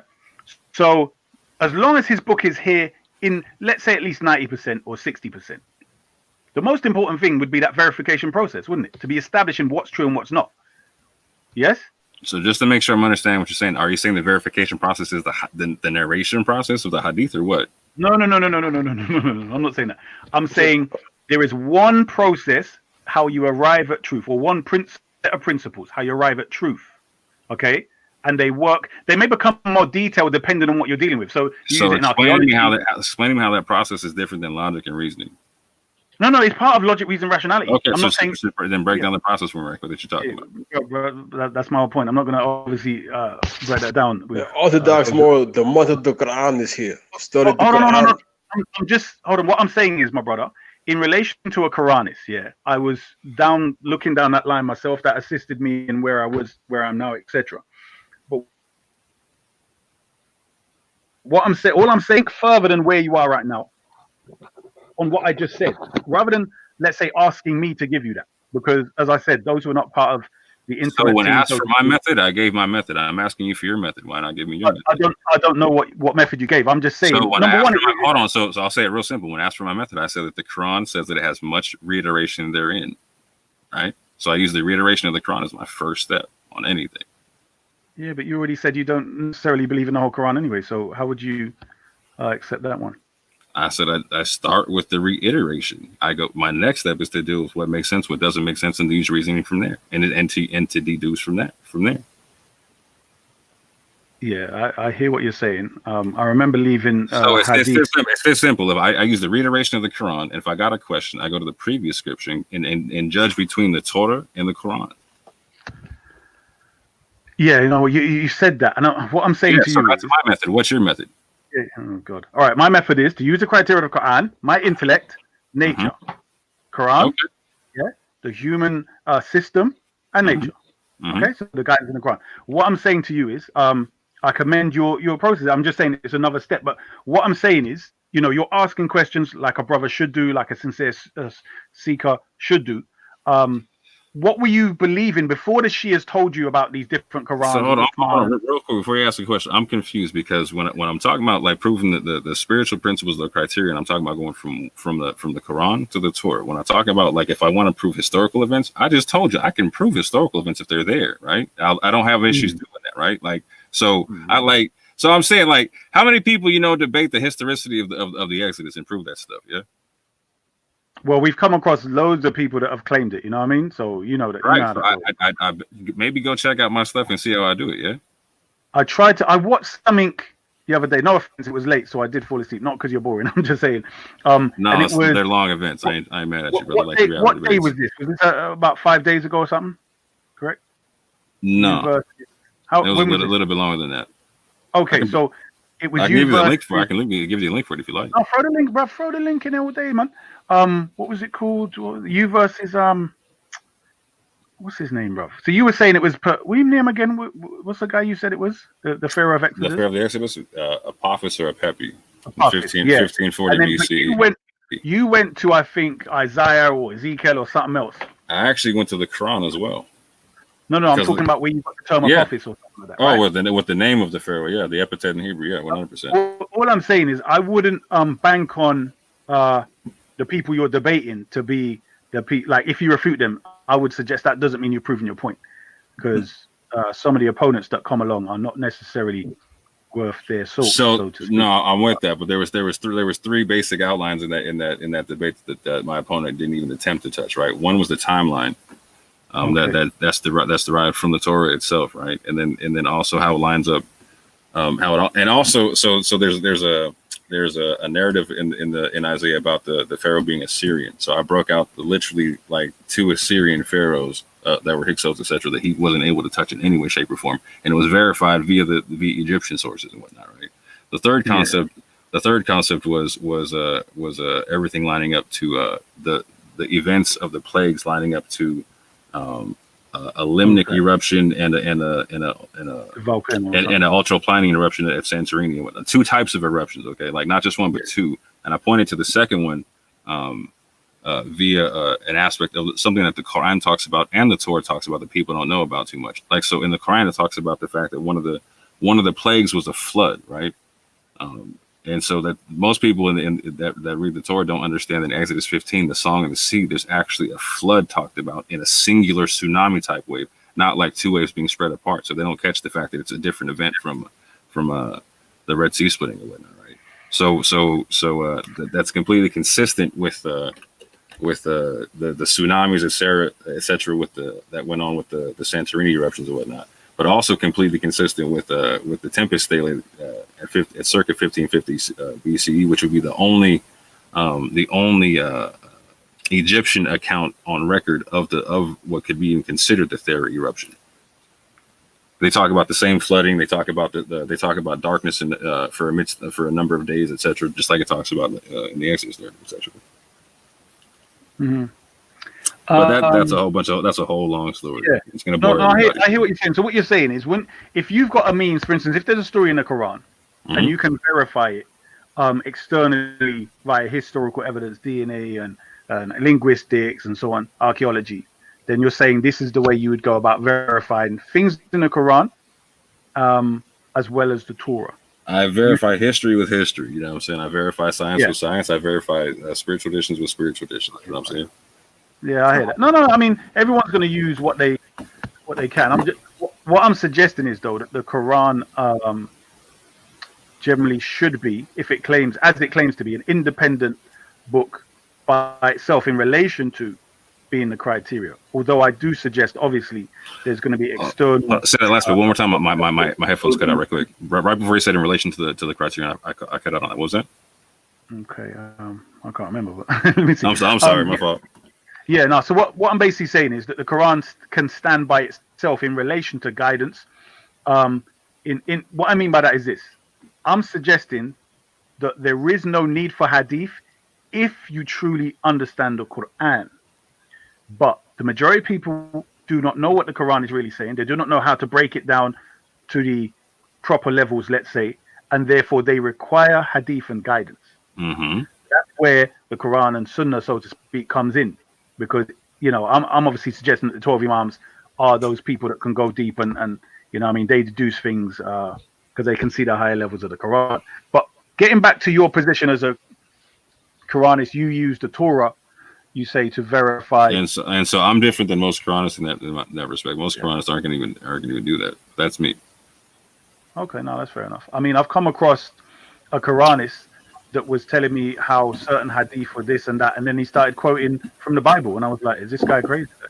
But fair enough. You're not going to hear me quote Luke, you dig? Yeah, no, they quoted the New Testament, Corinthians, and that's what I thought. This guy must have. Yeah, Issa, go ahead. Sorry. Yeah, I'm gonna say. So would you concede then, for example, you're saying that if there's nothing external for you to verify it with, then you're going to take it as allegorical. Are you then conceding that I could come across any verse, any allegorical verse in the Quran, switch it up, add a few details in it, and that wouldn't make a difference to you? Like, how would you know it's been changed from time to time? Like, how do people know that the book that we have now is not going to be the same book in 1,000 years' time, or wasn't the same 1,000 years ago? You're saying we wouldn't know. Is that what you're saying? I don't want to project anything. So let me see if I got you correct. So are you asking am I saying that the Quran in 1,000 years is probably not going to be the same Quran we got now? Okay, so let me explain it to you from my point of view. Then I'll start again, right? As for me, the Quran is the word of Allah, all of it, right? As attested to via the multiple mutawatir chains of narration. That's how I know that everything in the Quran, right, is directly from Allah. And the way I know whether it's literal or not is because it's either a literal story of a person, right, or the Quran is written. The Arabic uses mubalagha and other Arabic linguistic sort of devices to show you that it's allegorical. I'm understanding that from your point, because you don't take from that chain of narration type thing, you're working from the book backwards. You're not necessarily working from the chain of narration downwards. In which case, what I'm saying to you is, you can verify the history of history. I get that. You can go back to the Torah and take the stories of Moses back. You can put that back with science. As for those verses that don't fit into those categories, right, they more fit into spiritual categories, things of the unseen, which you cannot verify, right? Are you saying that those verses are allegorical? And if you are saying that they're allegorical, right, how do we know that somebody hasn't just narrated those verses according to, I don't know, paraphrasing or meaning? How do we know that those verses are not going to change? So when you're talking about the concept of the unseen, like when you're talking about like the seven heavens or something like that, for me, typically those end up being provable scientifically. Those end up being allegory or some kind of anthropomorphism of some kind of scientific principle, like I said earlier, right? But just so I can understand what you're saying, like completely, how do you in your school of thought prove the historicity of Musa alayhi salam? I depend completely on the Book of Allah. I don't have a need to go to anything historical to say this happened. I don't need it. That's just my point of view. As long as I can authentically attribute it to the messenger, and I know that the messenger is the truthful, then it doesn't really matter what anybody else says after that. As long as I can verify that thing goes back to the messenger. So let me make sure I got you. So it went from Allah to the messenger. Therefore, you know it's true because it came from Allah to the messenger, and then the narrations go back to the messenger, so you know that all that's correct. Yeah. Okay. I take the messenger's word for it. It doesn't mean that I can't go out and externally and check and see if it's all there. But that's not my motif. Like that's not. No, got you. I'm with it. Anyway, brothers, I gotta go and pray after. So if you lot are still here, I'll catch you lot on the jump. And if not, then yeah, take care and peace out, man. Appreciate the dialogue. No worries, man. Take care. Peace.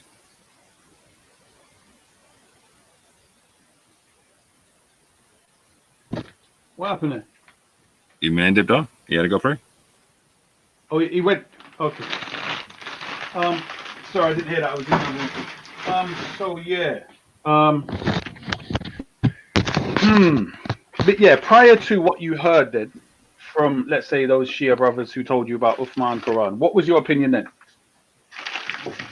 No, the Shias didn't tell me about it on Quran. Like I read that from the Sunni sources. So, or my opinion on what? Just so we're clear. Yes. So, in other words, you're saying where did you get the idea that you need the Torah to use as the criteria for the Quran? Because you agree the companions didn't need to go to the Torah to verify what the Prophet was saying, correct? Or are you saying they did? I don't worry about what the companions did. That has nothing to that doesn't reflect. Quran, bro. Listen to what I'm saying. So okay, so right. So again, I said this earlier. The Quran literally stipulates that it's an Arabic confirmation of the Torah that came down to Musa. Yeah. Yes. Okay, so like the fact that it's confirmation. I need to know what you mean when you say these words. Okay, what does the Quran mean when it says it's an Arabic confirmation of the Torah that was sent to Musa? Where does it say what you said? That's what I'm saying. If there's words in the text that are not actually there, then. So what was given to Musa? The Torah. Okay, was it also called the Criterion, or was there something else given him called the Criterion? That was a criteria, yes. Okay, so when it's a confirmation of what came down to Musa alayhi salam, what's a confirmation of? It's what, in other words, it validates what came to Moses. But what my point is what you have in your hand today, is that what came to Moses? So I'm asking you, can you show me a proof as to why it's not what came down to Moses? Yeah, yes, I can. Okay, break it down for me right quick. One example is where it talks about the sacrifice. Are you, just to clarify, are you of those that say the sacrifice was Isaac or not Ishmael? 100%. So you say it's Isaac, Ishmael, correct? Yeah, Ishmael's nowhere. No, Ishmael's not even mentioned in that whole surah, bro. Ishmael's not even in the Arabic of that surah. You know that, right? Ishmael's in parentheses. You know that, right? That's fine, bro. But let's talk about two sons there, correct? Yeah. So can you prove via the Arabic of the Quran that it's Ishmael and not Isaac in that surah being sacrificed? It talks about one son being sacrificed. Yes. So my question is, can you prove? Is there any direct? Hold on, bro. It's a simple question. Issa, just let me get it out. Issa, it's a simple question. It's a simple question. Let me get it out, bro. Yes. Simple question, bro. Can you show me a clear, direct abrogation in the Quran where people say, where it stipulates that in the Torah it says this, but it should say this? No, it doesn't say that they changed that story. Second, real quick, can you show me a clear, direct verse from that surah that you're referring to that breaks down that it was Ishmael and not Isaac? I can tell you directly because it talks about one. Because one son is mentioned and the other one is not. Hence, I'm asking the question. You know that, right? Yeah, hold on. No. It mentioned by name, but I'm saying if I talk about the event. So if Isaac is mentioned by name in the Torah, mentioned by name in the Quran, I'm asking you, can you show me where Ishmael should be in either spot? Am I doing it, or are you just going to keep interrupting me? I'm waiting for you. You just said hold on. You literally just said that he's not there, right? That it's there. No. Listen, if you listen to what I didn't say parentheses at all. You did. Okay, so is Ishmael there in Arabic? Oh, hold on. Is Ishmael there in Arabic? No, or in bro. I've just said, bro. If this it's a simple question. Is he there in Arabic or in parentheses? I've already said no, bro. Listen. Then I just said you said no. So you say no. You didn't say no. What is it? He said, "Come on, bro. Listen to what I'm saying and stop interrupting me. Then you won't need to ask me another million questions." Bro, you're interrupting yourself, hold on. bro. I agreed. Hold on. I agreed from the beginning. It doesn't mention Ishmael in the verse. I've already said. So there's no need to ask me another. All right. So my third question is Isaac mentioned in the surah? Yes. I've already said that though, but you'd have to keep saying my third question if I've already answered those two questions already. Do you understand? Right. So I'm saying to you, in the story, it talks about Abraham and a son that he already has. Then he goes through the sacrificial process and a conversation with that son. It does not mention the name of that son at the time. It then says he was given a gift of another son after the conversation with the previous son. We now know, obviously, that there was one son before the other, which was Ishmael before Isaac. So you don't need to go, you don't need to be no mathematician to work out that the other son is Ishmael. Show me. Are you serious? All right, can you get up the verse? Because my other hand's I'm basically cooking at the moment. So which verse would you like, sir? The one that mentions the sacrifice, bro. The one I just quoted. You know the one. No, I don't know which verse you just quoted. I have no idea what you're talking about. I know what I'm talking about. Right. So there's not a verse which says he gave Isaac as a gift. I'm asking for the verse that says that. I'm asking you for the verse that stipulates that Ishmael came first, right? That you're saying like he's talking to the firstborn, right? And then another son came later. And then the Israel was the one that was sacrificed. So I'm just break it down for him right quick. Brother. Just go to the verse that you know, yeah, and please post that in the chat because, like I said, I'm cooking at the moment. So obviously, the verse that I know doesn't say what you're saying, bro. So I'm asking you to show me the verse that you know that says what you're saying. Guys, look, just post the verse. You've been a Muslim longer than me. You don't know the verse you're talking about, bro? Are you not listening? Post the verse you know, and we'll go from there. What I'm saying, I'm cooking, bro. What? Gee. All right, let me wash my hands. Wait, I don't know where you lot. Wash my hands, dry my hands, search for it, and then post it. Right? I'm asking you just to quote the verse, my dude. You can't give me a certain ayat. Don't worry, bro. I'll get it. Ooh. Seriously. Because you're asking me to go through the whole surah right quick, but no, I'm not doing that. I'm not doing your work for you. So. No, it's just a Google search. But it's fine. Don't worry about it. I'll get it for you. Okay. I agree. We do become lazy because we've got the internet in memorizing stuff. However, we would have expected a bit more.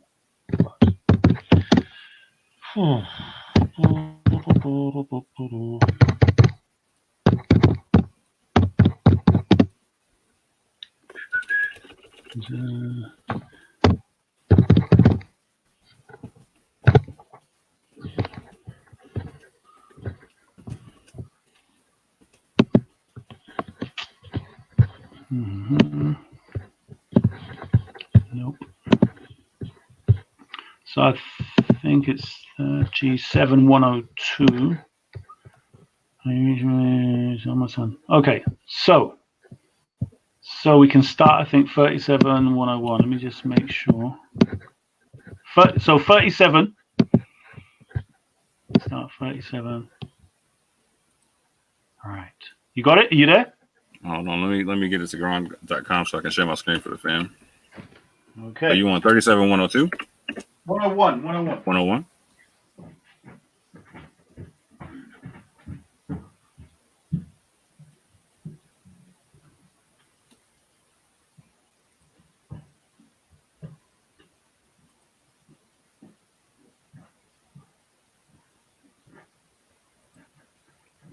Bam. Got you. Hold on. Bang. Bang.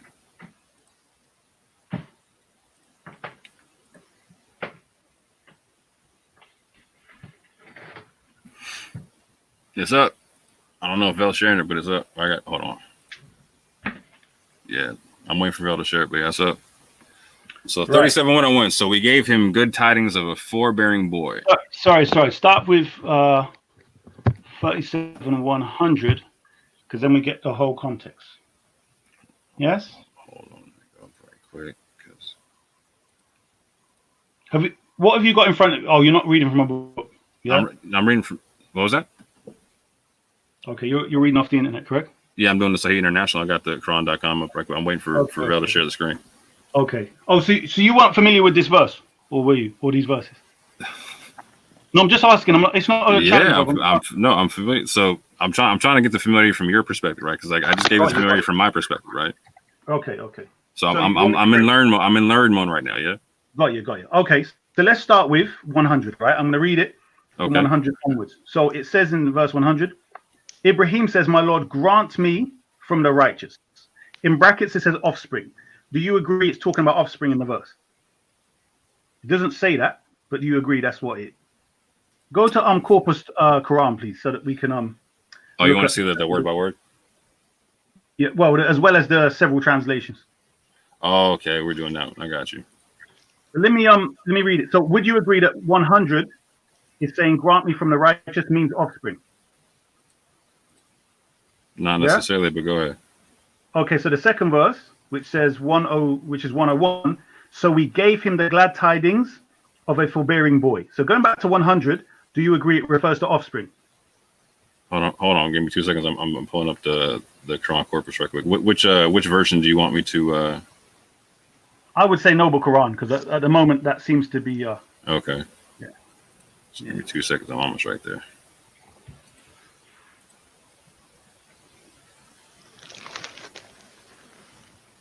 Which one is the noble one?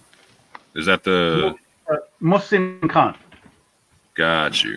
So 100 says, "My Lord, grant me (parentheses) offspring from the righteous."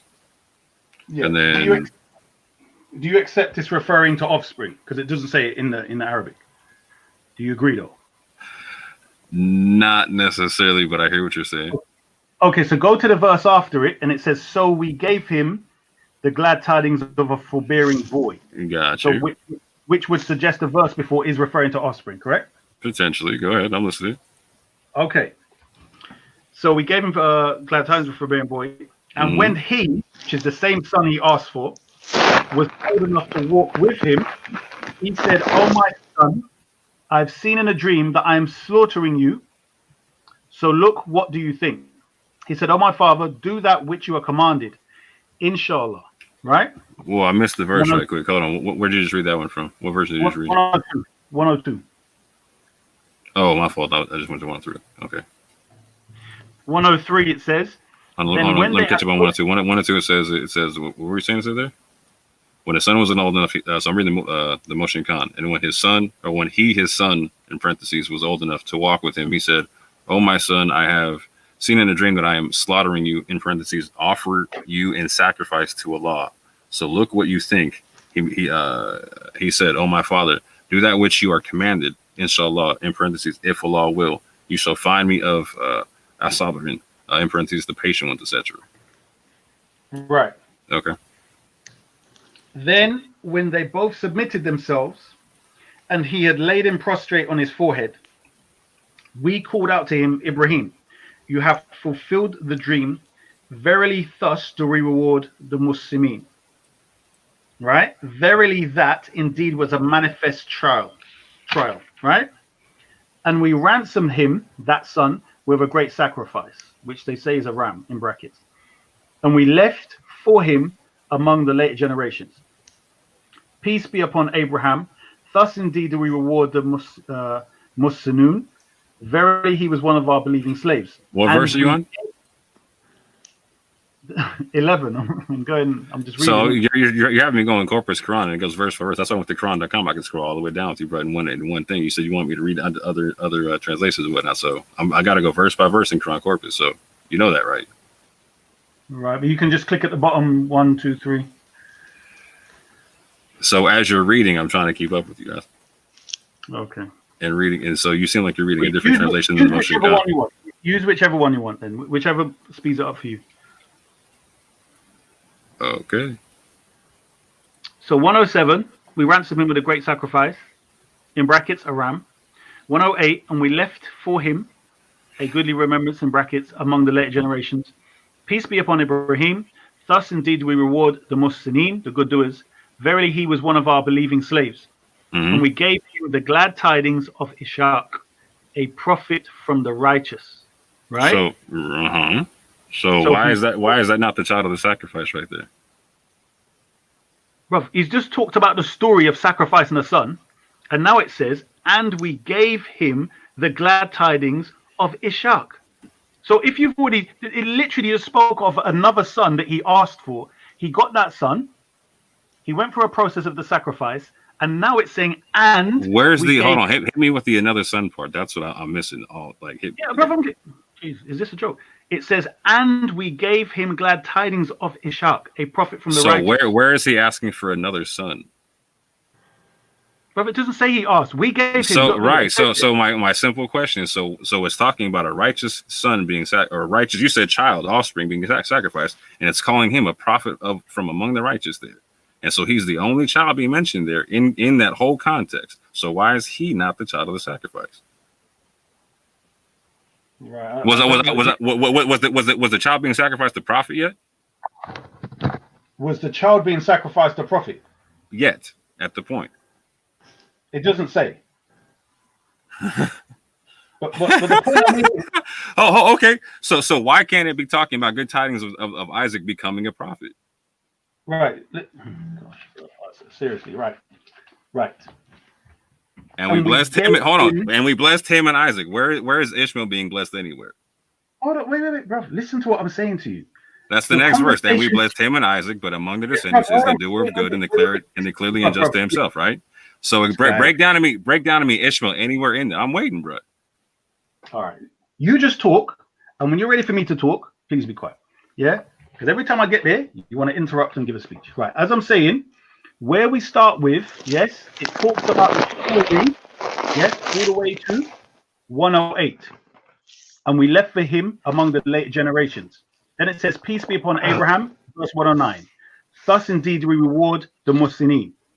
Verily he was one of our believing slaves. Who is this person that he's talking about? Verily he was one of our... I'm in verse 107. We ransomed him with a great sacrifice, verse 108, and we left him among later generations. Peace upon Abraham. Indeed, we thus reward the doers of good. Indeed, he was of our believing servants, and we gave him good tidings of Isaac. This is all continuous, and we gave him good tidings of Isaac, a prophet from among the righteous, and we blessed him and Isaac, but among their descendants is the doer of good and the clearly unjust to himself. So I need you to break down to me where any of that is talking about anything different than the Torah, my dude.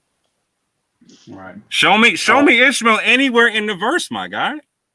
Okay. I don't know. Right. What you got to do? Is Isaac mentioned there twice? Yes or no? All right. So is Isaac mentioned there twice? Yes or no? Bro, you said show you. As I'm about to show you, you didn't ask me a question, yes or no. I'm going to show you. Listen carefully. I'm waiting. Ishmael. I'm waiting for the name Ishmael. Break. Give it to me. No, we've already agreed that the name Ishmael's not there, bro. So why do you keep saying that? So if it's saying Isaac twice, why is it talking about Ishmael once? All right, bro. Do you want me to just let me just mash you up? Let's go to chapter 2, 124. Let me just rock you up right now. I'm trying to. So the chapter 2, 124 talk about the sacrifice? Bro, just go there, bro. Does it talk about this sacrifice? Of course we got, bro. Just go there, and we're gonna see what. What does it talk about this sacrifice, Issa? I said yes. What is wrong with your head? Yes. What the hell is going on here? I've met with you before. You play games, Issa, right? I know you. I know how you play games. So in the Quran, there's much reiteration. Yeah. So in this verse, are you gonna show me where Ishmael's mentioned as being sacrificed? Bro. It's a simple yes, no. I've already said this, and then you're going to ask me 3 times. All right, look forget it. Just talk. I'm being clear about what we're going to it for, right? So hit me out for the verse and ayah, bro. Did I say chapter 2, 124, or did I not say that?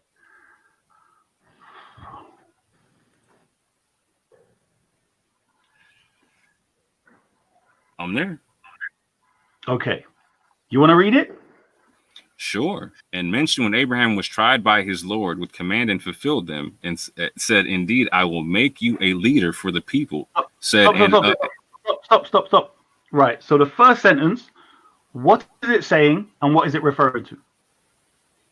I don't see Ishmael anywhere in this verse, bro. Brother, just wait.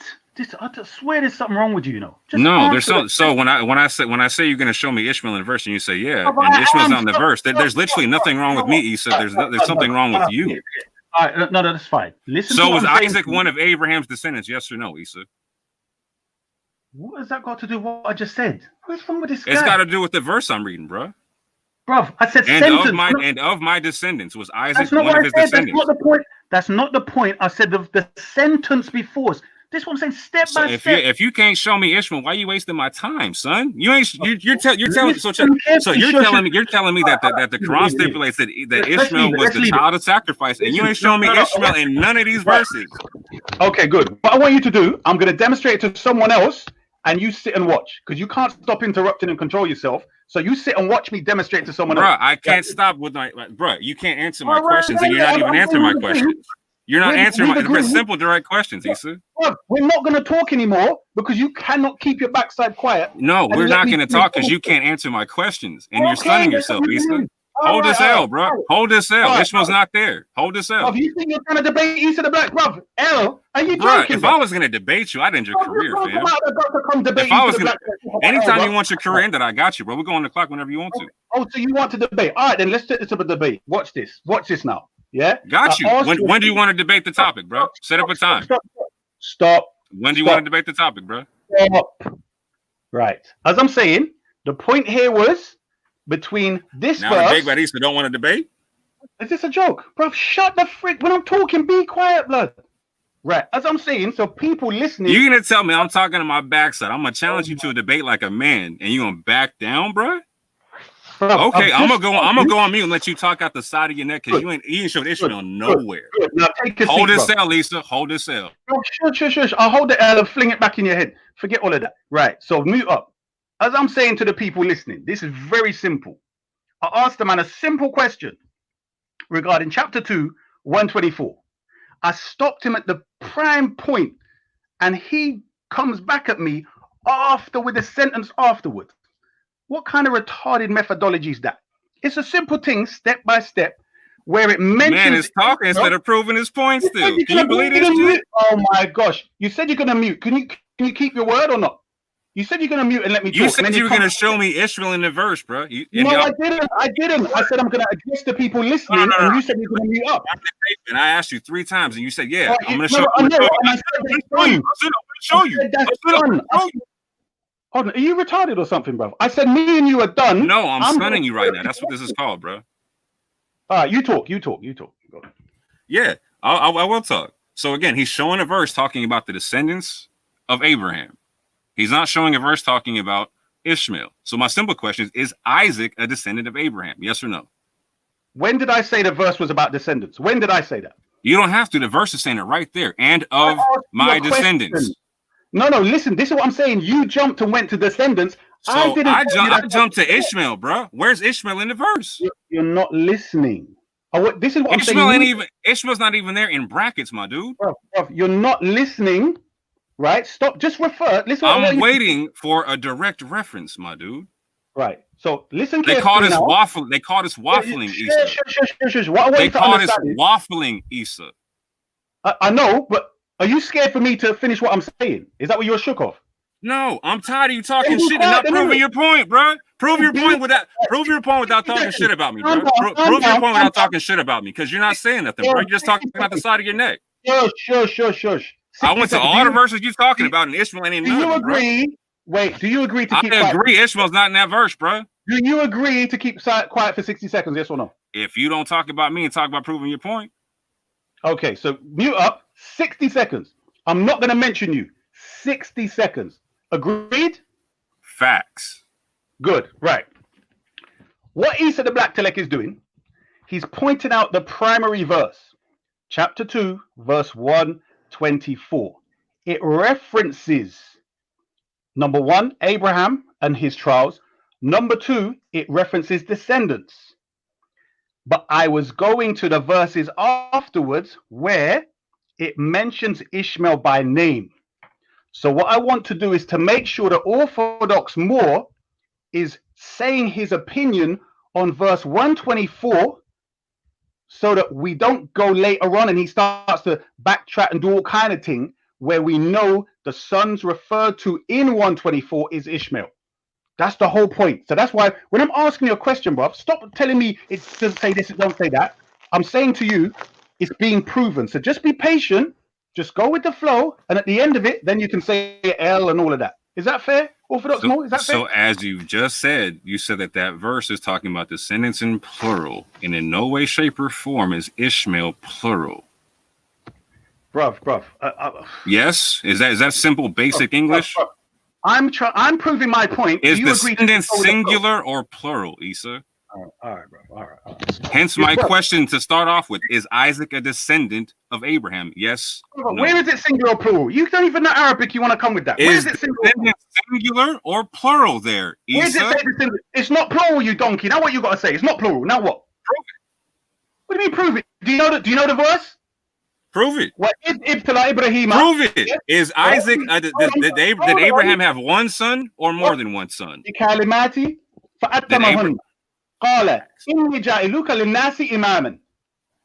me where this is. وَمِن ذُرِّيَّاتِي. Where's the plural? وَمِن ذُرِّيَّاتِي. Do you know what that means? What does that mean? وَمِن ذُرِّيَّاتِي. What does it mean? I'm going to the word by word for you, bro. Yeah, go to the word for word. These jokers want to come up here with a big chest and it turns into saggy titties. Bro, stop the noise, bro. You get me? Hold on, you can't answer the simple question. Is Isaac a descendant of you, man? Yes or no? Bro, we already know that. What kind of stupid question is that? From my offspring. Hold on. Hold on. Here we go. Wow. From my offspring. Yeah. Word by word. Yeah. Offspring. Yeah. Is Isaac the offspring of Abraham? Yes. No. Yes. Okay. So there's nothing about what you're saying that just offs it and makes it to where it doesn't apply to him, bro. I'm about to go there. All you've been asked to do is just go with the flow from 124 to 129. That's it. No, I haven't been asked to do that, bro.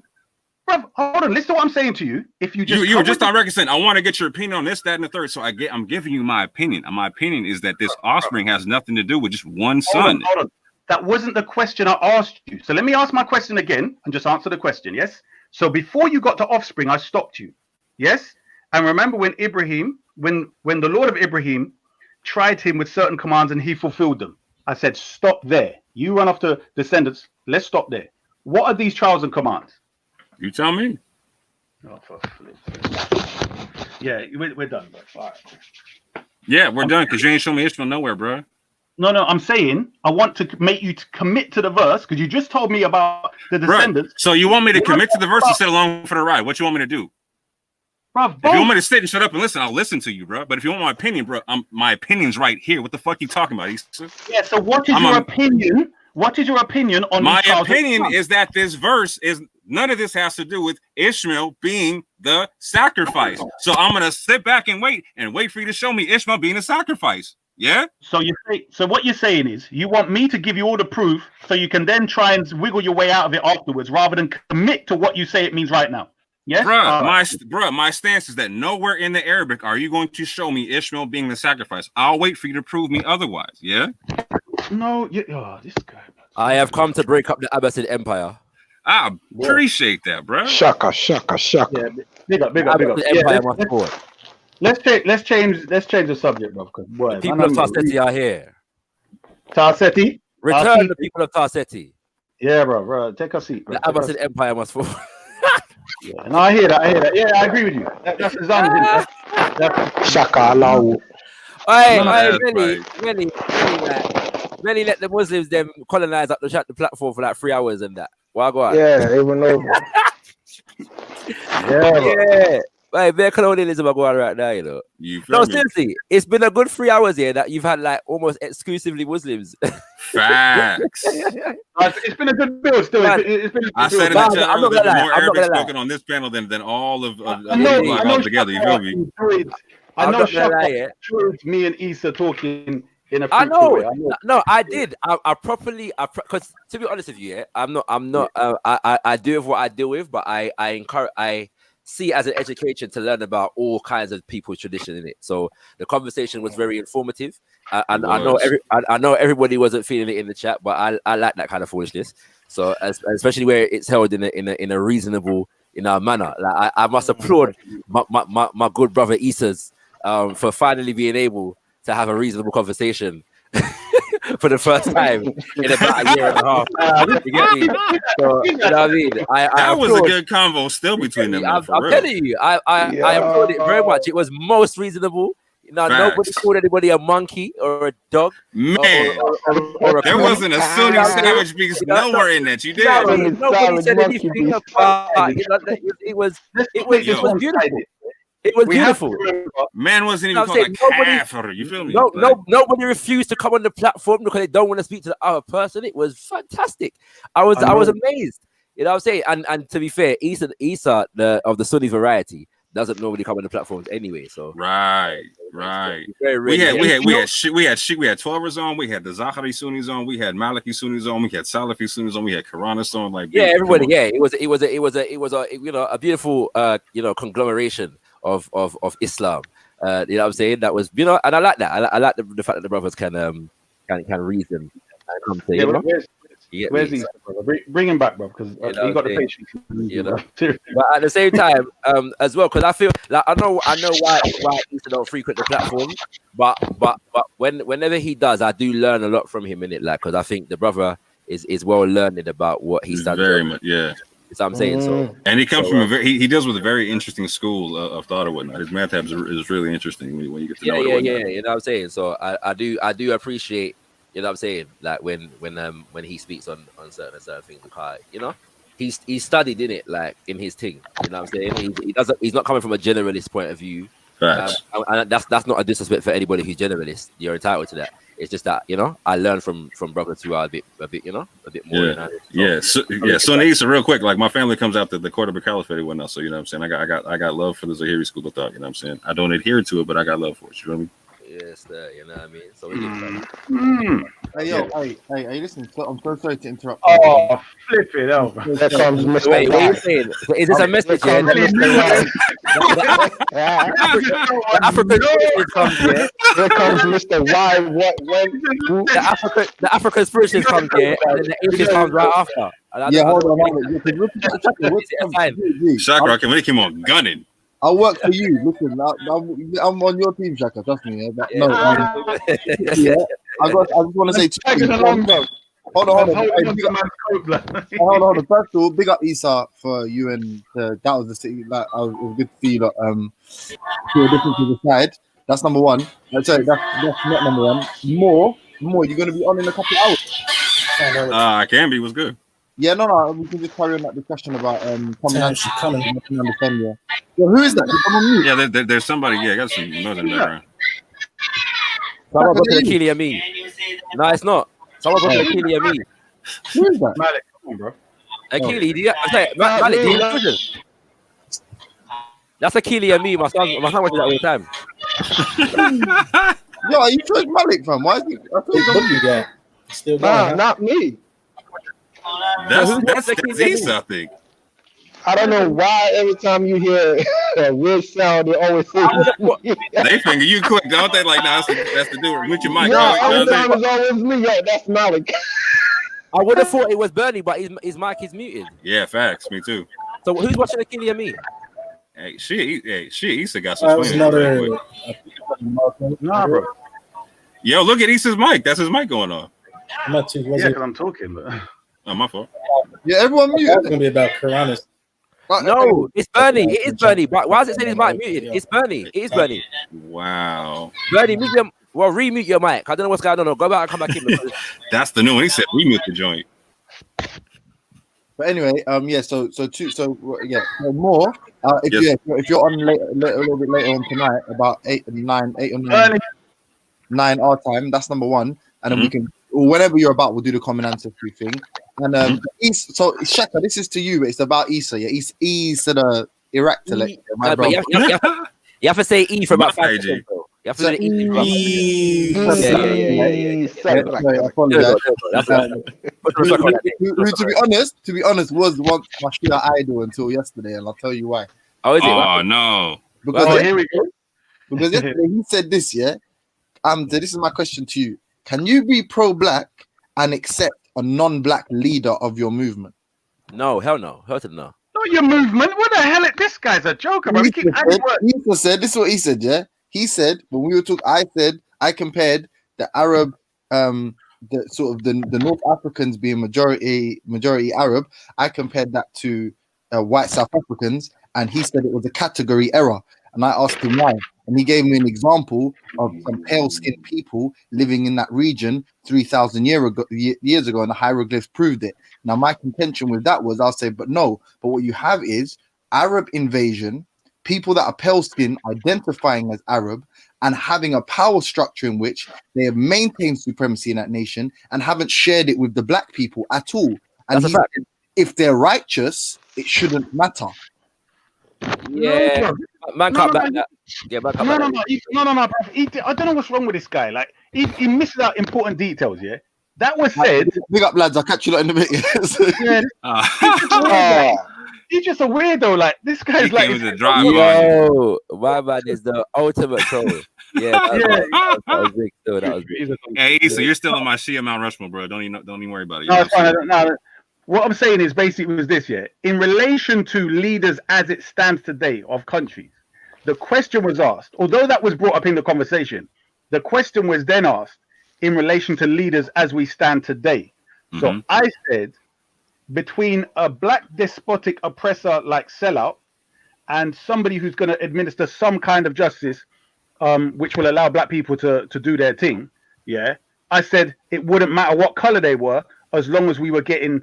they were establishing justice, is what I said. Do you get me? So, I mean, that's quite clear. Do you know what I mean? So the example is, I gave, what's that guy, the Labour leader right now? The problem with your example is though, that in given the context of North Africa, justice is actually not having a white leader. Did you see what I'm saying? Like that's like, you know, that's the only form of justice that you're gonna. No, but they weren't necessarily connected. This is what I'm saying to you. No. He's connected them like that, as though that was the end result. Because remember, he first said of my what did he say? Not cult, of my movement. Bro, that was. Do you see what I mean? He added that. I can't even believe he said that. I hear you. I hear you on the distinction. I'm just saying, if the context of the conversation is black people in North Africa, then justice is black people being able to lead themselves and be self-determining. That's all it is. No. Right? No, listen to what I'm saying. That would be the ideal, but I'm saying as it stands with the governments that are around today. Yeah, so we're talking about reality today. Yeah, I'm saying if it comes up that way, I'm saying obviously most people, regardless of color, would not say, well, we're going to choose somebody that we well know is just going to oppress all of us regardless. It's not a comparison that I draw, like even in a hypothetical. No, but it's what he put in it. That's what I'm saying. So I gave the answer to what he put on the table. All right, that's entirely. I mean, that's between you lot. You know what I'm saying? My thing where North Africa is concerned is just the fact that we have to acknowledge the realities in terms of the black people that are there. That's all right. Let me put it. All right, here you go. You got a midnight skin black Orthodox Sunni that is now the potential president or whatever of Mauritania, and he's saying, according to Islam, Sunniism, slavery should continue. Then you got, let's say, the whitest Berber that comes along and said, no, this is this day and time, these people been oppressed and so on. When I get into power, I'm going to abolish all of that, and we're going to move from there. Which one are you going to vote in if you got the chance, Shakara? Yeah, but this is the point I'm trying to make, though, Isa. The dichotomy that you're drawing, like the point is not which one I would choose. Questions are there, bruv. Come on. No, yeah, but you can ask me any question you like. That it doesn't necessarily mean it represents the point. The point is not whether one is better than the other, or whether the black people that are there would prefer to be able to live rather than be killed. The question is what represents actual justice. Does that make sense? So if the power of the white individual, even in his fairness or her fairness, is built upon a history of white supremacy, that does not represent justice for the black people. Yeah, that's the only question. So it doesn't mean that we want to be killed. we prefer to be killed under black people than live under white people. That's just nonsense. It's a false dichotomy. The question is, what represents justice? Yeah, what represents? You can ask that question. But Obama and Trump. Hold on. In the reality that they're facing, I'm saying, all right, I get you. Do you think the people that are there, yeah, who are being enslaved and mistreated, yeah? I've already said we could take it for granted that people would like to live rather than be killed. Like, so there's no that. You're saying a despotic leader who's going to. All right, sorry. Let's not say killed. Let's just say brutally mistreated. Yeah. All right. No, continue the slavery that's going on. Sorry, continuous slavery. Sorry. We can take it for granted that people would like to live with some semblance of freedom rather than be enslaved. Yes, we can take that for granted. Yeah. I'm saying it will be outlawed. Yes. Compared to the wherever the dichotomy is, wherever the variables are, we can take it for granted that people would like to live under a system where slavery is not is outlawed rather than made law. Yeah. Thank you. Right. We could do that. The question is, does it represent justice? That's the question. Does the simple outlawing of slavery represent self-determination for black people? And it does not. That is the point. Right. So it can do if there are other variables put within the situation. No. The only variable in relation to self-determination for black people is self-determination for black people. There is no self-determination for black people under white rule. That doesn't exist. Bro, this I swear, this is where reality and you part company, bro. Yeah, you can say that, but the fact of the matter is, unless black people are allowed to self-determine, then we are not. Then there is no self-determination. That's it. So there's no variable involved in that. No amount of nice non-black people, contributes to self-determination for black people. Brother, listen to what I'm saying. You keep saying self-determination. What I'm saying to you is, these things, as you say, everything is a process. So what I'm saying to you, that particular leader is in a situation where the people that are now oppressed have a stepping stone towards self-determination. Are we going to reject that based upon their complexion? No, yeah, when we have stepping stone to freedom. It's not about based upon the complexion. When you are about freedom and self-determination, you don't base your freedom and self-determination upon how nice the people among your enemy group are to you. Yes, that's a flawed dichotomy, right? It's a flawed measurement. It's a flawed metric. What do you mean the people of your enemy group? What the hell does that mean? We're talking about a situation in which white people, yes, have superiority over black people. Among that group of people, there are nice ones, yes, but the freedom of the suppressed black people is not determined by how nice those of the people group that have been made superior to them are to them. Yeah, the metric is the living conditions and the standards and the systems of self-determination of the people who are oppressed.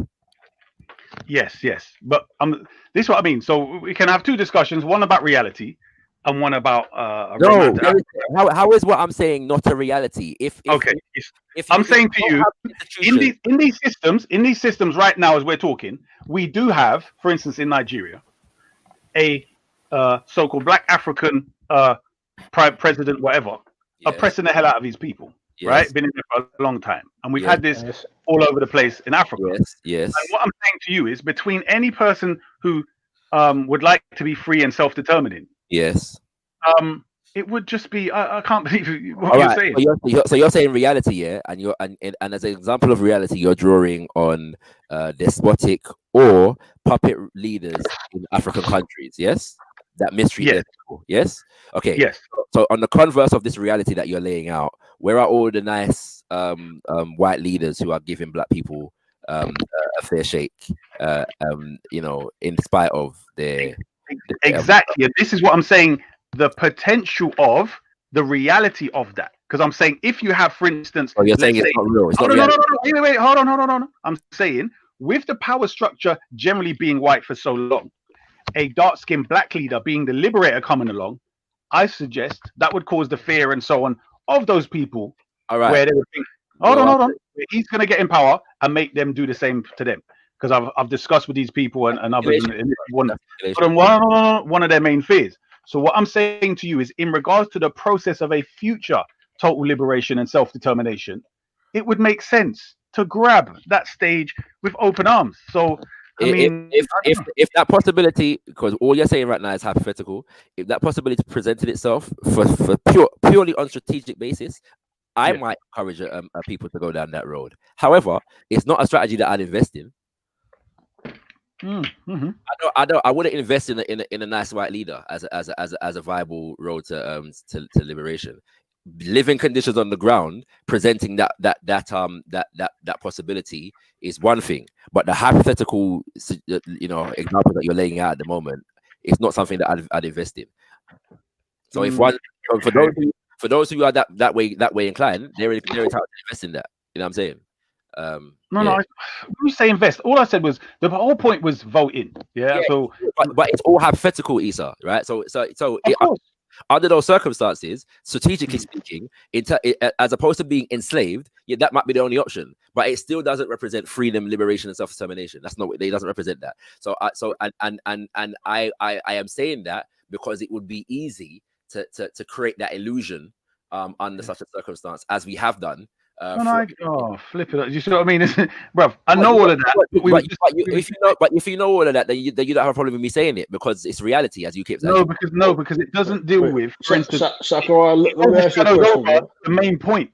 That's what I'm saying. So the main point comes in the background, and then something else comes along. The main point is, my man, you sound wrong. Wait, Sakura, let me ask you a question. On what basis do you think a leader should be chosen in Africa? The express will of the people is the most viable basis. Wow. Well, do you know currently people are normally chosen through favoritism and tribe, right? Yeah, I agree. And oftentimes that is not the express will of the people. It's the express will of some of the people, or those people that have the in terms of dominance and election, having an impact upon the elections and them kind of things there. Big facts. So again, I don't regard the leadership on the continent, for the most part, that we have today to be legitimate, in the sense of the fact that they are there mostly because of the fact that a revolution in progress was stunted because its leadership and its and large proportions of its membership were killed off, and puppet regimes were installed and continue to recycle themselves at the moment. This is why I say the biggest thing we can do as people in the diaspora to help with self-determination in Africa is to pool our dollar in a diaspora dollar to help relieve or alleviate the debt situation in Africa. You know what I'm saying? Or become or control our own debt situation. You know what I'm saying? Nah, just put the dollars together and go over there and fly a freaking helicopter and just drop the money for the poor people to pick it up. Let them fight. No, I'm not saying for the poor people to pick it up. I'm talking about like so right now, like you got the World Bank and the IMF, like just bringing like so at this juncture we could have a black leader in Africa, whatnot, but it don't matter if he's bending to the will of the IMF and World Bank, or if he's kissing up to the World Bank and IMF. You feel what I'm saying? Like. Exactly. That's the whole point. There's no. So when people try to just make it, it's doing race. It doesn't. I'm not a supporter of leadership in Africa just because they're in Africa. What I'm saying. That's nonsense. The leadership in Africa is not African, as far as I'm concerned. Exactly. It's an African face. You know what I'm saying? You know what I'm saying, on a European system, and and we know it's a European system because every time they define it, they use cities in Europe or places in Europe to give it expression, like Westminster democracy, the Washington consensus. Right. You literally got the French running their dollar in parts of Africa. Like, come on, fam. Like, yo. So it just is what it is. So yeah, so that's a fact right there. So yeah. If I'm in a country with a black president, with a white person on the money, I'm like, hold on. You know what I'm saying? Like, come on now. Yeah. That's a double slap in the face. You know what I'm saying? Yeah, that's like some soft colonialism, like, yo, word. Some economic hate mess, like, yo, word. We're just gonna spend some white dude's money, word. Okay. Yeah, you know what I'm saying? So yeah, and that's why we say that it's just about institution building, which is essentially based around people. And so once the people are organized to a certain level, then we will inform ourselves to the point whereby we find the governmental systems illegitimate and deficit to requirement in terms of serving the needs of the people. That's just what it is. Can I ask you a question? That's rebellion. More, yeah. Can I ask a question? Yes. More? Yes, sir. In your opinion, and I'm contravening my own rule at the moment, yeah. Mm-hmm. But in your opinion, is Islam incompatible or compatible with capitalism? I think it's compatible with actual capitalism. I don't think it's compatible with like crony capitalism, the modern form that we see, like bordering fascism. You know what I'm saying? Okay, point taken. Would you regard Islam then as incompatible with what they call socialism? No. Okay. Because there's definitely state action to take care of people in a unified format. You know what I'm saying? Yes, sir. Yes, sir. All right, cool. Like for me, I'm a big advocate about using the zakat as a Muslim. Matter of fact, I got a channel shut down going at Ali Dawa and your man Muhammad Hijab going at this for using the zakat to free slaves in North Africa. You feel me?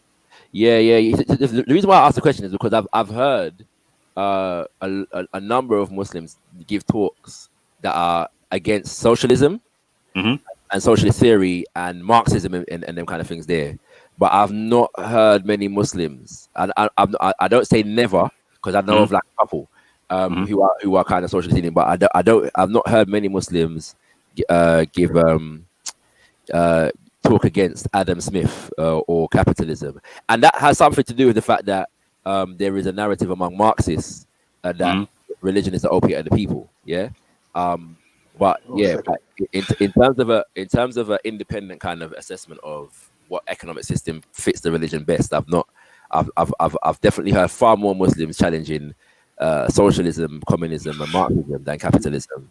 Right. So in terms of like an unfettered free market or whatnot, like it's like Islam does, or the Quran, I'll say, like doesn't necessarily back like a laissez-faire system in the sense to where anything goes. There's no regulation. You know what I'm saying? Right. For instance, we're commanded not to do harm, etc., whatnot, right? So, like, if it's proven to do harm, you might have to deal with that. At the same point in time, like, there's caps on what you can make and whatnot. You know what I'm saying? Like, there's literal percentages that you got to give out on certain levels of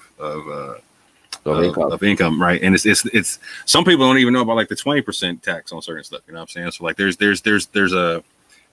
caps on how rich you can get in Islam because, like, the like, so if you're in a system where it's unfettered, like you're gonna have definite like high amounts of poor people. Like in order to make a billionaire, it takes a lot of poor people to make that. You know what I'm saying? Yes. You know what I'm saying? So like there might be a bunch of millionaires or whatnot, but it won't be a whole bunch of billionaires. You know what I'm saying? That on our level. You know what I'm saying? But even if there was 20% of certain things would have to be, or certain percentages would have to go to the state to be redistributed to the poor. So there's got to be a socialist aspect to that. You know what I'm saying? Okay, cool. Point taken. It's African spirituality week, so I'm going to limit my questions on Islam. I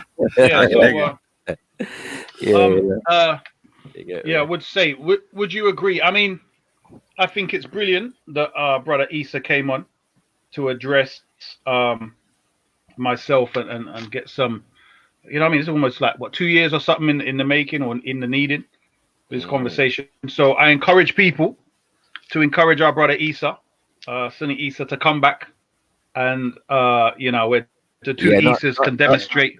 Not today though, you know what I'm saying, Carl? Today is about voodoo.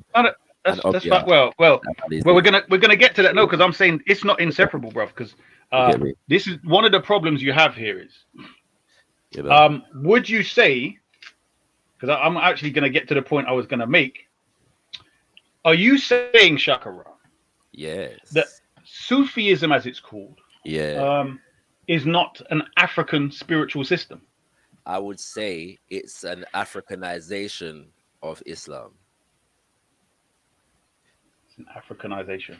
Or, more specifically, where it exists in certain parts of Africa, it's an Africanization of Islam. In the same way that the various revivalist traditions that we have, the Celestine Church, you know what I'm saying, in West Africa, and not just West Africa, but in Southern Africa as well, and in the Caribbean, are Africanized there's strong Africanisms or African spiritual retentions within those traditions. Right, that's fine. That's fine. Well, see, the problem is when you've got the fluidity with which you describe African spiritual systems, what would mean that, let's say, whatever African people have turned their version of Islam into, not be an African spiritual system? Because culture informs the tradition, the development of the tradition, from my perspective, yeah. And when you have religious traditions that have directly defined themselves in opposition to African spirituality for the better part of their existence, then it would make sense that the African spiritualists who didn't necessarily create that designation, that designation for themselves, and under current circumstance and climate, understands that he has a unique expression that should be consolidated and organized and recognized as it is. Okay, but this is what I'm saying. So if somebody who is not, who studies, let's say, their family tradition, let's say they've been raised in it, there's been almost an unbroken chain, if you like. In other words, they may have been colonized, so to speak, but they have an unbroken, yeah. Let me answer this. Can anything be Islam? Can anything be Islam? Yes. No, but you brothers have to know. You brothers have to know where the Sufiya or where the Akida came from. Because Sufiya alone, it means wool and clothes. Like Suf and Arabic means wool. You know what I mean? Some say there's two different opinions, but of that. Some say it comes from Sophia, wisdom. But yeah, I hear you. Can anything be Islam? Can anything be Islam? Can anything be Islam? Yes. I would say no, but I don't understand your question when you say that. But I would, what I understood you were saying, no. Yeah. Can anything? So like can anything be considered to be a part of, born out of the prophetic tradition coming out of Abraham? Can you give an example of what you mean? What's So the example? if the Abraham tradition is specific, or if you can just put that label on anything. So basically, all right. So you're a Shia, yeah. All right. You're a Shia, yeah? Muslim, yeah. Go on. Yeah. Right. And you consider yourself to be a Muslim, yeah. You're not a Christian, yes. Yeah. You're not a Jew or you're not a Hebrew, and I'm saying that to make it distinct. Yeah. But all of these, everything that I've just named, yeah, you would agree, claim at least to come from the same prophetic tradition, yes. Yes. And are based upon interpretations of the same prophetic tradition. Yes. So there's not everything would be included in that. Correct. So when we say African spirituality, yes, we're referring to a specific tradition. Got you. But this is the problem that I'm saying with if it conflicts even what it's saying. That's my whole bloody point. Is that if it's something that you can make up as you go along, then the African can call it that. He can make it his culture, and it now becomes African. That's my whole point. It's not that you can make it up as you go along. It's that the African the African spiritual system is not based upon rigid doctrinalism. It's based upon central principles and practice that is born out of those central principles. Yeah, which is why everybody. Don't you believe Islam can intertwine with the culture of a people? But this is, I was just about to say that. So when you say the principles now, so if you now clove those principles, you can tell me in the sense of the fact that because you're asking me a question as though there is not, well, I should say as though, but there is discussion about this in the Muslim world. So what I've the most as reasonable as it gets, yeah, I've heard from many Muslims is that Islam is fine with your culture as long as your culture doesn't contradict Islam. Yeah. Yeah. Right. Exactly. Yeah. Right. Yeah. And so as a result of that, yeah, what do we see? And I want to ask this because you've asked me these questions, yeah. So when my Muslim brothers and sisters are gonna come and say, "Hey, so talk about Islam," which I don't, but you know what I'm saying. Remember, you asked the question, in it, yeah. All right. What's it called? What did I say? What was I up to? Yeah. So when it comes to Islam and people's cultures, yeah, among Muslims, yes, themselves, yeah, the more representative the Islam of a person's culture is, can define, yes, the extent to which the people are considered Muslim or not, or kafir or not. Right. I think if I get you right, you're saying if the culture So predominates the. Let me give you a religious- living example. A lot of the Sufis in West Africa are they considered to be Muslim by the by the Muslim world in general. How can I put it? There wouldn't be opinions from a lot of people, let's say in India and Pakistan and elsewhere, but the ones who would have an opinion are those, let's say, Salafis. That's the basic bottom line. Because all the others generally have a Sufistic aspect to themselves. Yeah, I hear what you're saying. I hear what you're saying. But would it be true to say that the Salafi school dominates in terms of scholarship and definition of Islam? I would say no, but because it's become the predominant one in Saudi Arabia, it's now become dominant. Right. Because in the Ottoman Empire, it didn't dominate. So that's the difference. In the Ottoman time, I hear that. But I'd wager that the Ottomans would not have seen the West Africans as any less kafir. No, that wouldn't be the case. What do you mean that wouldn't be the case? The Ottomans would not have seen them as a kafir? No. All right, I'll take your word for it. And I'll because you look. Have you seen Eblam beliefs and traditions? No, I have. I'm not saying that they don't have whatever, but remember that's their own thing. Yeah, how they relate to our people is the next thing. You know what I'm saying?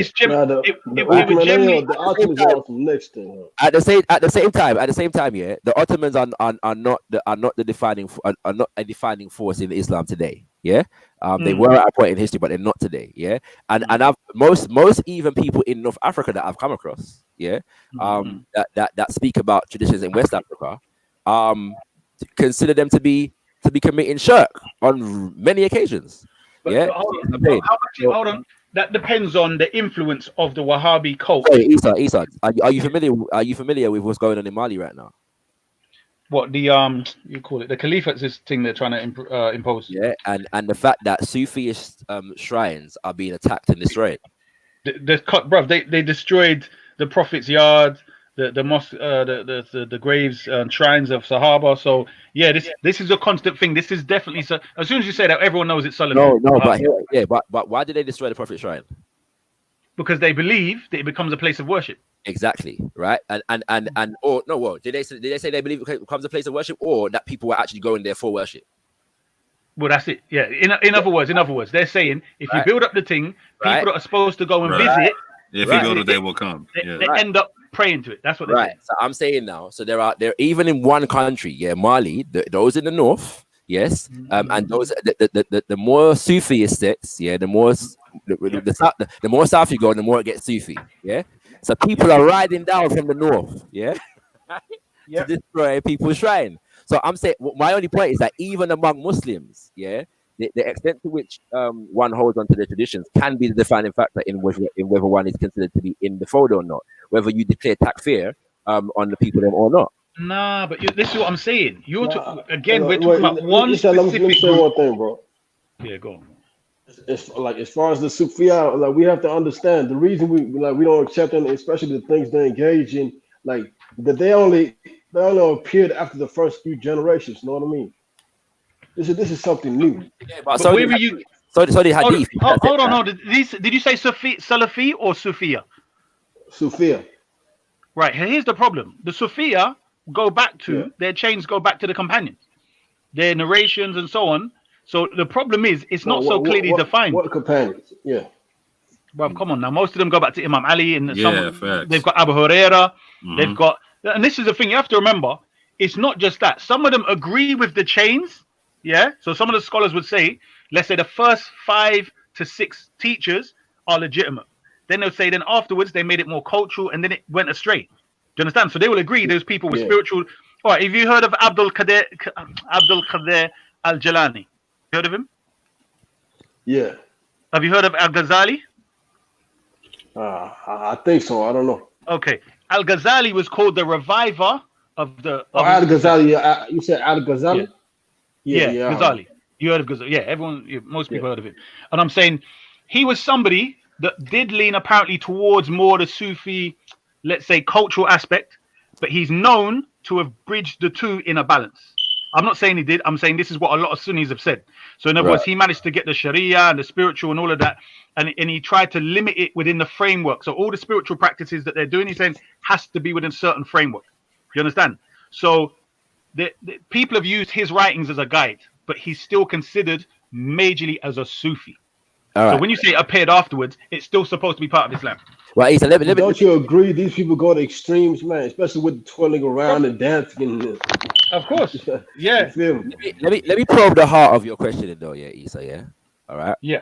And what you said, reality. Yeah. Let's deal with it in real terms. All right. we talk about the history of Islam in Africa, yes, and for the most part, we're not talking about a situation in which people converted to a religion and said, this is African culture, and we're going to embrace the rest of our brothers and sisters because you are also practicing African culture. Yes, that was not the argument. All right, we're talking about a situation in which, at various different points, various different systems were put in place, and I'm going to say for the sake of the conversation that not all of them were violent. Yeah, but some of them were in relation to drawing people out of the traditions. Yes. So a sharp distinction was drawn, yeah, between what is an indigenous and native, quote unquote, to the people, yeah, and what was considered to be of God, yeah.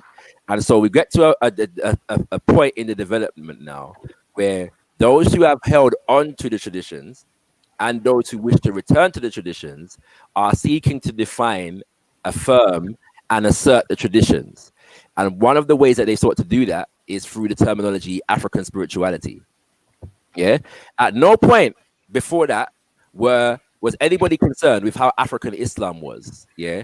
And how well it merges with the culture in that kind of way. All right. You see what I'm saying? Right. Nobody was concerned. How do you think the Mali Empire? One second. Nobody was concerned with how well the principles of Islam merge and gel and complement, yeah, the indigenous spiritual systems of the African continent, of the people that they were brought against. Yeah, no, you know what I'm saying? That wasn't the concern. So it should, in my humble estimation, when African spiritualists come and say, well, African spirituality, it shouldn't be the concern now, right? Because it wasn't the concern before. So why is it the concern now? I'll tell you, the only reason I posed the question, because you said you were prodding where I'm coming from, is that I'm saying where you seek to at times throw out this not stringent rules, or what's the word, brackets and boundaries.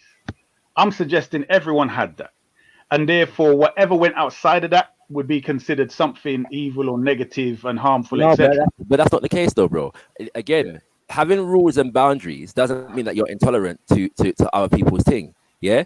There is a baseline in terms of human harm and human prosperity that I'm sure we can find, generally speaking, replicated, yeah, or seeking to be employed in the development of human civilization. Okay, but it is simply not the case that Africans had a conflict with absorbing different spiritual systems into their own, yeah, or among them. If that was the case, then the religions that we describe as not African would not have been so successful in penetrating Africa and African cultures. Yeah, it is due. But that's an opinion about whether the reason. It's not an opinion. It's not an opinion. When from the ancient Wagadu Empire, Muslims, yeah, were allowed to enter. And Muslims, even when they were mischievous among the people, and dispelled, they were allowed to come back in and build mosques, and half the city was given over to them, right? And all has a different thing, yeah. Right. No, but hold on. Why is that though? Why was that? Because of the African traditionalists of the time and those who were governing the social order didn't see it as necessary to create a sharp religious distinction and say we're going to run them people out of here because of their religion. That didn't exist. Yeah, I'm saying that even when those who were adherents to it caused a problem, they were still afforded space. Once there was a dispute. Sorry, there was a settlement in the dispute. They were accommodated to the extent of giving over half of the capital city. Yes, Now, I'm talking about when you look at that whole Kumbisali situation, yeah. One half of it was they were allowed to settle, and there was a number of different mosques. If they were for the purpose of trade, because the city was split in two, for the purpose of trade, when they come to the other side that is governed more by the traditionalists, there's a mosque there for them to pray, yes, and worship when they come to trade. In the side that's run by the Muslims, there is no shrine, yes, all right. For the reverse, doesn't happen. Yeah. No, all I'm saying is the reasoning behind it. You're just saying, well, it's just because they're welcoming. You're not putting any options other than that. Like I'm saying, was it that the leaders were bribed? You must have, yeah, but you have to present to me what they were. If you're attempting to suggest that adherents of African spiritual systems have been just as hostile to other religions as the traditions of Abraham, then you're gonna have to provide evidence of that. Are you saying they were living by each other in peace? Hold on. One sec. That's not my claim. What I'm saying is that even if it wasn't that way before, I'm saying part and parcel of its evolutionary nature and adaptation, etc., would be to do that. So, for instance, no, there is hold on. Let's see. Hold on. Guaranteed for those who now understand the nature, for instance, of Wahhabism, yeah, and Salafism being inseparable from being a politically dominating and vying religious ideology and movement. There may be people who, let's say, managed to establish a state in Africa based upon African spirituality. They'd be like, no, we're not tolerating none of your thing here. Do you understand? Yeah, no, come again. I'm saying, for instance, let's say somebody establishes Vodun or Ifa as a state thing, and everyone else outside agrees to leave them alone and do their thing. So they're establishing it based upon that. They have shrines, whatever rituals, whatever they want to do, it's established there. Yes. Somebody comes along, he said, you know what? I want to bring 1 million, 2 million, 5 million Wahhabi Salafis to live here. Yes. I'm saying because of their history and knowledge of this group being something that merges with politics to conquer you, I'm suggesting they would have in their growth and evolution, no, you're outlawed. Your thing is a political ideology that sneaks up in the place. That's possible. Hold on. We just need. We're getting this 2 days talk. That's possible. That's very possible. Yeah. That's right. And that would be legitimately African spiritual, wouldn't it? To run people for being potential invaders. Yes. Yeah, definitely. Yeah. Well, yeah. What's the problem there? Okay. Isa, what did Ibrahim do to his people? As far as his people, what did he do with their idols and what they worship? And what did he say about the star, like the sun they worshiped at one time, and the moon? Yeah, and he demonstrated their ridiculousness. But that's not quite the same thing, though. This is one of the things because there's other prophets in relation to idols as well. Like you don't justify what has happened to African spiritual systems by saying that the prophets did it to among other people. It doesn't make any sense.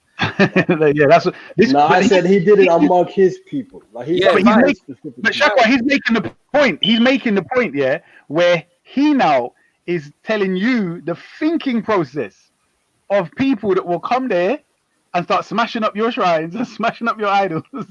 And telling you how to. I'm saying that this has been a regular thing. So I'm saying that yes, it would make sense, and put it this way, it would be irresponsible of the African spiritual system to not develop mechanisms of self-defense. It would be totally irresponsible. Thank you very much. Good. So there's going to be an intolerance for another so-called religion, isn't it? Yeah. But the idea of just leave the idols out. The idea no idols. You cannot no call graves, no you grave cannot worship. Hold on. All right, I'm going to agree with you if it is indeed possible to define self-defense as intolerance. But brother, hold on. Listen to what you're saying. Yeah, the whole thing in the Quran is about there being attacked by Jews, by Christians, and idol worship. Right. So that's what it's about. Yeah, they've been persecuted, kicked out of their place. Yeah, Lisa, you're gonna say that, yeah?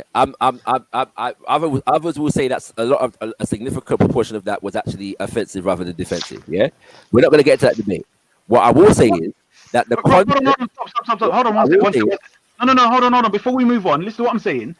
As long as people accept the Prophet went from Mecca to Medina, they cannot deny that. Unless you're telling me he didn't go from Mecca to Medina, and in Medina is where he got power. At the moment, I'm not particularly interested in that debate. What I'm saying is the concept existed before Islam. Yeah, the concept of that you're talking about in terms of having a blanket characterization of people that are not of your faith existed before Islam. Yeah. So whatever the case, you keep trying to push all the others through Islamic glasses. no, but you cannot. But you cannot make the statement that there are many similarities and then expect not for comparisons not to be drawn. There is a line of philosophy and ideology that runs from through the Abrahamic traditions. That's a fact. Yeah, right. I don't make the argument that there are no differences, but there are common concepts. Yeah, that run through all of them and that are expressed in varied ways, but the basic concept is the same. Yeah, all right. What I'm saying is, and I don't know why this is such an. Well, I do know why it's such an important point. At the same time, if you got a spiritual system, yeah, that is not fundamentally based around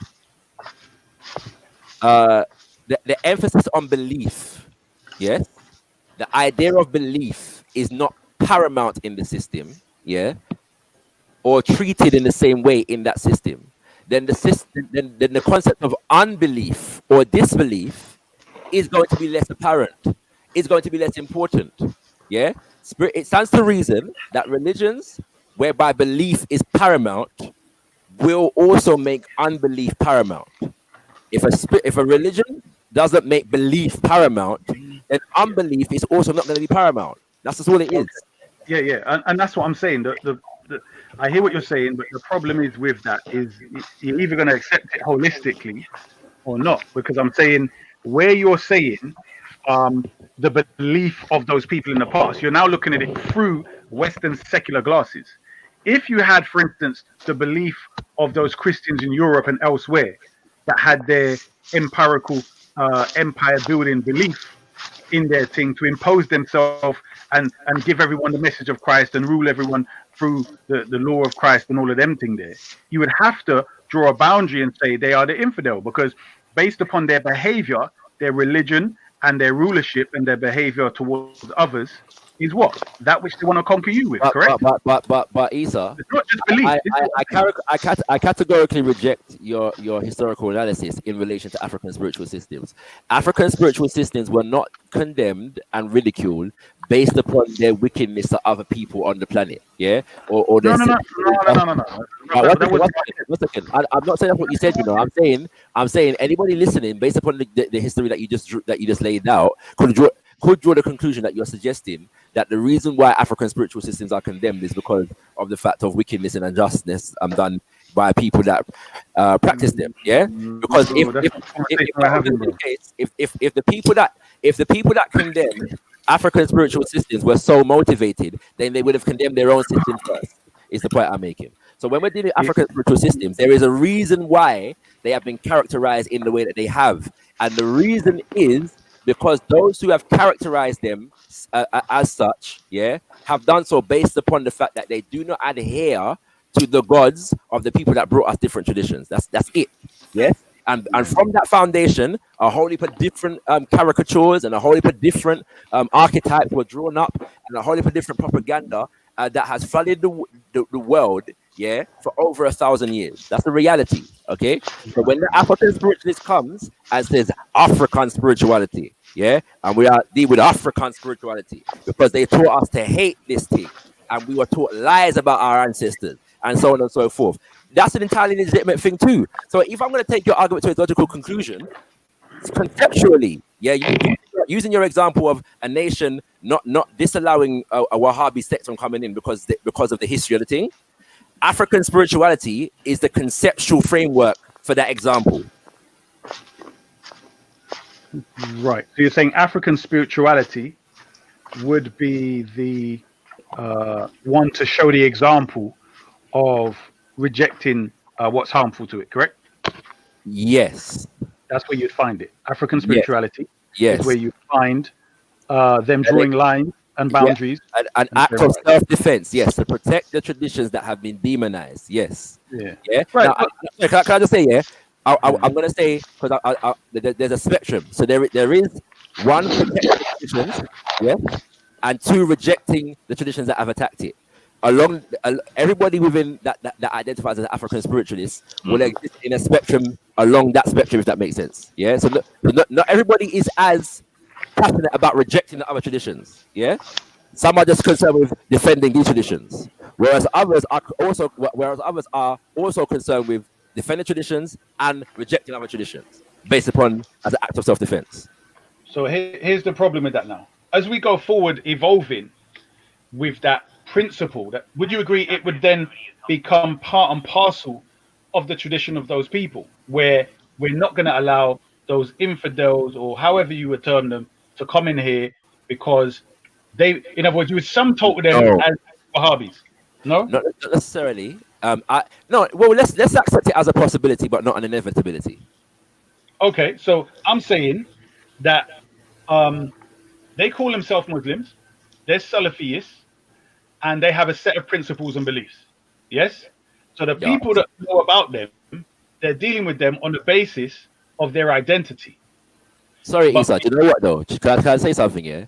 We actually don't have to speculate here. We don't. There are African spiritual traditions all around the world, and we can see how African spiritualists address people of other religions. Yeah. We've heard Uncle Danjuma say many times, yeah, that when the people in Trinidad who are not of the Orisha religions, yeah, go amongst the Orisha religion people, they create space for them and welcome them into the ceremony. Yeah. And sometimes they even give them names, yeah, of that reflect their own tradition, but help people to understand who these people are. Does that make sense? Yeah, that happens. Yeah. There are places where you don't hear about Christians being barred from or rejected from African spiritualist ceremonies or shrines or anything like that. You know what I'm saying? In Jamaica and places like that. You know what I'm saying? Like traditionalist places. It doesn't happen. Yeah. There's no examples of Kumina practitioners attacking churches in Jamaica. Yeah, we don't have that reality. It doesn't take place. Yeah, so we don't actually have to speculate. Yeah, about the extent to which, you know what I'm saying. Now, the other side to that is that there does need to be more traditions or that are prepared to defend the people.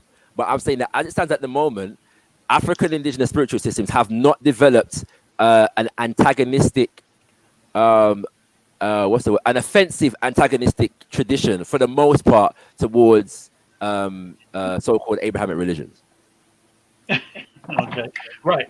So what my point is that as it stands right now, I'm suggesting to you that what you find in Islam, yeah. So I would say the Christian and the Jewish have their own version. So let's deal with the Islamic version. Is not just as a disbelief or a difference in belief as you were pretending. I'm saying if we take what you're presenting and it becomes a serious political, economic situation of threat and risk from specific types of groups who adhere to a set of beliefs, and because of their unity on those beliefs and principles, they become people that want to conquer you. Your opponent to them would be the same thing as their beliefs and principles against you. So you would outlaw them based upon their identity. We cannot have the conversation as though we are dealing with a system of equilibrium, a history of equilibrium, and all things are fair in love and war, because that's not the case. But this is what I'm saying. Every time I mention how Islam came to that, you want to dismiss it and no, I'm saying Islam is entitled to defend itself against those who are attacking Islam. Yeah. No, we're not talking. We're talking about. Hold on. We're talking about how the conceptualization of people. No, I don't. But I don't agree with you, Isa, because of the fact that when the Quran, yes, was being revealed, yes, the concept of belief and disbelief was there from the very beginning. It didn't evolve into it based upon people attacking Islam. Yeah, it's a foundational tenet. It's about belief and disbelief. Recite the Shahada of the Shia in English.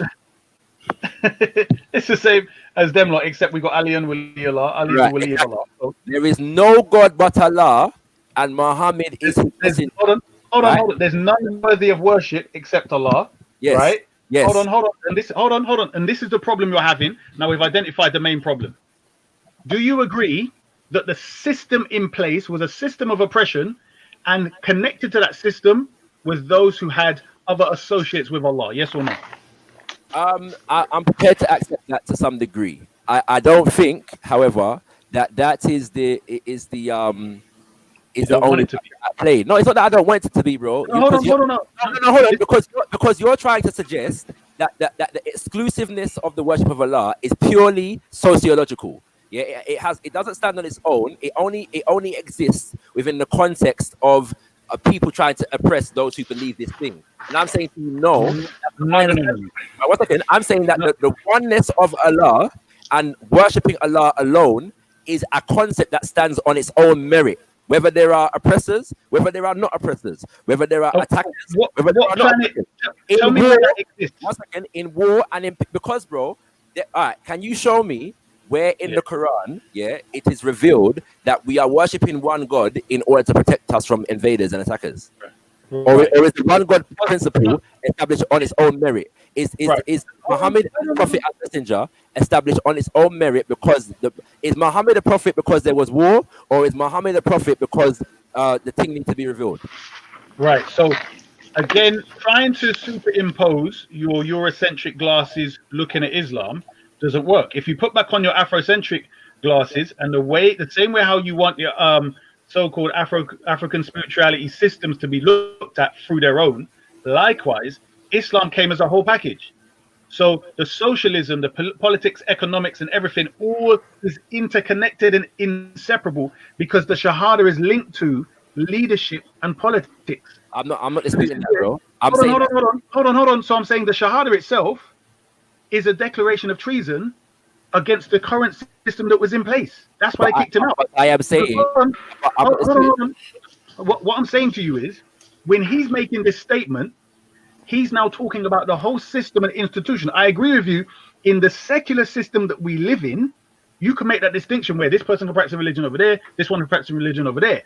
No, but bro. you can't. Hold on. You can't give me any place in these areas where somebody had a belief system which didn't manifest into the political, social, and behavioral aspects of their society. Bro, I am not saying that Islam does not inform or is not a religion that comes with political structure, social structure, and so on and so forth. I am saying that the concept of the oneness of God and the prophecy and the messengership of Muhammad is not dependent upon the context of that it was revealed. Yes, it was revealed in a context, but it is not dependent upon that context. So unless you're saying to me that if it was peacetime, then the oneness of Allah and the messengership of Muhammad wouldn't matter. It wouldn't be important. Right. So intrinsic, what the Quran's essentially saying, intrinsic to the system that they have is oppression. Do you get it now? So it's saying No. if you want the Quran doesn't become irrelevant if and when people are free. The Quran is applied in freedom, in oppression, in war, in peace, in good times and in bad times, in sickness and in health, to death do us part. That is how the Quran is applied. Bro, how did you say no to my statement and then say that? Did you hear what I said? Because, bro, you are attempting to make the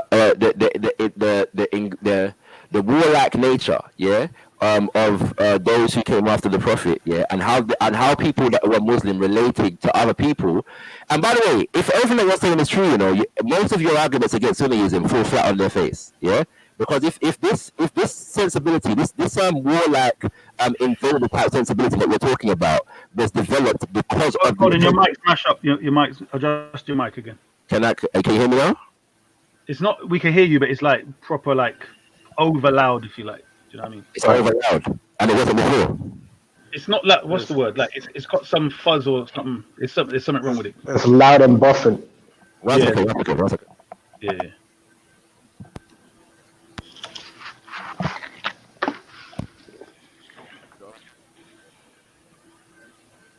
Hello. That's quiet. It's low. That's That's too low quiet. Yeah. Try again. Try again. Okay.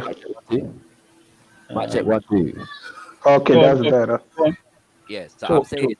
if everything that you're saying is true, yeah, then that 50% of your arguments against Sunnism fall flat on their face. Because if you're suggesting to me that the warlike sensibility came from the fact that the Prophet had to protect himself from those who were attacking him, yeah, Yes. what's it called? Then to consider Sunnism a wicked invader, oppressive enslaver ideology, Mhm. you know, it thwarts that context. Yeah, if you're trying to justify, well, they went on that way to other people because people were trying to attack them, then that justifies the entire history of Sunnism, right? right there and then. Hold on, Yeah, stop. You hold on. Listen to what you just said. You're saying that because I say that the Prophet developed this system of self-defense. no, as you're part saying of- the Hold Muslims. on. You're saying the Muslims. You're saying the Muslims. That how it got to how this warlike tendency developed is because under the Prophet, or is because people were trying to attack the tradition. So they developed this aggressive stance towards kuffar. Yeah, because of the fact that the kuffar under the Prophet were attempting to attack the Prophet. So all other kuffar, what's it called, subsequent to the Prophet, were treated in a certain way because of how kuffar behaved when the Prophet was alive. Right. So again, I don't. Right. So I'll say it again, and let's see if you respond to what I actually say. The Prophet, peace upon him, they were trying to stop him from teaching his message. Yes. Just the message, right? Yes. They then expelled him and the followers. They then stole their property, etc. Yes. They then wanted to annihilate them. Yes. So then the Prophet Yes. took the people, said, right, we're going to defend our property Yes. and our system, Yes. okay, Yes. against this tyrannical rule. Yes. Now, within that became the standard, whereas you don't just lay down and get exterminated. You don't Yes. try to allow genocide. Yes. When you go over to the Sunnis, how do you relate that to being conquest and going to other people and oppressing them? I am not relating it to that. Well, that's what the Sunni argument is then. What are you talking about? No, you are relating it to that. I'm talking about the conquest. That's why I say the Sunni am talking about the conquest, yes, and how people of these traditions, and I'm talking to you, so let's talk specifically about Islam, have historically related, yes, to African spiritual systems. No African spiritual system was You said around. Sunni and Shia, bro. You said my Sunni Shia thing falls on its face. So Yes, how does it? Yes, I'm saying to you, because what you're saying is the fact that the concept of kuffar and how people related to kuffar, to people who they consider to be kuffar, is informed by the fact that under the Prophet, people were attacking the Prophet, and so they developed a social system and an order for addressing people that did not believe in the Prophet. Yes. No, that's what the hell. What you're saying. Even what you just said contradicts what you said. The people were attacking him. Yeah, Yes? that's what I just said. No. You said based upon his. Listen to what I'm saying to you. Yes. So his thing was not based upon their beliefs. They were attacking him. I've just said that. I've just said that. Bro, you said their beliefs. So how does that relate now? No, to the I said no. Sunnis? Hold on. How does that relate to the Sunnis who now take power and they go to other nations, conquering them and imposing a religion on them? How does that relate to the Sunnis? Maybe I was incorrect. So let me ask you the question. Okay. How are you suggesting that what happened under the Prophet informed what is and what is not kuffar and how to deal with kuffar for people that came subsequent to the Prophet? Okay, so kuffar would come under this particular title, so to speak. Obviously, it would be there's a general, collective, and an individual. So you'd have a nation that subscribed to a certain set of beliefs, ideology, and practices, and then it would come under kuffar. Yes, so you got obviously you got the people of the book, which would be a type of kuffar, and then you would have others, which would be a different type of kuffar. Okay. Yes. Yep. Right. So I'm saying to you, how you deal with them would be based upon how they themselves behave. Okay.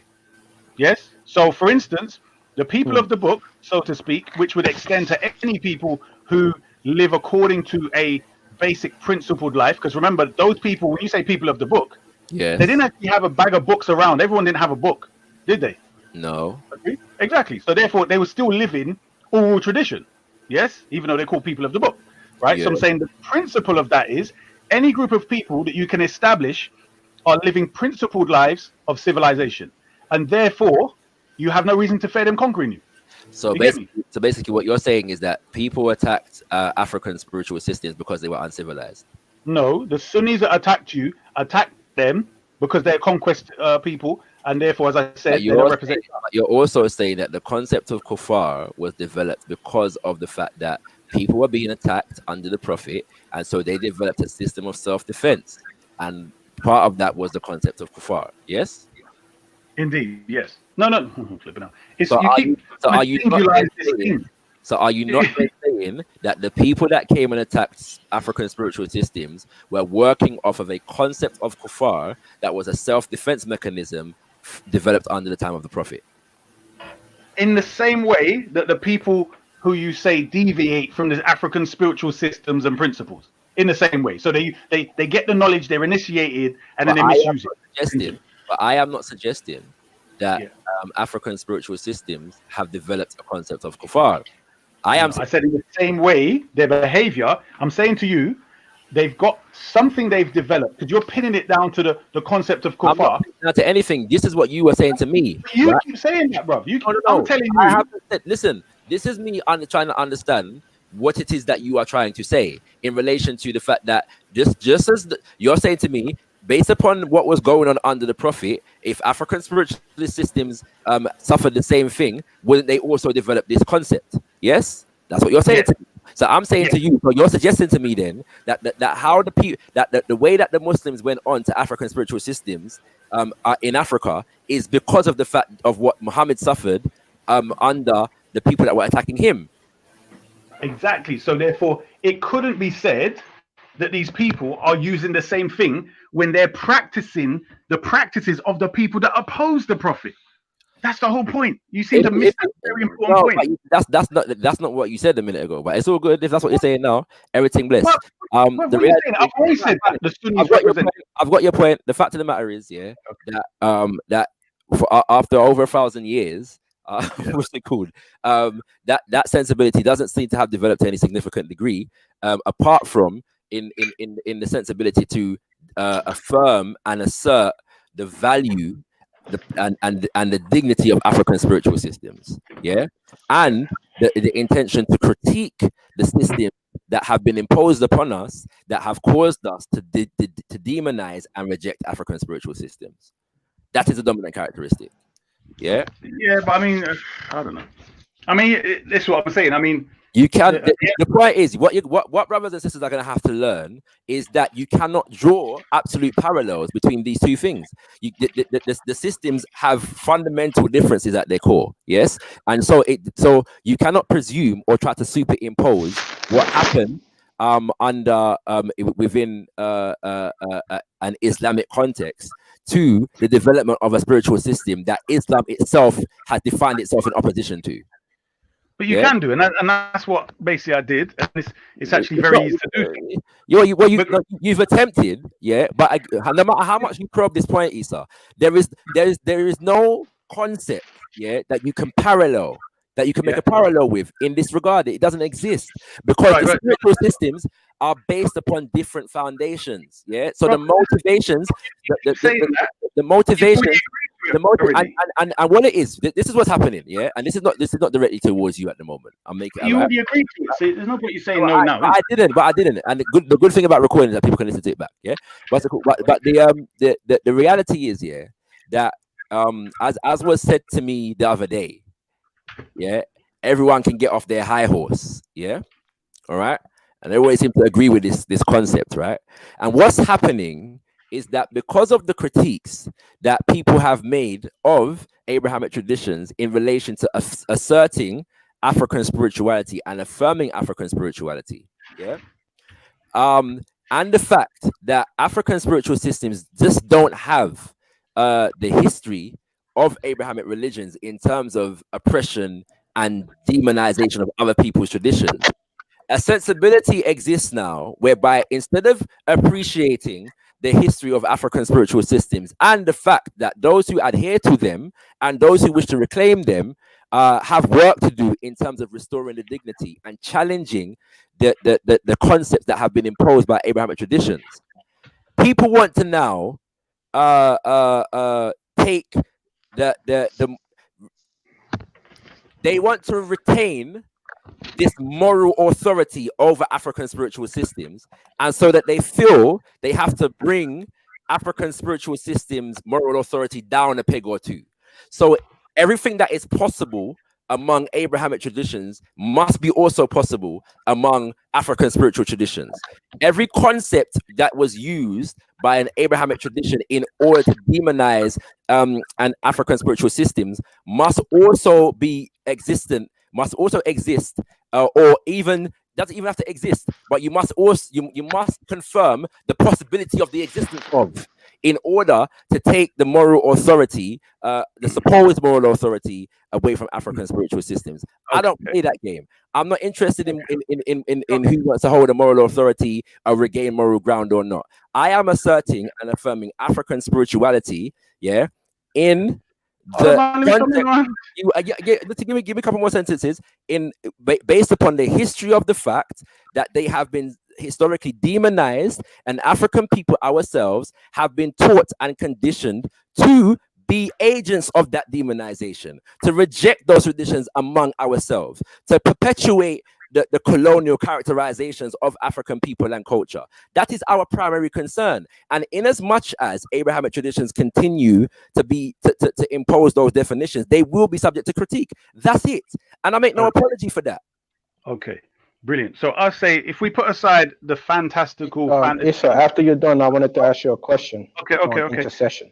If we put aside the fantastical ideas of, fairy tales that Shaka just tried to present as being the reason why people are making the parallels, we come back to the reality of just studying human behavior.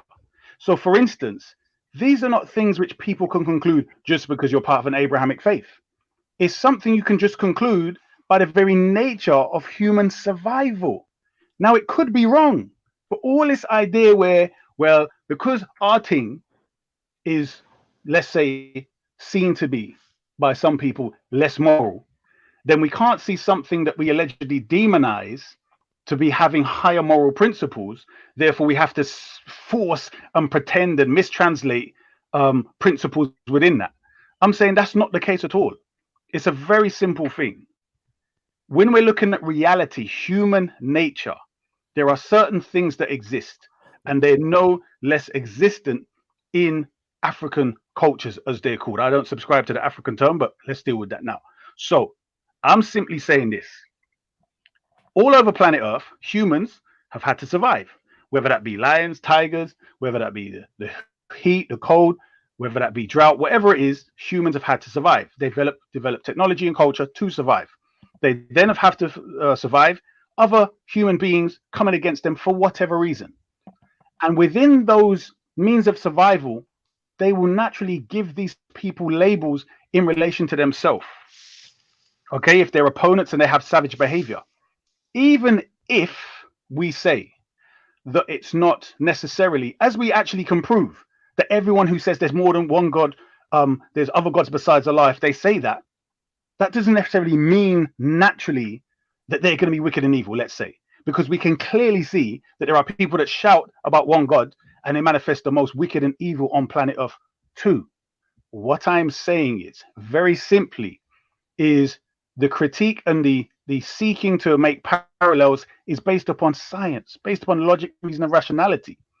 And clearly what we find is that the same thing comes about as the end result, i.e., when certain African spiritual systems become the governor of the society and certain people contravene those things, they get punished. They have labels for them. They then deal with them on the basis of their own versions of justice. Regardless of how you want to label it with different angles, I'm saying the end result is the same. They're going to see these people. You may not use the word infidel. It may not be just upon the basis of their belief, which we have in these certain secular systems or more tolerant societies. But what we do have is that when somebody or groups of people come along with certain beliefs that are associated with their crazy behavior of oppression, we will make sure we deal with them as a collective group as the problem that they are. So it's possible that people on the continent did not have to deal with people that had marginally opposite beliefs to them and traditions that were big enemies. So maybe their biggest enemy was just the fact of maybe a different tribe, but maybe there were parallels between their beliefs. So Anyway, what's the thing there? So yeah, Shaka, I wanted. One second, Malik. I'm gonna done this in 2 seconds. Yeah, I just wanna say everything that you just said. You're entitled to your opinion. Some of it I can't really speak to because it's speculative. However, you speak many times about the ideology of Sunniism. Yes. Yeah. Right. Your assertion is that the ideology itself produces a mentality and behavior that is commensurate with their mentality. Yes. 100%. So you don't just put it down to, well, it's just human nature, and anybody is possible to deal with that because of survival instincts and them kind of things. There, you consider it to be oppressive, and anti-black, and terrorist, and invade warlike, right? Yeah, yes, all that from its very principles, its basic principles. Yes. Yes. You've said before that you cannot be a Sunni and not be anti-black. Yes. Yeah, a serious Sunni is what I was saying. In-depth practicing serious Sunni. Yeah. Yes, you said this. Yes. Yeah. I think so.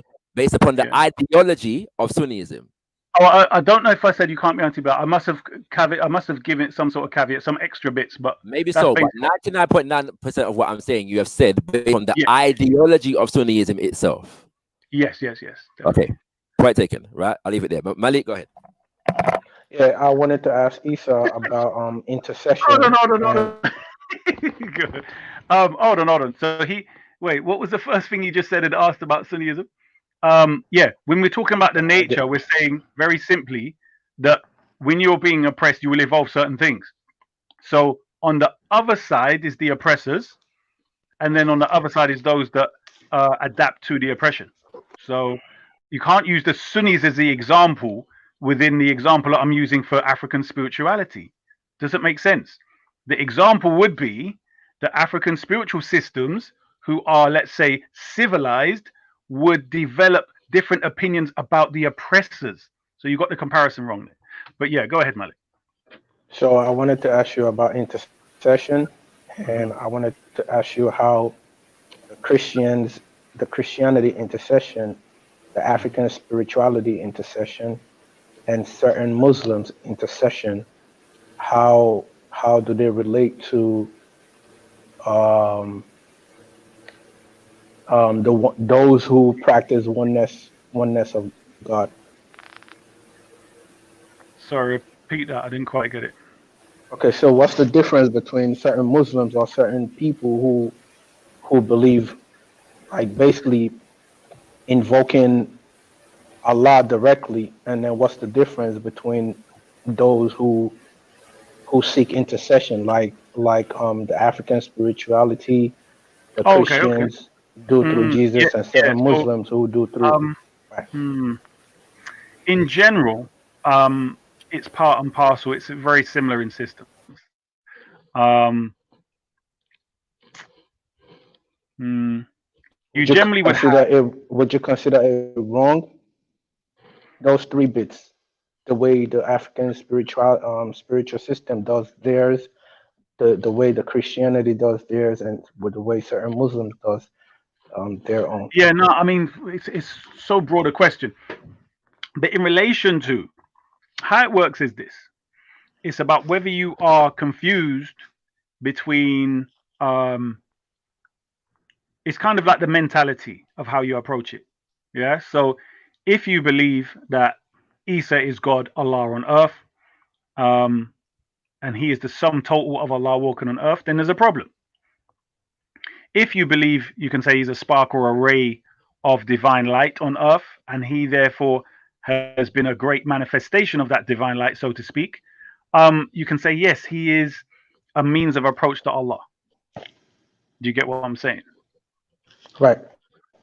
So it becomes, this is why I try to leave it alone, because it becomes something complex where I suggest the system of the Quran leaves that out, because ultimately the system of the Quran is about self-development. Do you get what I'm saying? Right. So what about the African spirituality? Because they claim they worship one God by calling on one God. But the way I Do they know? understand their practices, the way I understand their practices, they seek intercession also from But that's what I'm like the saying. creation of I God. think what you're unfortunately doing is superimposing a paradigm onto them rather than using their paradigm to explain themselves. Do you get what I'm saying? I'm saying it's both ways. Some people do and some people don't, but it's called intercession. Yeah, I mean, yeah. We can't get rid of that. So let's say, for instance, where the concept or the cosmology, mythology, where the Most High withdrew and left Orisha or Loa to mediate between mankind or to administrate the creation. Within that, it's obviously similar to the angelic story, but it just depends on how you look at what you're talking about. So with us, the conceptualization of a one God, so to speak, or a supreme being, is a must as part of the system. So it's part and parcel of their system, and it's how can I don't know. I don't really have a problem with it because it's to me these are older versions of Islam. Do you get what I'm saying? So doesn't it contradict you alone will worship and you alone will seek for help? Well, here's the problem with that statement when so many Sunnis come up with that statement. You alone we worship and you alone we ask for help. So let's go backwards. Do you literally throughout your whole life only ask Allah for help? No. Exactly. So therefore, even that alone just deals with the statement you're dealing with. Yeah. When you So say ask for help, that I'm saying like if you say for instance you ask your son to do certain things for you, that's like different. But I'm talking about worship. Like no. Listen, if you're you had seeking. two sentences. You Right. alone we worship. Iyyaka na'budu wa iyyaka nasta'in. Yes. Right. Yes. You alone worship, Right. and you alone we seek for help or seek aid. Right. Right. So, what you have there is, I suggest, a concise, orchestrated idea of worship and seeking help. The whole Surah Fatiha, you have to remember, is a condensed Quran. Yeah, you know that, right? Have you heard that? No, I didn't hear. It's a something. I didn't hear. It's a It's the whole confinement. Quran condensed. The whole Quran is condensed in Surah Fatiha. Have you heard that before? Okay, right. Not So, really. so the concept of you alone we worship and you alone we ask for help is expressed throughout the Quran. What that means, or what both of those terms mean. So, Surah Fatiha is the sum total of the Quran. Throughout the Quran, you're looking for guide us on the straight path. You alone we worship. You alone we seek for help. The whole lot of Fatiha basically sum totals the Quran. Okay. Do you understand? Have you not heard that So before? can you give? I can't say, but can you give me an example of seeking intercession that would be allowed by the Creator? Okay, here's an example.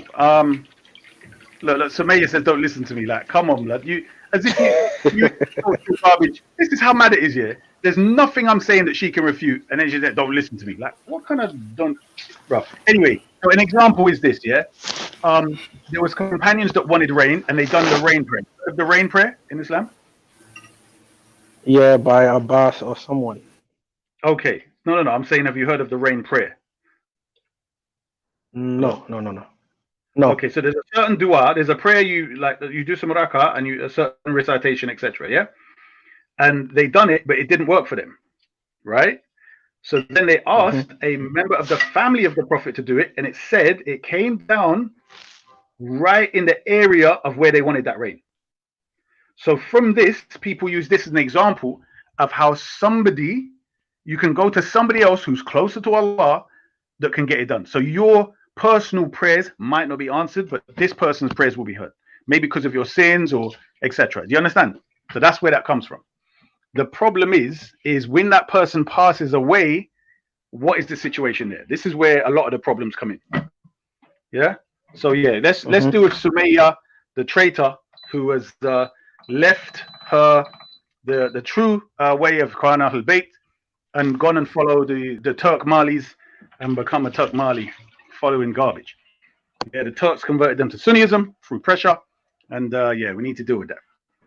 So is there a way that way that we could do intercession through Jesus Christ? We definitely can't. Can you find an example? Well, I would say we definitely can't. There are du'as where you do you know what taslim is? Like Allahumma salli ala Muhammad wa ali Muhammad, right? Yeah. Right. Right. Do you know why it's said to do that? Do you know the Quranic verse? I think I've read it before, but I can't summarize. But I think so. Only if you remind me. Okay. I know it says something about the angels praise and God. Right. Something like that. So you send. So this is where the Christians claim we pray. What was it? Allah. What was it they said? We pray on the Prophet. We pray to the Prophet, something like that. Do you remember they were dissing us and saying that? Right. Yeah. They don't understand salawat. Yeah. Right. Right. So it is said that this is a form of intercession. So we could say Allahumma salli ala Isa wa ali Isa or something like that. Well, because he's not our prophet, we wouldn't do that. Waleed's in it. Oh, come on, Zubaydah, man. You can't bring Waleed up in here. Assalamu alaikum wa rahmatullah. Sheikh Isa, what's wrong with you? Because it's Sunni. I'm Sunni and I was talking to you in the morning. Did you see any terrorism? Any hate for me? I am Sunni. Hold on. We have to get. We want Zubaydah to do. Yeah, get 2 wires. Yeah, from the socket, and every time he comes in, electrocute him. Yeah, stun him. Get a stun gun and just. No. No, Issa, listen. You have to bear in mind, yeah. Listen, Issa. Yeah, I see you taking advantage, yeah, car. His English is not the greatest, and he has an issue with comprehending certain things that you're saying. So I am in the back translating, but he has a lot of good points. So just allow him the opportunity to at least say his points. You know. Did we not before? Be honest, yeah. How many times were me and Issa are building, and he just and he jumps in, yeah. Issa, you was on a roll, innit? Because obviously you're the only Shia, and obviously a lot of people are asking questions, so he was a bit defensive. But obviously, I told him anyway. Let the brother finish and then answer. No, but I'm saying when me and Issa were actually talking, he just jumped in and dismissed both of us and just got his point across. Like, come on. Adi, no problem. Go on with it. I'm sorry to both of you. Yalla, after me. Yeah, Baba. Anyway, I'm hearing you keep this in the Sunni are before you said can I finish? Before you said about fingering when I was cussing someone and they said I will finger him, you said this Sunni behavior, all the Sunni are bad. Now you was also cussing the Sunni people, and I was talking to you all day in the morning. I showed you most respect. I respected everything you said. So I think what you're saying about Sunni is completely wrong and completely hate. Okay, so let's get down to it. Yeah, you do not find me making blanket statements, or shall I say, dealing with every Sunni I come across and going to make takfir. That's not my behavior. I might make blanket statements in regards to somebody asking me technical questions, and I just answer them. But I'm saying, when it comes to the religion of Sunnism, my statement is very clear. It is a thoroughly anti-black religion, and I'm talking about pure Sunnism. I'm not talking about some. Why do you say Sunni religion? Is it another religion? Sunni is different religion. Yeah. For you, Sunni is different Islam. Of course.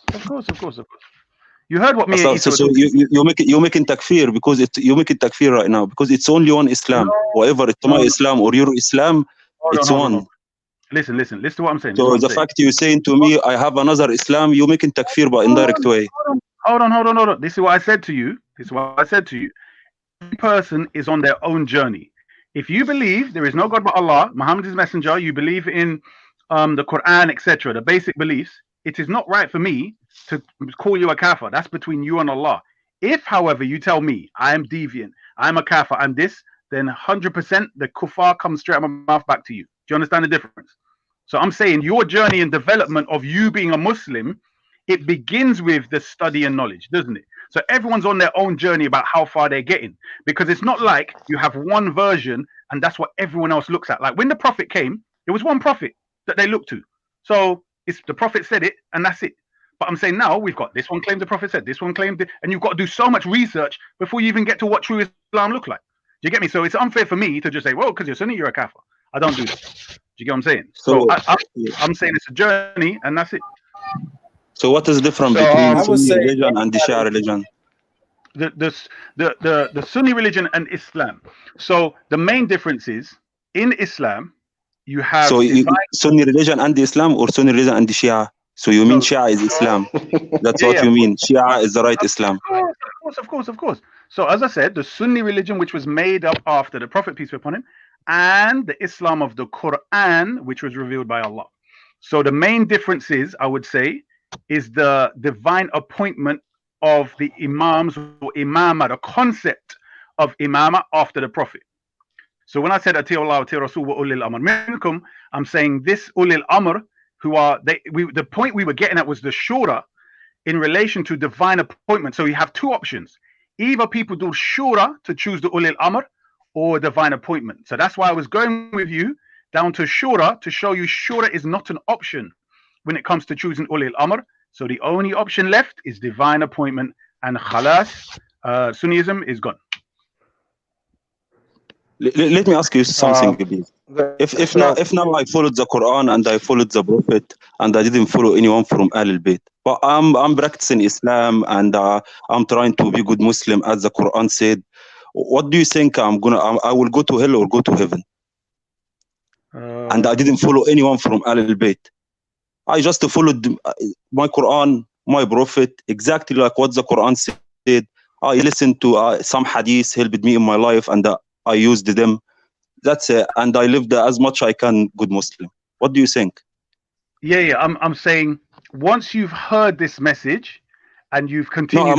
Please answer my question. Just answer my question. Do you think I'm going to go to hell or heaven?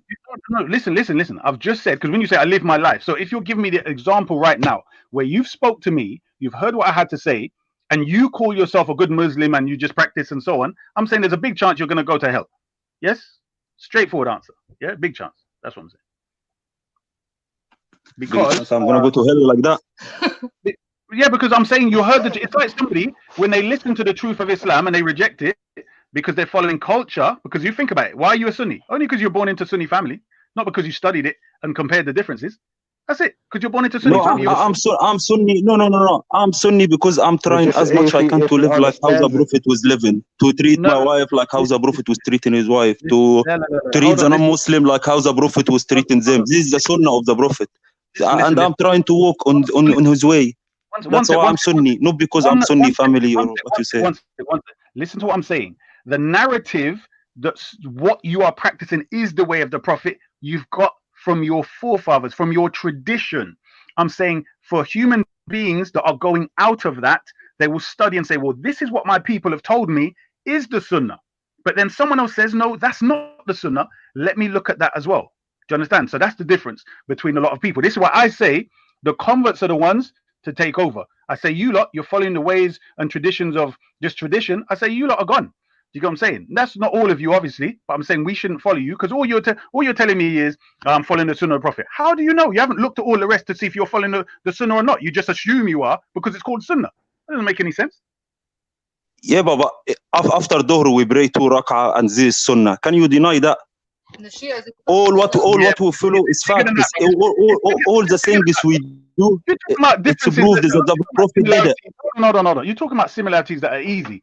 I'm talking about the ways of Islam in the Quran that are rejected. Because what you lot did, you made up a religion that was very close. Because you who made it, listen. You who made it, don't try to change it because it started with the Quran, and then the Prophet. After the Prophet died, all your sect started. But what we follow what the Prophet said when he was alive. We doing what the Prophet was doing when he was alive. Your sect, your scholar, everything you said is appeared after the Prophet died. So how come you intrude? Yeah. Okay. So what you're claiming is your narrative. hold on. Is your own opinion and your own narrative, your story. So all you're doing is telling yourself the same story and fulfilling your own thing about us. I'm saying what normal people do is they go to each side of the story, everyone who's got a story, and they say, right, what have you got to say? Then they come back and they say, right, what is the truth?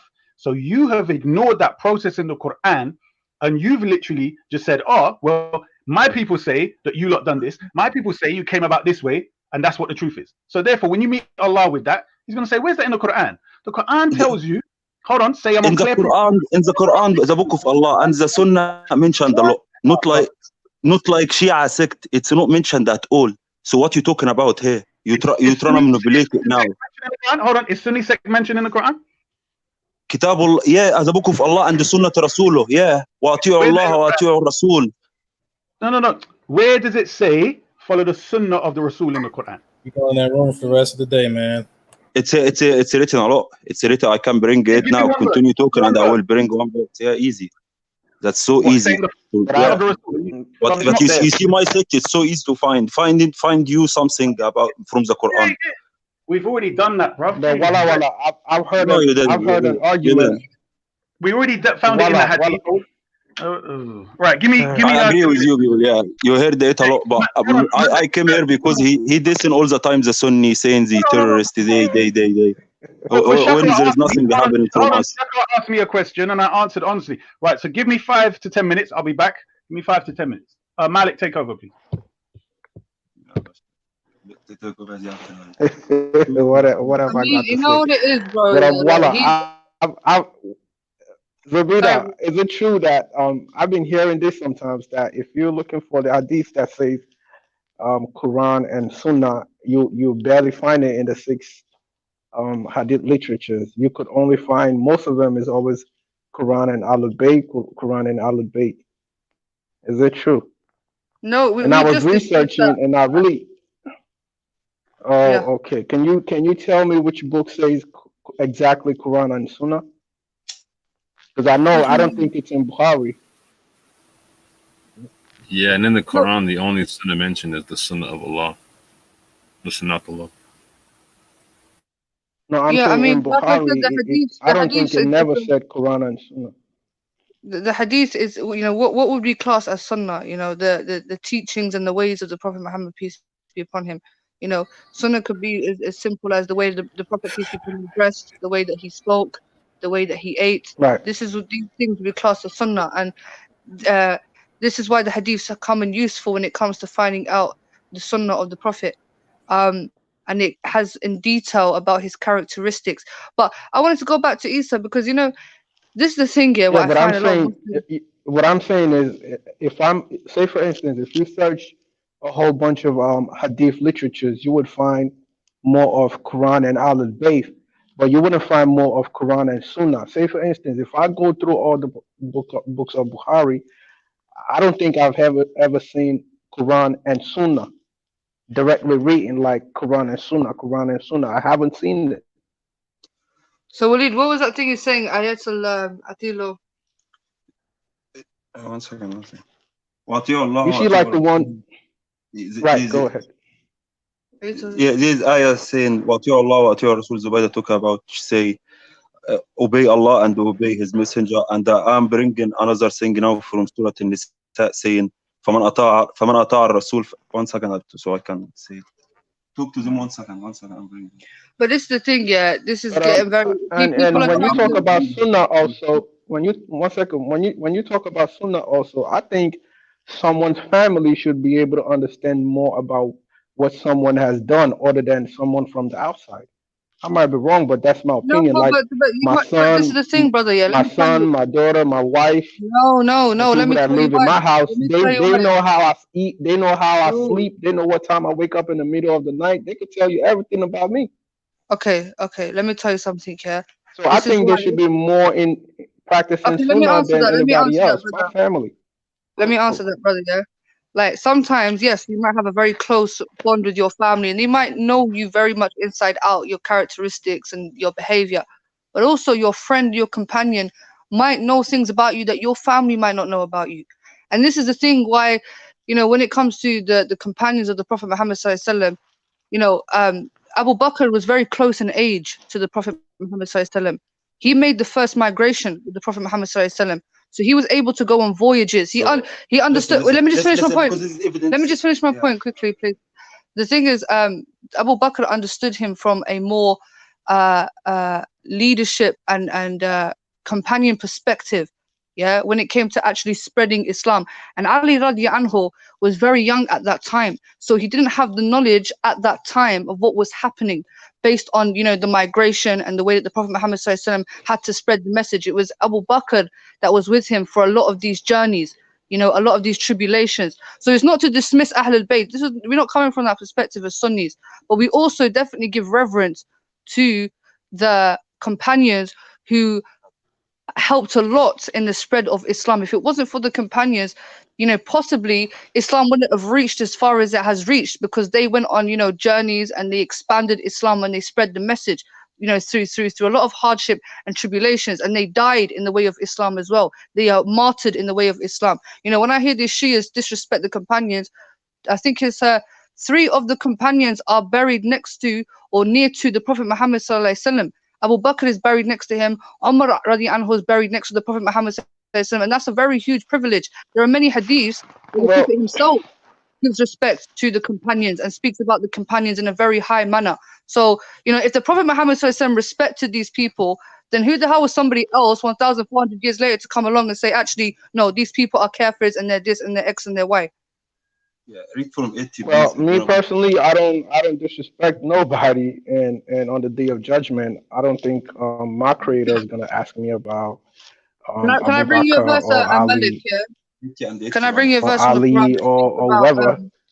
Yeah, Can I bring sure, you a verse from the Quran that he was asking about the Sunnah? yeah. I said, go ahead.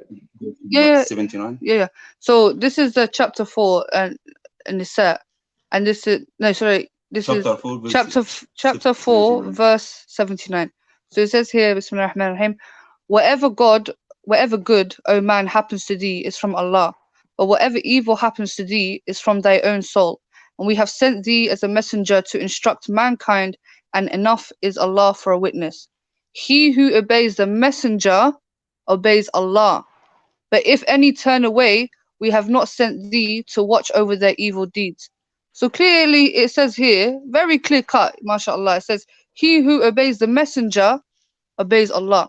So this is what we would narrow down to the Sunnah, following the Prophet Muhammad sallallahu alaihi wasallam. I'm not denying the Sunnah, but I'm saying when everyone is talking about someone's way of life, I think the most entitled to someone's way of life, it's the root. Like if you look in a tree, you would always see the branches and whatnot, but you can't get. If you're looking at the tree, you always get the characteristics of the seed from the tree. So what I'm saying in short is, I believe someone's family knows more about someone than other people. That's just my opinion. I might be wrong, but that's like, to me, if I compare to myself, it's like a common sense to me. Like my family, they know more I hear about you, me. brother. They know how I eat, You know what it is, sleep, yeah? everything that I do. Fatima, all of them. I think they should know better than everybody, because while everybody is sleeping in their houses, they know when the prophet wakes up to pray at night. They know how he recites. They know whatever. Like they know him. They know, how he switches his eyeballs or whatever. So nobody could come tell them about the Sunnah, because they are the Sunnah themselves. And everybody else can learn about the Sunnah. You can learn about Sunnah from the Sahabas also. But I'm saying, if we're talking about who is really rooted in the Sunnah, I think is one's family. Even your family. If I would ask your son, yo, tell me about your mother, he would tell me a whole bunch of stories about you, and that's your Sunnah. He knows how you dress. But let me tell you something, Malik. Malik, the thing is, as Muslims, the main principle, the main foundation is Tawheed. Yeah, we're not dealing with the lineage here, and this is where things start to get a bit difficult. We're not Hebrew Israelites. We're not dealing with a specific lineage, because remember, we have other prophets before the Prophet Muhammad sallallahu alaihi wasallam, and every single one of them had exactly the same message. That should be the core focus of what we are trying to do as Muslims. This whole thing about family and the Prophet Muhammad sallallahu alaihi wasallam even said, hadith said, don't over exaggerate about me. Don't over exaggerate about me. He says, right. I'm just a messenger. Yeah. So when people because this is why I was having the conversation with Isa, and what I'm understanding is there's also different interpretations of Shiism. You have those that are very extreme in the way that they practice their Islam, you know, when they're doing Many things in Islam, you know, it's all politics. Because I agree with you. That's why I say but things that the the thing is, Shia yeah, does. let me finish. Go ahead. Yeah, sorry, bro. Yeah, go But ahead. what I'm saying to you is, yeah, we as Muslims, we definitely respect Ahl al-Bayt. You know, they are the family of the Prophet Sallallahu Alaihi Wasallam. But at the same time, that should not be the focus when it comes to being a Muslim. The focus really should be centered around what was the Prophet speaking about? What was he trying to preach? What was he trying to teach? Yeah. And then when we have people coming along and, you know, cursing the Sahaba, cursing the wife of the Prophet, peace be upon him, it's got much deeper than it actually should be. And this is where Islam looks so complicated when it's not supposed to be like that. You know, it's actually, Islam is very simple when you look at it and you look at the root of Islam. We have the 5 pillars of Islam, yeah? And then we have the 6 articles of faith. Those should be the main things that a Muslim should be focusing on. But what I've realized is a lot of people have started to form an identity based on historical events. So they'll see certain historical events, they'll see some in-house division or in-house fighting, and they will decide to pick a side and then base their whole identity on the side that they have chosen. When we are not accountable for what happened 1,400 years ago, we are accountable for what we are doing today. So if we're going to take anything from Islam, we take what the message is saying, what the principles are within the Quran, and what the teachings are of the Prophet Muhammad Sallallahu Alaihi Wasallam. That should be the most important thing. That's why I don't really argue too much about Ahl al-Bayt or these things, because I don't have an issue. The only thing I have an issue is when Brother Isa here comes on the internet and says, oh, you know, Sunnism is based around terrorism and it's anti-black, and it's like, that's not the religion that I follow, Joe. So where are you getting this information? Look, that's based on his knowledge. Hold on. Let me just say this. You ready? He's saying we must follow the Quran and the Sunnah, and I'm saying if everything that I say I practice and believe is from your books and you haven't researched them yet, how is that my fault? And how is your opinion to be respected when you haven't researched your own books in relation to what I believe and what I teach and say? How is that my fault? But Isa, yeah, you see, when it comes to hadith, yeah, as a Muslim, when is the importance of using a hadith? Because certain hadiths, they are narrations of certain events that if we as Muslims go through those certain events, like for instance war, if we want to be as just as we can as Muslims during war, then we will refer back to the Quran and the hadith to suggest how we should act in war. So via the hadith, we know that when we are in a war, we can't harm a tree, we can't harm a woman, we can't harm innocents. That is our criteria for going to war. But other than that, being a Muslim 24/7, you're not going to live your principles specifically based on hadith or based on previous historical events. That's not the main thing that, you know, a Muslim will live by.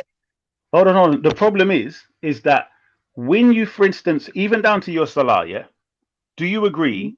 Although there were people who were still doing salah, there are people that have come up with hadith to say the Prophet held his hands here, the Prophet recited this, and so on. Yes, there's still hadith relating to salah, correct? Yep. And Hajj, and how much you give in zakat. So all of these things, they are linked to the Quran and the hadith. So the problem becomes when certain people say we don't accept certain hadith because either Sahaba are not trustworthy as a whole group, or the people that accept from Sahaba are following tyrannical rulers.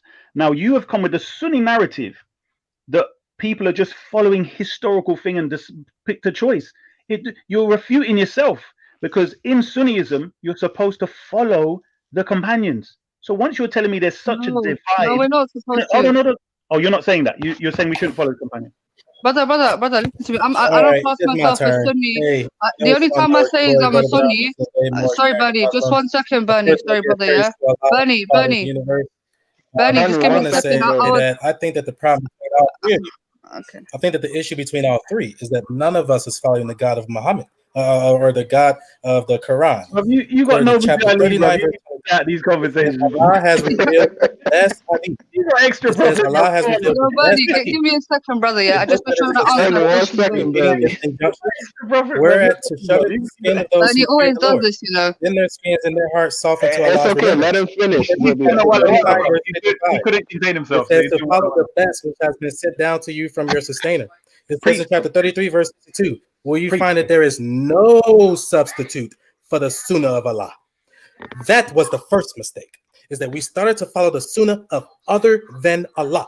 While it says here, let me ask you, thank you. Muhammad is not supposed to follow the Sunnah of himself.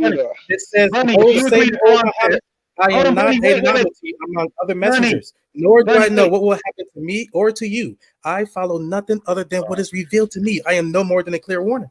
Is this some sort of we all have? We have sent down the clear light according to chapter 4, verse 2. Even Muhammad was told in chapter 75, verse 16 and 19. Everyone has got some mental problems. It turns up in this Bernie, brother, please. I want to hear what you have to say. But when you're cutting mid-sentence about the people, it becomes, very. The first issue is we believe that others will explain the Quran for us. This is how mad it is. You people don't even care that people are not listening to what you're saying, but you're just going to continue to read. Like, what's wrong with you? Let me ask you. That's the issue, though, fellas. That's the issue. It says in the Quran, hold on to the rope of God, and here we go. Do not become divided amongst yourselves. Which is true. Now we have Can I answer Isa's question, please? Bernie, let me answer Hold on. Those run away in the behavior. So the very aversive behavior cut me off. All it does is not divided. When the Quran is Bernie, preached alone, not divided. Okay, brother, let me tell you something. Bernie, bro, can you give me a second, bro, please? Because I was trying to answer questions. Thank you, brother. Thank God. What I'm saying is, like for me personally, the only time I mention if I'm a Sunni or not, and maybe this, unintentionally, is when people assume that I'm a Shia because my father's Iraqi. Yeah, that's the only time that I have to clarify and say no, I'm not. But other than that, on a realistic basis, I'm a Muslim. I don't put myself in this sect, to be honest, and this is where it becomes very confusing. I don't prescribe to no sect because you got to think about it, bro. Did the Prophet Muhammad sallallahu refer to himself as a Sunni or a Shi'i or a Sufi or any of these sects that have come about after the death of the Prophet Muhammad sallallahu? That's not the case. I'll answer your question, and it says to follow the way of Ibrahim, and the Quran says Ibrahim was of the Shia of Nuh. So I'm saying the term itself is instituted in the Quran, and the way of it is from Ibrahim. Okay, what does Shia mean, Isa? It means like a party, supporter, group, sect. Follower of, would you say? Follower of. Not really. It's more to do with a party. It's of Muhammad Ali.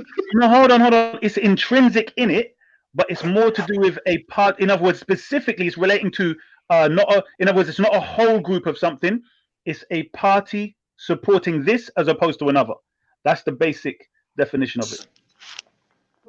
Okay, so if you're Shia, and you're supporting a party, why does it come across that you are supporting the party of Ali radiallahu anhu rather than the Prophet Muhammad sallallahu alaihi wasallam? Because it does come across, and I'm sure you've heard that hadith, sorry to cut you, where the Prophet Muhammad sallallahu alaihi wasallam said, don't over exaggerate about me the way that they exaggerate about Isa alayhi salam. Yeah, so this whole over exaggeration about Ali radiallahu anhu, like, where does it come from? Where's the over exaggeration? You know, like Haq Ya Ali, when people are doing the martyrdom, and we're not doing that. You've never heard me say it, and you've never seen me do that. So let's stick to. I don't do that neither. No, I know you did confirm that. What I did? Yeah, we spoke about it, and you admitted that it was a cultural thing, right? Right. So I'm saying let's deal with teaching of it rather than cultural expressions. I'm saying you was talking about Imam Ali, and the basics are divinely appointed Khalifa. Yes. So I'm saying that's what you have to address when you're dealing with Imam Ali. With so-called Shia. So if you're saying divinely appointed, for me, that's like a very high status, right? And that must require to be divinely appointed a revelation, no? Yeah, from the Prophet. So the Prophet gets divine revelation to appoint Imam Ali, as opposed to the people choose. Maybe you misunderstood that. So a divine appointment by Allah, as opposed to human beings appointing. But you just said the Prophet Muhammad was so you're saying Allah appointed Ali radiallahu anhu via Prophet Muhammad Yeah. So is there a Quranic verse to support that? No, I gave you the hadith of Qadi al-Qum earlier on. So I leave you Quran Ahl Bayt. Then he says, "Man kunta mawla fa hadha Ali mawla." Yeah, see, this is the issue, my brother, because interpretation is very, it can go both ways. Do you agree that that hadith is open to many interpretations? Well, one of the interpretations it can't be is that Abu Bakr is part of the Ahlul Bayt that's everything left with the Quran, for sure. So therefore, no matter which interpretation you got, Abu Bakr could never be superior to Ahlul Bayt and left with the Quran. That's one of the things that annihilates Sunnism.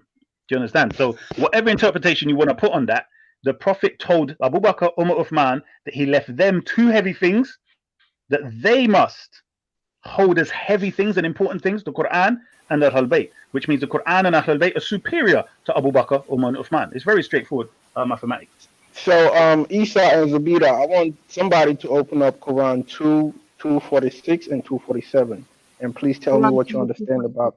Yes, Quran 2:46 goes to 2:47, and both of y'all, please tell me what y'all understand about the verse. Quran 2. Quran 246, 247. Surah Al-Baqarah. Yes. Yeah. 2:46. Not Walla Walla's ass twin cousin. Walla. Yes, Alina. Ass twin. That was all I say. Those jokes. I ain't seen that boy around here again. You need to wear underwear before you come here. So let's go. You need to put underwear in his face before you come. Give me English. 240 come? 246. 246. All the way to 247. I just want to say, Malik, yeah, we have to ignore this this alleged the problem with Waleed is his English, yeah, right? It's garbage, bro. The man's English and Arabic is good. It's just that sometimes he gets excited and he interrupts. So don't let Zubaydah tell you, oh no, he doesn't understand what you're saying. He translation, blah blah blah. No, but sometimes like when you're using complicated words, he looked at me. He's like, well, like what did you say? Like, what was that? Right. No, I agree with that. I'm saying I do understand Walla Walla's situation. Trust me. He knows. No, he knows what. Wait means. Hold on. He knows what that means, bro. Stop. Yeah, no. Mashallah, well, he's a very intelligent person. You get me? But he's accent and stuff like that. But Adi, no problem. I understand him totally. But I also just want to not change the subject, but after this possibly I want to discuss with Asa why he constantly says that Sunnism is very anti-black. I want to speak about that. 2 points. I'm going to stay online, but I do have to go. Somebody keeps bugging me to write something for them. So 2 points to that, which is number one, that Sunnism is made up as you go along. Yeah, so I can say it wasn't anti-black in the conception, yeah, but it became anti-black and it's never changed since then. So it is now anti-black ever since it was made anti-black. Yeah, so I'm saying in the Abbasid era is when it became established as an anti-black ideology, and it rolled out of control or spiraled out of control, snowballed out of control from there as an anti-black ideology. So. The main thing in Sunni is free in Bilal. Yani the first story in Islam for the Sunni is free in Bilal, and we all equal, no difference between white and black. That's a lie. I lived in Muslim country, and I never heard someone say that about Sunni. Okay, is Christianity anti-black? Don't believe with what you're saying at all. Me and the millions of people around me don't believe with what you're saying at all, and we all Sunni. Egypt is 100% Sunni. No, you're missing the point. It's like this. You may not have filtered down to you a proper consciousness of what anti-black is in Sunnism, but what it doesn't do is allow you to awaken the sense of justice that should be presented towards black people. So you have a norm. Yeah, some people just grow up with a norm. Here's an example. That people, there's a lot of these princesses and so on in Saudi Arabia, and they're complaining about their oppression and all of that. But they're talking about them not having their freedom to do what they want in comparison to Western women. But they have absolutely no concern about the black women that are being abused and raped in their country. They got no time to talk about those women being abused, but oh no, we Arab princesses, and we Arab women, we're being oppressed. But you don't mind the Ethiopians, the Somalian, Nigerian, Ghanaian women, and the Indians and so on being oppressed. No, that's fine. No, but it's a listen to me, brother. Yeah, I absolutely agree with you. Yeah, this is something that is definitely happening. But to associate with Islam or Islamic principles is completely false. And no, not even that, bro. Because from and this is where obviously, like I said, I don't prescribe to Sunni or Shia, but if I'm gonna lean more towards the Sunni side, because that's there's nothing within Shiism which I can really prescribe to. What I'm saying to you is pre-Islam, yeah. I'm not gonna be shouting Haki at Ali anytime soon, bro. You get me? What I'm saying is, yeah, pre-Islam, yeah. You understand that the Quraysh was famous for its slave trading. That was like one of the main things that they were doing to help their economy at the time, yeah. And that constituted of black slaves at the time. It was only until Islam came that definitely eradicated this, and people, we've had this argument before, didn't completely abolish it, right? But they definitely freed a lot of black slaves. From an Islamic point of view, we believe that some of the prophets were black people as well, i.e. Prophet Solomon alayhi salam, Musa alayhi salam, like Waleed mentioned, the situation with Bilal, where the Prophet Muhammad sallallahu alaihi wasallam freed him. When you're talking about these Arabs that are out there enslaving black people, we ban this out, akhi, across the board. This is not Islam. This is not no religion. No religion should promote these things. Hold on. So this is the point where, if you notice, I mentioned two things. Number one, Sunnis made up as it goes along, and I mentioned the Abbasid era, and you didn't even look into that. So what my question to you now is, how is it that Sunnis from the Abbasid era all the way up to the Ottomans and throughout the whole Ottoman era, could you not be so comfortable with, you didn't go to war with these people, just stole them. You just kept stealing black people to enslave and castrate. How is that not something that became part of your religion when it went on? Okay. Can you bring me, bro? Can you bring me a hadith? And this is the thing here, because what you're trying to do is you're trying to link it directly to teachings and scripture. Like, are you saying that the reason why these people castrated black people and they oppressed black people is because they were being told to by scripture? No, I said Sunniism, and that's what I'm saying. There are a lot of things within Sunniism where things are legitimatized, and it allows. That's what I said. It's made up as you go along. But is it in the hadith or the Quran, or is it simple people, like you said, making it up as they go along? Yes, no, but Sunniism is made up as you go along. Okay, here's an example. Let me give you a prime example of how it's made up as you go along. Do you agree in Sunniism today, Imam Ali is a fourth rightly guided caliph, correct? Yes. Do you agree that Muawiyah was the caliph or ruler after Imam Ali? Yes. Yeah. Okay.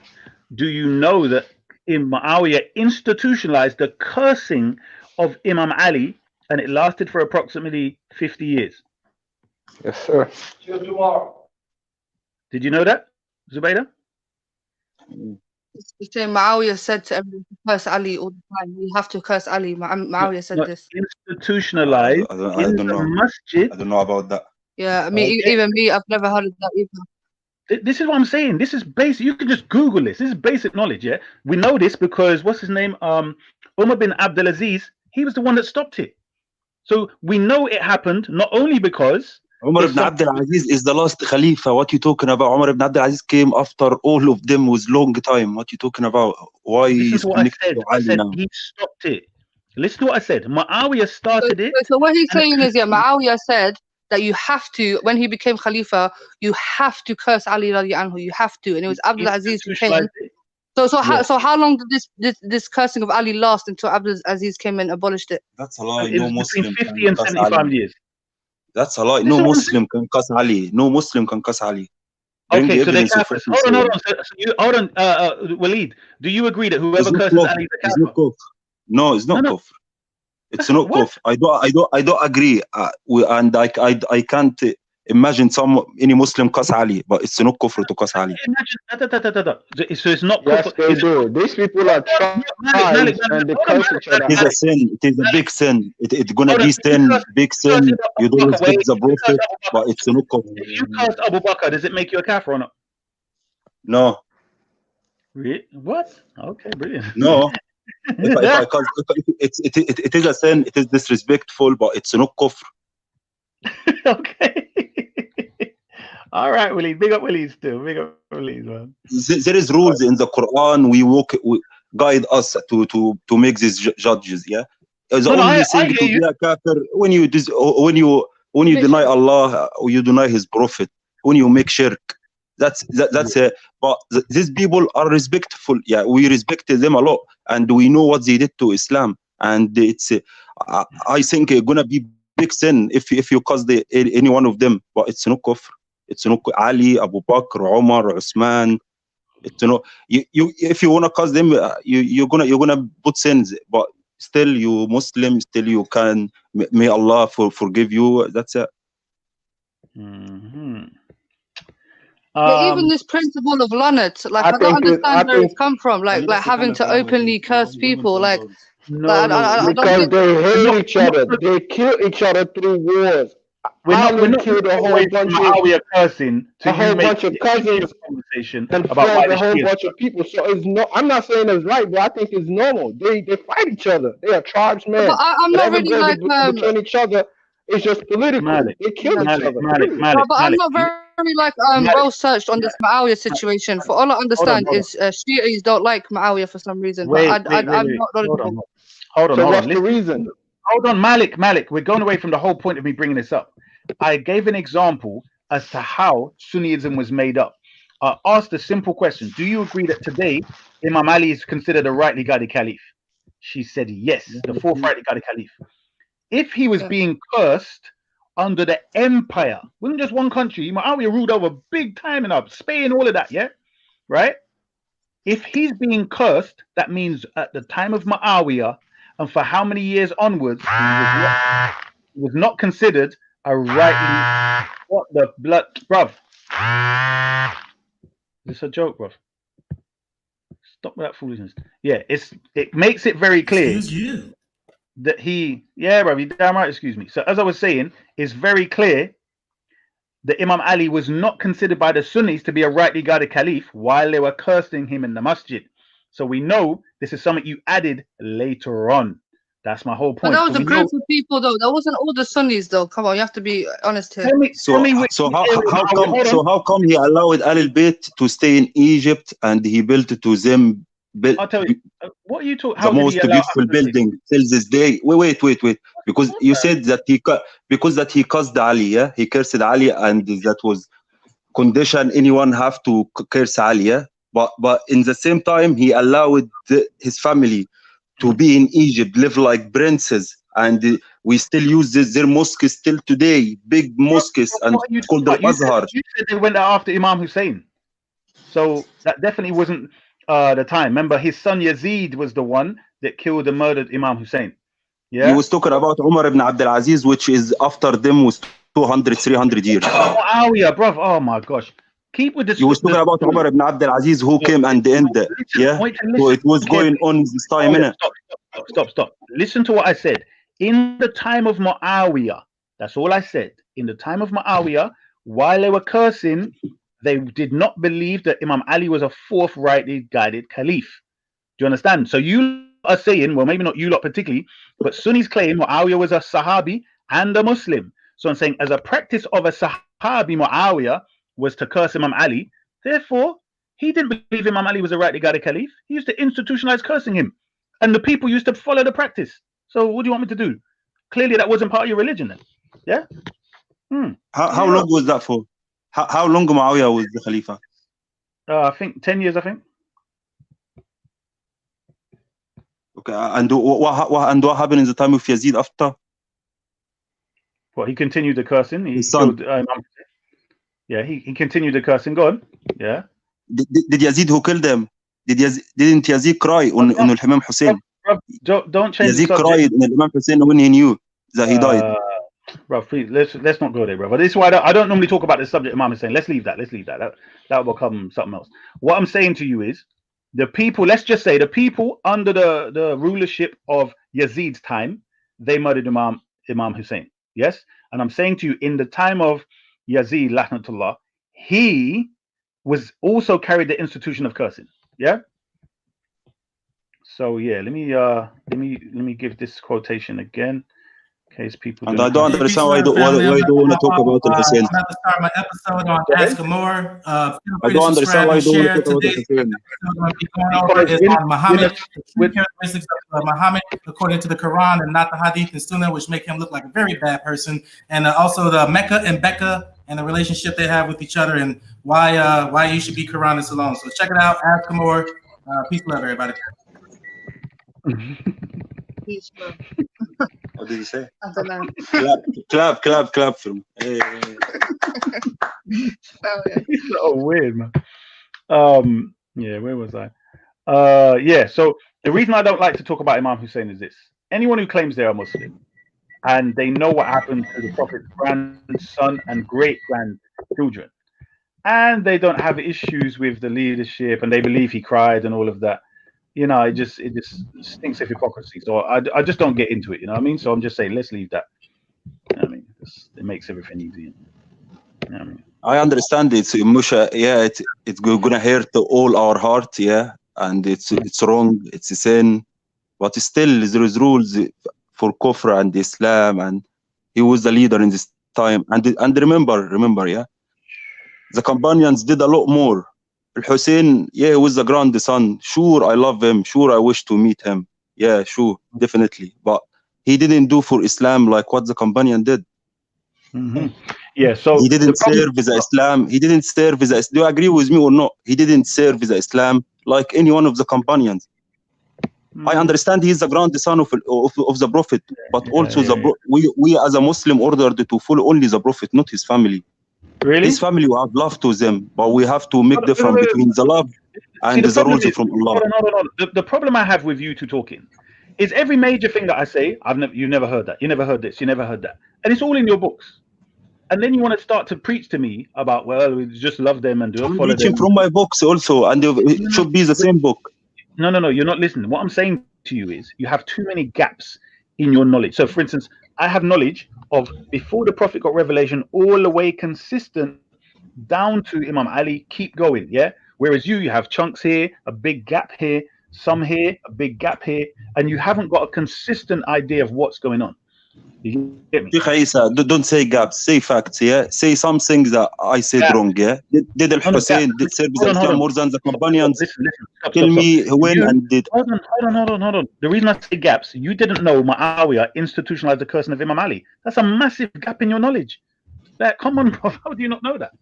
You get me? But then you want to tell us about like if he cursed him, he will not do bay'ah, and he did bay'ah to him. So and he agreed, and he was under his rule, under his command, and he listened to everything Ali said when he's alive. So that's why I can't believe what you're saying. Muawiyah didn't give bay'ah to Ali. That's why he fought. What, bruv? What the hell are you talking about? What was the battles about with Muawiyah? When did he give bay'ah? What are you talking about? Did he not follow his command? Did he not follow him as a Khalifa in Ali time? How long Ali stayed Khalifa? Tell me how long Ali stayed Khalifa. No. We're not going to divert from the subject. We're going to stick to the subject where you claim he gave bay'ah. So let me teach you some history. One of the things was Muawiyah said he's not going to give bay'ah to Imam Ali until Imam Ali finds the murderer of Uthman, okay, and brings them to justice, or the murderers of Uthman. This was his excuse. Okay, and he kept coming with this excuse, and Imam Ali was responding, and so on and so forth, and he didn't want to fight, and then Muawiyah come out, and then they met, and they had their wars. So you told me he gave him bay'ah. This just shows you have, bruv, you don't even step to leave the subject alone. Just forget about it, because now when you start to make. To be honest, all the Shia is stories, but stories, some hadith from here, some hadith from here, but it's not like the Sunnah and the real facts. All what you're talking about is the stories that happen. I can't believe it. It's historical. I don't know it's real or not. But bro, that's what I'm saying. You don't even know. This is basic knowledge about what happened, and this again is your history books. Do you get me? But Akhi, this is what I'm trying to say to you, Issa, yeah? When we are being taught Islam, yeah, we're not being taught all these things because I'm not being funny. They are important to know from a historical point of view, but they're not something that we have to invest our time on. And this is what I find coming to Speaker's Corner and to these platforms where people are speaking about all these specific events that happened in the past and this one killed that one and that one killed. How does that help you in your deen, Aslan? I'll tell you. Now listen to what you said. You claim to be a Muslim. Is it true? Hold on. Listen. Do you agree that the Prophet said, "Follow my sunnah and the sunnah of the rightly guided caliph"? Yes or no? Yes. Hello. What happened? Yes, we hear. I can hear you. To be honest, based on what Hadith, what Walid said in the Arabic interpretation, he said to look after, not to follow. No. But anyway, that's besides the point. No, it's Ahlul Bayt. You're getting confused. Listen to what I said. The Prophet, even Isa quoted the Hadith. Yeah. So it says, "Follow my sunnah and the sunnah of the rightly guided caliphs." Okay. Yeah. Now, what I'm saying to you is, in the time of the companions of the caliphs afterwards, Sunnis look at the behavior of Abu Bakr, Umar, Uthman, and Ali and derive fatwas, conclusions. They do ijtihad on what companions did. So you coming along saying, no, we just follow the sunnah of the Prophet and what they did and what that's garbage because they look at things, i.e., Imam Ali's behavior towards Muawiyah, Imam Ali's behavior towards the Khawarij, Imam Ali's behavior towards Aisha, even when she came up with the camel to battle, and they derive conclusions of how you should behave. So even then, you're rejecting your own religion when you keep coming up with this nonsense. But the history is not important, not part of Islam. Of course, it bloody is because you're deriving examples from the companions' behavior. That's what Sunnis are doing. So again, you're getting your religion taught to you, but then you're talking as though you got the right thing, which doesn't make any sense.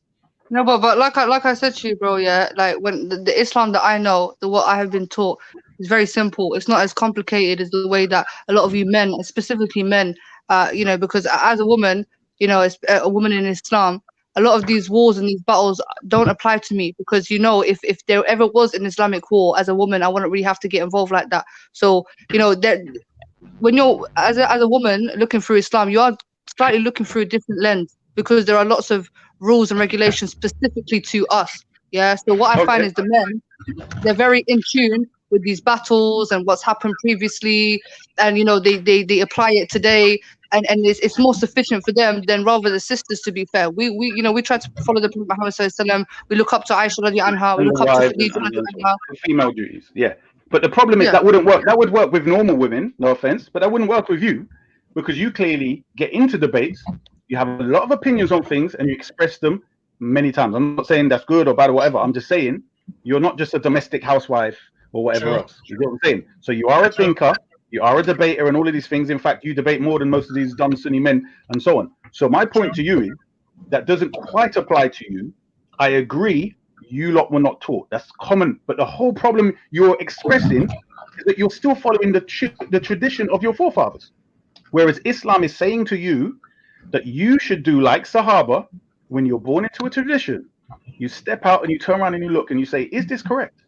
You can't say, well, it's just correct because I'm on Islam and it's the right thing. We're on the Sunnah because Sunnah means following the Sunnah of the Prophet.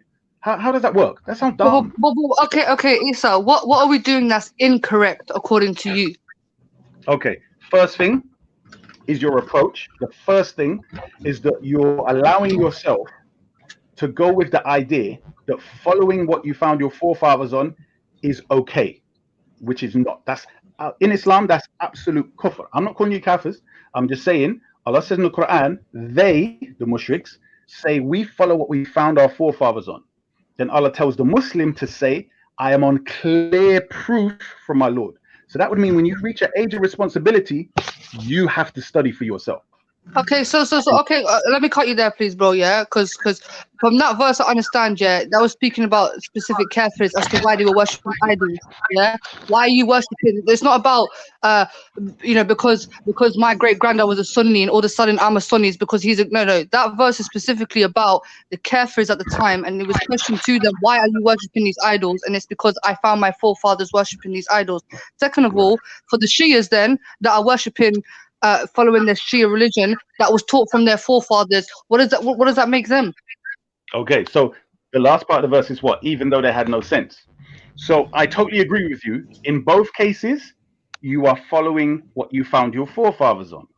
But the difference is, it is logical, reasonable, rational that the Prophet appoints his successor, as opposed to Abu Bakr sneakily going into Saqifa and then Imam Ali, who's a rightly guided caliph, opposing another rightly guided caliph. How can they both be rightly guided when one's opposing the other? Do you see what I'm saying? So even though they're generally... But Isa, I always ask this, yeah.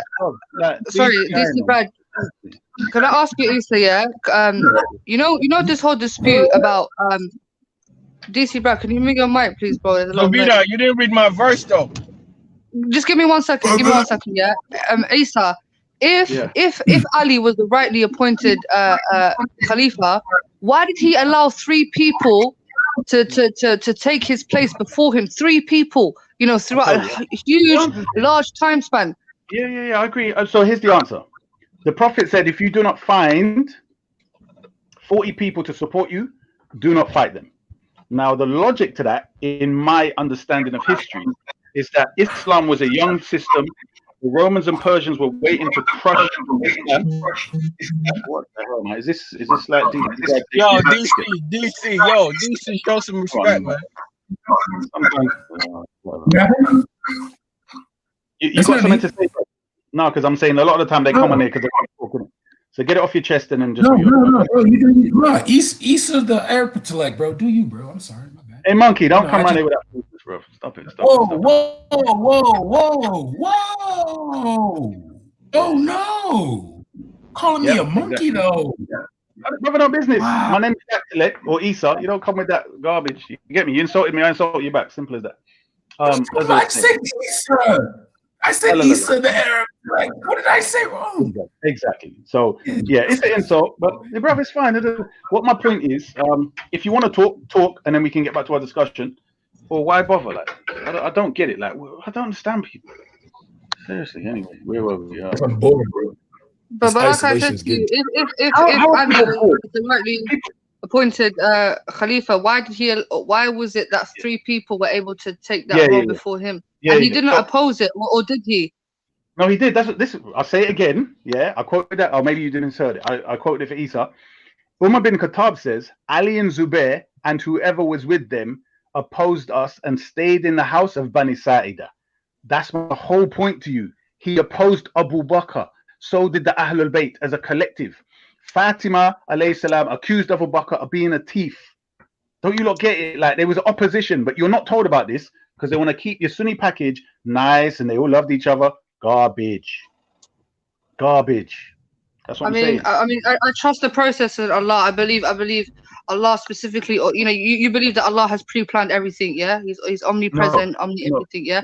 So Allah obviously allowed these 3 people to continue what they was doing. And don't forget, it's 85% Sunni.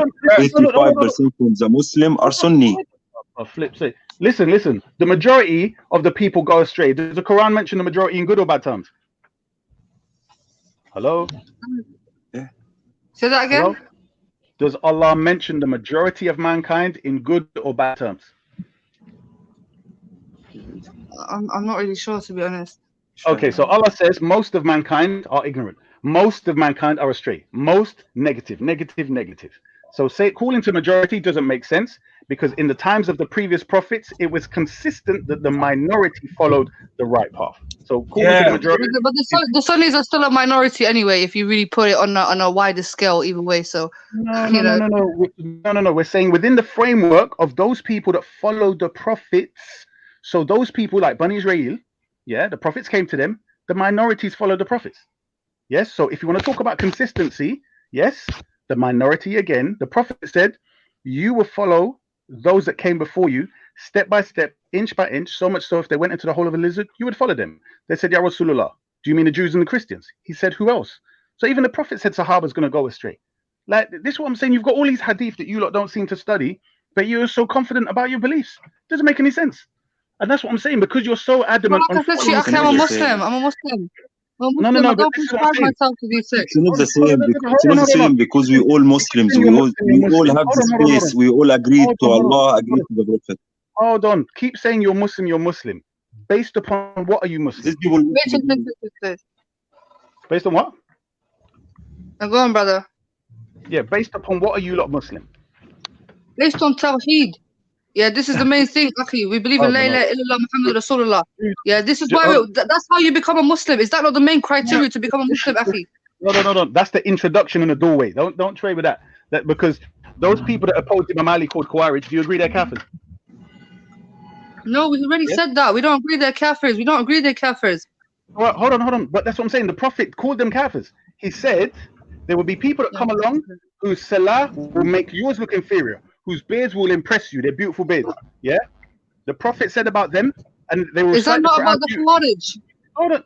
Of course it is, but let me finish. So he says, but they will come in and out of Islam like an arrow goes through its prey. Meaning they're leaving Islam, they're Kafirs. You're going to be impressed by the way they look. Yeah, their prayer, all this stuff. Basically, yeah. So you look. Brother, let me ask you a question, Asa. You know, do you agree that there are infiltrators, definitely, even like with ISIS, with this Abu Bakr Baghdadi pretending to be a Muslim, and really and truly we know where he was sent. And then and then you have hypocrites who some of these sheikhs, they come, they look the part, but behind closed doors they're completely hypocrites and they're doing all sorts of madness. And then do you agree that there are sinners, yeah, who make mistakes, who are not beyond redemption and can ask Allah for forgiveness? Yes. Yeah, but I don't understand. Yeah. So my point is, yeah, you're saying that these people, because they rebelled against Ali and these things, that they were kafirs. Yeah. No, wait, I didn't say it. Listen, I quoted the hadith for you, and then you turn around and tell me, listen, the reason why I call them kafirs is because it's identified now who the Prophet was talking about. The Sunnis say so, and we say so. This is the Khawarij. It's known. Yeah, they literally said, we're only going to use the book of Allah. Did you know that? Did you know that was their point? Between us and you is the book of Allah. You know that, right? Yeah. No? Okay, so that was one of the things. So they rejected the Sunnah. So they obviously, you know, in the time of the Prophet, obviously you had the Sunnah. Like, how did they know how to pray and the rest of it? Anyway, so the point I'm making is not because they went against Imam Ali. That wasn't my point. What my point was, when the Prophet gave the example of the arrow going in and out of its prey, he related it to them. Yeah, and we've identified that being the Khawarij, and therefore, the only time I would call them kafirs, based on the information, is the reason why they became Khawarij is because they decided to make takfir on Ali radiallahu anhu. And obviously, if you make the wrong takfir, then the takfir goes back on you. So that's the only way I would say possibly that's the only criteria to call them kafirs. Other than them opposing and all that stuff, for me personally, I want to say that's enough to make takfir. But that's what I'm saying. Nobody read my verse. It's like Sunnis. I'm dealing with all different kind of Sunnis. One Sunni saying if you curse Sahaba or if you oppose them, you're kafirs and this and that. So I mean, what the hell do I do with all this, man? Like, Khawarij. Yeah, what are you saying? Brother, give me 5 minutes. Yeah, go on. Read the verse. Okay, read my verse. Read the verse. I got to go on mute for a minute. Hold on. What verse you talking about? Baqarah 246 and 247. Let my mind be at peace. Surah Baqarah 246. That's right. Okay, it says here, Bismillah ar-Rahman ar-Rahim. Daqiqa. You know what daqiqa means? 1 second. Potato.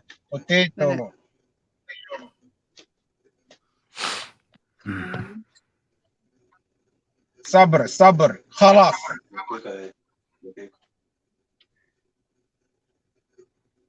Sabr. Ramadan is coming. Okay, it says here, yeah. What is this? 246, yeah. It says, have you not? Someone's got echo in the background. Yo, DC, what's up, man? I'm not echoing, bro. I'm not even saying shit. Y'all just doing this because I'm the only black man on the panel. Mute yourself, DC, blood. Okay, it says here, Bismillahirrahmanirrahim. Have you not considered the assembly of the children of Israel after the time of Moses, when they said to a prophet of theirs, send to us a king, and we will fight in the way of Allah? He said, Would you perhaps refrain from fighting if fighting was prescribed for you? They said, and why should we not fight in the cause of Allah when we have been driven out from our homes and from our children? But when fighting was prescribed for them, they turned away, except for a few of them, and Allah is knowing of the wrongdoers. Is that what you wanted me to read? No, that's not the one. It's about Saul. Check the story of Saul. I might have given you a wrong verse then. I'll check it. 1 second. 2:46.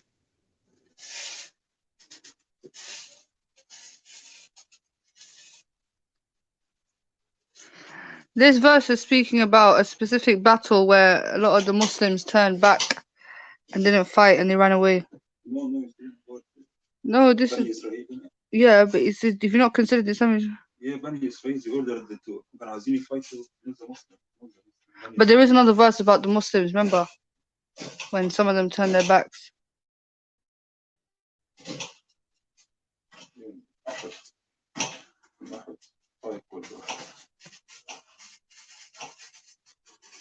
Anyway, where's Sister Somaya at, man? She's always in the chat, but I want to hear her speak because she knows more than me, mashallah.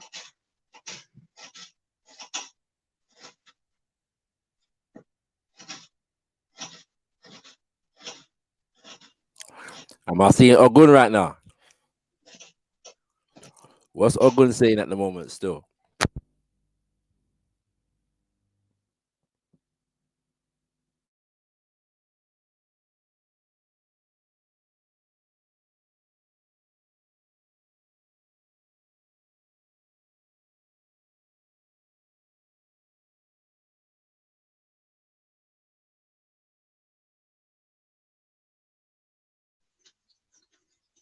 Malik, you found that verse or? Yeah, alhamdulillah. Everyone's saying in the chat. He's still here. Anyway, Yeah, this is not even a debate. I think it's 247, 246, 247. Yeah, it's the story about Talut and Saul or something. Yeah. I got it here. Yeah. It says, and their prophet said to them, indeed, Allah has sent to you Saul as a king. They said, how can we have kingship over us while we are more worthy of kingship than him? And he has not been given any measure of wealth. He said, indeed, Allah has chosen him over you and has increased him abundantly in knowledge and stature. And Allah gives his sovereignty to whom he wills.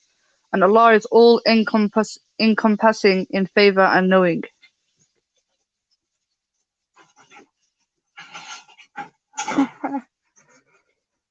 Yeah, this chat. Yeah, Listen, so to I me, just want to make it it's very like, clear. I didn't come here to debate with Isa, to be honest. I came here to understand. Obviously, like you said, every Muslim's on their own journey. I'm not like 100% knowledge in the history of Islam like that, but I do understand and respect and adopt the tenets that have been given, which I think is the main thing that every Muslim should try and focus on. If you try and focus on your 5 daily prayers and your salat and your fasting, because these are the main things that are important for us to do as a Muslim. These things are wajib. These things have to be done. And then there's other things that are not, obligatory that you have to do. So for me, when I come to these panels, it's from learning and understanding. Go to be that. We'll leave that. Yeah. Let me chat to you, man. Yo, Waleed wants to talk to you. Voila, yeah, I owe you an apology. No problem. I shouldn't have chatted to you like that still. My bad still. But like sometimes I get a bit angry quick still, but yeah, I shouldn't have chatted to you. Oh shit. Yo, Melly, you're the most moral, man. Thank you, man. I said you're the most moral. If I'm saying though, cuz listen, yeah. If I'm in the wrong, yeah, and I recognize I'm in the wrong, I'll apologize for that. It's just what it is, isn't it? Yeah, man. Thank you. Now you got more morals than Ultra. Where Ultra at? Yo, a lot of men don't apologize, but big up to Belly though. Anyway, man. Yeah. Now, when you're in the room, you apologize. Yeah, that's You're not in the room, right? yeah. I had to apologize to That's James life, Jones man. yesterday. So Yeah. That's life, Yeah, man. yeah, You gotta learn how to swallow your ego sometimes, because You know, it man. only If your character. Trust me. Yeah, for what you know me, like obviously I could have said other things in it, like so I didn't need to call my report and all that still. So yeah, Right. my bad. They got other people who will never, no matter what you do, they will never apologize, and they will always feel that they are right. yeah, it's not the way forward. Yeah, that's not me still.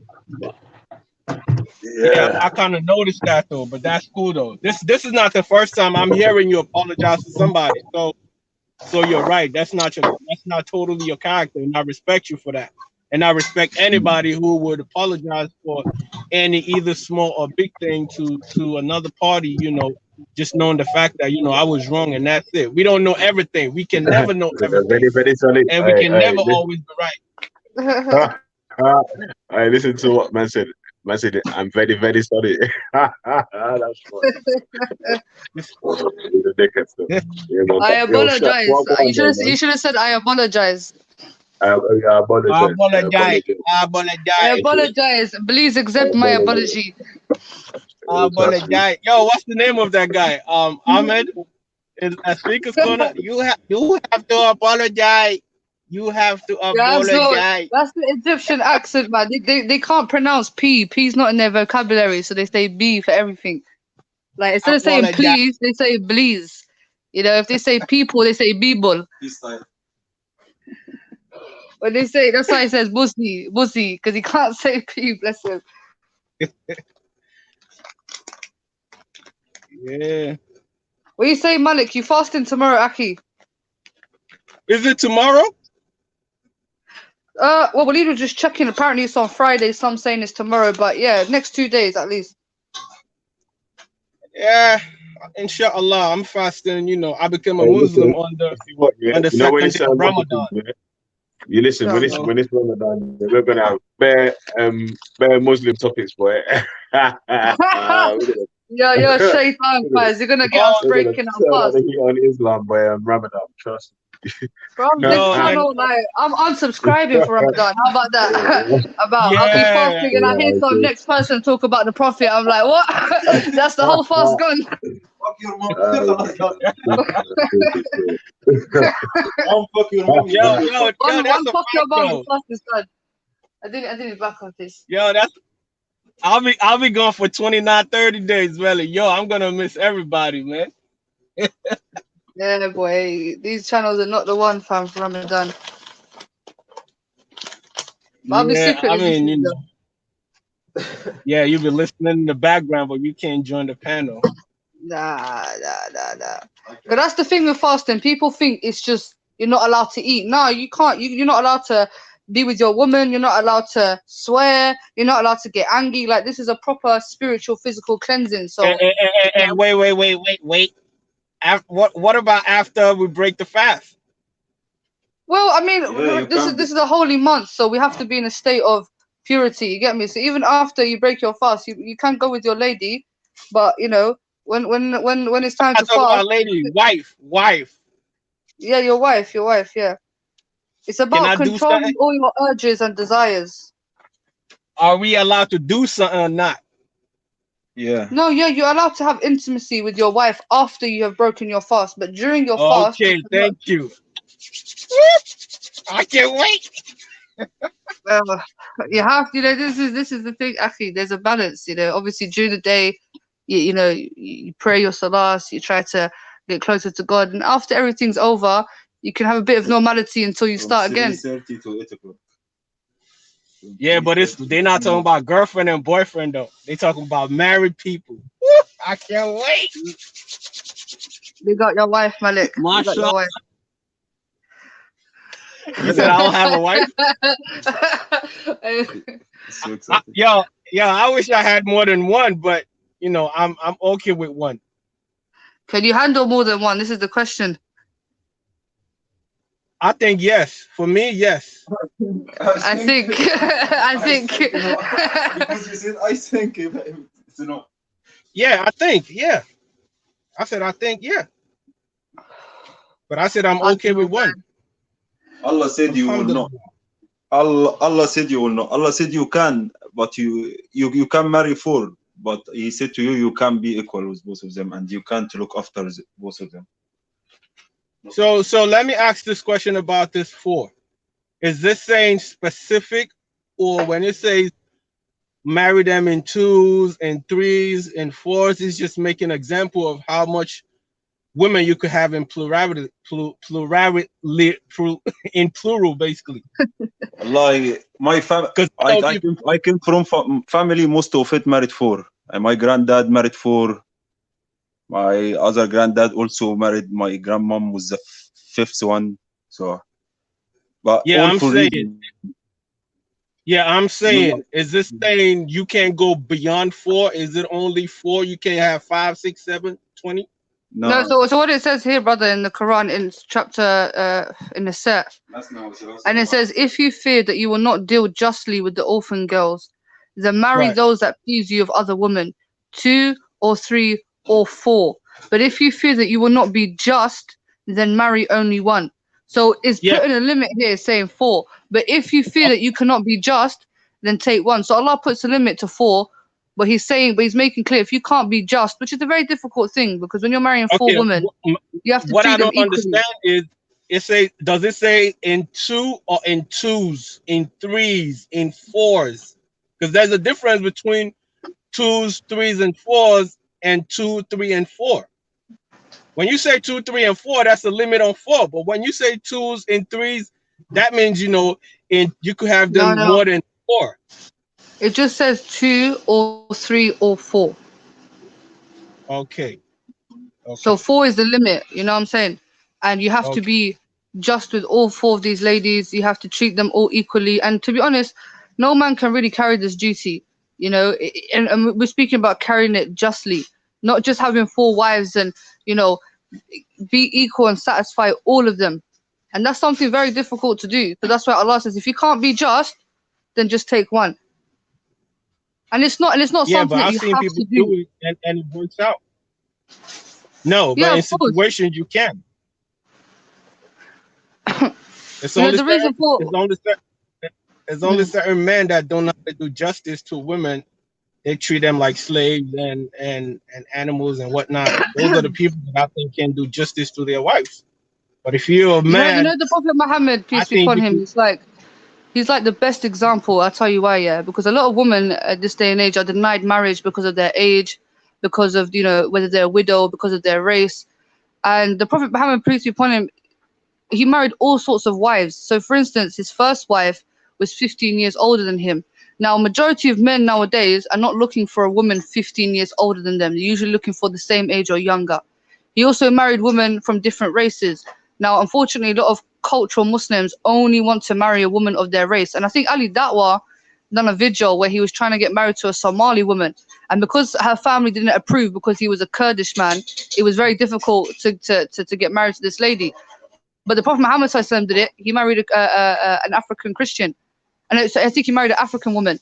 Also, the Prophet Muhammad married a Christian as well. So obviously, you know, a lot of Muslim men can marry Christians or Jewish ladies, as the Prophet Muhammad, peace be upon him, done. So he's the best example of you know, different types of women. Yo. Yeah, I'll give you a little Islam pass today. You get me? I didn't try to play that. Yo, Shango. Let's go to Papa Shango now. Yeah, man. The boss, man. Yeah, I'm gonna leave anyway. I'll let you lot carry on convo, man. But yeah, peace, everyone. Big up, Venice.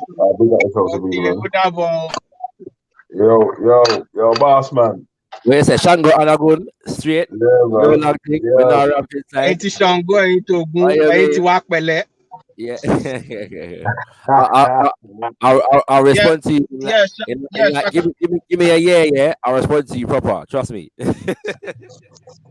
I say, Shaka, you know I really like your Iwakwele. I give thanks, man. I do pray. So Shaq, so what are you saying about the so do you think what was it called, secular nationalism?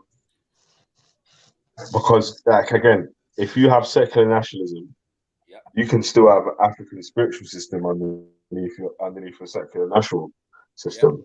So do you think by that default, that sort of makes it might be the sort of better way to go?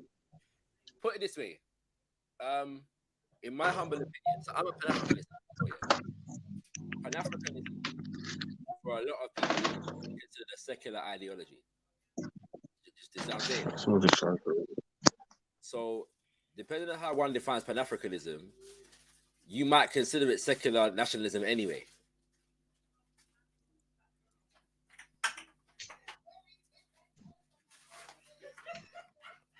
Hello.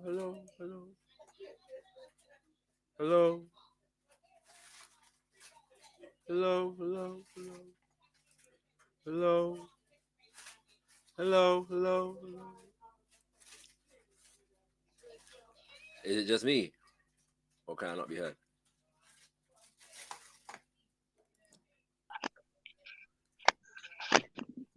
Zachary, there still? Yeah, man. Like it cut out for me, man. Can you hear me? Yeah. You have to repeat what you said, man, because it cut out for me still. I was saying that our Pan-Africanists, as you know, for some people, Pan-Africanism might be considered a secular ideology. Right. For me, in order to properly institute Pan-Africanism, you need to be cognizant of like indigenous cultures and systems. And once you're doing that, you have to be taking spirituality into consideration at the very least, right. if that makes sense. You know what I'm saying? So yeah. But so yeah, there are some Pan-Africanists who would agree with you that it's a secular ideology. There are no spiritual principles that are inherently inexplicable from Pan-Africanism, if that makes sense. And when you're dealing with Pan-Africanism from a cultural perspective, then there is no African culture without spirituality. So it all depends, isn't it? Yeah. So what? That's what I'm saying. Why I was saying, might it be a better route to go? Because although you know, like you celebrate African spiritual systems, you know that not every African celebrates African spiritual systems, even whether they love Africa or not. Yes, sir. You know what I'm saying? Like, so for you to get more people under, do you know what I mean? Like working together for the same sort of aim. You know what I mean? Like it's a reasonable argument. There just has to be certain principles and values at the foundation of the thing that people are agreeing on. Right. You know what I'm saying? Right. And if so what other in a national go on and then break it down for us, like so what it would look like. Before Ubuntu, now there are some that will see it as a spiritual concept. There are some that will see it as a social concept, let's say secular, But as long as we can agree on Ubuntu, it's fine. Does that make sense? Like it's not necessary that you see Ubuntu as the spiritual in order for us to agree on Ubuntu. Does that make sense? So I don't have to see Ubuntu as the spiritual for us to agree on. You might just the principles of what it is. Right. So like you're saying, because like you was calling it Ubuntu and I was calling it democracy. Yeah. Although we were basically talking about the same thing, but you would rather name it Ubuntu, and then because I was used to living here, and I'm used to calling it say democracy in it. Because why I was saying it was like a democratic system, because like and why I was asking you, like, can you install and take away rules and regulations of the Ubuntu system if it seems like this is going to improve or this is going to stop rot or whatever? Definitely. The Ubuntu system as a social system is about getting the consensus of the people. That's what I'm saying, and serving the people. Yeah, that developing a community that serves the people in that community.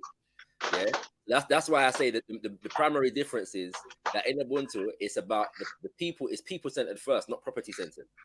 We live in a capitalist democracy whereby property is property centered. You know what I'm saying?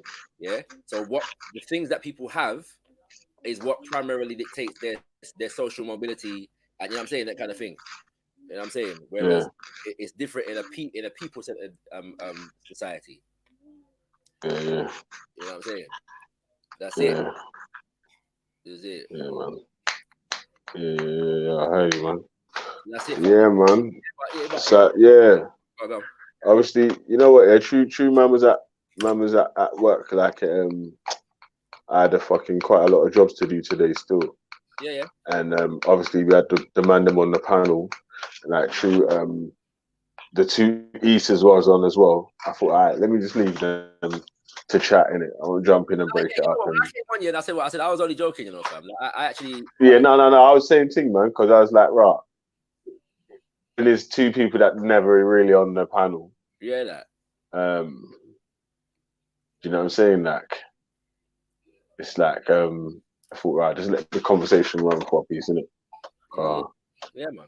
Yeah, it's a conversation that people have been wanting to hear between them man, the two people as well. Still, and hear then even them man had to end up joining up forces. You get me?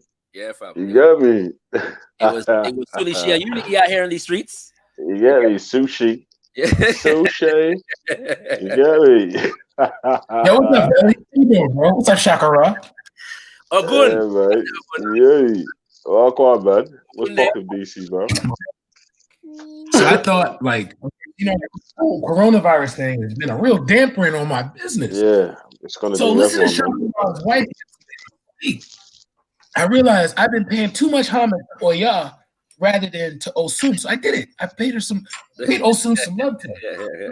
Four of my customers, I wouldn't say big customers, but like, you know, leaving until like June, July type customers. You know, they called me sequence, like 11, 10:30. You know what I mean? Like in sequence. You know, I had a 14-minute conversation with each one. Now I got up to like 6 some orders now. That's gonna last me till September. So I'm just sitting here like I'm sharing. So like I come to the G block, right, and I hear us talking about everything happening outside of where the Orishas have blessed me. So you know, sorry I cut it. Hey, brothers. So what do you think? Yeah. Do you think it was the Orishas that blessed you, or do you think it was the Facebook ads that you put out for your business? That's the thing. I don't advertise for customers. I don't have a website yet. I don't have a website yet, so like I've really been able to survive by like going for bigger contracts and like retaining the business each time, you know. So like that's where I'm at right now. I plan to do like advertisements later on, but I kind of want to prove, you know, like a nice solid supply because I still rely on my PWT a lot. My PWT farmers a lot. Hey, listen, man, had bad things today. Yeah, listen, if you want to get any new information about Islam that you never knew, there was bare revelations today, brother. You mad? I want a blood clot. I never knew that. Billy, you got questions for the whole month of Ramadan now, innit? Trust me, I got my AR-15 loaded up, cuz. Yeah. Rapid repeat, cuz man is dead. Are you gonna come to the Muslims during Ramadan? Wouldn't they be at their weakest though? You know, no food, no water. Yeah, in the weakest hour. In the weakest hour, bear shirk and kufa. You get me? So. Bear shot for the kufa. Bear shirk and kufa. You get me? So that's shirk haram. Yeah. Nah, I'm joking, man. All my Muslim dons still, man. Like I didn't even know it was Ramadan by the end of the week. Still, man. I just told me still. Yeah, the 24th. Yeah, the 24th. I plan to take my shahada. Differently, like the same, man. They gotta wait. They gotta wait for the decision from Saudi. But I'm not sure if they. Okay. They don't. There's no 6 days. They got us because the Saudi people them got to do calculations with the moon and all kind of different things. From my understanding. Right. And then once my man lets the people them know, yeah, that's the day, yeah. Yeah. But it's either tomorrow or Friday, apparently. So yeah. Yeah, man. Cause obviously after African Spiritual Week, man, we really try and get G.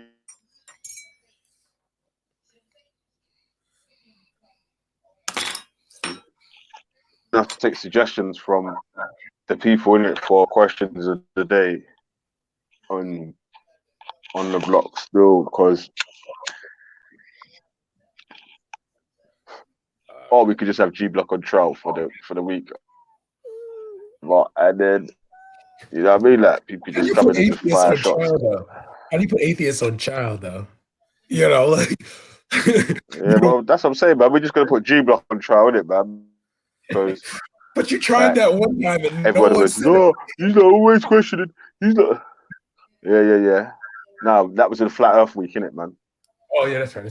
Yeah, but because man, no, yeah, man. You know what I'm saying? Like, if you're coming out, if you try to come around with your half info thing, man, I was just gonna fuck it up, innit? So.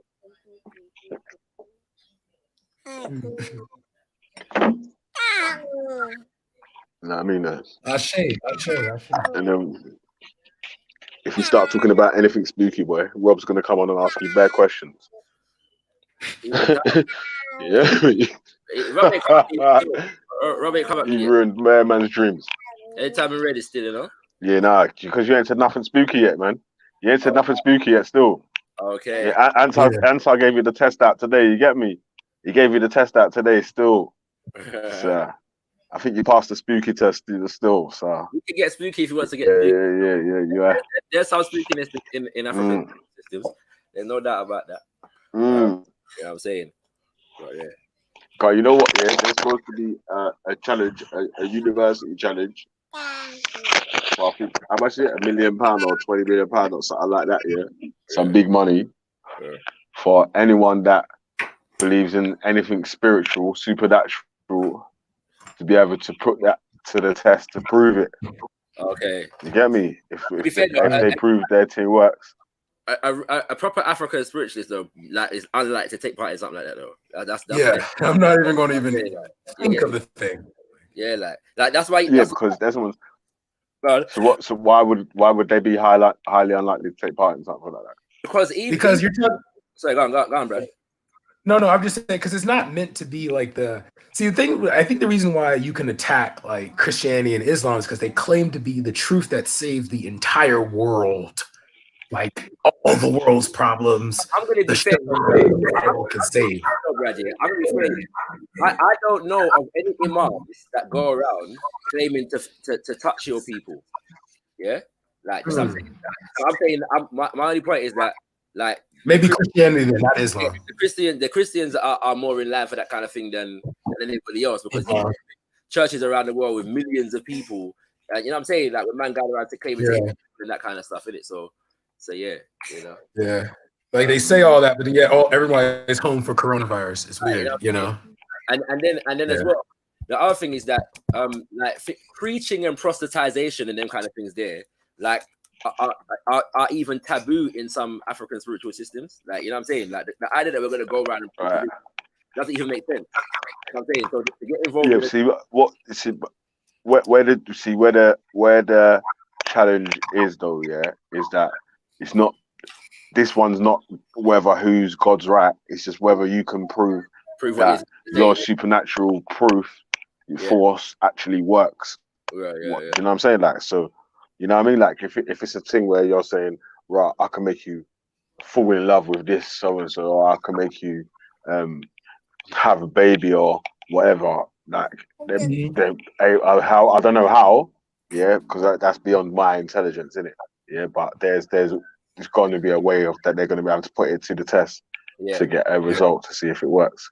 Yeah. To be fair, I know a lot of African spiritualists who believe in such things, like, you know, you can get potions to make people fall in love with you, and the kind of things there. It's not really my preoccupation. You know what I'm saying? At the same time, I do on a basic level, I do think, and I'm made to understand that there is something about energy, and all of that is made up of energy, and the fact that we can manipulate energy in different ways. I do think that psychologically speaking, that sound can bring about certain states of consciousness. Yeah. So if I say that on a basic level, I do believe just like smoking herb, you know what I'm saying, will give you a certain level of consciousness. I do believe that you can attain that through drumming and chanting, and that you can view or perceive reality differently based upon those rituals. Just what I'm saying. You know, and so if one person calls that spirit and another person just calls that the mind, that doesn't represent a conflict in my spiritual understanding, if that makes sense. That's what I'm saying. Yeah. So if what you're saying is got a scientific name for something else, then I don't think they mean that. They mean they're more talking about something supernatural. I know, but like ghosts. I do believe that powers, meditation and focus and mindfulness has a direct impact. Sorry, has a reaction on my environment and what I attract to me. If that makes sense, you know what I'm saying? Like I do believe that. Yeah. If I'm in a certain kind of consciousness constantly, I will attract things that reflect that consciousness. You know what I'm saying? You know what I'm saying? Yeah. But in one way, shape, or form or another. You know what I'm saying? I believe I do hold that to be the case. I do try to be mindful of my thoughts and what energy I'm putting out there, and the impact that I'm having on people around me, and focusing on the things that I want to achieve. You know what I'm saying? I put myself in that mindset, and that is not just spiritual. It is also physical for me. Just what I'm saying, but it is also spiritual. You get me? I do believe like if we deal with Haiti and the voodoo thing, that the man then was dealing with some powers, like that they were in some different mentality when they were fighting them French and then British and then Spanish, and to the point whereby the French and the British said they couldn't win the war because they weren't fighting men, they were fighting ghosts. Yeah, I feel like we extremely underplay African spiritual systems' role in the Haitian Revolution. But voodoo is only one. Because let's not. That's what I was going to ask. So with that, then they're saying that they weren't fighting men, they was fighting ghosts. Yeah. Do you think that it was the people's self-belief that the thing was actually working for them? Yeah, where they, like you really believed that it was working, where they was doing stuff the unthinkable or whatever. You know what I mean? Like just like climbing out of trees and just jumping out of bushes and attacking people with guns and with machetes and shit. Yeah, like, I won't lie. Stuff that they wouldn't probably think usual people would do. Like I don't know, man. So do you think it was more to do with the people's self-belief in themselves, like hidden self-belief, rather than in a sense, a magic spirit sort of thing? But you know what you just said, like when you say self-belief, okay, there's two things there in it. I do believe what you're saying is true. I also do believe that the body is capable of doing things that we might call extraordinary when the mind is in a certain state, when the mind is in a different state of consciousness. Yeah, that's what I'm saying. And I mean that the regular example I use is the thing about women being able to pick up cars if their baby strapped underneath or something like that. There are apparent instances of that happening, and there are scientific explanations as to why that is the case. Yeah, so I believe that is also possible. I also believe that when you're saying that it's their self-belief, that idea of self-belief wouldn't be actually a contradiction to the understanding of the system, because if you're said to be possessed by a spirit, it is also appreciated that the spirit is also already a part of you. It's a part of who you are. That's what I'm saying. So you're kind of invoking a type of consciousness in order to be able to achieve a particular goal. So whether you say a gun possessed me or I believed in myself, that those two things are not necessarily contradictory. You know what I'm saying? Yeah. I hear what you're saying. I hear what you're saying still, but obviously I got to challenge it. Because like believing in itself and then believing in a spirit that's taken over the self to do extraordinary, like how can we measure that? Like how can you see someone like two people, one with a spirit of Ogun and one with the self-confidence, and then measure who's. How can you measure that? I can't. It's a good question. I would say the spirit of Ogun. The individual who professes to have the spirit of Ogun does not have the spirit of Ogun. That's how you can tell that. If you no, semantics. I get what you're trying to say. It depends on the situation, I guess you could say, because I can't say like I don't want to say that there's no such thing as like, you know, I feel like you can't quantify it. You can't necessarily put it in a test tube. You can't put a study behind it. Yeah. Bro, I have seen some things, man. Like as soon as I got initiated, man, I saw some things that our people can do with our things that are like, that's what I was going to say. My next point was going to be because it's air quotes our people. Yeah, it's easy to believe the fairy tale sort of side of what could happen, rather than when it's, say, you're looking at Christianity, Islam, you're like, well, that's spooky. That's not real, and so and so, because you're objective looking from the outside. When you're on the inside, it's your people or whatever. You think you got more chance of feeling this actually real because you got more of a connection with someone that, you know what I mean? Like, it's like you or your mum, your nan. Well, last year I went to Florida. Do you know what I mean? Like, yeah, last year I was in Florida and I saw a festival that occurred, and it was like two white women that were there, and they had a situation like they were. It was like the moment when we try to like summon the presence of the ancestors. So everybody was looking at these chicks like, "What the hell do you need to talk to your ancestors about?" And apparently one of them got possessed and like flat out on the floor, like bawling, crying, like running around, like just like she was like saying Brad, she was in. Brad, when you're done, let me ask Velly something. Damn, cut across. All right, but nah, he had the you know, she was on the floor. I mean, like I'm gonna be real with you, man. There are videos that show like African spiritualists literally standing in the middle of fire. Like, and I'm not talking like on some like, oh, they had a flammable shirt. I'm talking like in shorts, legs, everything in the flame. And like you hearing like taglines of people saying, like I heard chants of people saying that like the Christians told us that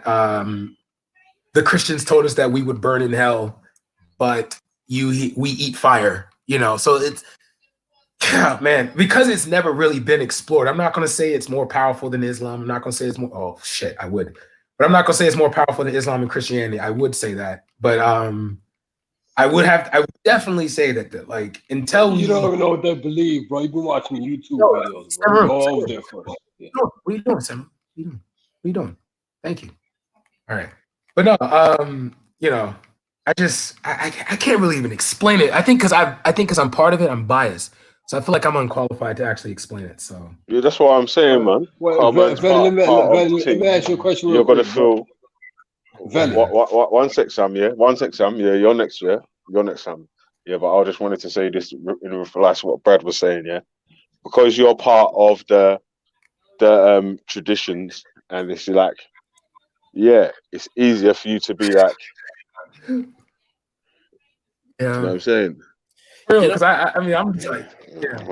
I'm gonna accept that to the degree that, so like, because like growing up in the UK and then kind of things that you have certain conditioning that's hard to break here, and so even like myself as an African spiritualist and that I there are different points where I've had to challenge my concept of God, realizing that a lot, that even though I'm an African spiritualist, I've got concepts of the Creator that are really coming from this, you know, this Abrahamic society that I've been indoctrinated into. This what I'm saying, yeah.